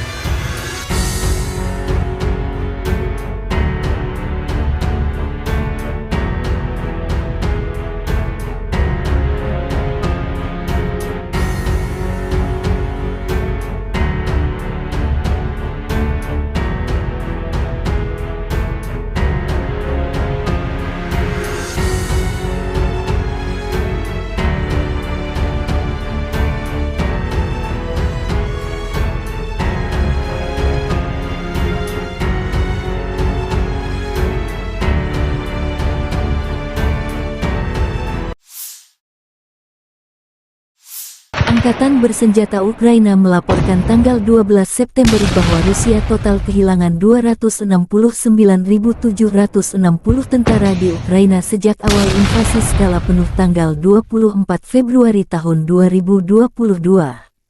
Jumlah ini termasuk 550 korban pasukan Rusia dalam 24 jam terakhir. Menurut laporan Divisi Komunikasi Strategis Kantor Panglima Angkatan Bersenjata Ukraina, Rusia juga total kehilangan 4.568 tank, 8.778 kendaraan tempur lapis baja, 5.872 sistem artileri, 765 sistem peluncuran roket ganda, 515 sistem pertahanan udara, pesawat terbang 315, helikopter 316, drone 4.645, perahu 19, kendaraan dan tangki bahan bakar 8.413, serta peralatan khusus 881 unit.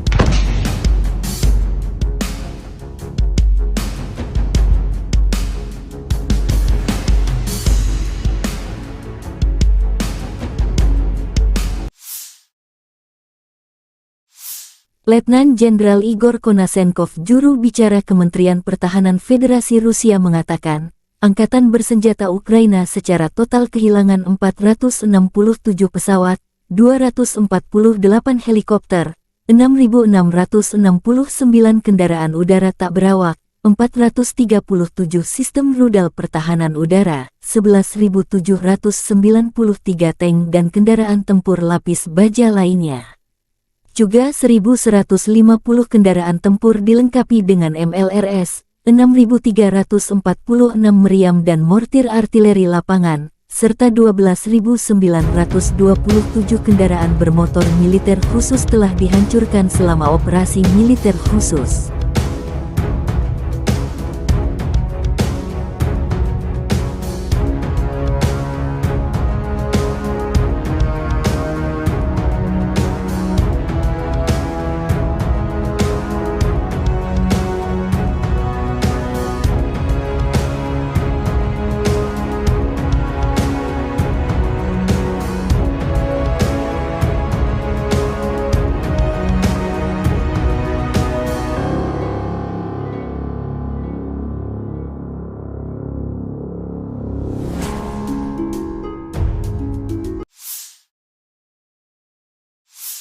Бажаю здоров'я, шановні українці, українки. Звіт за день.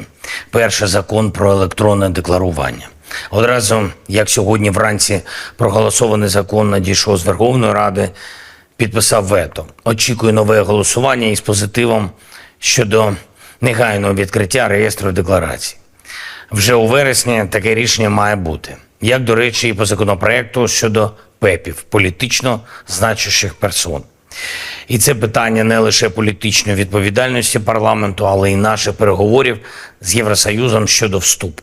Новий історичний крок між Україною та ЄС має відбутись цього року, і всі гілки державної влади в Україні повинні спрацювати на цей крок. Перед усіма іншими нарадами цього дня провів військовий кабінет, особливо коло учасників. Говорили лише про те, що на фронті зараз, що очікуємо на найближчий час.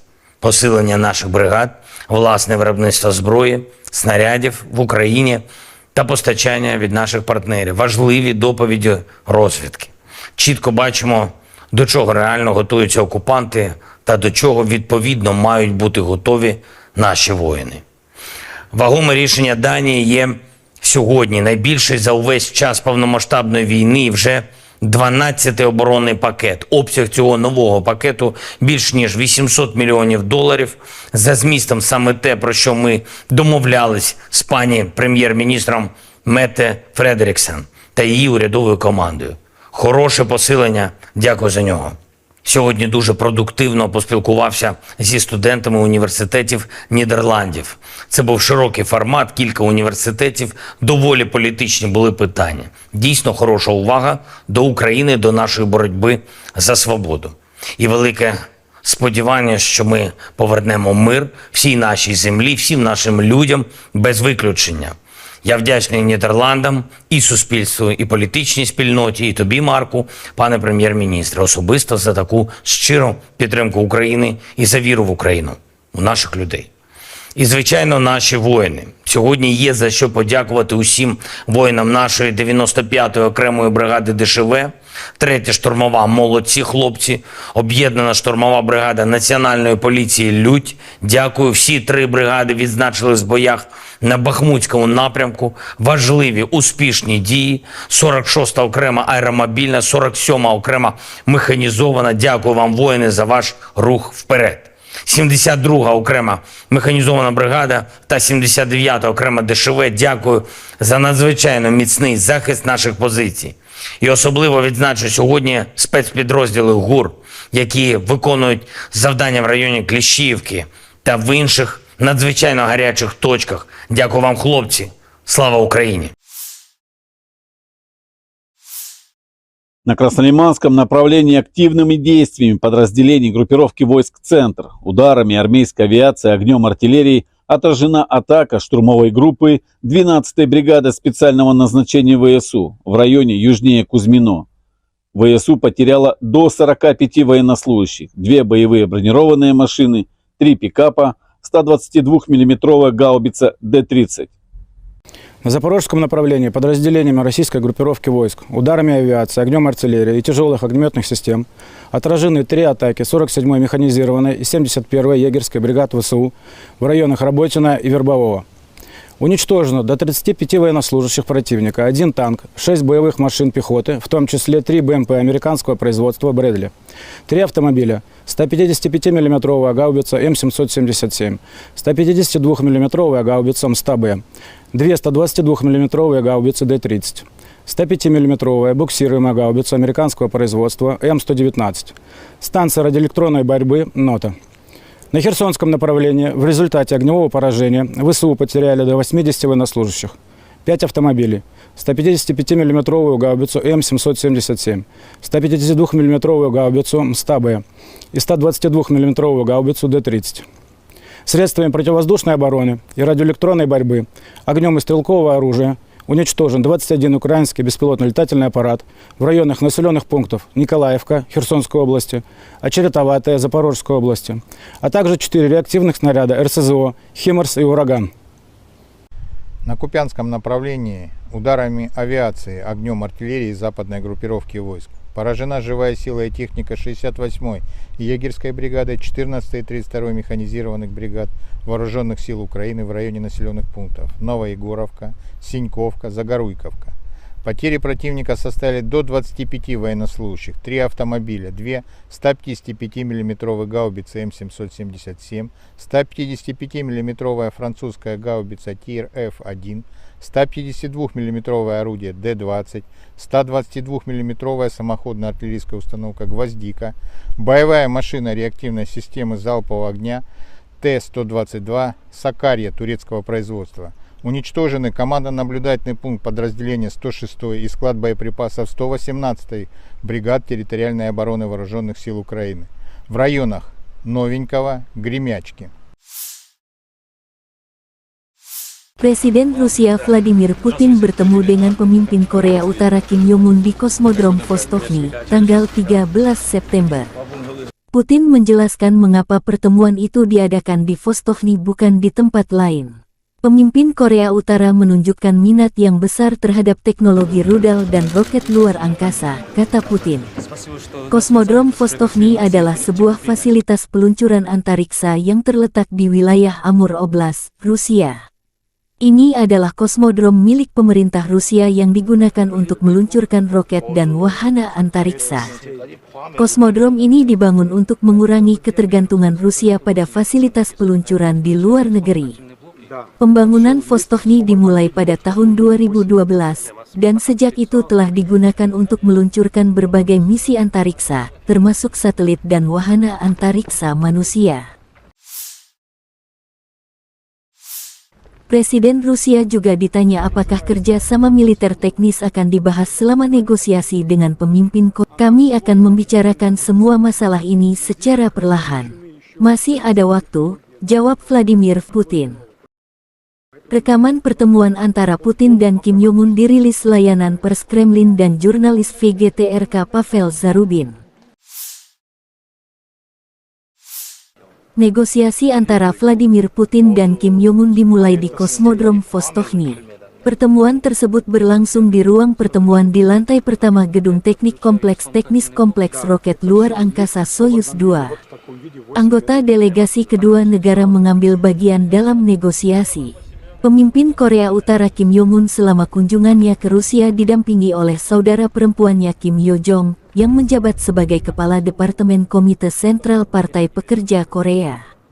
Pihak Rusia dalam perundingan antara para pemimpin Federasi Rusia dan DPRK diwakili oleh Menteri Pertahanan Sergei Shoigu, Menteri Perindustrian dan Perdagangan Denis Manturov, Menteri Luar Negeri Sergei Lavrov, Wakil Perdana Menteri Marat Husnulin, Menteri Transportasi Vitaly Saveliv dan Menteri Sumber Daya Alam dan Lingkungan Alexander Kozlov.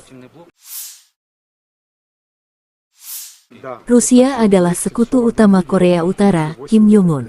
Persahabatan kami memiliki akar yang dalam. Sekarang bagi negara kami, prioritas pertama adalah hubungan dengan Federasi Rusia. Pemimpin Korea Utara Kim Jong-un menekankan hal tersebut dalam sesi jumpa pers sebelum pertemuan dengan Presiden Rusia Vladimir Putin tanggal 13 September. Kim Jong-un menambahkan bahwa Korea Utara akan selalu mendukung Rusia dalam perjuangan melawan imperialisme. Kim Jong-un menyatakan keyakinannya bahwa negosiasinya dengan Putin akan membantu meningkatkan hubungan antar negara ke tingkat yang baru. Korea Utara mendukung semua keputusan Putin. Kim Jong-un juga menambahkan bahwa Rusia telah melakukan perjuangan suci untuk melindungi keamanannya dilansir kantor berita Rusia TASS.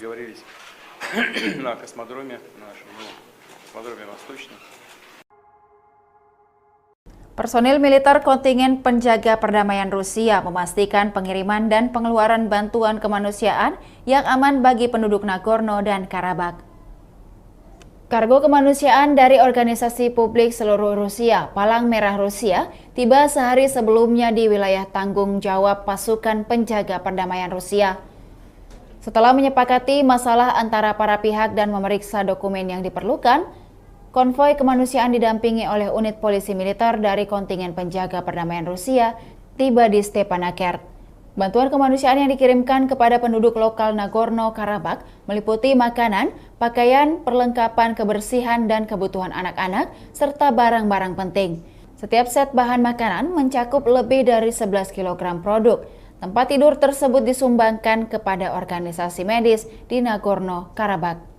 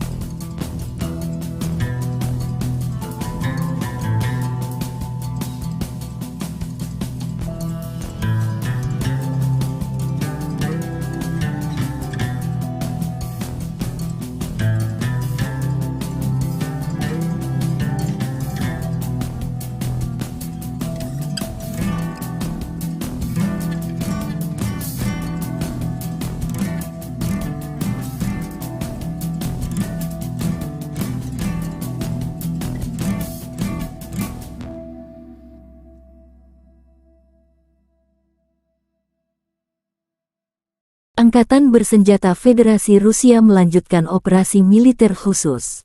Di arah Donetsk, unit-unit kelompok pasukan Yuk dengan penerbangan dan artileri menangkis 5 serangan kelompok penyerang Brigadei Mekanik ke-110 dan Brigadei Pengawal ke-101 Staf Umum AFU dekat Avdiivka, Mayorsk dan Barat Andriivka, Republik Rakyat Donetsk. Kerugian musuh lebih dari 255 prajurit Ukraina, 2 kendaraan tempur infanteri, 6 kendaraan bermotor, dan 1 sistem artileri self-propelled Gvozdika, menurut Kementerian Pertahanan Rusia tanggal 12 September.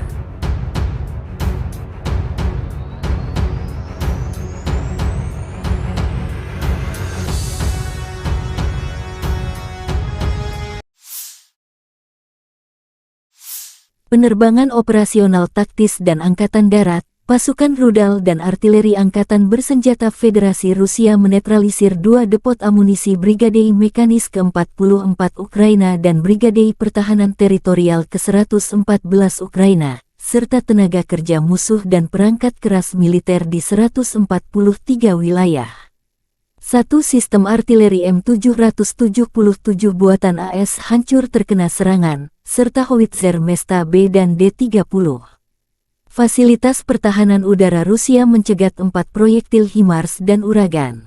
Selain itu, 41 kendaraan udara tak berawak Ukraina tel ditembak jatuh di dekat Kodema, Lipovoye, Klenovoye, Republik Rakyat Donetsk, Nikolayevka, wilayah Kherson, dan Ocheretovatoye, wilayah Zaporozhye.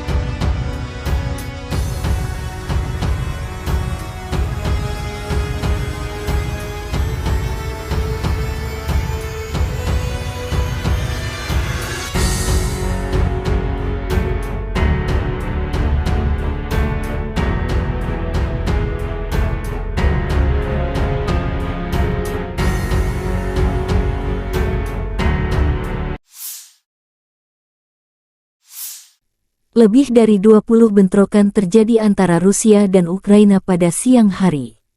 Secara total, Rusia melancarkan 3 serangan rudal dan 25 serangan udara, melakukan 36 serangan dari sistem salvo roket terhadap posisi pasukan Ukraina dan wilayah berpenduduk. Sebagian besar serangan berhasil dihalau. Di arah Bakhmut, pasukan pertahanan Ukraina berhasil menahan musuh di wilayah Orikhovo-Vasilivka, wilayah Donetsk. Di arah Avdiivka, pembela kami berhasil menangkis sekitar 10 serangan musuh di wilayah Avdiivka, wilayah Donetsk, menurut komunikasi strategis kantor Panglima Angkatan Bersenjata Ukraina.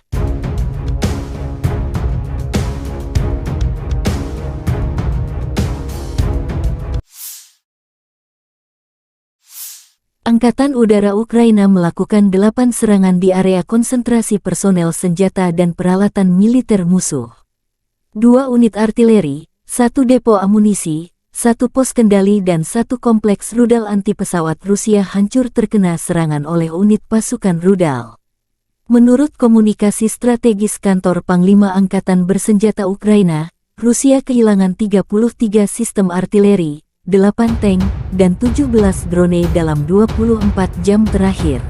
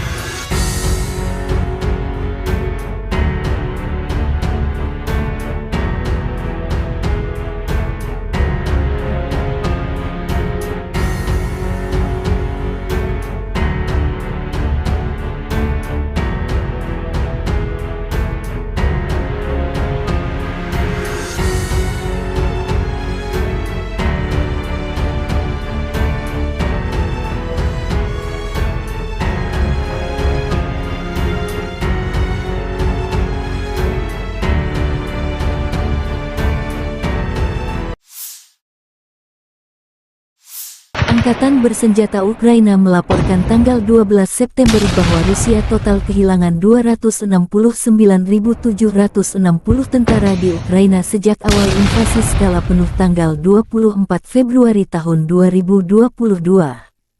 Jumlah ini termasuk 550 korban pasukan Rusia dalam 24 jam terakhir. Menurut laporan Divisi Komunikasi Strategis Kantor Panglima Angkatan Bersenjata Ukraina, Rusia juga total kehilangan 4.568 tank, 8.778 kendaraan tempur lapis baja, 5.872 sistem artileri, 765 sistem peluncuran roket ganda, 515 sistem pertahanan udara, pesawat terbang 315, helikopter 316, drone 4.645, perahu 19, kendaraan dan tangki bahan bakar 8.413, serta peralatan khusus 881 unit.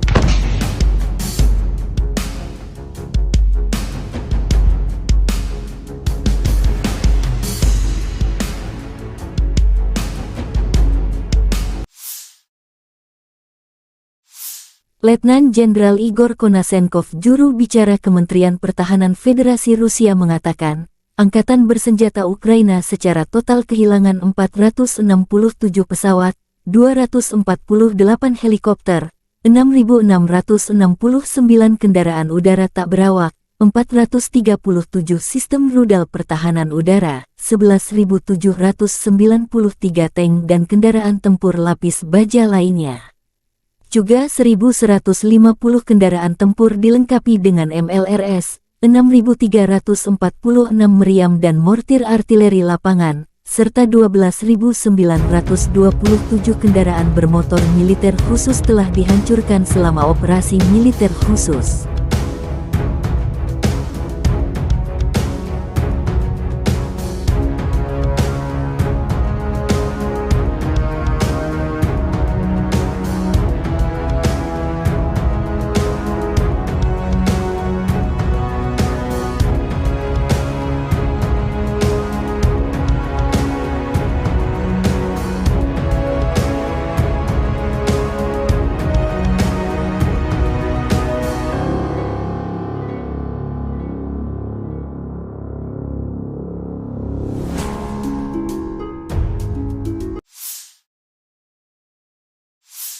Бажаю здоров'я, шановні українці, українки. Звіт за день. Перший закон про електронне декларування. Одразу, як сьогодні вранці проголосований закон надійшов з Верховної Ради, підписав вето. Очікую нове голосування із позитивом щодо негайного відкриття реєстру декларацій. Вже у вересні таке рішення має бути. Як, до речі, і по законопроекту щодо ПЕПів, політично значущих персон. І це питання не лише політичної відповідальності парламенту, але й наших переговорів з Євросоюзом щодо вступу. Новий історичний крок між Україною та ЄС має відбутись цього року, і всі гілки державної влади в Україні повинні спрацювати на цей крок. Перед усіма іншими нарадами цього дня провів військовий кабінет, особливо коло учасників. Говорили лише про те, що на фронті зараз, що очікуємо на найближчий час. Посилення наших бригад, власне виробництво зброї, снарядів в Україні та постачання від наших партнерів. Важливі доповіді розвідки. Чітко бачимо, до чого реально готуються окупанти та до чого відповідно мають бути готові наші воїни. Вагоме рішення Данії є сьогодні найбільший за увесь час повномасштабної війни, і вже 12-й оборонний пакет. Обсяг цього нового пакету більш ніж $800 мільйонів. За змістом саме те, про що ми домовлялись з пані прем'єр-міністром Метте Фредеріксен та її урядовою командою. Хороше посилення, дякую за нього. Сьогодні дуже продуктивно поспілкувався зі студентами університетів Нідерландів. Це був широкий формат, кілька університетів, доволі політичні були питання. Дійсно хороша увага до України, до нашої боротьби за свободу.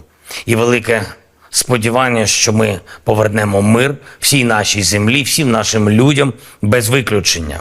Я вдячний Нідерландам, і суспільству, і політичній спільноті, і тобі, Марку, пане прем'єр-міністре, особисто за таку щиру підтримку України і за віру в Україну, у наших людей.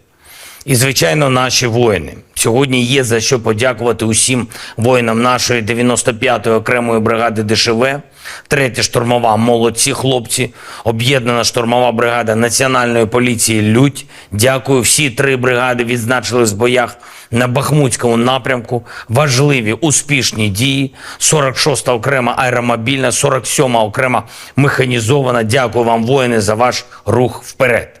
72-га окрема механізована бригада та 79-та окрема ДШВ. Дякую за надзвичайно міцний захист наших позицій.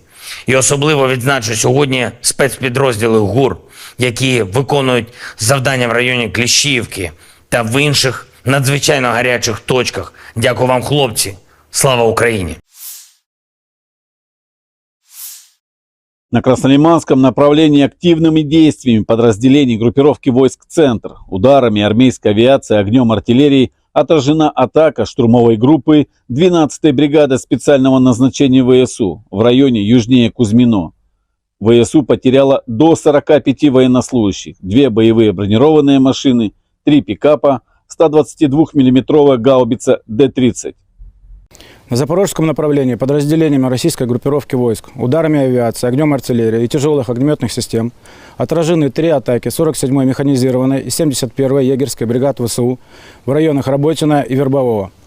Уничтожено до 35 военнослужащих противника, 1 танк, 6 боевых машин пехоты, в том числе 3 БМП американского производства «Брэдли», 3 автомобиля, 155 миллиметровая гаубица М777, 152 миллиметровая гаубица МСТА-Б, 2 122 миллиметровые гаубицы Д-30, 105 миллиметровая буксируемая гаубица американского производства М119, станция радиоэлектронной борьбы «Нота». На Херсонском направлении в результате огневого поражения ВСУ потеряли до 80 военнослужащих, 5 автомобилей, 155 миллиметровую гаубицу М777, 152 миллиметровую гаубицу МСТА-Б и 122 миллиметровую гаубицу Д-30. Средствами противовоздушной обороны и радиоэлектронной борьбы, огнем и стрелкового оружия уничтожен 21 украинский беспилотный летательный аппарат в районах населенных пунктов Николаевка Херсонской области, Очеретоватая Запорожской области, а также 4 реактивных снаряда РСЗО «Химарс» и «Ураган». На Купянском направлении ударами авиации, огнем артиллерии западной группировки войск поражена живая сила и техника 68-й егерской бригады, 14-й и 32-й механизированных бригад Вооруженных сил Украины в районе населенных пунктов Новоегоровка, Синьковка, Загоруйковка.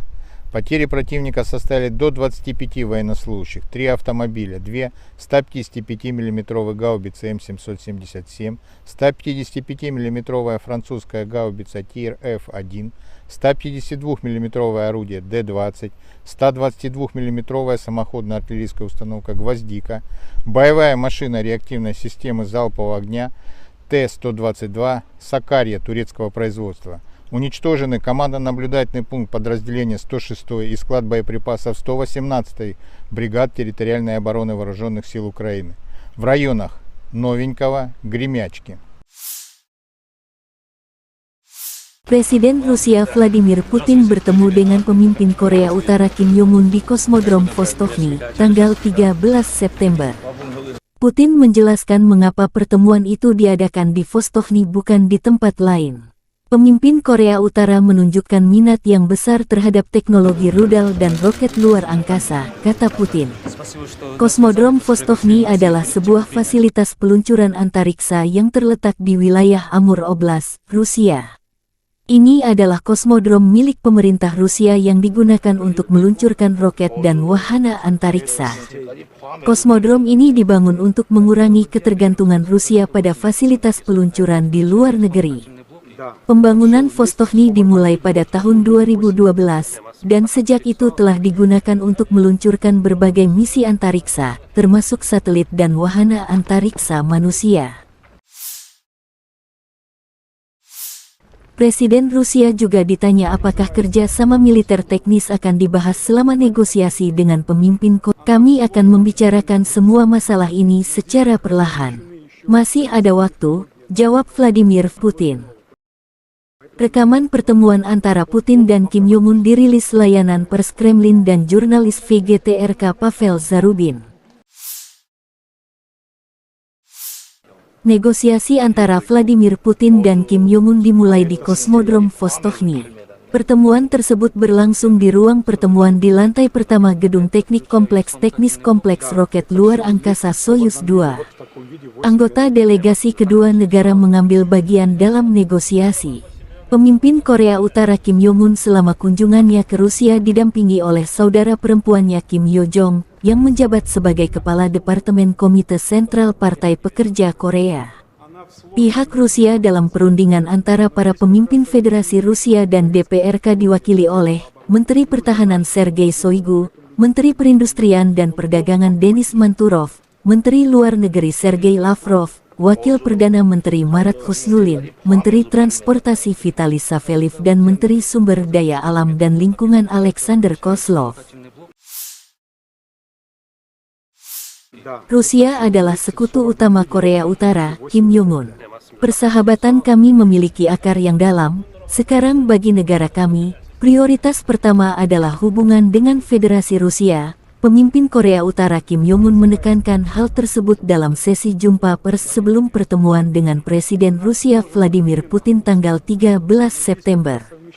Kim Jong-un menambahkan bahwa Korea Utara akan selalu mendukung Rusia dalam perjuangan melawan imperialisme.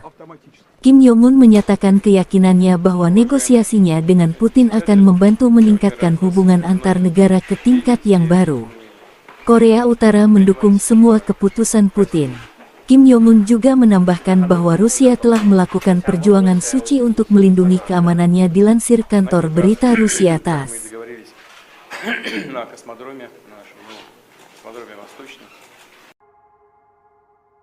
Personil militer kontingen penjaga perdamaian Rusia memastikan pengiriman dan pengeluaran bantuan kemanusiaan yang aman bagi penduduk Nagorno dan Karabakh. Kargo kemanusiaan dari organisasi publik seluruh Rusia, Palang Merah Rusia, tiba sehari sebelumnya di wilayah tanggung jawab pasukan penjaga perdamaian Rusia. Setelah menyepakati masalah antara para pihak dan memeriksa dokumen yang diperlukan, konvoi kemanusiaan didampingi oleh unit polisi militer dari kontingen penjaga perdamaian Rusia tiba di Stepanakert. Bantuan kemanusiaan yang dikirimkan kepada penduduk lokal Nagorno-Karabakh meliputi makanan, pakaian, perlengkapan kebersihan dan kebutuhan anak-anak, serta barang-barang penting. Setiap set bahan makanan mencakup lebih dari 11 kg produk. Tempat tidur tersebut disumbangkan kepada organisasi medis di Nagorno-Karabakh.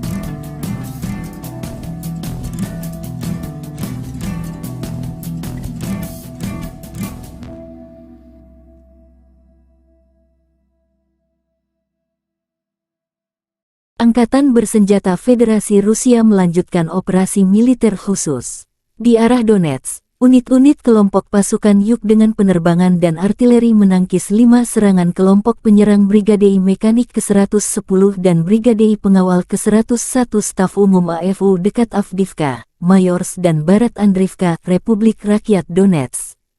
Kerugian musuh lebih dari 255 prajurit Ukraina, 2 kendaraan tempur infanteri, 6 kendaraan bermotor, dan 1 sistem artileri self-propelled Gvozdika, menurut Kementerian Pertahanan Rusia tanggal 12 September.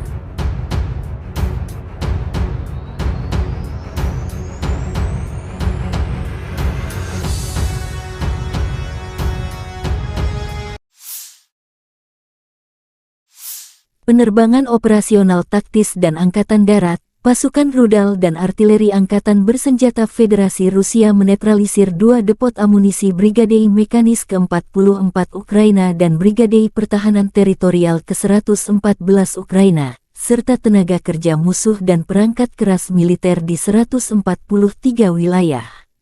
1 sistem artileri M777 buatan AS hancur terkena serangan, serta howitzer Mesta B dan D-30.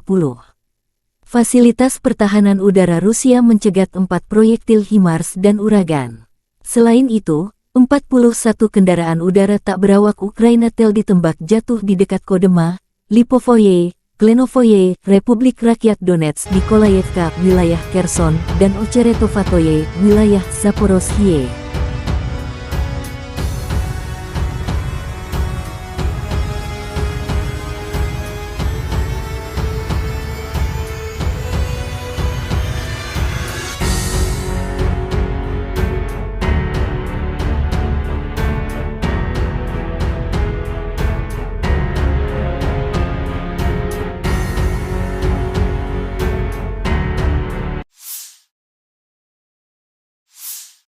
Lebih dari 20 bentrokan terjadi antara Rusia dan Ukraina pada siang hari.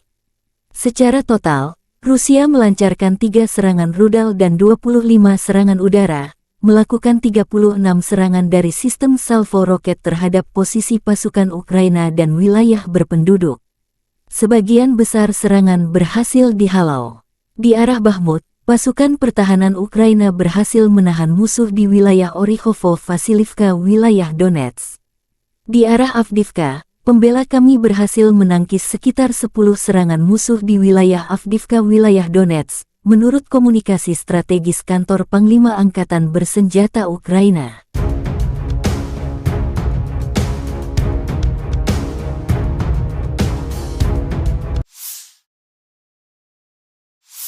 Angkatan Udara Ukraina melakukan 8 serangan di area konsentrasi personel senjata dan peralatan militer musuh. 2 unit artileri, 1 depo amunisi, 1 pos kendali dan 1 kompleks rudal anti-pesawat Rusia hancur terkena serangan oleh unit pasukan rudal. Menurut komunikasi strategis kantor Panglima Angkatan Bersenjata Ukraina, Rusia kehilangan 33 sistem artileri, 8 tank, dan 17 drone dalam 24 jam terakhir.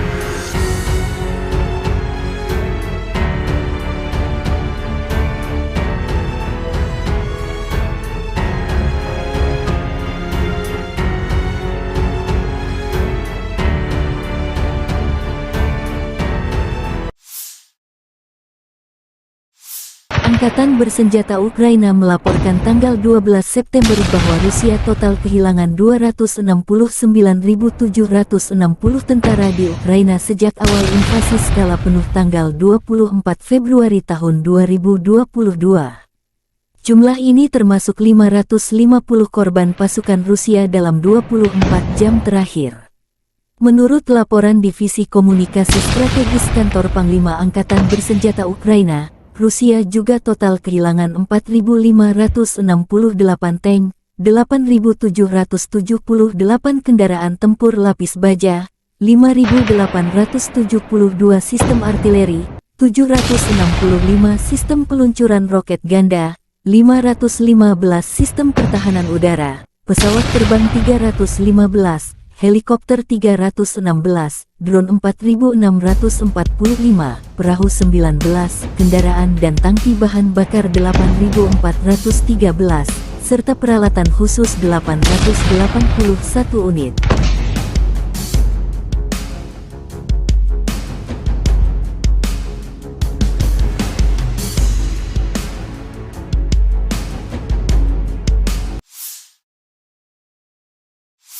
Letnan Jenderal Igor Konasenkov, juru bicara Kementerian Pertahanan Federasi Rusia mengatakan, Angkatan Bersenjata Ukraina secara total kehilangan 467 pesawat, 248 helikopter, 6.669 kendaraan udara tak berawak, 437 sistem rudal pertahanan udara, 11.793 tank dan kendaraan tempur lapis baja lainnya. Juga 1.150 kendaraan tempur dilengkapi dengan MLRS, 6.346 meriam dan mortir artileri lapangan, serta 12.927 kendaraan bermotor militer khusus telah dihancurkan selama operasi militer khusus.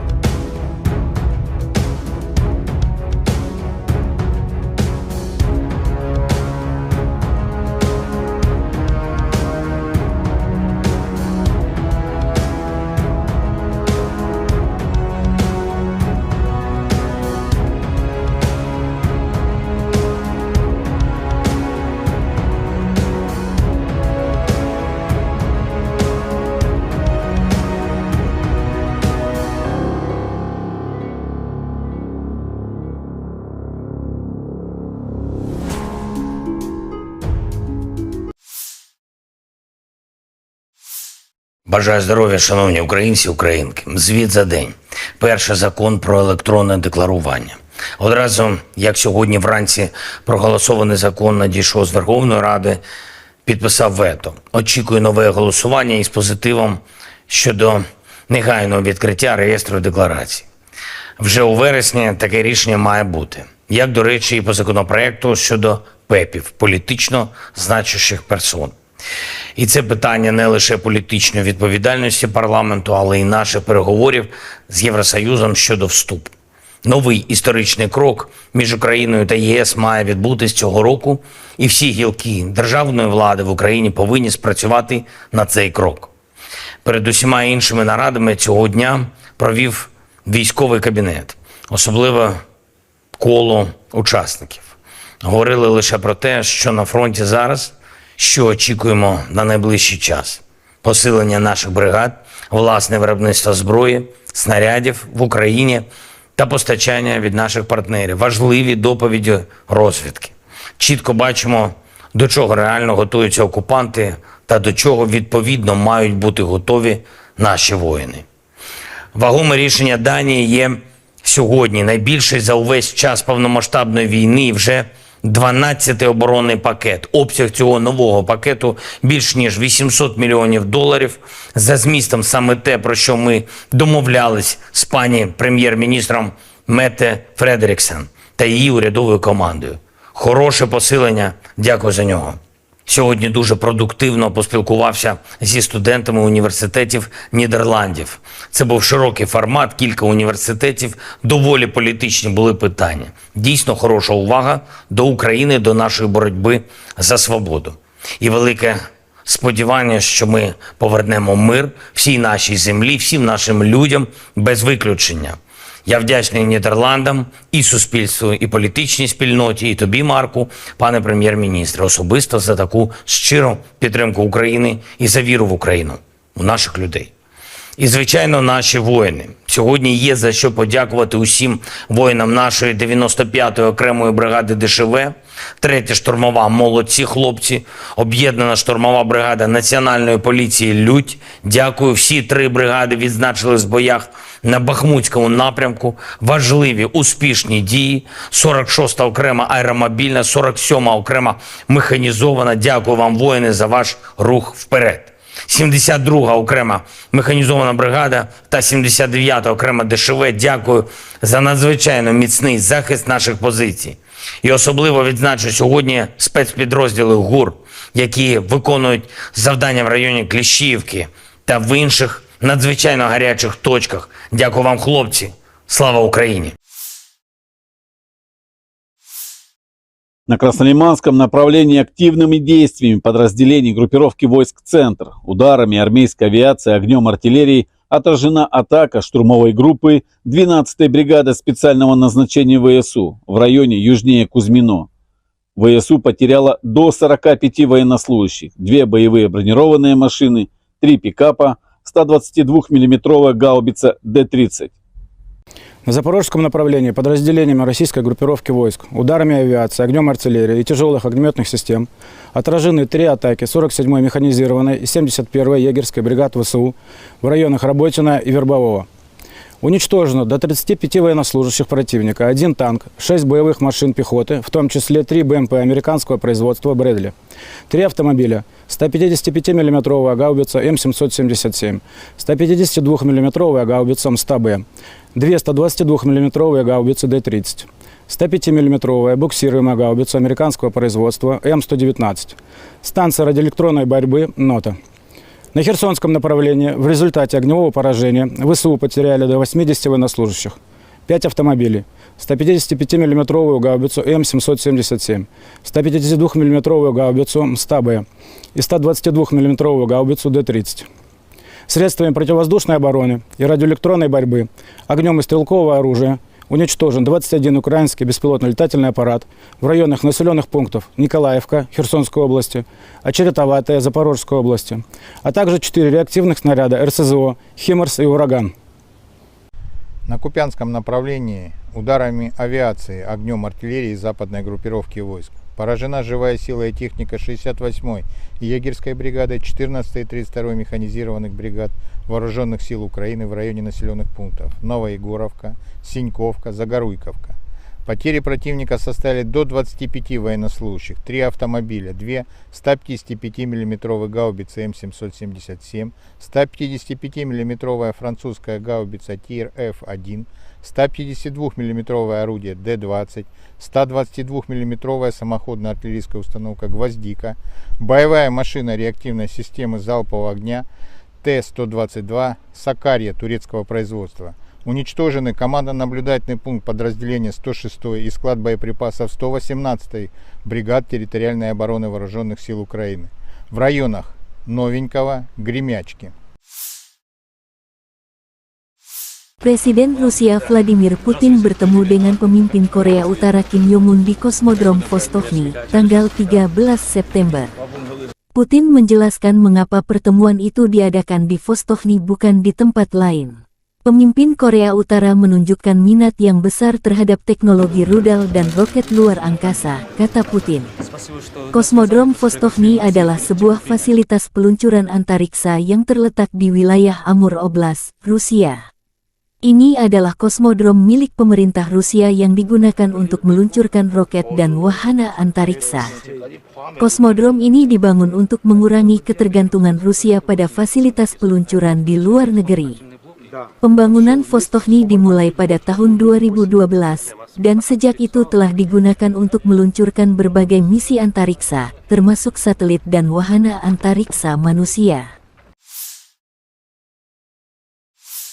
Presiden Rusia juga ditanya apakah kerja sama militer teknis akan dibahas selama negosiasi dengan pemimpin Korea. Kami akan membicarakan semua masalah ini secara perlahan.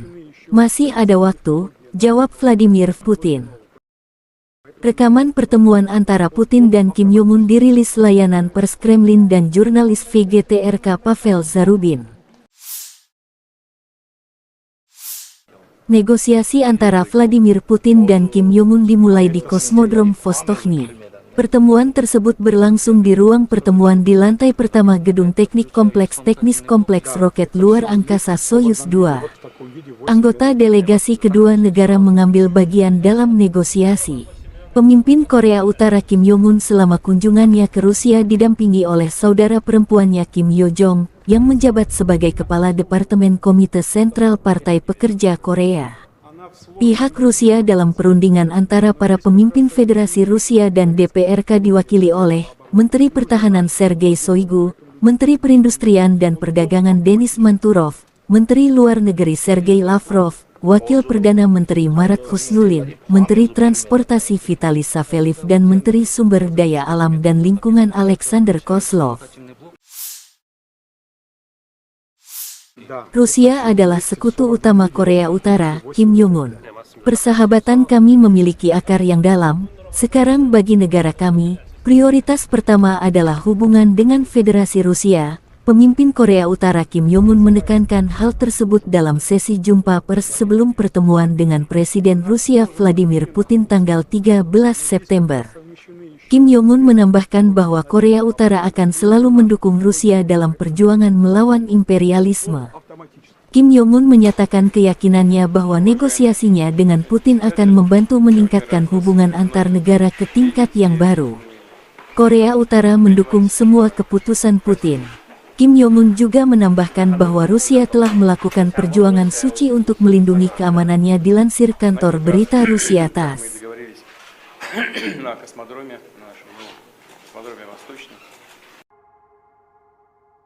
Personil militer kontingen penjaga perdamaian Rusia memastikan pengiriman dan pengeluaran bantuan kemanusiaan yang aman bagi penduduk Nagorno dan Karabakh. Kargo kemanusiaan dari organisasi publik seluruh Rusia, Palang Merah Rusia, tiba sehari sebelumnya di wilayah tanggung jawab pasukan penjaga perdamaian Rusia. Setelah menyepakati masalah antara para pihak dan memeriksa dokumen yang diperlukan, konvoi kemanusiaan didampingi oleh unit polisi militer dari kontingen penjaga perdamaian Rusia tiba di Stepanakert. Bantuan kemanusiaan yang dikirimkan kepada penduduk lokal Nagorno-Karabakh meliputi makanan, pakaian, perlengkapan kebersihan dan kebutuhan anak-anak, serta barang-barang penting. Setiap set bahan makanan mencakup lebih dari 11 kg produk. Tempat tidur tersebut disumbangkan kepada organisasi medis di Nagorno-Karabakh.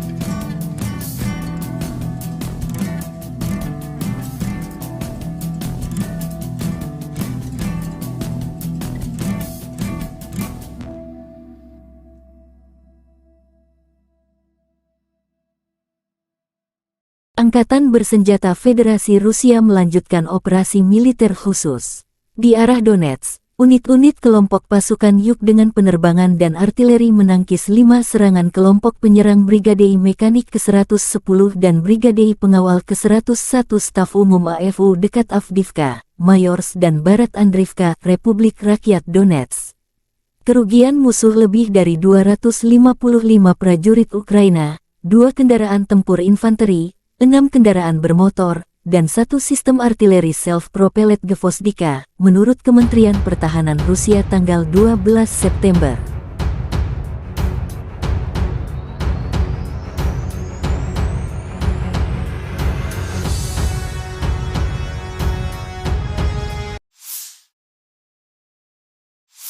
Penerbangan operasional taktis dan Angkatan Darat, pasukan rudal dan artileri Angkatan Bersenjata Federasi Rusia menetralisir 2 depot amunisi Brigade Mekanis ke-44 Ukraina dan Brigade Pertahanan Teritorial ke-114 Ukraina, serta tenaga kerja musuh dan perangkat keras militer di 143 wilayah. 1 sistem artileri M777 buatan AS hancur terkena serangan, serta howitzer Mesta B dan D-30. Fasilitas pertahanan udara Rusia mencegat 4 proyektil HIMARS dan Uragan. Selain itu, 41 kendaraan udara tak berawak Ukraina tel ditembak jatuh di dekat Kodema, Lipovoye, Klenovoye, Republik Rakyat Donetsk, Nikolayevka, wilayah Kherson, dan Ocheretovatoye, wilayah Zaporozhye.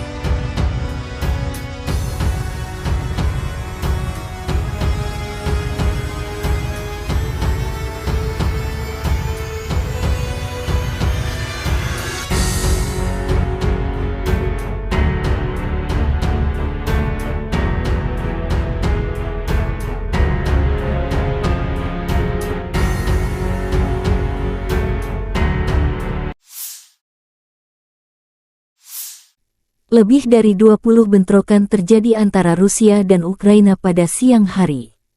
Secara total, Rusia melancarkan 3 serangan rudal dan 25 serangan udara, melakukan 36 serangan dari sistem salvo roket terhadap posisi pasukan Ukraina dan wilayah berpenduduk. Sebagian besar serangan berhasil dihalau. Di arah Bakhmut, pasukan pertahanan Ukraina berhasil menahan musuh di wilayah Orikhovo-Vasilivka, wilayah Donetsk. Di arah Avdiivka, pembela kami berhasil menangkis sekitar 10 serangan musuh di wilayah Avdiivka, wilayah Donetsk, menurut komunikasi strategis kantor Panglima Angkatan Bersenjata Ukraina.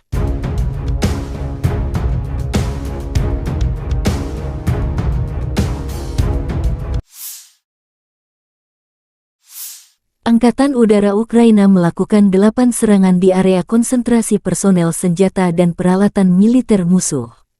2 unit artileri, 1 depo amunisi, 1 pos kendali dan 1 kompleks rudal anti-pesawat Rusia hancur terkena serangan oleh unit pasukan rudal.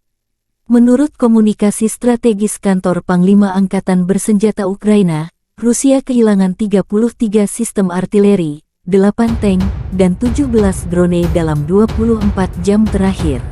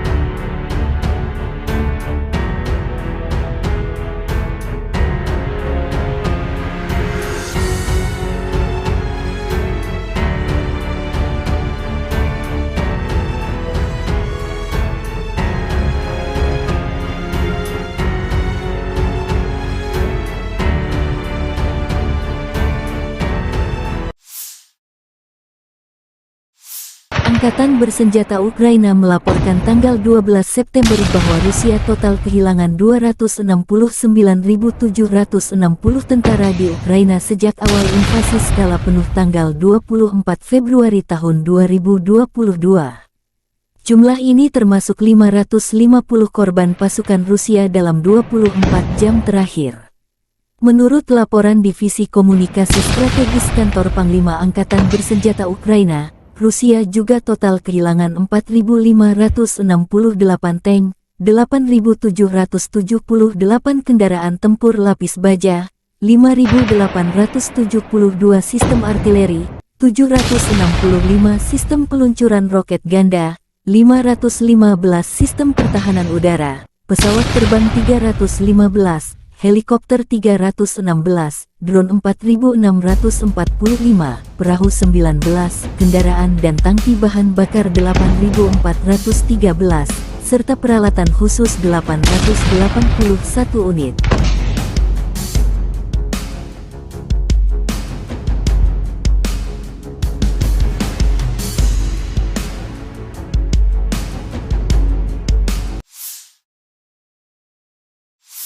Letnan Jenderal Igor Konasenkov, juru bicara Kementerian Pertahanan Federasi Rusia mengatakan, Angkatan Bersenjata Ukraina secara total kehilangan 467 pesawat, 248 helikopter, 6.669 kendaraan udara tak berawak, 437 sistem rudal pertahanan udara, 11.793 tank dan kendaraan tempur lapis baja lainnya.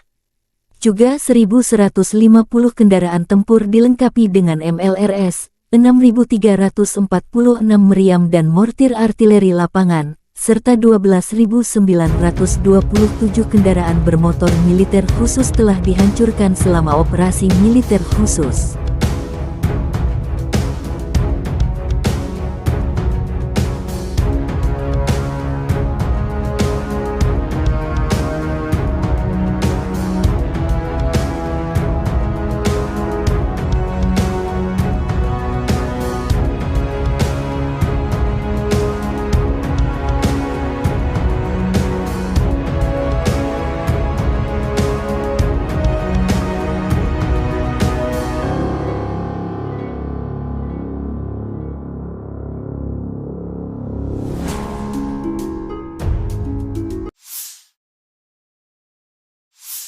Бажаю здоров'я, шановні українці, українки. Звіт за день.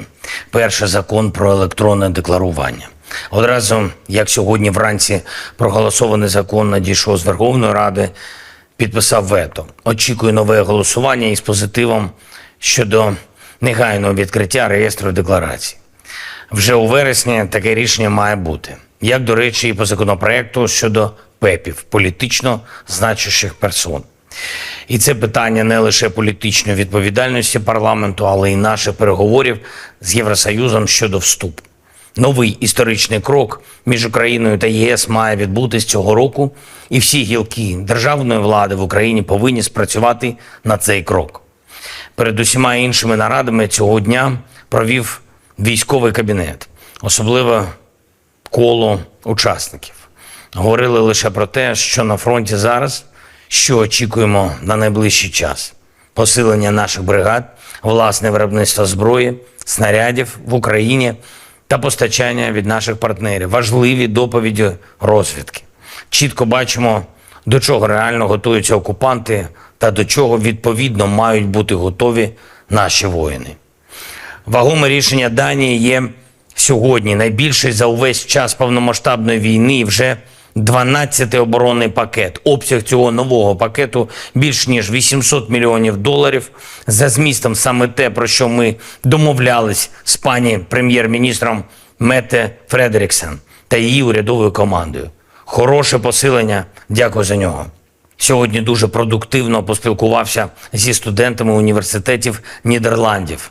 Це був широкий формат, кілька університетів, доволі політичні були питання. Дійсно хороша увага до України, до нашої боротьби за свободу. І велике сподівання, що ми повернемо мир всій нашій землі, всім нашим людям без виключення. Я вдячний Нідерландам, і суспільству, і політичній спільноті, і тобі, Марку, пане прем'єр-міністре, особисто за таку щиру підтримку України і за віру в Україну, у наших людей. І, звичайно, наші воїни. Сьогодні є за що подякувати усім воїнам нашої 95-ї окремої бригади ДШВ, 3-я штурмова «Молодці хлопці», об'єднана штурмова бригада Національної поліції «Людь». Дякую, всі 3 бригади відзначились в боях на Бахмутському напрямку. Важливі, успішні дії. 46-та окрема аеромобільна, 47-ма окрема механізована. Дякую вам, воїни, за ваш рух вперед. 72-га окрема механізована бригада та 79-та окрема ДШВ. Дякую за надзвичайно міцний захист наших позицій. І особливо відзначу сьогодні спецпідрозділи ГУР, які виконують завдання в районі Кліщіївки та в інших надзвичайно гарячих точках. Дякую вам, хлопці. Слава Україні! На Краснолиманском направлении активными действиями подразделений группировки войск «Центр», ударами армейской авиации, огнем артиллерии отражена атака штурмовой группы 12-й бригады специального назначения ВСУ в районе южнее Кузьмино. ВСУ потеряла до 45 военнослужащих, 2 боевые бронированные машины, 3 пикапа, 122 миллиметровая гаубица Д-30. На запорожском направлении подразделениями российской группировки войск, ударами авиации, огнем артиллерии и тяжелых огнеметных систем отражены 3 атаки 47-й механизированной и 71-й егерской бригад ВСУ в районах Работино и Вербового. Уничтожено до 35 военнослужащих противника, 1 танк, 6 боевых машин пехоты, в том числе 3 БМП американского производства «Брэдли», 3 автомобиля, 155 миллиметровая гаубица М777, 152 миллиметровая гаубица МСТА-Б, 2 122 миллиметровые гаубицы Д-30, 105 миллиметровая буксируемая гаубица американского производства М119, станция радиоэлектронной борьбы «Нота». На Херсонском направлении в результате огневого поражения ВСУ потеряли до 80 военнослужащих, 5 автомобилей, 155 миллиметровую гаубицу М777, 152 миллиметровую гаубицу МСТА-Б и 122 миллиметровую гаубицу Д-30. Средствами противовоздушной обороны и радиоэлектронной борьбы, огнем и стрелкового оружия уничтожен 21 украинский беспилотный летательный аппарат в районах населенных пунктов Николаевка Херсонской области, Очеретоватая Запорожской области, а также 4 реактивных снаряда РСЗО «Химарс» и «Ураган». На Купянском направлении ударами авиации, огнем артиллерии западной группировки войск поражена живая сила и техника 68-й егерской бригады, 14-й и 32-й механизированных бригад Вооруженных сил Украины в районе населенных пунктов Новоегоровка, Синьковка, Загоруйковка. Потери противника составили до 25 военнослужащих, 3 автомобиля, 2 155 миллиметровые гаубицы М777, 155 миллиметровая французская гаубица ТИР-Ф1, 152 миллиметровое орудие Д-20, 122 миллиметровая самоходная артиллерийская установка «Гвоздика», боевая машина реактивной системы залпового огня Т-122 «Сакария» турецкого производства. Уничтожены командно-наблюдательный пункт подразделения 106-й и склад боеприпасов 118-й бригад территориальной обороны Вооруженных сил Украины в районах Новенького, Гремячки. Presiden Rusia Vladimir Putin bertemu dengan pemimpin Korea Utara Kim Jong-un di Kosmodrom Vostokny, tanggal 13 September. Putin menjelaskan mengapa pertemuan itu diadakan di Vostokny bukan di tempat lain. Pemimpin Korea Utara menunjukkan minat yang besar terhadap teknologi rudal dan roket luar angkasa, kata Putin. Kosmodrom Vostokny adalah sebuah fasilitas peluncuran antariksa yang terletak di wilayah Amur Oblast, Rusia.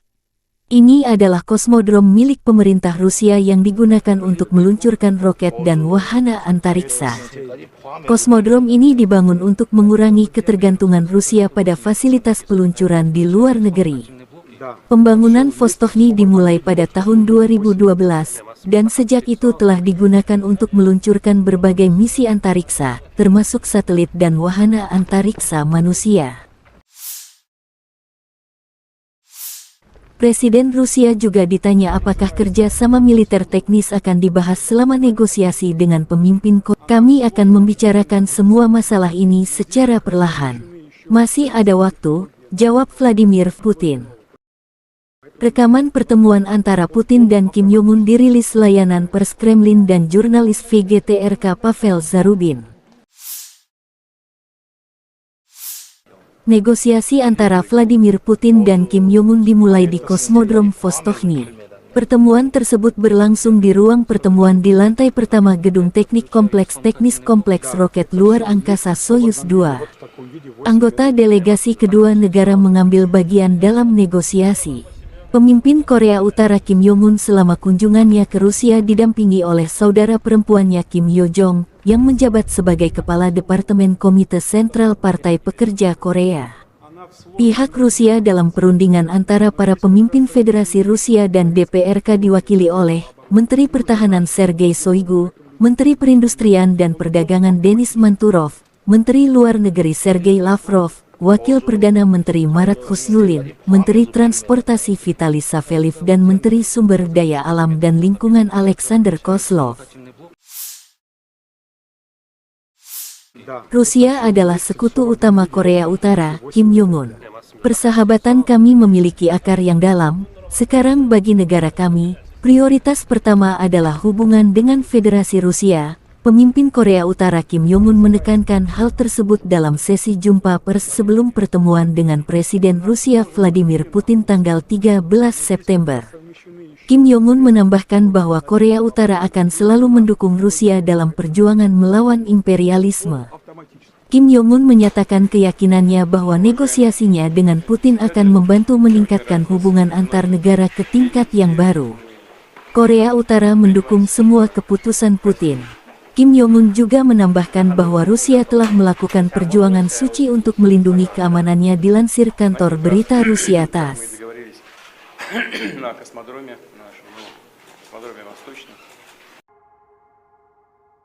Personil militer kontingen penjaga perdamaian Rusia memastikan pengiriman dan pengeluaran bantuan kemanusiaan yang aman bagi penduduk Nagorno dan Karabakh. Kargo kemanusiaan dari organisasi publik seluruh Rusia, Palang Merah Rusia, tiba sehari sebelumnya di wilayah tanggung jawab pasukan penjaga perdamaian Rusia. Setelah menyepakati masalah antara para pihak dan memeriksa dokumen yang diperlukan, konvoi kemanusiaan didampingi oleh unit polisi militer dari kontingen penjaga perdamaian Rusia tiba di Stepanakert. Bantuan kemanusiaan yang dikirimkan kepada penduduk lokal Nagorno-Karabakh meliputi makanan, pakaian, perlengkapan kebersihan dan kebutuhan anak-anak, serta barang-barang penting. Setiap set bahan makanan mencakup lebih dari 11 kg produk. Tempat tidur tersebut disumbangkan kepada organisasi medis di Nagorno-Karabakh.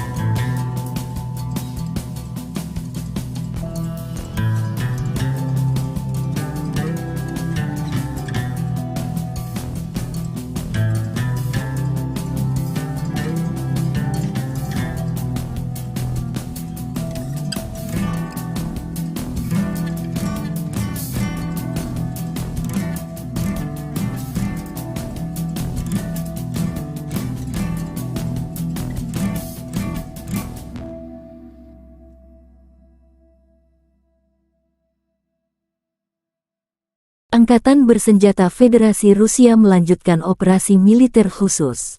Di arah Donetsk, unit-unit kelompok pasukan Yuk dengan penerbangan dan artileri menangkis 5 serangan kelompok penyerang Brigadei Mekanik ke-110 dan Brigadei Pengawal ke-101 Staf Umum AFU dekat Avdiivka, Mayorsk dan Barat Andriivka, Republik Rakyat Donetsk. Kerugian musuh lebih dari 255 prajurit Ukraina, 2 kendaraan tempur infanteri, 6 kendaraan bermotor, dan 1 sistem artileri self-propelled Gvozdika, menurut Kementerian Pertahanan Rusia tanggal 12 September.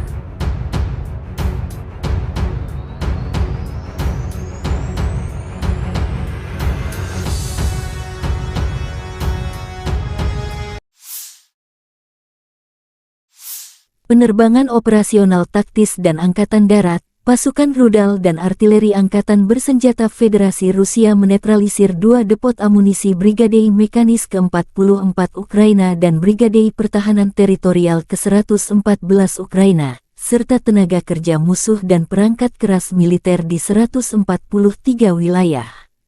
1 sistem artileri M777 buatan AS hancur terkena serangan, serta howitzer Mesta B dan D-30. Fasilitas pertahanan udara Rusia mencegat 4 proyektil HIMARS dan Uragan.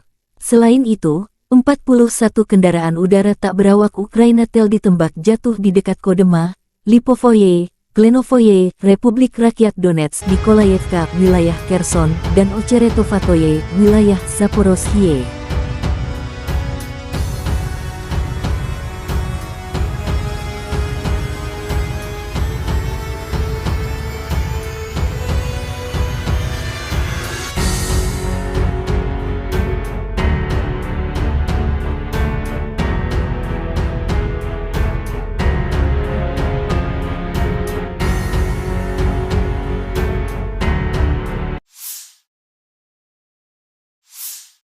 Lebih dari 20 bentrokan terjadi antara Rusia dan Ukraina pada siang hari. Secara total, Rusia melancarkan 3 serangan rudal dan 25 serangan udara, melakukan 36 serangan dari sistem salvo roket terhadap posisi pasukan Ukraina dan wilayah berpenduduk. Sebagian besar serangan berhasil dihalau. Di arah Bakhmut, pasukan pertahanan Ukraina berhasil menahan musuh di wilayah Orikhovo-Vasilivka, wilayah Donetsk. Di arah Avdiivka, pembela kami berhasil menangkis sekitar 10 serangan musuh di wilayah Avdiivka, wilayah Donetsk, menurut komunikasi strategis kantor Panglima Angkatan Bersenjata Ukraina.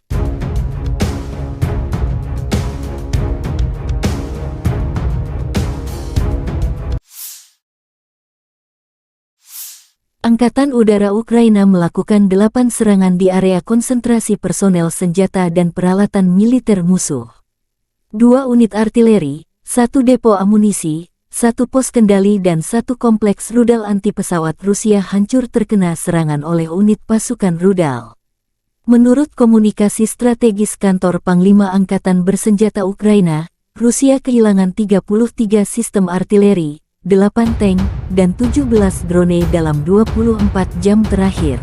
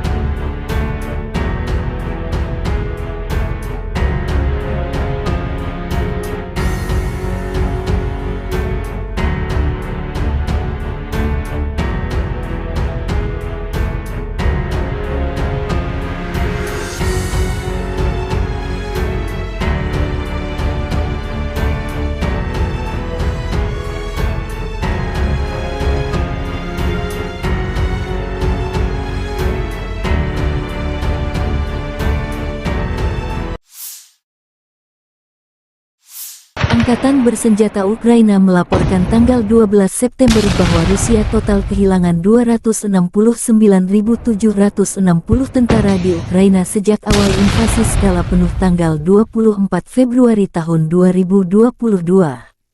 Jumlah ini termasuk 550 korban pasukan Rusia dalam 24 jam terakhir.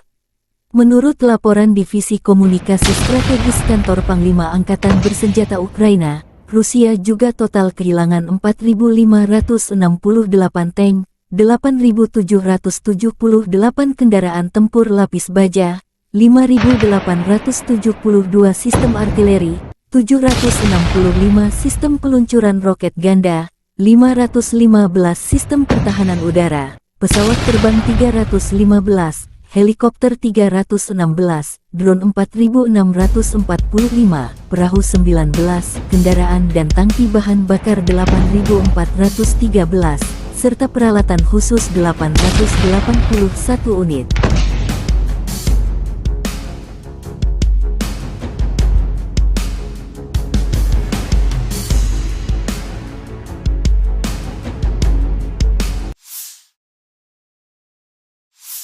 Letnan Jenderal Igor Konasenkov, juru bicara Kementerian Pertahanan Federasi Rusia mengatakan, Angkatan Bersenjata Ukraina secara total kehilangan 467 pesawat, 248 helikopter, 6.669 kendaraan udara tak berawak, 437 sistem rudal pertahanan udara, 11.793 tank dan kendaraan tempur lapis baja lainnya.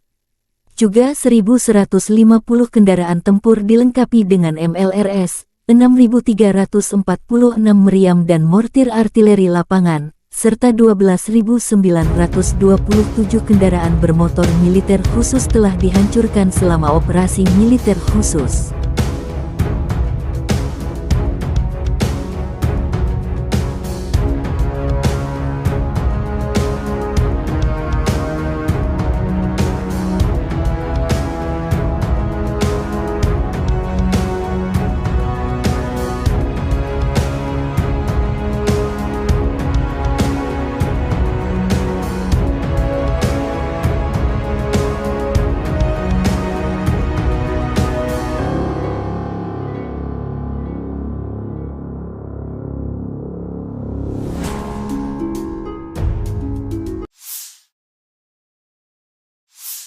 Бажаю здоров'я, шановні українці, українки. Звіт за день. Перший закон про електронне декларування. Одразу, як сьогодні вранці проголосований закон надійшов з Верховної Ради, підписав вето. Очікую нове голосування із позитивом щодо негайного відкриття реєстру декларацій. Вже у вересні таке рішення має бути. Як, до речі, і по законопроекту щодо ПЕПів, політично значущих персон. І це питання не лише політичної відповідальності парламенту, але й наших переговорів з Євросоюзом щодо вступу. Новий історичний крок між Україною та ЄС має відбутись цього року, і всі гілки державної влади в Україні повинні спрацювати на цей крок. Перед усіма іншими нарадами цього дня провів військовий кабінет, особливо коло учасників. Говорили лише про те, що на фронті зараз, що очікуємо на найближчий час. Посилення наших бригад, власне виробництво зброї, снарядів в Україні та постачання від наших партнерів. Важливі доповіді розвідки. Чітко бачимо, до чого реально готуються окупанти та до чого відповідно мають бути готові наші воїни. Вагоме рішення Данії є сьогодні найбільший за увесь час повномасштабної війни і вже 12-й оборонний пакет. Обсяг цього нового пакету більш ніж $800 мільйонів. За змістом саме те, про що ми домовлялись з пані прем'єр-міністром Метте Фредеріксен та її урядовою командою. Хороше посилення, дякую за нього. Сьогодні дуже продуктивно поспілкувався зі студентами університетів Нідерландів. Це був широкий формат, кілька університетів, доволі політичні були питання. Дійсно хороша увага до України, до нашої боротьби за свободу. І велике сподівання, що ми повернемо мир всій нашій землі, всім нашим людям без виключення. Я вдячний Нідерландам, і суспільству, і політичній спільноті, і тобі, Марку, пане прем'єр-міністре, особисто за таку щиру підтримку України і за віру в Україну, у наших людей. І, звичайно, наші воїни. Сьогодні є за що подякувати усім воїнам нашої 95-ї окремої бригади ДШВ, 3-я штурмова «Молодці хлопці», об'єднана штурмова бригада Національної поліції «Людь». Дякую, всі 3 бригади відзначились в боях на Бахмутському напрямку. Важливі, успішні дії. 46-та окрема аеромобільна, 47-ма окрема механізована. Дякую вам, воїни, за ваш рух вперед. 72-га окрема механізована бригада та 79-та окрема ДШВ. Дякую за надзвичайно міцний захист наших позицій. І особливо відзначу сьогодні спецпідрозділи ГУР, які виконують завдання в районі Кліщіївки та в інших надзвичайно гарячих точках. Дякую вам, хлопці. Слава Україні! На Краснолиманском направлении активными действиями подразделений группировки войск «Центр», ударами армейской авиации, огнем артиллерии отражена атака штурмовой группы 12-й бригады специального назначения ВСУ в районе южнее Кузьмино. ВСУ потеряла до 45 военнослужащих, 2 боевые бронированные машины, 3 пикапа, 122 миллиметровая гаубица Д-30. На запорожском направлении подразделениями российской группировки войск, ударами авиации, огнем артиллерии и тяжелых огнеметных систем отражены 3 атаки 47-й механизированной и 71-й егерской бригад ВСУ в районах Работино и Вербового. Уничтожено до 35 военнослужащих противника, 1 танк, 6 боевых машин пехоты, в том числе 3 БМП американского производства «Брэдли», 3 автомобиля, 155 миллиметровая гаубица М777, 152 миллиметровая гаубица М100Б, 2 122 миллиметровые гаубицы Д-30, 105 миллиметровая буксируемая гаубица американского производства М119, станция радиоэлектронной борьбы «Нота». На Херсонском направлении в результате огневого поражения ВСУ потеряли до 80 военнослужащих, 5 автомобилей, 155 миллиметровую гаубицу М777, 152 миллиметровую гаубицу М100Б и 122 миллиметровую гаубицу Д-30.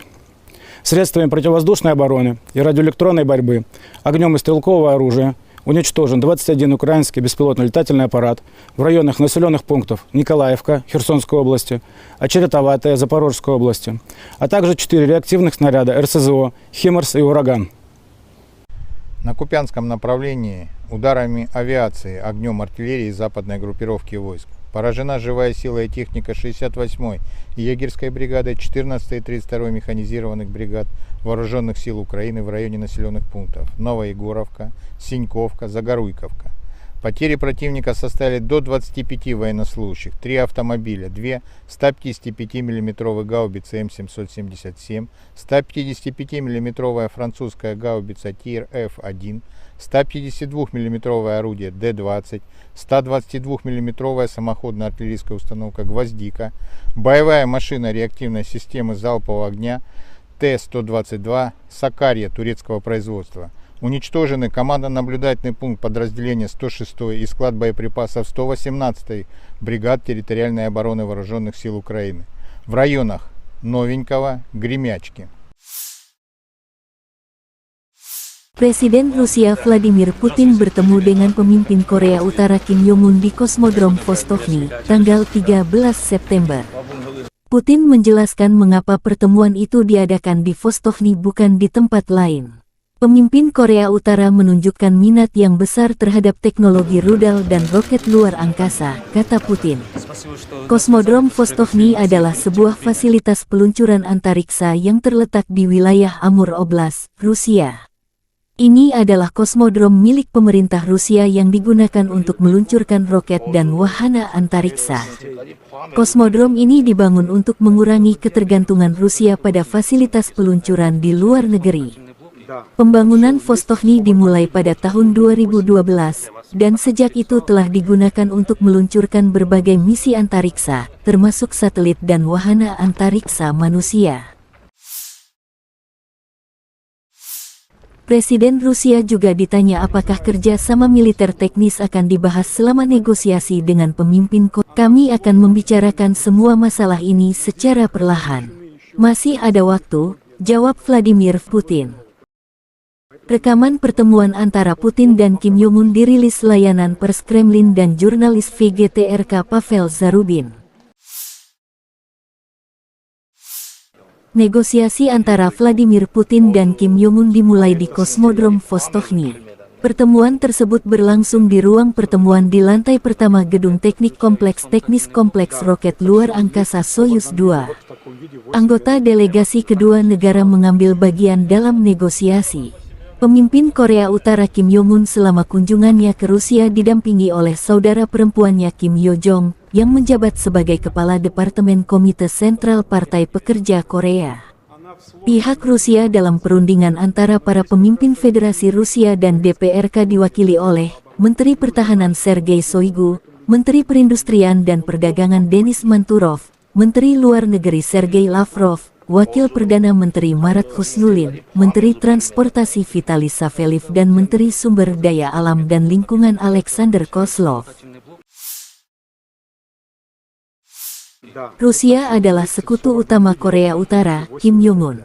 Persahabatan kami memiliki akar yang dalam. Sekarang bagi negara kami, prioritas pertama adalah hubungan dengan Federasi Rusia. Pemimpin Korea Utara Kim Jong-un menekankan hal tersebut dalam sesi jumpa pers sebelum pertemuan dengan Presiden Rusia Vladimir Putin tanggal 13 September. Kim Jong-un menambahkan bahwa Korea Utara akan selalu mendukung Rusia dalam perjuangan melawan imperialisme. Kim Jong-un menyatakan keyakinannya bahwa negosiasinya dengan Putin akan membantu meningkatkan hubungan antar negara ke tingkat yang baru. Korea Utara mendukung semua keputusan Putin. Kim Jong-un juga menambahkan bahwa Rusia telah melakukan perjuangan suci untuk melindungi keamanannya dilansir kantor berita Rusia TASS.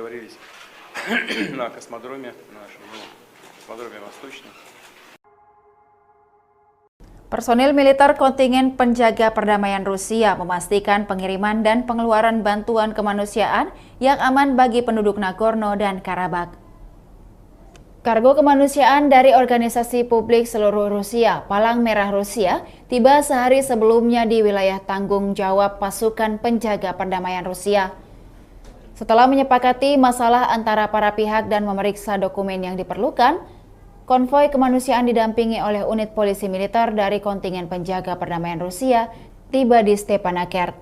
Bantuan kemanusiaan yang dikirimkan kepada penduduk lokal Nagorno-Karabakh meliputi makanan, pakaian, perlengkapan kebersihan dan kebutuhan anak-anak, serta barang-barang penting. Setiap set bahan makanan mencakup lebih dari 11 kg produk. Tempat tidur tersebut disumbangkan kepada organisasi medis di Nagorno-Karabakh.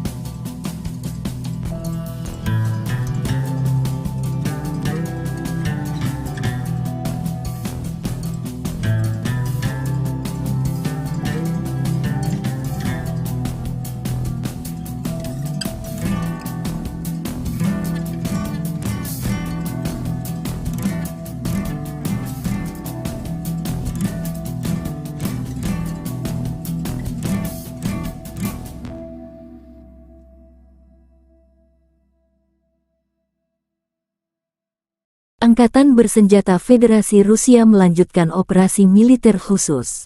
Di arah Donetsk, unit-unit kelompok pasukan Yuk dengan penerbangan dan artileri menangkis 5 serangan kelompok penyerang Brigade Mekanik ke-110 dan Brigade Pengawal ke-101 Staf Umum AFU dekat Avdiivka, Mayorsk dan Barat Andriivka, Republik Rakyat Donetsk. Kerugian musuh lebih dari 255 prajurit Ukraina, 2 kendaraan tempur infanteri, 6 kendaraan bermotor, dan 1 sistem artileri self-propelled Gvozdika, menurut Kementerian Pertahanan Rusia tanggal 12 September.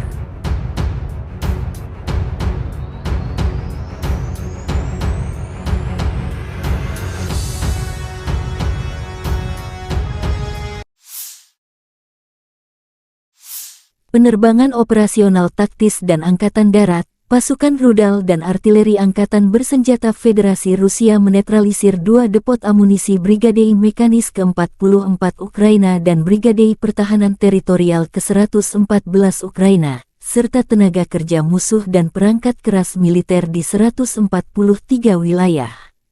1 sistem artileri M777 buatan AS hancur terkena serangan, serta howitzer Mesta B dan D-30. Fasilitas pertahanan udara Rusia mencegat 4 proyektil HIMARS dan Uragan. Selain itu, 41 kendaraan udara tak berawak Ukraina tel ditembak jatuh di dekat Kodema, Lipovoye, Klenovoye, Republik Rakyat Donetsk, Nikolayevka, wilayah Kherson, dan Ocheretovatoye, wilayah Zaporozhye.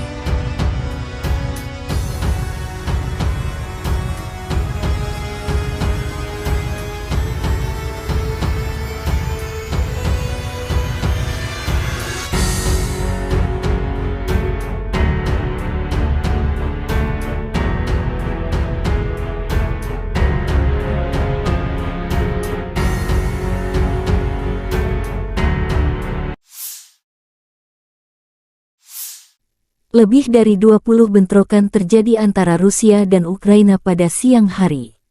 Secara total, Rusia melancarkan 3 serangan rudal dan 25 serangan udara, melakukan 36 serangan dari sistem salvo roket terhadap posisi pasukan Ukraina dan wilayah berpenduduk. Sebagian besar serangan berhasil dihalau. Di arah Bakhmut, pasukan pertahanan Ukraina berhasil menahan musuh di wilayah Orikhovo-Vasilivka, wilayah Donetsk. Di arah Avdiivka, pembela kami berhasil menangkis sekitar 10 serangan musuh di wilayah Avdiivka, wilayah Donetsk, menurut komunikasi strategis kantor Panglima Angkatan Bersenjata Ukraina.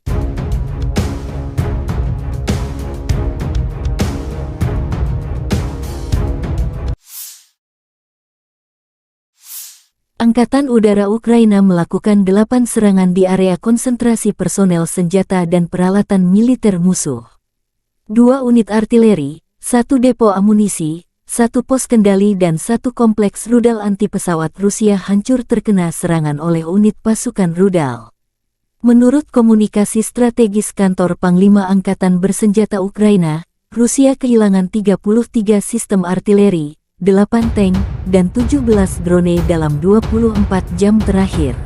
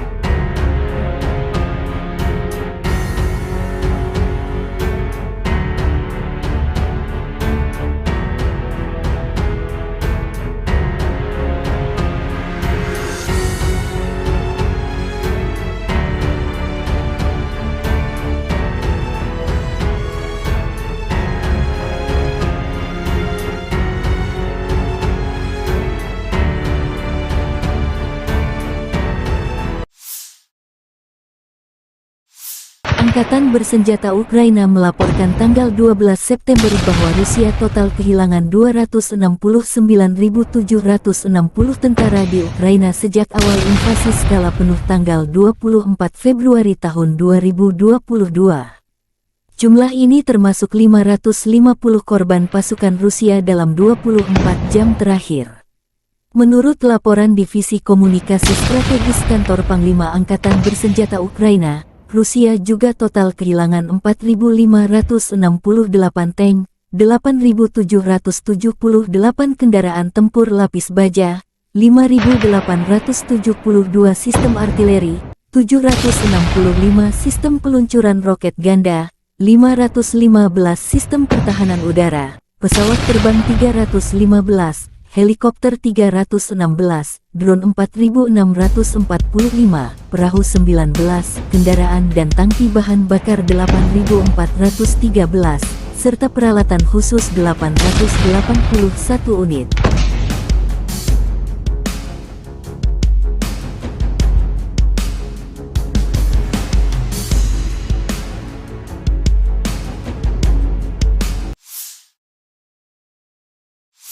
Letnan Jenderal Igor Konasenkov, juru bicara Kementerian Pertahanan Federasi Rusia mengatakan, Angkatan Bersenjata Ukraina secara total kehilangan 467 pesawat, 248 helikopter, 6.669 kendaraan udara tak berawak, 437 sistem rudal pertahanan udara, 11.793 tank dan kendaraan tempur lapis baja lainnya.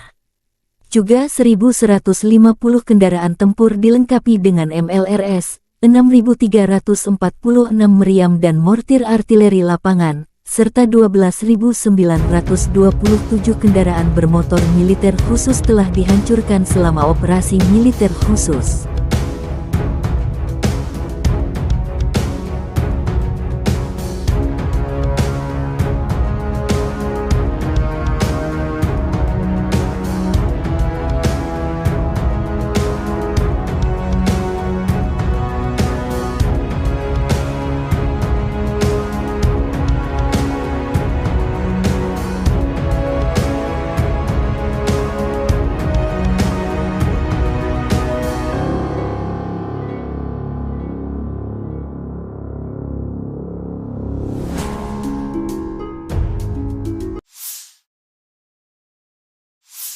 Бажаю здоров'я, шановні українці, українки. Звіт за день.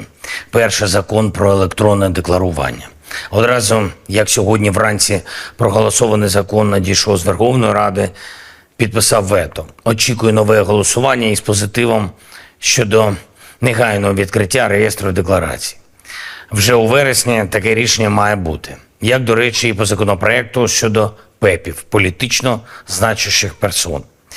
І це питання не лише політичної відповідальності парламенту, але й наших переговорів з Євросоюзом щодо вступу. Новий історичний крок між Україною та ЄС має відбутись цього року, і всі гілки державної влади в Україні повинні спрацювати на цей крок. Перед усіма іншими нарадами цього дня провів військовий кабінет, особливо коло учасників.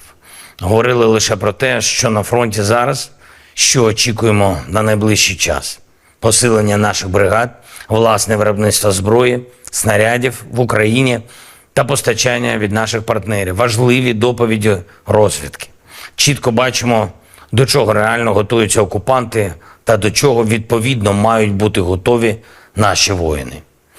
Вагоме рішення Данії є сьогодні найбільший за увесь час повномасштабної війни і вже 12-й оборонний пакет. Обсяг цього нового пакету більш ніж $800 мільйонів. За змістом саме те, про що ми домовлялись з пані прем'єр-міністром Метте Фредеріксен та її урядовою командою. Хороше посилення, дякую за нього. Сьогодні дуже продуктивно поспілкувався зі студентами університетів Нідерландів. Це був широкий формат, кілька університетів, доволі політичні були питання. Дійсно хороша увага до України, до нашої боротьби за свободу. І велике сподівання, що ми повернемо мир всій нашій землі, всім нашим людям без виключення. Я вдячний Нідерландам, і суспільству, і політичній спільноті, і тобі, Марку, пане прем'єр-міністре, особисто за таку щиру підтримку України і за віру в Україну, у наших людей. І, звичайно, наші воїни. Сьогодні є за що подякувати усім воїнам нашої 95-ї окремої бригади ДШВ, 3-я штурмова, молодці хлопці, об'єднана штурмова бригада Національної поліції «Людь». Дякую, всі 3 бригади відзначились в боях на Бахмутському напрямку. Важливі, успішні дії. 46-та окрема аеромобільна, 47-ма окрема механізована. Дякую вам, воїни, за ваш рух вперед. 72-га окрема механізована бригада та 79-та окрема ДШВ. Дякую за надзвичайно міцний захист наших позицій. І особливо відзначу сьогодні спецпідрозділи ГУР, які виконують завдання в районі Кліщіївки та в інших надзвичайно гарячих точках. Дякую вам, хлопці. Слава Україні! На Краснолиманском направлении активными действиями подразделений группировки войск «Центр», ударами армейской авиации, огнем артиллерии отражена атака штурмовой группы 12-й бригады специального назначения ВСУ в районе южнее Кузьмино. ВСУ потеряла до 45 военнослужащих, 2 боевые бронированные машины, 3 пикапа, 122 миллиметровая гаубица Д-30. На запорожском направлении подразделениями российской группировки войск, ударами авиации, огнем артиллерии и тяжелых огнеметных систем отражены 3 атаки 47-й механизированной и 71-й егерской бригад ВСУ в районах Работино и Вербового. Уничтожено до 35 военнослужащих противника, 1 танк, 6 боевых машин пехоты, в том числе 3 БМП американского производства «Брэдли», 3 автомобиля, 155 миллиметровая гаубица М777, 152 миллиметровая гаубица МСТА-Б, 2 122 миллиметровые гаубицы Д-30, 105 миллиметровая буксируемая гаубица американского производства М119, станция радиоэлектронной борьбы «Нота». На Херсонском направлении в результате огневого поражения ВСУ потеряли до 80 военнослужащих, 5 автомобилей, 155 миллиметровую гаубицу М777, 152 миллиметровую гаубицу МСТА-Б и 122 миллиметровую гаубицу Д-30. Средствами противовоздушной обороны и радиоэлектронной борьбы, огнем и стрелкового оружия уничтожен 21 украинский беспилотный летательный аппарат в районах населенных пунктов Николаевка Херсонской области, Очеретоватая Запорожской области, а также 4 реактивных снаряда РСЗО «Химарс» и «Ураган». На Купянском направлении ударами авиации, огнем артиллерии западной группировки войск поражена живая сила и техника 68-й егерской бригады, 14-й и 32-й механизированных бригад Вооруженных сил Украины в районе населенных пунктов Новоегоровка, Синьковка, Загоруйковка. Потери противника составили до 25 военнослужащих, 3 автомобиля, 2 155 миллиметровые гаубицы М777, 155 миллиметровая французская гаубица ТИР-Ф1, 152 миллиметровое орудие Д-20, 122 миллиметровая самоходная артиллерийская установка «Гвоздика», боевая машина реактивной системы залпового огня Т-122 «Сакария» турецкого производства. Уничтожены командно-наблюдательный пункт подразделения 106-й и склад боеприпасов 118-й бригад территориальной обороны Вооруженных сил Украины в районах Новенького, Гремячки. Presiden Rusia Vladimir Putin bertemu dengan pemimpin Korea Utara Kim Jong-un di Kosmodrom Vostokny, tanggal 13 September. Putin menjelaskan mengapa pertemuan itu diadakan di Vostokny bukan di tempat lain. Pemimpin Korea Utara menunjukkan minat yang besar terhadap teknologi rudal dan roket luar angkasa, kata Putin. Kosmodrom Vostokny adalah sebuah fasilitas peluncuran antariksa yang terletak di wilayah Amur Oblast, Rusia. Ini adalah kosmodrom milik pemerintah Rusia yang digunakan untuk meluncurkan roket dan wahana antariksa. Kosmodrom ini dibangun untuk mengurangi ketergantungan Rusia pada fasilitas peluncuran di luar negeri.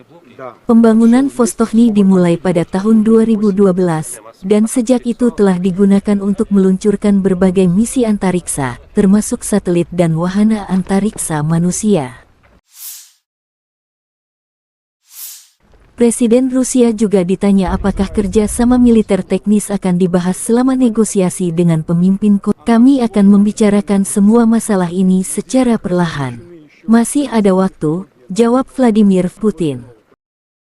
Rekaman pertemuan antara Putin dan Kim Jong-un dirilis layanan pers Kremlin dan jurnalis VGTRK Pavel Zarubin. Negosiasi antara Vladimir Putin dan Kim Jong-un dimulai di Kosmodrom Vostochny. Pertemuan tersebut berlangsung di ruang pertemuan di lantai pertama Gedung Teknik Kompleks Teknis Kompleks Roket Luar Angkasa Soyuz 2. Anggota delegasi kedua negara mengambil bagian dalam negosiasi. Pemimpin Korea Utara Kim Jong-un selama kunjungannya ke Rusia didampingi oleh saudara perempuannya Kim Yo-jong, yang menjabat sebagai Kepala Departemen Komite Sentral Partai Pekerja Korea. Pihak Rusia dalam perundingan antara para pemimpin Federasi Rusia dan DPRK diwakili oleh Menteri Pertahanan Sergei Shoigu, Menteri Perindustrian dan Perdagangan Denis Manturov, Menteri Luar Negeri Sergei Lavrov, Wakil Perdana Menteri Marat Husnulin, Menteri Transportasi Vitaly Saveliv dan Menteri Sumber Daya Alam dan Lingkungan Alexander Kozlov. Rusia adalah sekutu utama Korea Utara, Kim Jong-un.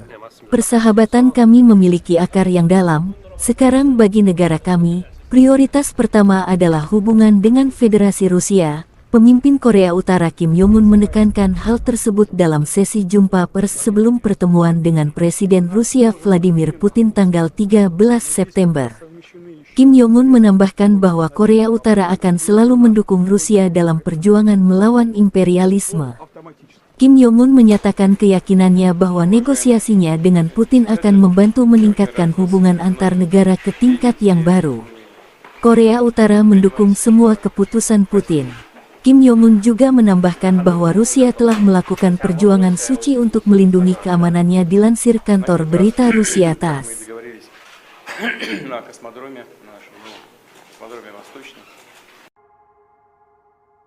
Personil militer kontingen penjaga perdamaian Rusia memastikan pengiriman dan pengeluaran bantuan kemanusiaan yang aman bagi penduduk Nagorno dan Karabakh. Kargo kemanusiaan dari organisasi publik seluruh Rusia, Palang Merah Rusia, tiba sehari sebelumnya di wilayah tanggung jawab pasukan penjaga perdamaian Rusia. Setelah menyepakati masalah antara para pihak dan memeriksa dokumen yang diperlukan, konvoi kemanusiaan didampingi oleh unit polisi militer dari kontingen penjaga perdamaian Rusia tiba di Stepanakert. Bantuan kemanusiaan yang dikirimkan kepada penduduk lokal Nagorno-Karabakh meliputi makanan, pakaian, perlengkapan kebersihan dan kebutuhan anak-anak, serta barang-barang penting. Setiap set bahan makanan mencakup lebih dari 11 kg produk. Tempat tidur tersebut disumbangkan kepada organisasi medis di Nagorno-Karabakh.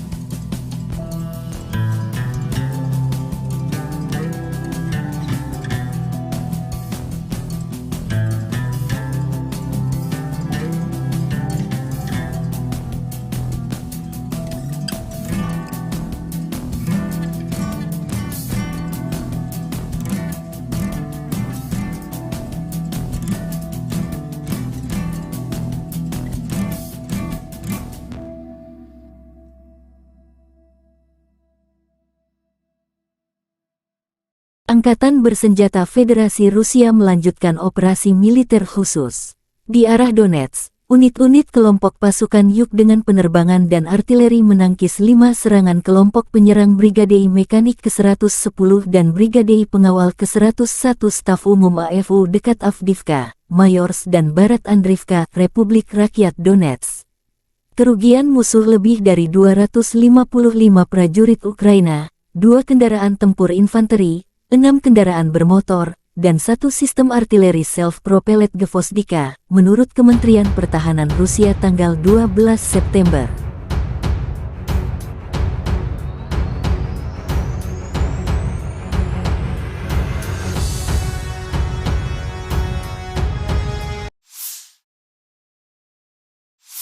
Penerbangan operasional taktis dan Angkatan Darat, pasukan rudal dan artileri Angkatan Bersenjata Federasi Rusia menetralisir 2 depot amunisi Brigadei Mekanis ke-44 Ukraina dan Brigadei Pertahanan Teritorial ke-114 Ukraina, serta tenaga kerja musuh dan perangkat keras militer di 143 wilayah.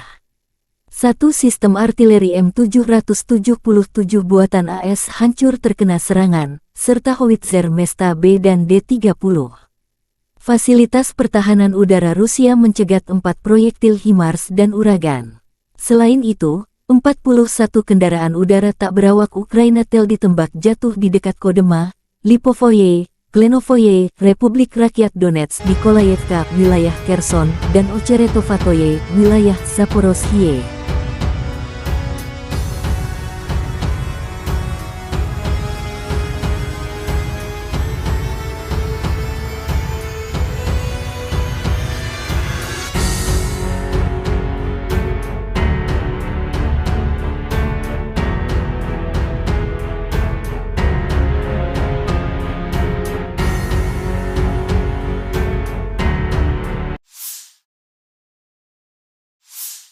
Lebih dari 20 bentrokan terjadi antara Rusia dan Ukraina pada siang hari.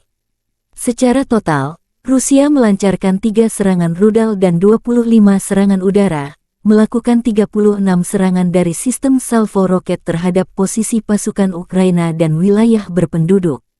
Sebagian besar serangan berhasil dihalau.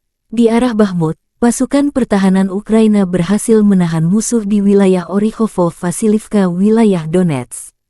Di arah Avdiivka, pembela kami berhasil menangkis sekitar 10 serangan musuh di wilayah Avdiivka, wilayah Donetsk, menurut komunikasi strategis kantor Panglima Angkatan Bersenjata Ukraina.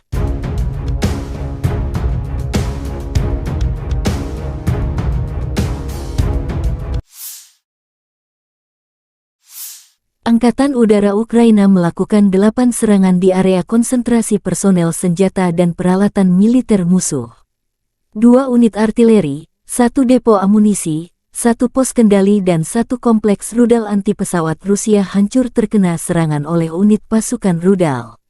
Menurut komunikasi strategis kantor Panglima Angkatan Bersenjata Ukraina, Rusia kehilangan 33 sistem artileri, 8 tank, dan 17 drone dalam 24 jam terakhir.